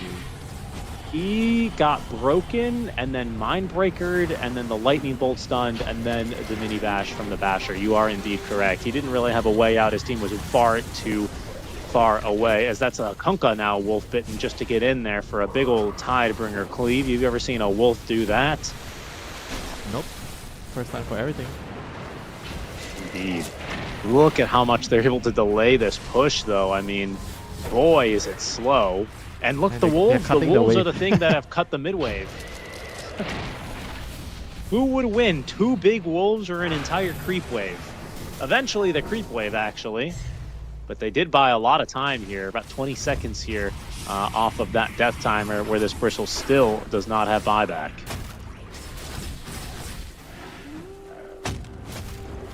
Ame now that without should the be enough. metamorphosis. That should be enough to force them back. They're going to go check the Roche. It's very difficult to siege the high ground. I mean, they can only like send illusions up. I mean, the task with the axe is too much of a big threat when they're trying to push the high ground. And they don't really have like any instant stuns to catch him if he blinks in to try to kick you in. If you have a use they or an don't. axe, then that you'll be okay. But you don't have any of those, you know, so you can't really be caught unless you somehow get him in the tornado or the cold snap when he blinks in.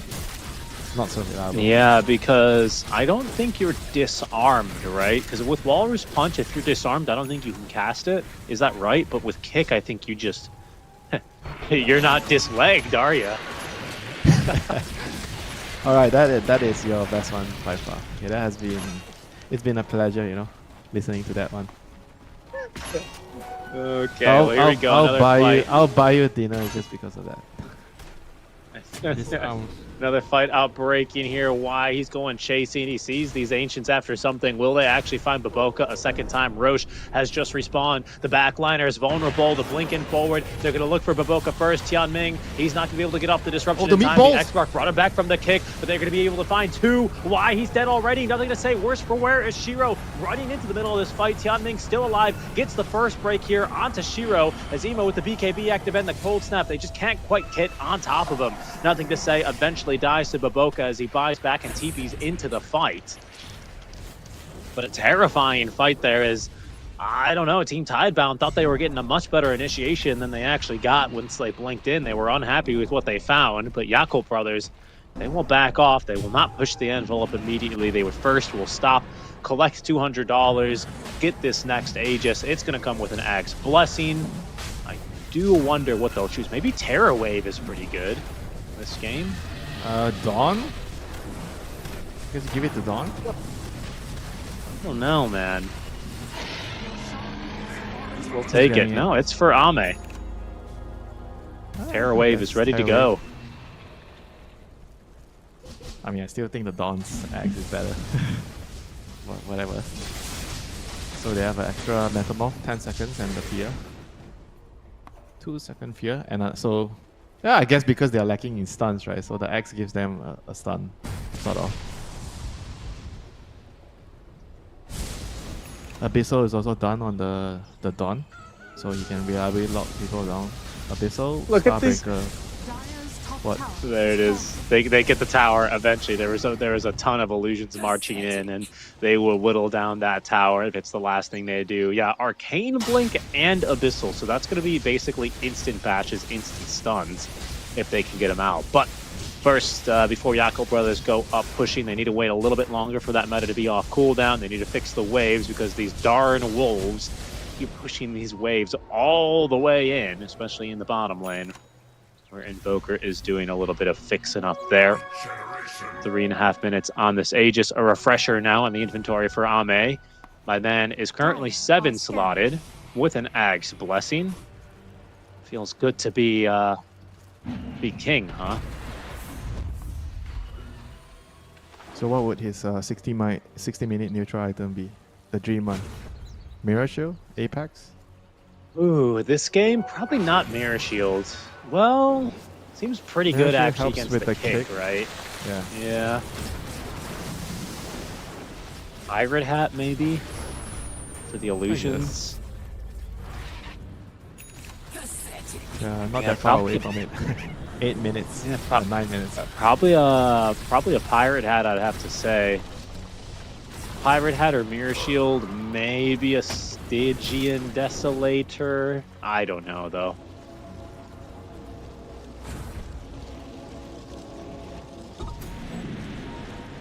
This is going to be the defining closure. They're going to march down bot lane once again, send in their illusions. Disrupt illusions, Manta illusion, Terrapin illusions.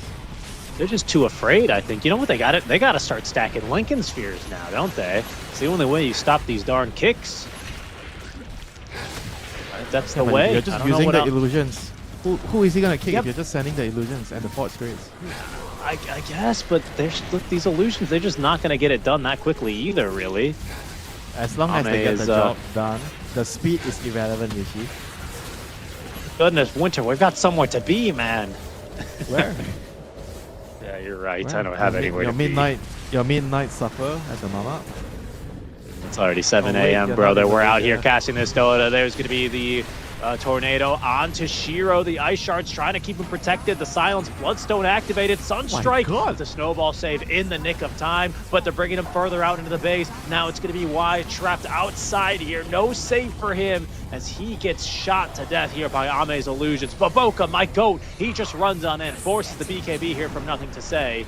As the tidal wave forcing these illusions back and in deeper, but Ame safely up to the high ground now. There is no buyback available here on the Tusk. It's cooldown limited here by 3 minutes. Shiro, he's been hit with the wolf bite now as the wolf turns and starts pooping out those quills onto Ame. Zeal, he finds an Abyssal Blade here onto Bach, but he gets off the BKB, so he's unaffected by that Terror Wave. Ame, good Manta style there, avoiding being pulled back deeper into the base as he's down to half HP there. I believe that was just courtesy of Planet. Tornado good onto 2 as the boat at Ashkoff Aboke gets the leap away, but the boat fleet is incoming now for more. Shiro turns and burns again here, lets him rip on the bristles, doing good damage onto Emo, but once again disrupted as Ame, Objective Gamer, is going for the Megas, forces the glyph out as there they go, turning back onto the bristle with the break. They've got the kill there, but there's going to be a buyback. Zeal running for his life, killed off of all things via Boomerang.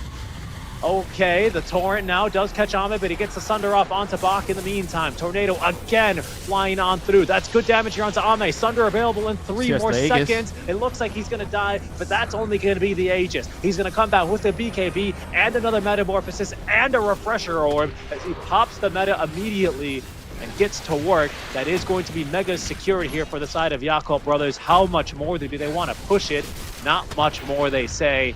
They will go ahead and slow things down and ice out this push now that the Tusk is going to respawn. Yeah, and the Dagon on the Wolf ends the fight.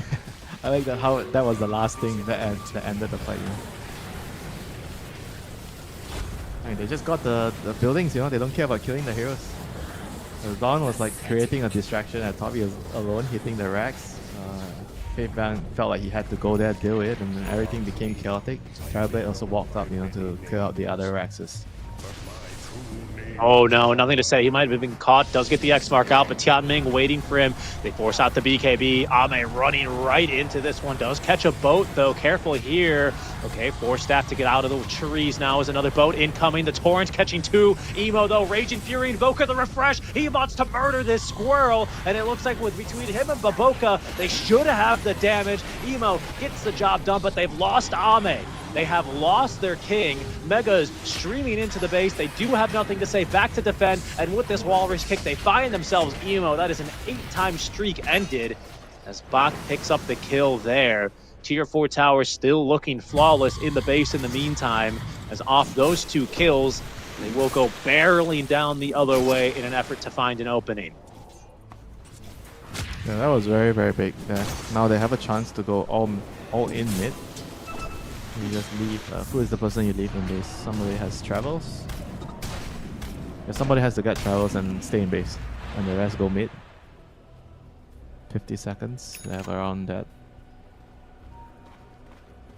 Yeah, I guess not enough time. Yeah, 50 seconds. I'm gonna get a shield rune on the Lycan. I mean, this Lycan is actually so powerful in the fights. It is.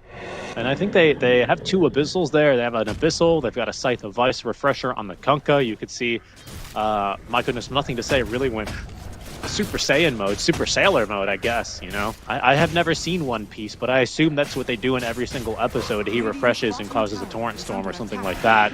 And then they find the One Piece and then they lose it because nothing to say. I mean, he looked so good in that fight, did a ton of damage. And this torrent talent, man, it just buys him so much time to be able to set up anything that they wish here. Ends up looking very good. Is that, what the heck, Zeal? He's just in there. Pretty good damage. Abyssal Blade, do they have enough for the follow-up? I'm not really sure. He's going to get kicked out of the fight, I think. No, never mind. Okay. Somehow Innocence didn't see him there in the trees. Bach is going to turn tail and run away, quite literally, as he turns into a wolf and gets back into his triangle, in his safe space, in his element, farming Ancients. Undisturbed here. And Roche can be up soon, so they are gonna be thinking whether they want to try and force this with a toss down or just wait for the next Roshan. And wait for the 60 minutes items, the neutral items. Winter, look at all these wolves. Bach up to 25 talent. He's got 4 alpha wolves coming out. Even the megas are struggling. Right, here we go. The objective gamers, they want to end the game. They're in. Yep. They're in there. Okay, what have they found though? The Abyssal Blade on the Zeal is going to get Force Staff further away. Force Staff back to safety, and now into the disruption. Okay, a little bit of anti-synergy there as they actually end up lifting the Wolfbitten Bristleback, who is still broken. He's going to try and run down Zeal until that E-Blade saves him. boats coming through are going to give a lot of damage resist here as Ame forces the BKB early. He's got another one as his refresher just off of cooldown now. The Alpha Wolves, the Sigma Wolves getting in there, though, for a bit more damage. So that will reset things here shortly. It's another long Roche Winter. If they actually want to wait, it seems like they will, as once again, the Tusk respawning is going to signal the end of this push. That Bristleback running in as a wolf was so scary with plus 700 damage. He was actually hitting so hard. And that's why they were so scared to commit for the towers there. I think they're going to go back and beat... You somehow have to force them to use their BKBs, and once the BKBs is down, Emo can show his prowess in the team fights. I've got to say, this has been an excellent Megas defense so far. You take a look around in this dire base, and only 2 effigy buildings have been scratched. That's it. The dire base is looking really... I mean, sure, you know, besides the fact that they're missing a mid barracks and a bottom barracks and a top barracks, you know, the effigies are all intact. And these tier 4 towers are... I like how you're paying attention to those things. Do you actually know how many flower pots I have in front of my house? When you come to my house, do you actually pay attention to that? You have like 7, you have snake plants in 2. you actually know? Oh no, okay, come on. I have a snake. Yeah, every single gamer has a snake plant because apparently they're impossible to kill, but that's not what maybe I got a bad snake plant, man. I don't know. They just died on their own. I don't know what to say. All right, we're going to get tier 5 neutral item times here. I wonder if maybe they just... I mean, look, if you're not going to start stacking diffusals against the Tusk, I guess it has to be Mirror Shields. But we'll see what we end up getting here. They should either go or just wait. Do they go with the neutral items? Because the dire side can't really go out for their neutral items. So do you go? That's what I hope they do. That's what I hope. Okay, Pirate Hat for Zeal. He's going to put that to amplify damager and Zeal. Oh, he's going to pick it up too. What else? 3 of fine. Mirror Shield now for the Zeus. We have Invoker, Emo. He's thinking about his. However, the longer they take, the more time that Team Tidebound are going to get. It looks like Y is going to be able to find a few of his own here. Okay, Terrorblade has also gone from Mirror Shield to double Mirror Shield. Dire are scanning. We're on the Dire side. It seems like they have found one for Bristle here for tier 5s. Evo's still thinking about... Okay, he's gone for Giant's Ring. Well, he's very tanky now, 3,500 HP. Holy moly. But only Bristle has managed to find one so far. A lot of the other camps have already been farmed here, or they've just been unlucky. And finally, ooh, a Seer Stone. They've got Terran Scan for the Tianping. Yeah, it's going to come with a Refresher Shard and a Cheese. Seer Stone, cost range, 350 cost range. And Terran Scan. Don't forget about the Terran Scan. It's really good. Yeah, to reveal the wolves. Yeah, I guess so. I always don't have my scan because I use all my mules. Well, I always use my mules to BM drop, you know, so we're just built different. And some Dark Templar box in my base. Oh my god. I lose the game. Well, we'll see how it goes here. Up 30k now. We've been deprived of kills here, Winter. The fights have been good. They've been extremely measured and a bit back and forth here, to say the least. But it's 35 kills, 21-14 here, with the Megas in favor of Yakel Brothers in game 1. You can see why they're playing it so carefully, Winter, of course, because in this upper bracket final, the winner will qualify directly to DreamLeague Season 25. Yeah, a lot at stake here, Richie. Everyone wants to get there. Everyone wants to go to the next DreamLeague, get some EPT points. The all-important EPT points that could secure your slot at next year's EWC. Or this year's EWC. We've got a few more neutral items on the side of Team Tidebound. Mirror Shield on the Kunkka, and a Pirate Hat now for Lycan. So you can see those gold bounties now starting to rise. But Hex. we're going in. We're going in. You can Just be kidding. forced on nothing It to was a say. test It drive. means nothing. Test run. He's got a refresher. Just testing the BKBs. Got to test the refresher, you know. Okay, Ame sending in the illusions. Now finally the tier 4 tower starts to take a little bit of damage. Tidal wave out again. There's going to be the terrorist scan. They see Shiro. They see everything they need. Zeal holding the front lines now with the Aegis. He is going to be first to try and find an opening here. Slowly but surely, these illusions taking down, the tier 4 towers.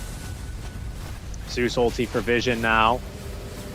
Again, that first tier 4 tower about to be taken down. Another tidal wave here, but they are getting through it, and they finally have a few Lincoln Spheres. In they go. Oh my goodness, the kick in. They're on top of Emo. Emo's on top of them. Zeal doing what he can, but he's just not able to do enough. Now the boats, the torrents, they're all looking real good on the Ame, who is still able to find himself a kill onto Y before the snowball is going to be able to turn him, punches them away. Oh no, the mirror shield snowball. Y trying to pull him even deeper into the base as Ame still gets off that terror wave, doesn't have a damage for the kill. They still have a tier 4 tower up, so he can't just simply end the game. Shiro doing what he can here. The Zeus ulti is not going to be enough damage either as they kick Ame into the fountain. Ame's in the fountain. He gets off a Sunder. He's actually outside of the base now as he finds himself force-staffed and safe for now. The clip for fortification used. Tianling, he's going to refresh again. There's going to be another breakdown. The throne. The vice now, especially onto them. The throne, it's exposed. Ame, objective gamer, ending the game. They don't have any clips of fortification. Shiro doing what he can, but he's finally going to be taken down. No chance to buy back as Ame,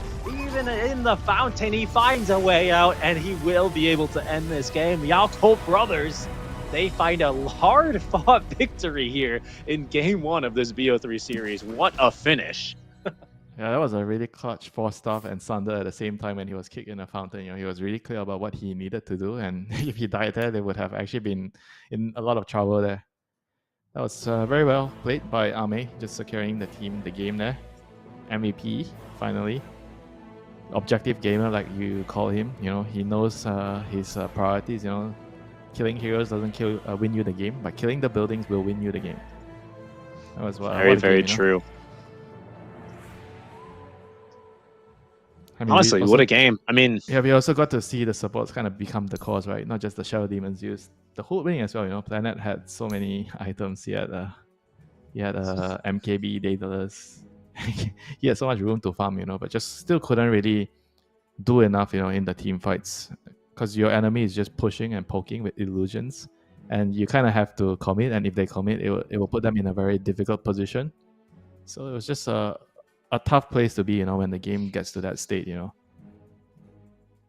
Yeah, absolutely. And I mean, an exciting finish there towards the end. But I think that was one that Yakult Brothers, I don't want to say it was, they had it in the bag, but it felt like if they just kind of played at that slow tempo and they didn't make any mistakes, that they would eventually kind of get there. You know, this team Tidebound is certainly not a team that you want to be making mistakes, because against a team of this caliber, I like to say, you know, you give them an inch and they will turn it into a mile and get themselves back into games that they have no rights to be winning. But a very, very exciting game number 1 here between Yakult Brothers and Team Tidebound. That's just game 1 of our series here, but quite a lot at stake. It's not an elimination series, but it is a qualification series here, as Yakult Brothers now 1 step in for DreamLeague Season 25. We'll see if Team Tidebound are going to be able to make it a 3-game series, or if Yakult Bros will have a clean run through the upper bracket to qualify to DreamLeague Season 25. Hope you're enjoying the coverage here. Seeking Strike and Winter on the call with you. We're going to be back after 5 to 10 minutes here with game number 2. We'll see you soon. Times Square with the wind in my face and a scrunchie in my hair. Fold out my rolling D50. Gonna bring back the vibe. Moonwalk back to 85. Yeah, you know I got my A-team. Hennessy pop loop drum machine. This is my 80s fluorescent pink dream. Yeah, you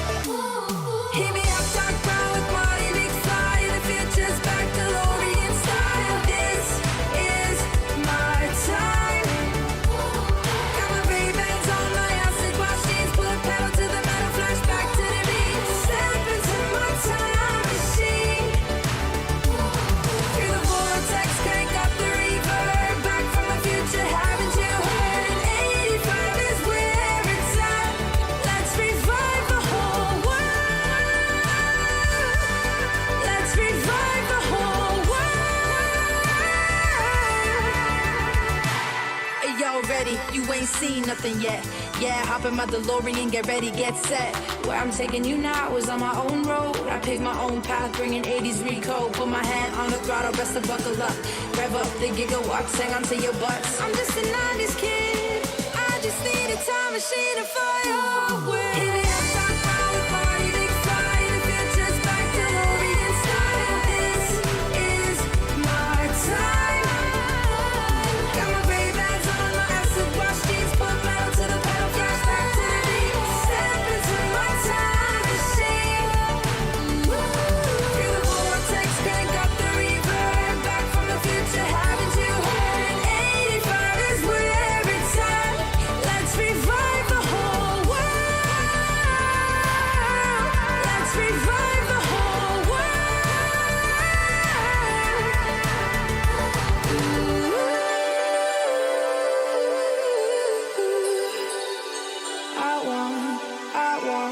Still want my MTV.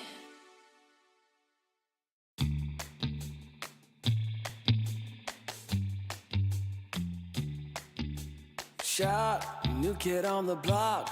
Currents running strong like a solar wave. Locked, plugged into the socket. Watch me burning hot, yeah, I radiate. Coursing through my veins like a power surge. Call it misbehaving the way I burn. If you're gonna wait, then you miss your turn. Charged up and ready, I'm going steady with you. Looking like you're blacked out, got that future shot now. Everybody stop, get that future shot now. Future shot, future shot, future shot. Future shot, future shot, future shot. Breathe, feel that energy. You can change the lights from red to green. See, I got what you need. Sparking a connection, go VIP. You feel electric. You feel electric. Looking like you're blacked out, got that future shot now. Everybody stop, get that future shot now.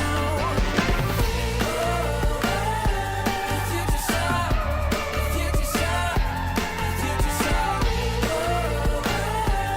Future shot, future shot, future shot. The future shock. The future shock. Once we started, there's no way to stop us. Like a rocket, not for static hearted. Once you got it, you're go supersonic. You know you want it. You know you want it. You know you want it. You know you want it. Looking like you're blacked out, got that future shot now. Everybody stop, get that future shot now. Looking like you're blacked out, got that future shot now. Everybody stop, get that future shot now. Future shot, future shot, you know you want it. Future shot, future shot, you know you want it. Everybody stop, got that future shot now. Oh, I'm feeling good. I'm feeling, oh, I'm feeling good. Wake up with no alarm. Brand new kind of charm. And fresh hot coffee in a big old mug. Can't wait to get my face in the morning sun. Yeah. Make a list, check it off. Doing only what I want. Cause there's nothing better than making waves. I'm front and center in my own parade. On parade, on parade. On parade. Oh, I'm feeling good. I'm feeling, oh, I'm feeling good. Solid gold. Hello, everyone, and welcome back to DreamLeague Season 25 Chinese Regional Closed Qualifiers. We are in the middle of the series. We're in the middle of an intense series. This is better now. Hold on. Give me a second. I think I'm better now. Okay. As we have a 1-0 lead right now for the Yakult brothers. Thanks for joining myself here, Seeking Strike, and joining me is Winter. Winter, it's snowing over here. I can't imagine it's snowing over there, but how are we enjoying our first game of this BO3 series so far? Very, very much. It was a very, very nice game to watch. And to get to watch it with a friend like you has been a privilege. Oh, well. It was, I think, the exact kind of game you like, right? Some measured fights, people not dying really for any sort of random reason. Some big names, some really high skill plays. I can't believe Ame out of the fountain there at the end, by the way. I mean, absolutely ridiculous levels of play from him individually. I think that game eventually was going to end in their favor, but the way that he ended it in that style certainly is going to be one for him to remember. Do you think we're going to see any major adjustments here for Game 2? Major adjustments, probably not. I was quite surprised it took that long, for him to end the game. And then I realized probably I was underestimating the power of the Bristle with the Lycan, and they were kind of doing a lot, in the team fights. Sure.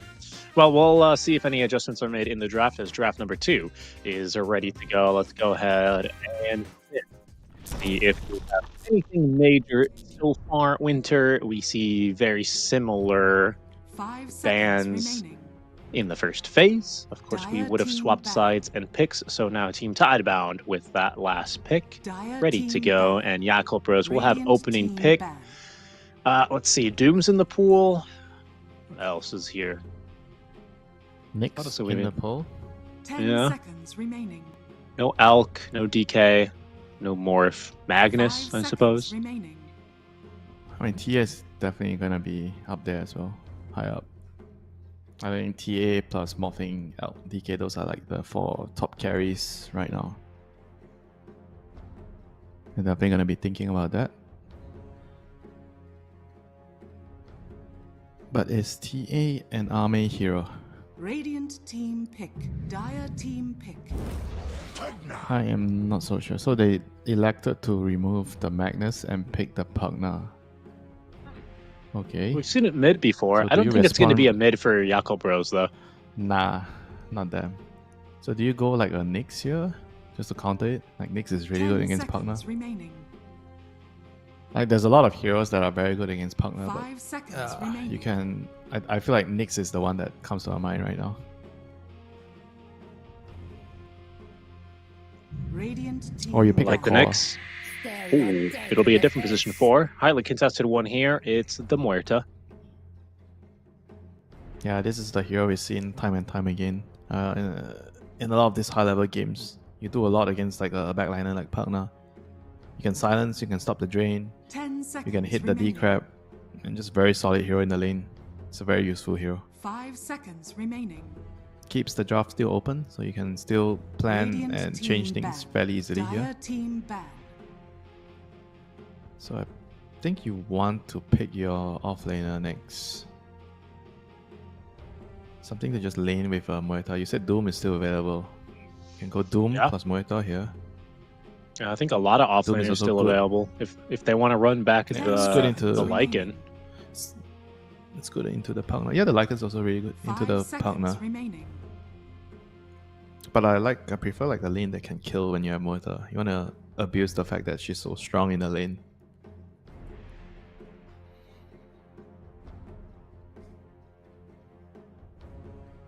If they're picking Lycan here, it means the Lycan is just really high up in the list of offlane heroes right now. With the new way of playing.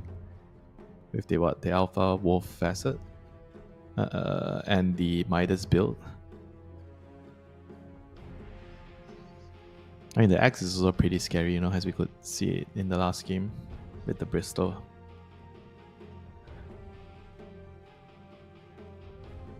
I remember seeing it with tiny, it was really scary. But with Bristol, it's kind of the same thing. So they're really thinking here. What do they want to pick? They're not sure what they want to pick here. I mean, if you don't pick your offlaner, then the other hero you want to pick is like some blind pick mid hero, which is only Invoker, I think. You can only do it for Invoker, or something like a Lina where you don't really care your matchup. I don't think you pick Dire two support team heroes right away here. So it either has to be a mid hero or an offlane hero.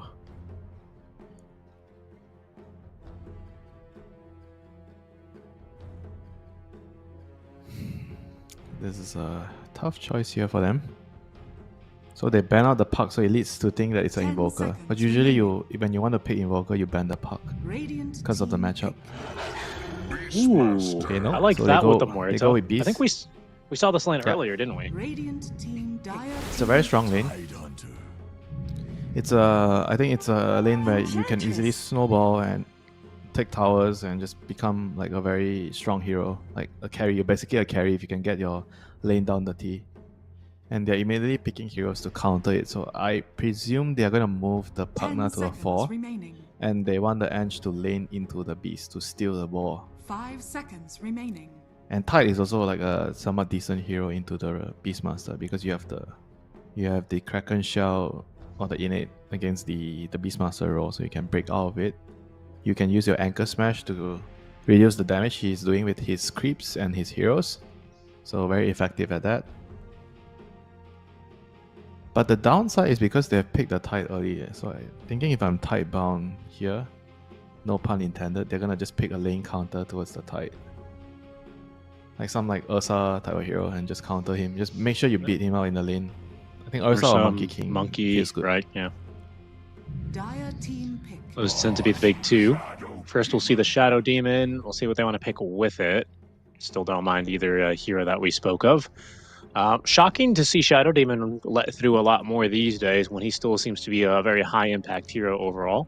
But, priority Well, shifts he to more of the did take 10 Imba some- course. seconds remaining. He did take some like small little nerfs, so definitely 5 affected the hero. seconds remaining. Very small nerfs. Radiant team pick. They go Earthshaker, so they are electing to keep the carry till last. Don't know if I like it so much here, but the Earthshaker is the carry. I've seen a couple of those. 10 Earthshaker seconds carry. Really? remaining. Yeah, it was a thing at Bangkok. 5 seconds KSL1 remaining. Bangkok. What were the strengths of it, other than big crit? I think it's very strong. It's like a fighting carry, right? If you need a melee hero that has a stun, and you don't really get L or DK, I think Earthshaker was kind of like a pseudo replacement. Something like a Interesting. Magnus carry. Yeah. I don't know if they will do it here, because if you do it here, it means that Earthshaker's laning into Tide. And the first thing that comes to mind, that it doesn't really feel like it's going to be a very nice lane for the Shaker. Where are we thinking this Pugna's we'll have going to to go? see. 4. I think You know. he's going to be a 4. You want the Ange into the Beast lane. Right. Okay, that makes sense, of course. Okay, so with that in mind, then we're going to see another pick here. If you're Yakult Bros, do you just pick your carry because you see your lane? Yeah, I mean, why not? team back. I mean, you also see Earthshaker and you know it's mid. So they also want to pick their mid hero right away.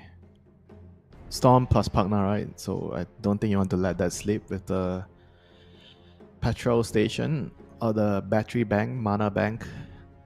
10 seconds remaining. It's very good against the SD, one of the best heroes. You can just find him and kill him in the 5 team fights. seconds I mean, in the last game you saw what happens when you don't get to find the SD in the team fights. You just can't Yeah. win the team fights. Yeah, true. Ended up being Dire very team annoying back. until refreshers started coming out. And then SD got his Anti- refresher with a Seer Stone, and that was ridiculous. So they are banning anti-mage over any Ursa Monkey King type of hero. They seem to think AM is going to be a problem for Tide. 10 And remember the seconds game remaining. yesterday, earlier today, the AM chasing the Tide around. I think it was the 5 first game of the seconds day. remaining. Yes, Dire I team do back. remember that, actually.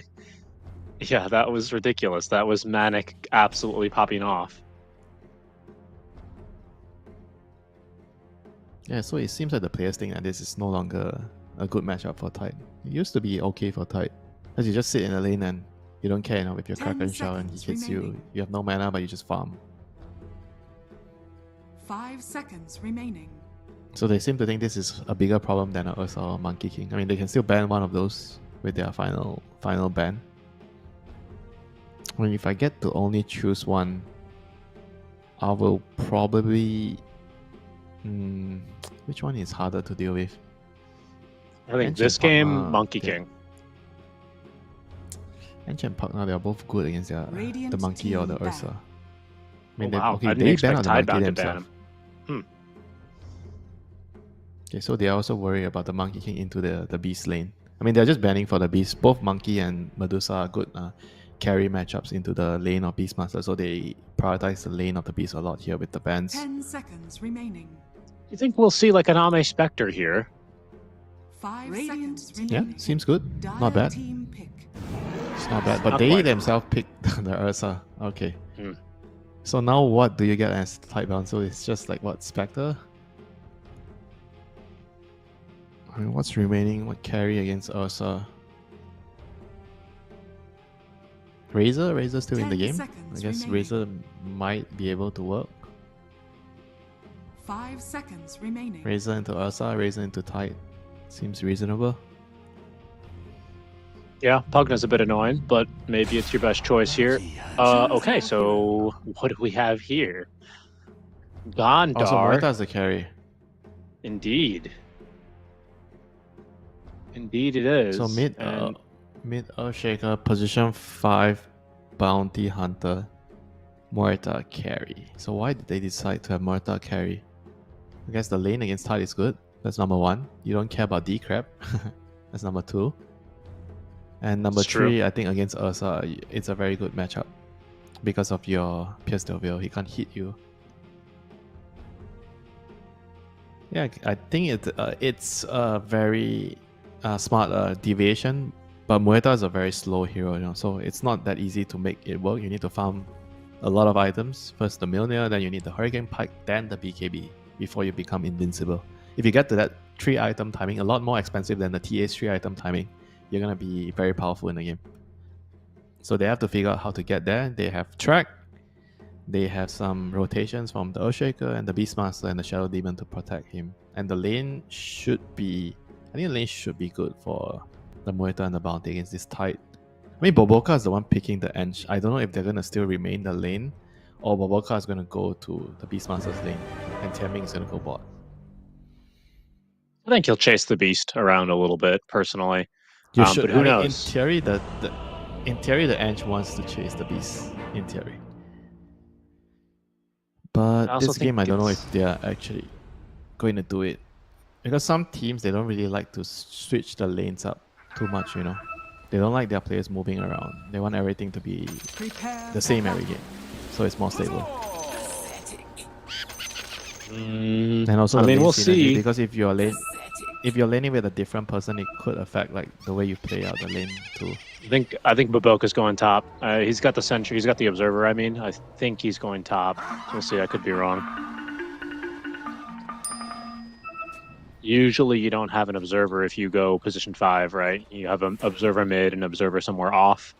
Oh, Y is gonna do some scouting here. He gets himself Scout. into the trees. Oh, did they see him? I think they did, yeah. I think they saw him. Fear of God in Okay, him. they're gonna smoke again.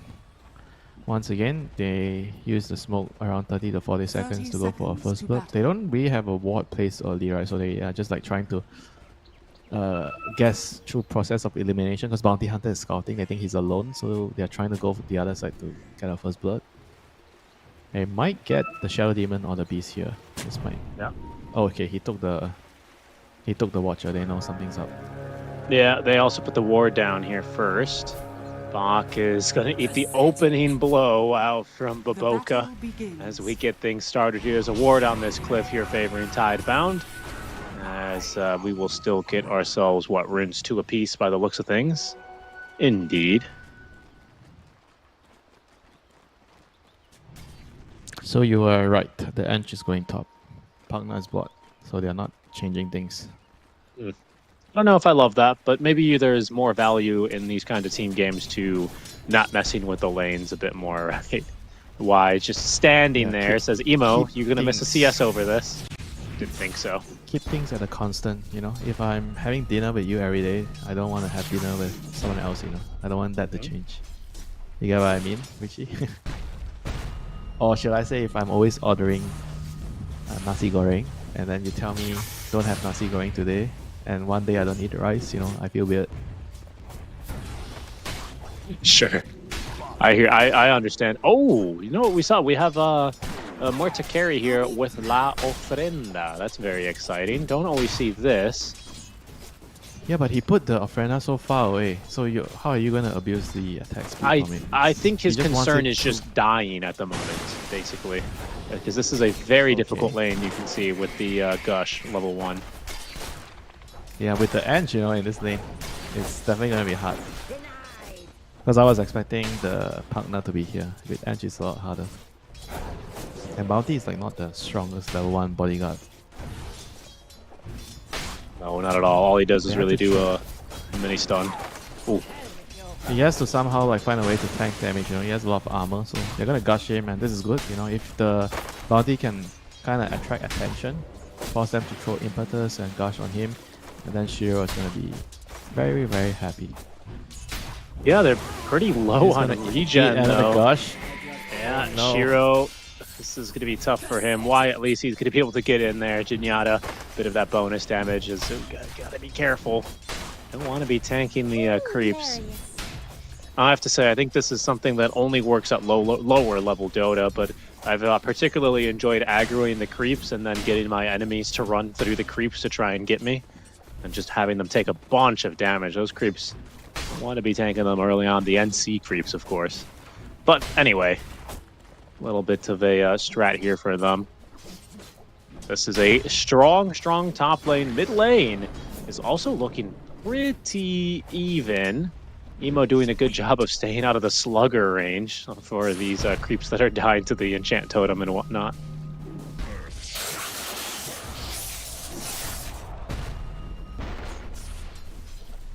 It should be like I farm, you farm lane. I kind of don't expect anyone to kill. Maybe there's only one chance to kill if Oshaker gets level 6 before Storm, and then maybe you catch him off guard. That is probably the only chance for them to get a kill. Yeah, I think so. Other than that, it'll be on the rotations or at the minute 6 runes. Okay, disruption down bottom. Just a bit of harass back and forth, I think. So long as the stacks don't get too high on either side, I think everyone down here in this bottom lane is content to just keep farming. Out of everyone, really, it's Zeal who is trailing the pack here just a bit. 8 and 6, though. He's got a fair amount of denies, doesn't he? But across all lanes, things are looking fairly even.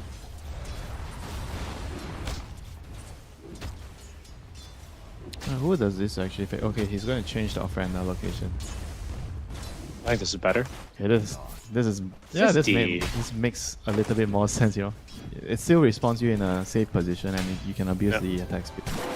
50 mana, though. I didn't know this thing was it's pretty hefty. Nothing pretty is expensive. free, Richie. Nothing is free. Some true gunslinger is. Okay, no spell is free. I'm just Is being it even a pedantic. spell? It's an Actually, it's a auto attack spell. modifier, I guess, right? I remember back in my day, BKB used to be free to activate. Now you need 50 mana. 50 mana? Yeah. Indirect buff to anti-mage. You can burn them True. until they can't use BKB. I mean, it's something that you need to get used to, you know, in the late game. You just don't. Sometimes you just don't remember and you die because of it. Or you're trying to calculate your refresher combo and you forget about the 50 mana from the BKB. It's 100 mana. It's quite a bit. Adds up. Oh, Yeah. wow. He gets caught there behind the hoofs of the War Stomp. Sorry. And Tianming through the gate of very early rotation. Picks up first blood just as nighttime falls. As will Gondar. Yeah, they're trying to pressure the Ursa You know, he's alone, but he seems to be fine here. Really, that can't really do too much to kick him out of the lane here. And Tianming's back. He has the Lotus still. And now the runes are going to be the next one to fight for. The Storm and the Earthshaker needs the refill. Both do. Level 6 here earlier on the Shaker. It's tends to be a little bit more advantageous to him, a little bit more AoE damage, of course, easier denies on that enchant totem. This hero would totally be Imba if you could slugger on denies. It's probably for the best that he can't. But I do really enjoy the changes to the slugger facet. Here we go, minute 6 runes. The big fight is here in the river, where Nothing to Say picks up the amplified damage, and he's activated immediately. He's got an Echo Slam here. Got to be a little careful. Up to the high ground he goes, where neither auto attack misses. And so Baboka gets the kill there onto the mid Shaker. Emo, he may have an empty bottle, but he is with life. So he'll be happy, well, at least happier than Nothing to Say. Doesn't matter if you get the rune if you die, yeah? And now 7 minutes. Bounty Hunter is definitely interested in stealing something important here. Just some money from Casually shows a jump in Baboka. the lane. Just steal some money from the real carry, Baboka. Okay, I'm surprised he didn't even attempt to try and steal the rune. Okay, Echo Slam on the triple stack. You love to see it. Radiant are Nothing to scanning. say. A bit of recovery farm here. I was wondering if he was going to do it, and he did. He absolutely Echo Slammed that thing.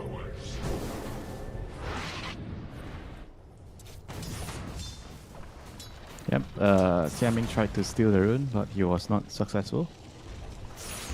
TP's out, he's fine. I think Baboka got theirs, so 1 for 1 there on the Wisdom runes. Not much to Dire's bottom write tower home is about under here. attack.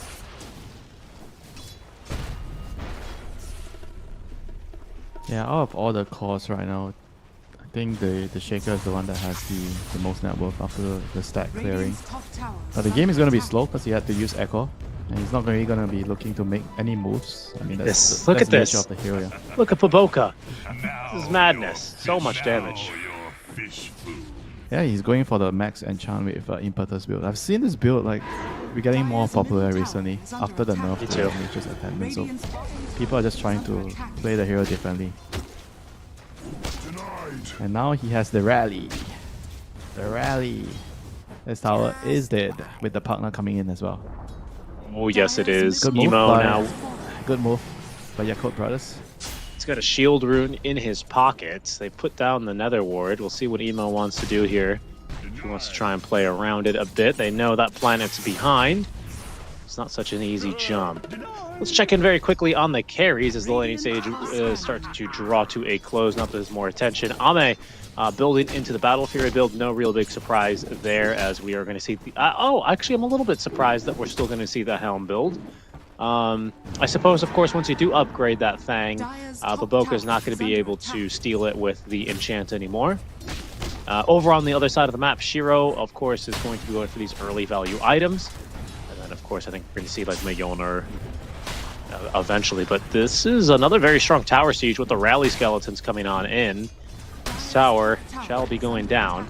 Dire's Zeal, I believe, is going to be building up with Vlad's. Indeed, he is. So a nice aura item for him in the team. Has Nothing to Say, has Echo Slammed his second ancient camp of the game.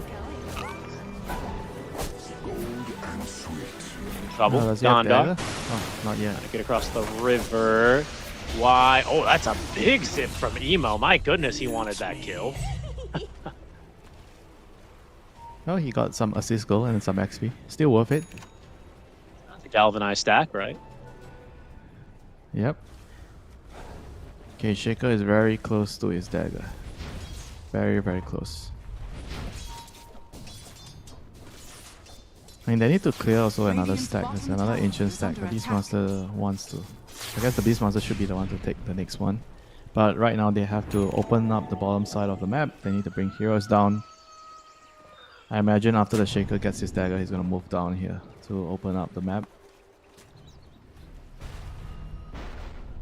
I mean, Bounty Hunter kind of doesn't really have much to do now except for like trying to scout, give information, kill some couriers.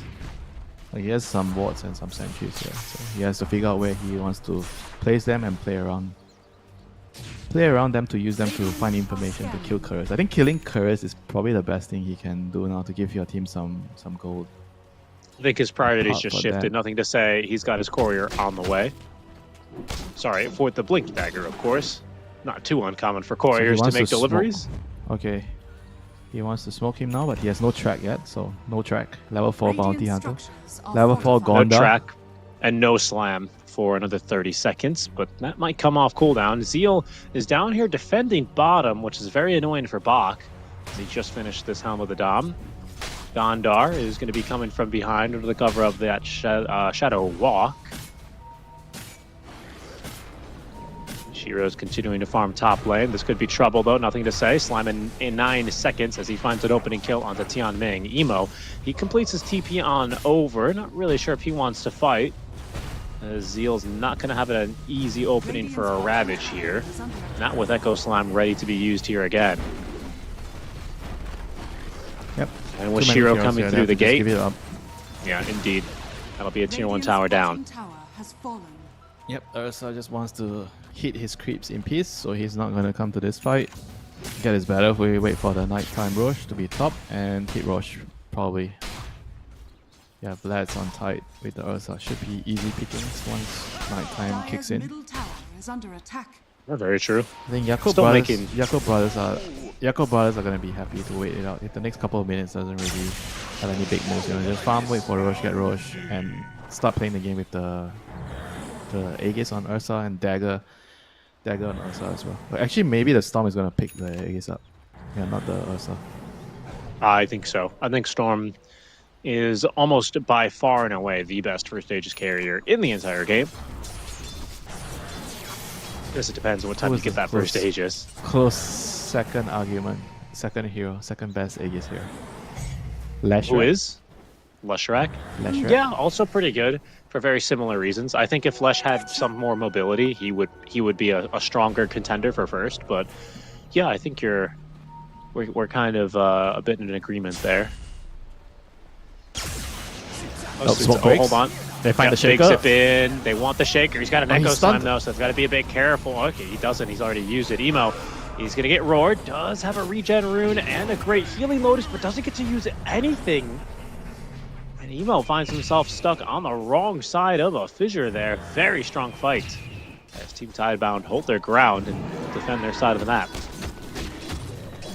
Yeah, he wasn't. I think he wasn't in range, or Decred was on cooldown. Couldn't really save him after he got roared. That was really unfortunate there. He's not balling far enough. I think he also didn't expect the beast to come from that angle, so probably should have balled up the high ground instead. You know, I mean, once again, it's easier to say it when we have the bird's eye view. You know? we see everything. But unfortunate event. So now they're back to farming. Storm is going to go back to the jungle, play a slower pace game. Which I think, again, you know, they are quite happy to be in a slower pace game. Yeah, I think the only thing they're going to be slightly sore about is maybe missing on like a really nice first Roche timing, you know, after that kind of a fight. But Omni, I think, is not too displeased. He's got his Battle Fury now online, really starting to Radiant are accelerate scanning. his own farm in this game. They failed to kill Nothing to Say, so he's going to get his Ag Scepter online sooner rather than later. You know, Shiro's really happy with this outcome. He's going to get even more time to farm. As you say, this is a very slow hero, right? Needs to really get the ball rolling here a bit more, as they are going to try for killing a Baboka now. He does have level 6 on the Untouchable, but Nothing to Say will get world's slowest kill there onto the Enchantress. Yeah, last couple of minutes have been really good for Team Tidebound. They were able to get a lot with this Bounty Hunter running around, finding heroes, giving information, and abusing the Shaker to kill some squishy heroes like Ench and Pugna. That track Now bonus it's going gold to be surely nighttime feels though. nice too. Yeah, and now it's going to be nighttime, so they have to be careful Dire's bottom tower about when is the under rush attack. is going to happen, you know, for the Ursa. You have to keep eyes on the Ursa if you're the bounty. You have to just keep checking. You know, he's going to go through the twin gate now, so he's going to see the rush coming, and he is going to maybe try to, I guess, find the Pugna again. Pugna seems like a a free kill if the Shaker's nearby. Shaker's coming in. Yeah, level 2 see the slam ready type. to go. Y, he's got a track down onto Zeal. They're going to try for this kill. He did get off. Oh, the Ravage even as well, which is onto Gets 3. back up. Emo makes the jump on in. Bach looking for the roar as they get the kill first onto Gondar. Disruption buys a bit more time for Nothing to Say to get off the Echo Slam, but it actually only caught Zeal by the looks of things. 2 heroes dead for Team Tidebound, as now they are homebound, having lost that initial kind of a skirmish. The watermelon was definitely not the target. Oh, Too tanky. he rarely is. The He shell rarely was is. the shell was too hard. And now Roshan is a free Rosh for the Ursa. I think Yeah, he kind of true. knew, right? You remember how they started the fight, so he blinked. Okay, never mind. There's another fight mid. Planet. Oh, there is. Dies. Yeah. Roll Why on the looking Pugna. around for a better fight in? The Pugna is going to end up getting caught, so Bach with a kill here in this engagement as Baboka. He will proc the Pierce the Veil. Actually does manage to turn for a quick cheeky enchant onto Shiro. And Emo, he's going in. Emo's going Uses in? a lot Wow. of his mana. Gets the kill, will die as a result, and I believe that was a track kill. If they find Baboka, it'll be 2 here in this engagement. You better believe it. I don't know if that's worth it with the tracks. It is going to Yeah, I don't guarantee them know. this first Aegis now on Ame, but that was a little bit loco for me. I don't feel like that was worth it as well. Because Enchantress had to go at him, and then he had to die too. Dire's bottom tower is Oh well. under attack. Sometimes things like this happen. 2-prong attack, right? Your team is trying to do Rosh, and then the rest of the guys are saying, okay, we have to try and do something, and so we can't just let those 2 do all the heavy lifting. We have to try and get a kill here. And then they end up getting 2 kills with track. Indeed, they do. That was definitely not worth it for sure. And now they have to, get back to the basics, go back to farming, wait for the next timing. Like Storm has to chill a little bit. He has been falling behind the last couple of minutes. He died twice. He wasn't really focused in farming. He was just like really bloodthirsty, trying to play aggressive, Right. find kills. Maybe they think, because that was a very deliberate, zip in. I think Emo knew he was not coming out. Maybe they really think that getting more of these kills onto Morita, especially when she's still kind of in this ramp-up period, is something that's super well worth it. Yeah, but not with track though. I think even without Bounty Hunter, it was not really worth it because there's like 3 heroes there, so everyone gets the share goal, bonus XP. I feel like it was never gonna be worth it, in my opinion. Yeah, I It hear kinda you there. also ruins your game. Dire's King You don't want to be Ame's, trading bodies, as a mid laner. I think if you're a Sure. support, you're suiciding to get a kill like this, it's fine. Okay. Yeah, I hear what you're Why? saying. I don't know. We'll see. We'll see how it works out then. He got him. Oh, he did. That was so much damage. He did 1.3k damage, like what, 4 Radiant's top shots? tower is 5 under shots Yeah. attack. maybe? 4 impetus and a little chain lightning as well for the creep to get the job done. Thank you, Harpy Stormcrafter. Big kill there onto Gondar. It's okay, though. I don't think he's too displeased. He finally has a charge in his urn. Attack. Illusion? That's not the way he wants to get it. Oh, but Killing people. it's always sad when you die and you have 0 urn charges before. At least now it's tactical, boys. Don't worry. It was the plan all along. Mjolnir is online So you are soon. saying when you buy the urn, it gives you some leeway when you die. You can tell your teammates, oh, it was just to get an urn charge. Right. Oh, Nothing to Say has got his Acceptor online, so an increased mobility. And of course the gap close, which he will very quickly put to work here against Baboka. Baboka's trying to live. Nice Hurricane. The Echo Slam committed from Nothing to Say. Just wanted to really get that kill. He will get it. Anything for that track bonus goal, am I right? Yeah, anything for it. Dire's bottom But now tower there's going to is be a under price, right? They should be able to get the tier 2 bot here. And they're trying to Radiant's exchange it for the tower tier 1 is under top. attack. And let's see if Yakult Boys will allow that to happen. I think they might be able to take the bot tower and defend the top tower at the same time. Dire's And we see a bottom TP. Planet is actually moving bot on the Shadow Demon. They actually are going to decide to fight bot. Radiant's That's a I very think they don't want to last-minute lose call. this Tormentor. They don't want to lose that's it. Right, that's true. Dire's bottom tower is With under the heroes attack. like Ursa around, you definitely don't want to give it to them for free. It's too easy for those heroes to kill it. Yeah, definitely. So tower will be defended. Ame's still in the vicinity here. Really wants to try and Tianming finish is this gonna tower get off. it. Tianming. He's gonna get it. Last little blast. He does find it. Dire's bottom tower Planet may be has looking fallen. for a disruption here to try and set up for a fight, but Dire's not middle one tower will be is under found. attack. Only Baboka underneath an enemy ward. Rainbow TP's incoming. Nothing to say. He's got no slam here for some time. As Shiro is going to try and leave him here, but Emo, yeah, he's going to be able to find his man. And look at the damage Baboka is pumping out. Nothing to say. He falls to the hands of his rival mid laner. Yeah, Boboka is actually pretty fat. He's gonna have his Hurricane Pike done soon. Man, that is definitely like not a kill you want to feed away if you're team tidebound now. You have to be careful, you know, when you're going for all this like dangerous plays. I think they have to just keep like poking and prodding, let Bounty do the dirty work, scout, and keep scaling on all their heroes. Everybody needs to keep farming. Because I don't think the Baboka's Moisa so can do big. this alone. This guy's so big. He got the shard. He's got a Hurricane Pike flying to him now. He's going to be doing so much damage here in these fights. I mean, dude, look at his net worth and you compare it to the enemy carry. He's close I to the know. enemy carry. Seriously, that's kind of what I was getting at when I was like, maybe that death is kind of worth it. Oh, Oh, big Echo Echo Slam Slam. here. Solo kill for nothing to say, as he's going to now eat a few impetus shots on the way on out. I do like this style of play in Shaker, just collecting the kills where you can, right? Not really being too picky or choosy about them. Yeah, I mean, they're not Dire's even middle really in tower a is state under of game where they could be choosing. You're behind, you have to take whatever you can find. I mean, ideally, you do it with a track, but that wasn't a track kill. Y is looking for heroes now. He has the shot, so he has the shadow walk for his teammates. They're gonna find a kill here on Boboka. Yeah, he's going to be tracked. Maybe. Baboka, he knows the Can they song and burst him? dance here. It's going to be He's a little very tough. tanky though. He is very tanky. He just got a greater Healy Lotus as well. He's got 17 Still has wand the charges. 4-star. He didn't even use He's either, but baiting he them. didn't even, He's he baiting didn't them. even use force. He really is baiting them. Emo is in front of them here. Zeal's pretty far away. Doesn't have a TP scroll. Emo's going to still wait in these trees and try and find an opening now.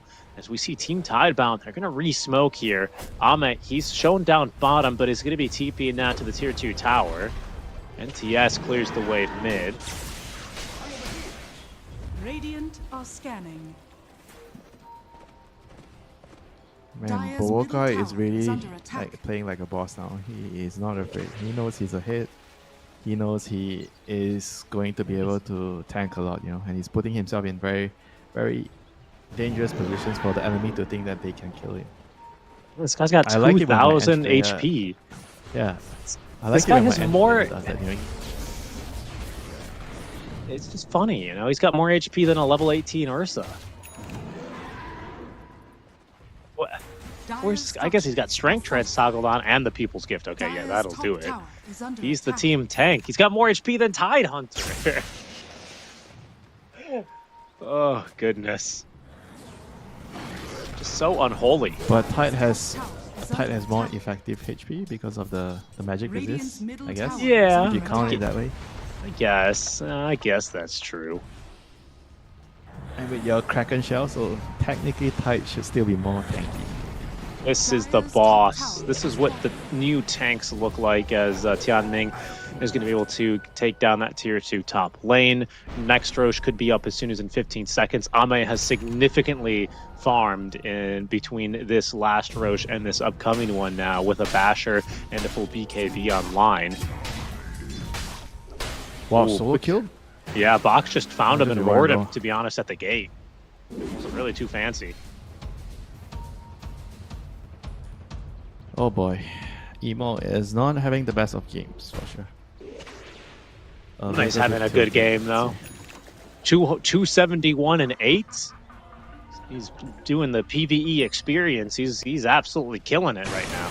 0-0 and 0 when it comes to heroes, but he's absolutely farming out of his mind. Radiant's bottom You know what we tower call is this? under The attack. anti-mage stats? Radiant structures are fortified.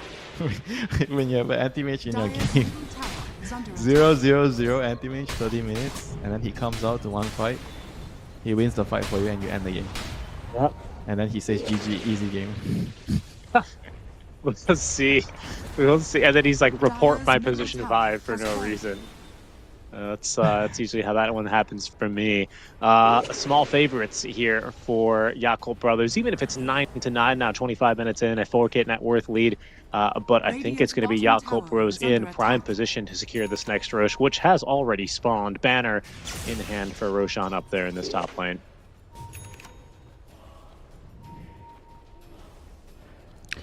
Second Roshan has spawned, so this should be fairly straightforward. They have pretty good vision. They see Shiro in mid. Radiant's bottom tower Have 2 good is under wards on the attack. top area, so they should be like nothing. free Rosh. Just finished his BKB. Why has not been very successful in his career hunts, right? So far, I think he's only gotten 1 or 2. 26 minutes in the game. That Rosh was very fast too. Oh, don't forget the banner, boys.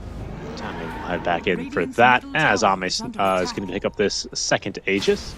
Yeah, it's a bit of a shame, right? I feel like Team Tidebound, they're pretty close, and they are in many regards in fighting shape now with the BKB online from where to the BKB online for the Shaker, but just unable to really find a good opportunity to let loose here. Tower is under attack.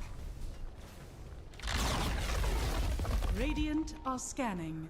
I mean, it's very difficult because they also have a very slow lineup, right, with the Moita and everything. I mean, the Shaker kind of wants to fight, but the Moita is like not really in fighting shape. He has BKB and Mjolnir now. Still needs, I still feel like he needs the per game pike to kind of give him more disengage in the team fights. You know? You can't just pop your, your veil every time the Ursa goes on you. You need like an extra pike. I don't think his team can wait for him. No, they have a triple BKB timing now. I think you've got to use it. Why in the middle of things here, in the middle of the fray, is going to actually get tagged there by that anchor smash.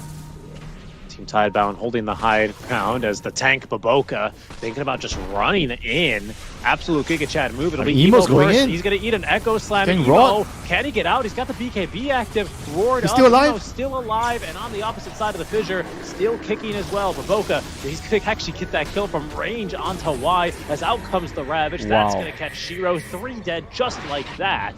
As Y is lucky to be alive. Nothing to say, clearing out the wave bottom on the way out, but that is a very decisive fight there for the Yakult Brothers. That is like a full command on the Storm Spirit with the gem just ball in. Because he knows he can't die, just puts his trust on the partner to save him. Oh boy, that was like what a fight, you know. And he actually just gave all the vision so Ursa could have just jumped in and cleared everyone. Like, Made it the look Ravage real at the end easy. was probably not even needed. The fight was already like gone and it's over. Yeah, what a aggro game from Emo, but it's kind of just the force that they need this game, right? It's allowed the supports to play a little bit more comfortably. It's allowed Ursa to pick and choose his initiations in these fights. Really well done by Emo. Oh, Shiro, he responds in the Offender in a very weird position. Oh, yes, he does. so I just awkward. noticed Oh, that. no. Oh, no. Oh no. I think they camped his Ofrenda. Oh no. Oh, did they? Or he just... Okay. I think they camped the Ofrenda, man. They knew these carries. He's gonna want to farm those ancients, and Ame straight up onto the high ground now. In they go. A very serious push, especially with this Roche banner. They've got a vision up on the high ground. Ame, he may be tracked, but he's not really going to care very much here as the tier 3 tower goes down, and there's the tank, Baboka, up to the high ground here. Unfortunately, doesn't really do a lot of building damage. Zeal's pushed a wave here into the bottom tower. He's going to be able to assist you a little bit more now as in goes Ame, trying to find a jump. A bit more difficult. No Ravage for 30. We do have an Echo Slam, so I'm going to be careful here for this mid Shaker. So there's going to be the Banish. Disruption onto Zeal. They miss on the stun. They get a 4-staff for him over the cliff as Tianming also secures that tier, the mid barracks make it simultaneously. Nice moves there from Yakult Bros as this time Shiro does not make the same mistake. He destroys his own Ofrenda to make sure he doesn't get caught like that again. Oh, is it already too late? You know, damage has already been done. And if they lose one more fight, it's just gonna be over. Yakult Brothers, they smell the blood in the water. They're waiting Earthshaker gets the ruin. They want to still use the Oh, Aegis. Ame, Ursa jumps Ame, in. he gets a bash. Okay, Overgrave's going to be there to save him here for a bit. Ame has been demonically purged as well as Y in a little bit too deep. Baboka doing the damage. Zeal ready for a Ravage here. His Blink just on cooldown. Is going to be stopped there by the calling as they find the kill onto Y. Baboka, the true carry, able to put in the damage as Ame scares the rest of them off. This is getting very difficult here at this stage. Winter, Yakult Bros looking like they are going to make the flawless run here on their path through the upper bracket directly into Dream League Season 25 as the first Chinese team to qualify at this rate.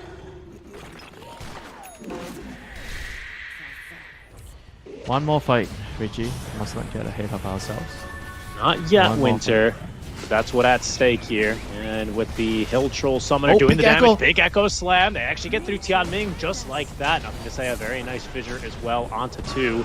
Emo, he's waiting for the jump in from the top of our screens as Baboka setting the perfect trap. The Ravage on top, it catches all 5. And Shiro, lucky to be alive. He's actually untouchable now under the cover of the BKB, but he's just not really doing the damage. Fissure, finally good for the kill there onto Shiro, but it's going to be Ame who finally puts him down as Zeal, he does end up dropping. Planet's going to buy back immediately. It's nothing to say. A big kill onto Emo there. Once again, finds himself in a bit deep.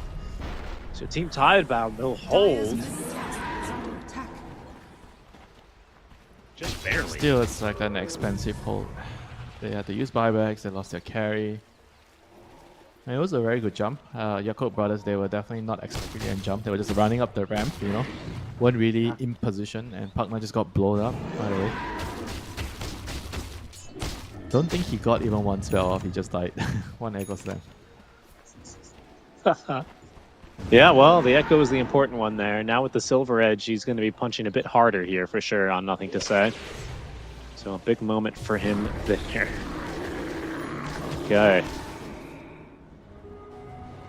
Tianming now with his shard. I don't know if this is really that good for him this game, unfortunately, but whatever, it's free. You can't complain. Much rather would have had that on Emo for free, I think, for sure.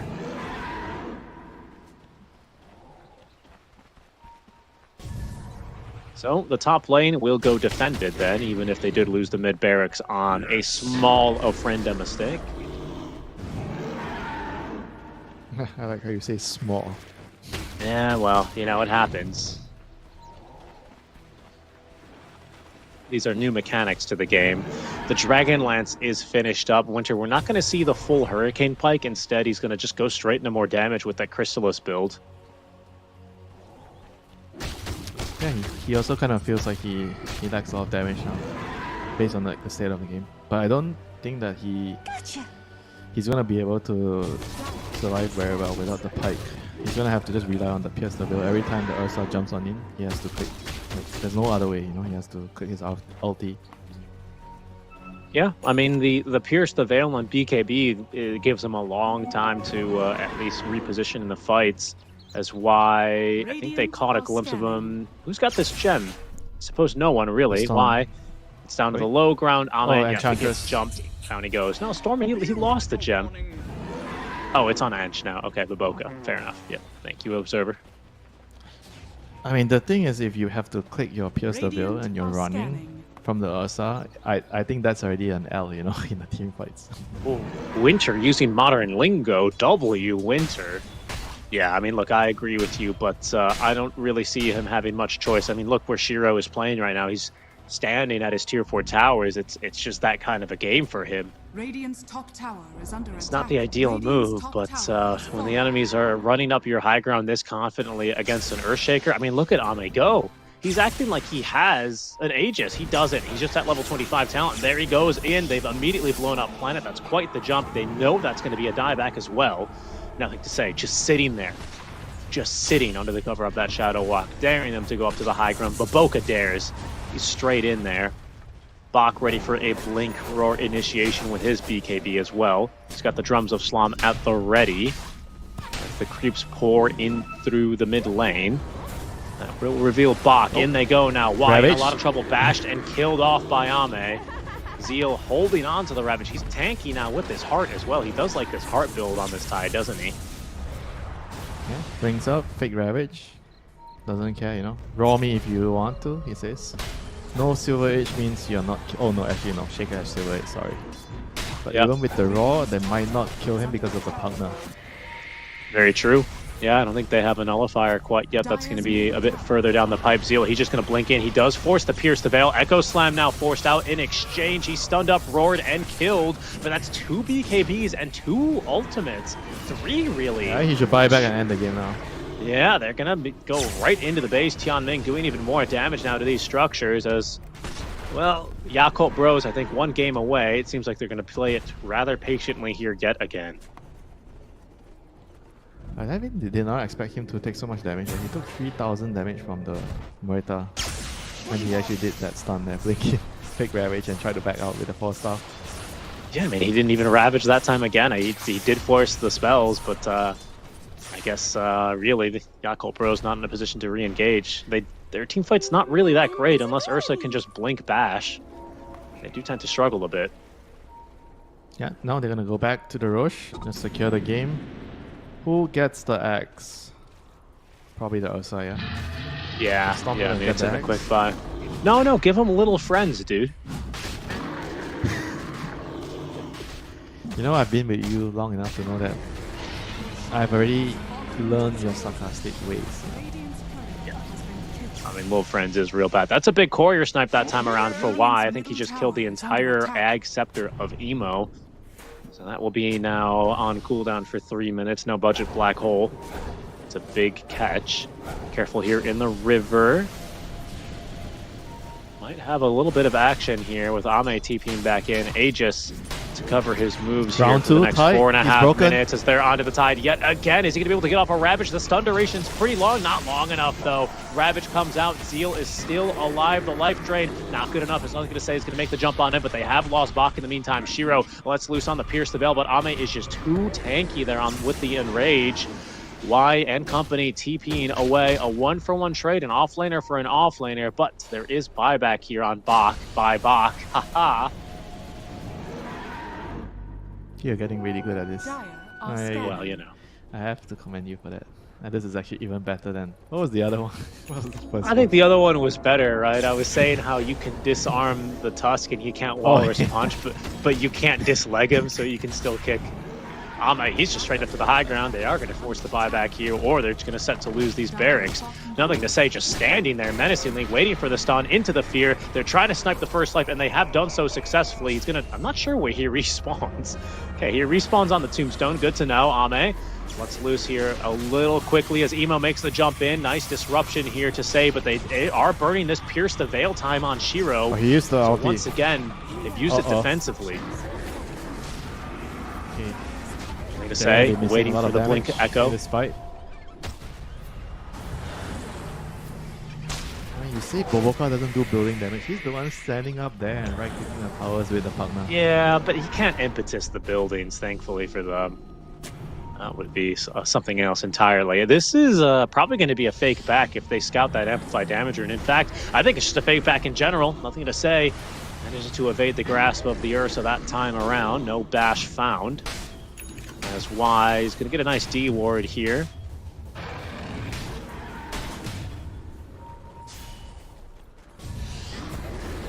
Position 1 Muerta not really Look at the working out. Rex. Ame fishing Rex again as the is racks down. are taken down. Yeah, just like poking them down, you know, like the last game it was with Illusions. This game it was with the partner. It's with the partner and the Enchantress hitting the Yeah, buildings man. slowly. I mean, and Baboka, he's got a darn pipe and an Eternal Shroud. He's got 3,000 HP. This pipe for the team as well is a fantastic option against, honestly, a lot of the damage, but especially against a Muerta carry. Basically buys you an auto attack or two. Nothing to say. He's going to try and sneak out of the base and find a solo kill.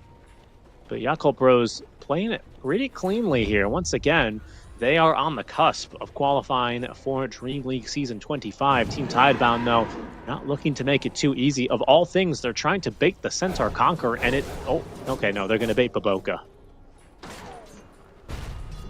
I believe they've already learned their lesson, you know, Team Tidebound. They're not going to touch the Enchantress first in the fights.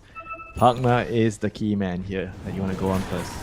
They call it untouchable for good reason as the Roshan banner placed down, the tier 3 tower taken down by Tianming's Nether Blast.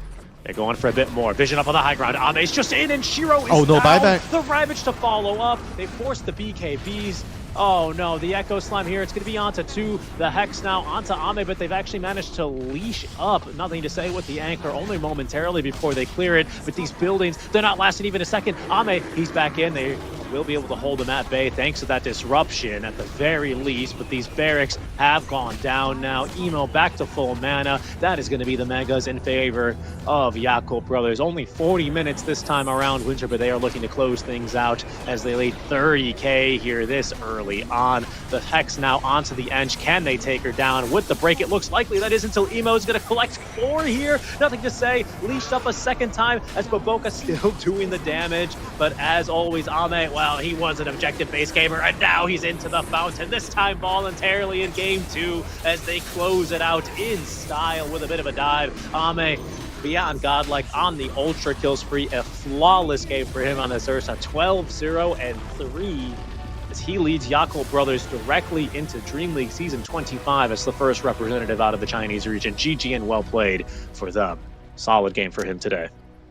Yeah, Ursa did his job, but Enchantress, Boboka definitely made it easy for him, you know. And let's not forget the Storm that did not have a good game. I think the key jump in the bottom jungle where he got BKB and he just jumped in and it looked like he was going to die. He tanked everything and Ursa cleared everyone. I think those are the few moments that really turned the game around, you know, for Team Yakult Brothers. I think it was a fairly close game for quite some time. But eventually, we see why Muerta isn't picked as a carry a lot, right? It's very high risk, low reward. It's a very slow hero. It takes a long time to come online. His teammates were like doing their best to make space for her to farm and get her items, but it was just eventually not enough. You know, they weren't able to create enough time, and Ursa just got Aegis after Aegis, and you know, eventually you're just going to bleed out, you know, against Aegis. You have to be able to fight and contest at some point, you know, but they just couldn't find a moment. And so Yakult Brothers showing why they deserve that direct invite slot here to the closed qualifiers. Very well played to them, as once again they are the first team to get qualified through. Not to worry, Team Tidebound fans, you still have another opportunity here for Shiro. Nothing to say, Bach, Planet, and Y to qualify, as again there are 2 slots this time around. They move on to the lower bracket final, Winter, where we will pick things up tomorrow at 12 noon China National Standard Time, UTC +8, same time in Singapore and KL, where we start off with Extreme Gaming versus Titan, another BO3 series, before we qualify our second and last team, where the victor of XG and Titan face Team Tidebound in a last BO3 for that second and last slot. Pretty exciting day, I would have to say, though. I think this last series, you know, a bit of a barn burner game 1, a bit of more of a domination from Yakult Bros in game 2, what we're used to seeing. But I think this is now the second tournament they're qualified for, right? So they're going to this and they're going to the Belgrade tournament. So they have a very busy first few months of 2025. Yeah, always good news to be busy, you know, if you're a Dota player. You want to be taking those flights in and out, you know, into tournaments. You don't want to be at home, you know, just like me, you know, at home, AFK, you know, working on some qualifiers. You want to be out there, you know, with the big boys. Yeah, a little too relatable there, Winter, unfortunately. But that is that's how it goes sometimes. And for us, that is already going to wrap up our day. We've had a long day of coverage. Winter, we had our first non-2-0 here happen in the first round for Team Crocodile, but they're eliminated by the hands of XG. Once again, guys, we are back at 12 noon tomorrow, China National Standard Time, or SGT, same time zone, UTC +8, for our last 2 BO3 series for the last day of the qualifiers. Thanks for joining us today on behalf of Winter, myself, and everyone behind the scenes. Thanks so much for tuning in. We hope you've enjoyed the coverage, and we hope that we'll see you tomorrow when we resume the coverage here for the DreamLeague Season 25 Chinese qualifiers. We'll see you soon, guys. Bye-bye.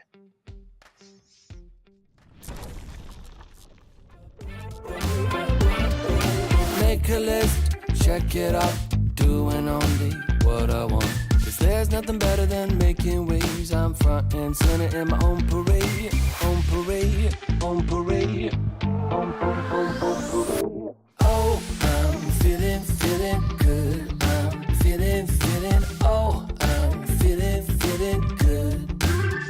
Solid gold, I'm shining into full. So come and take a look. I'm feeling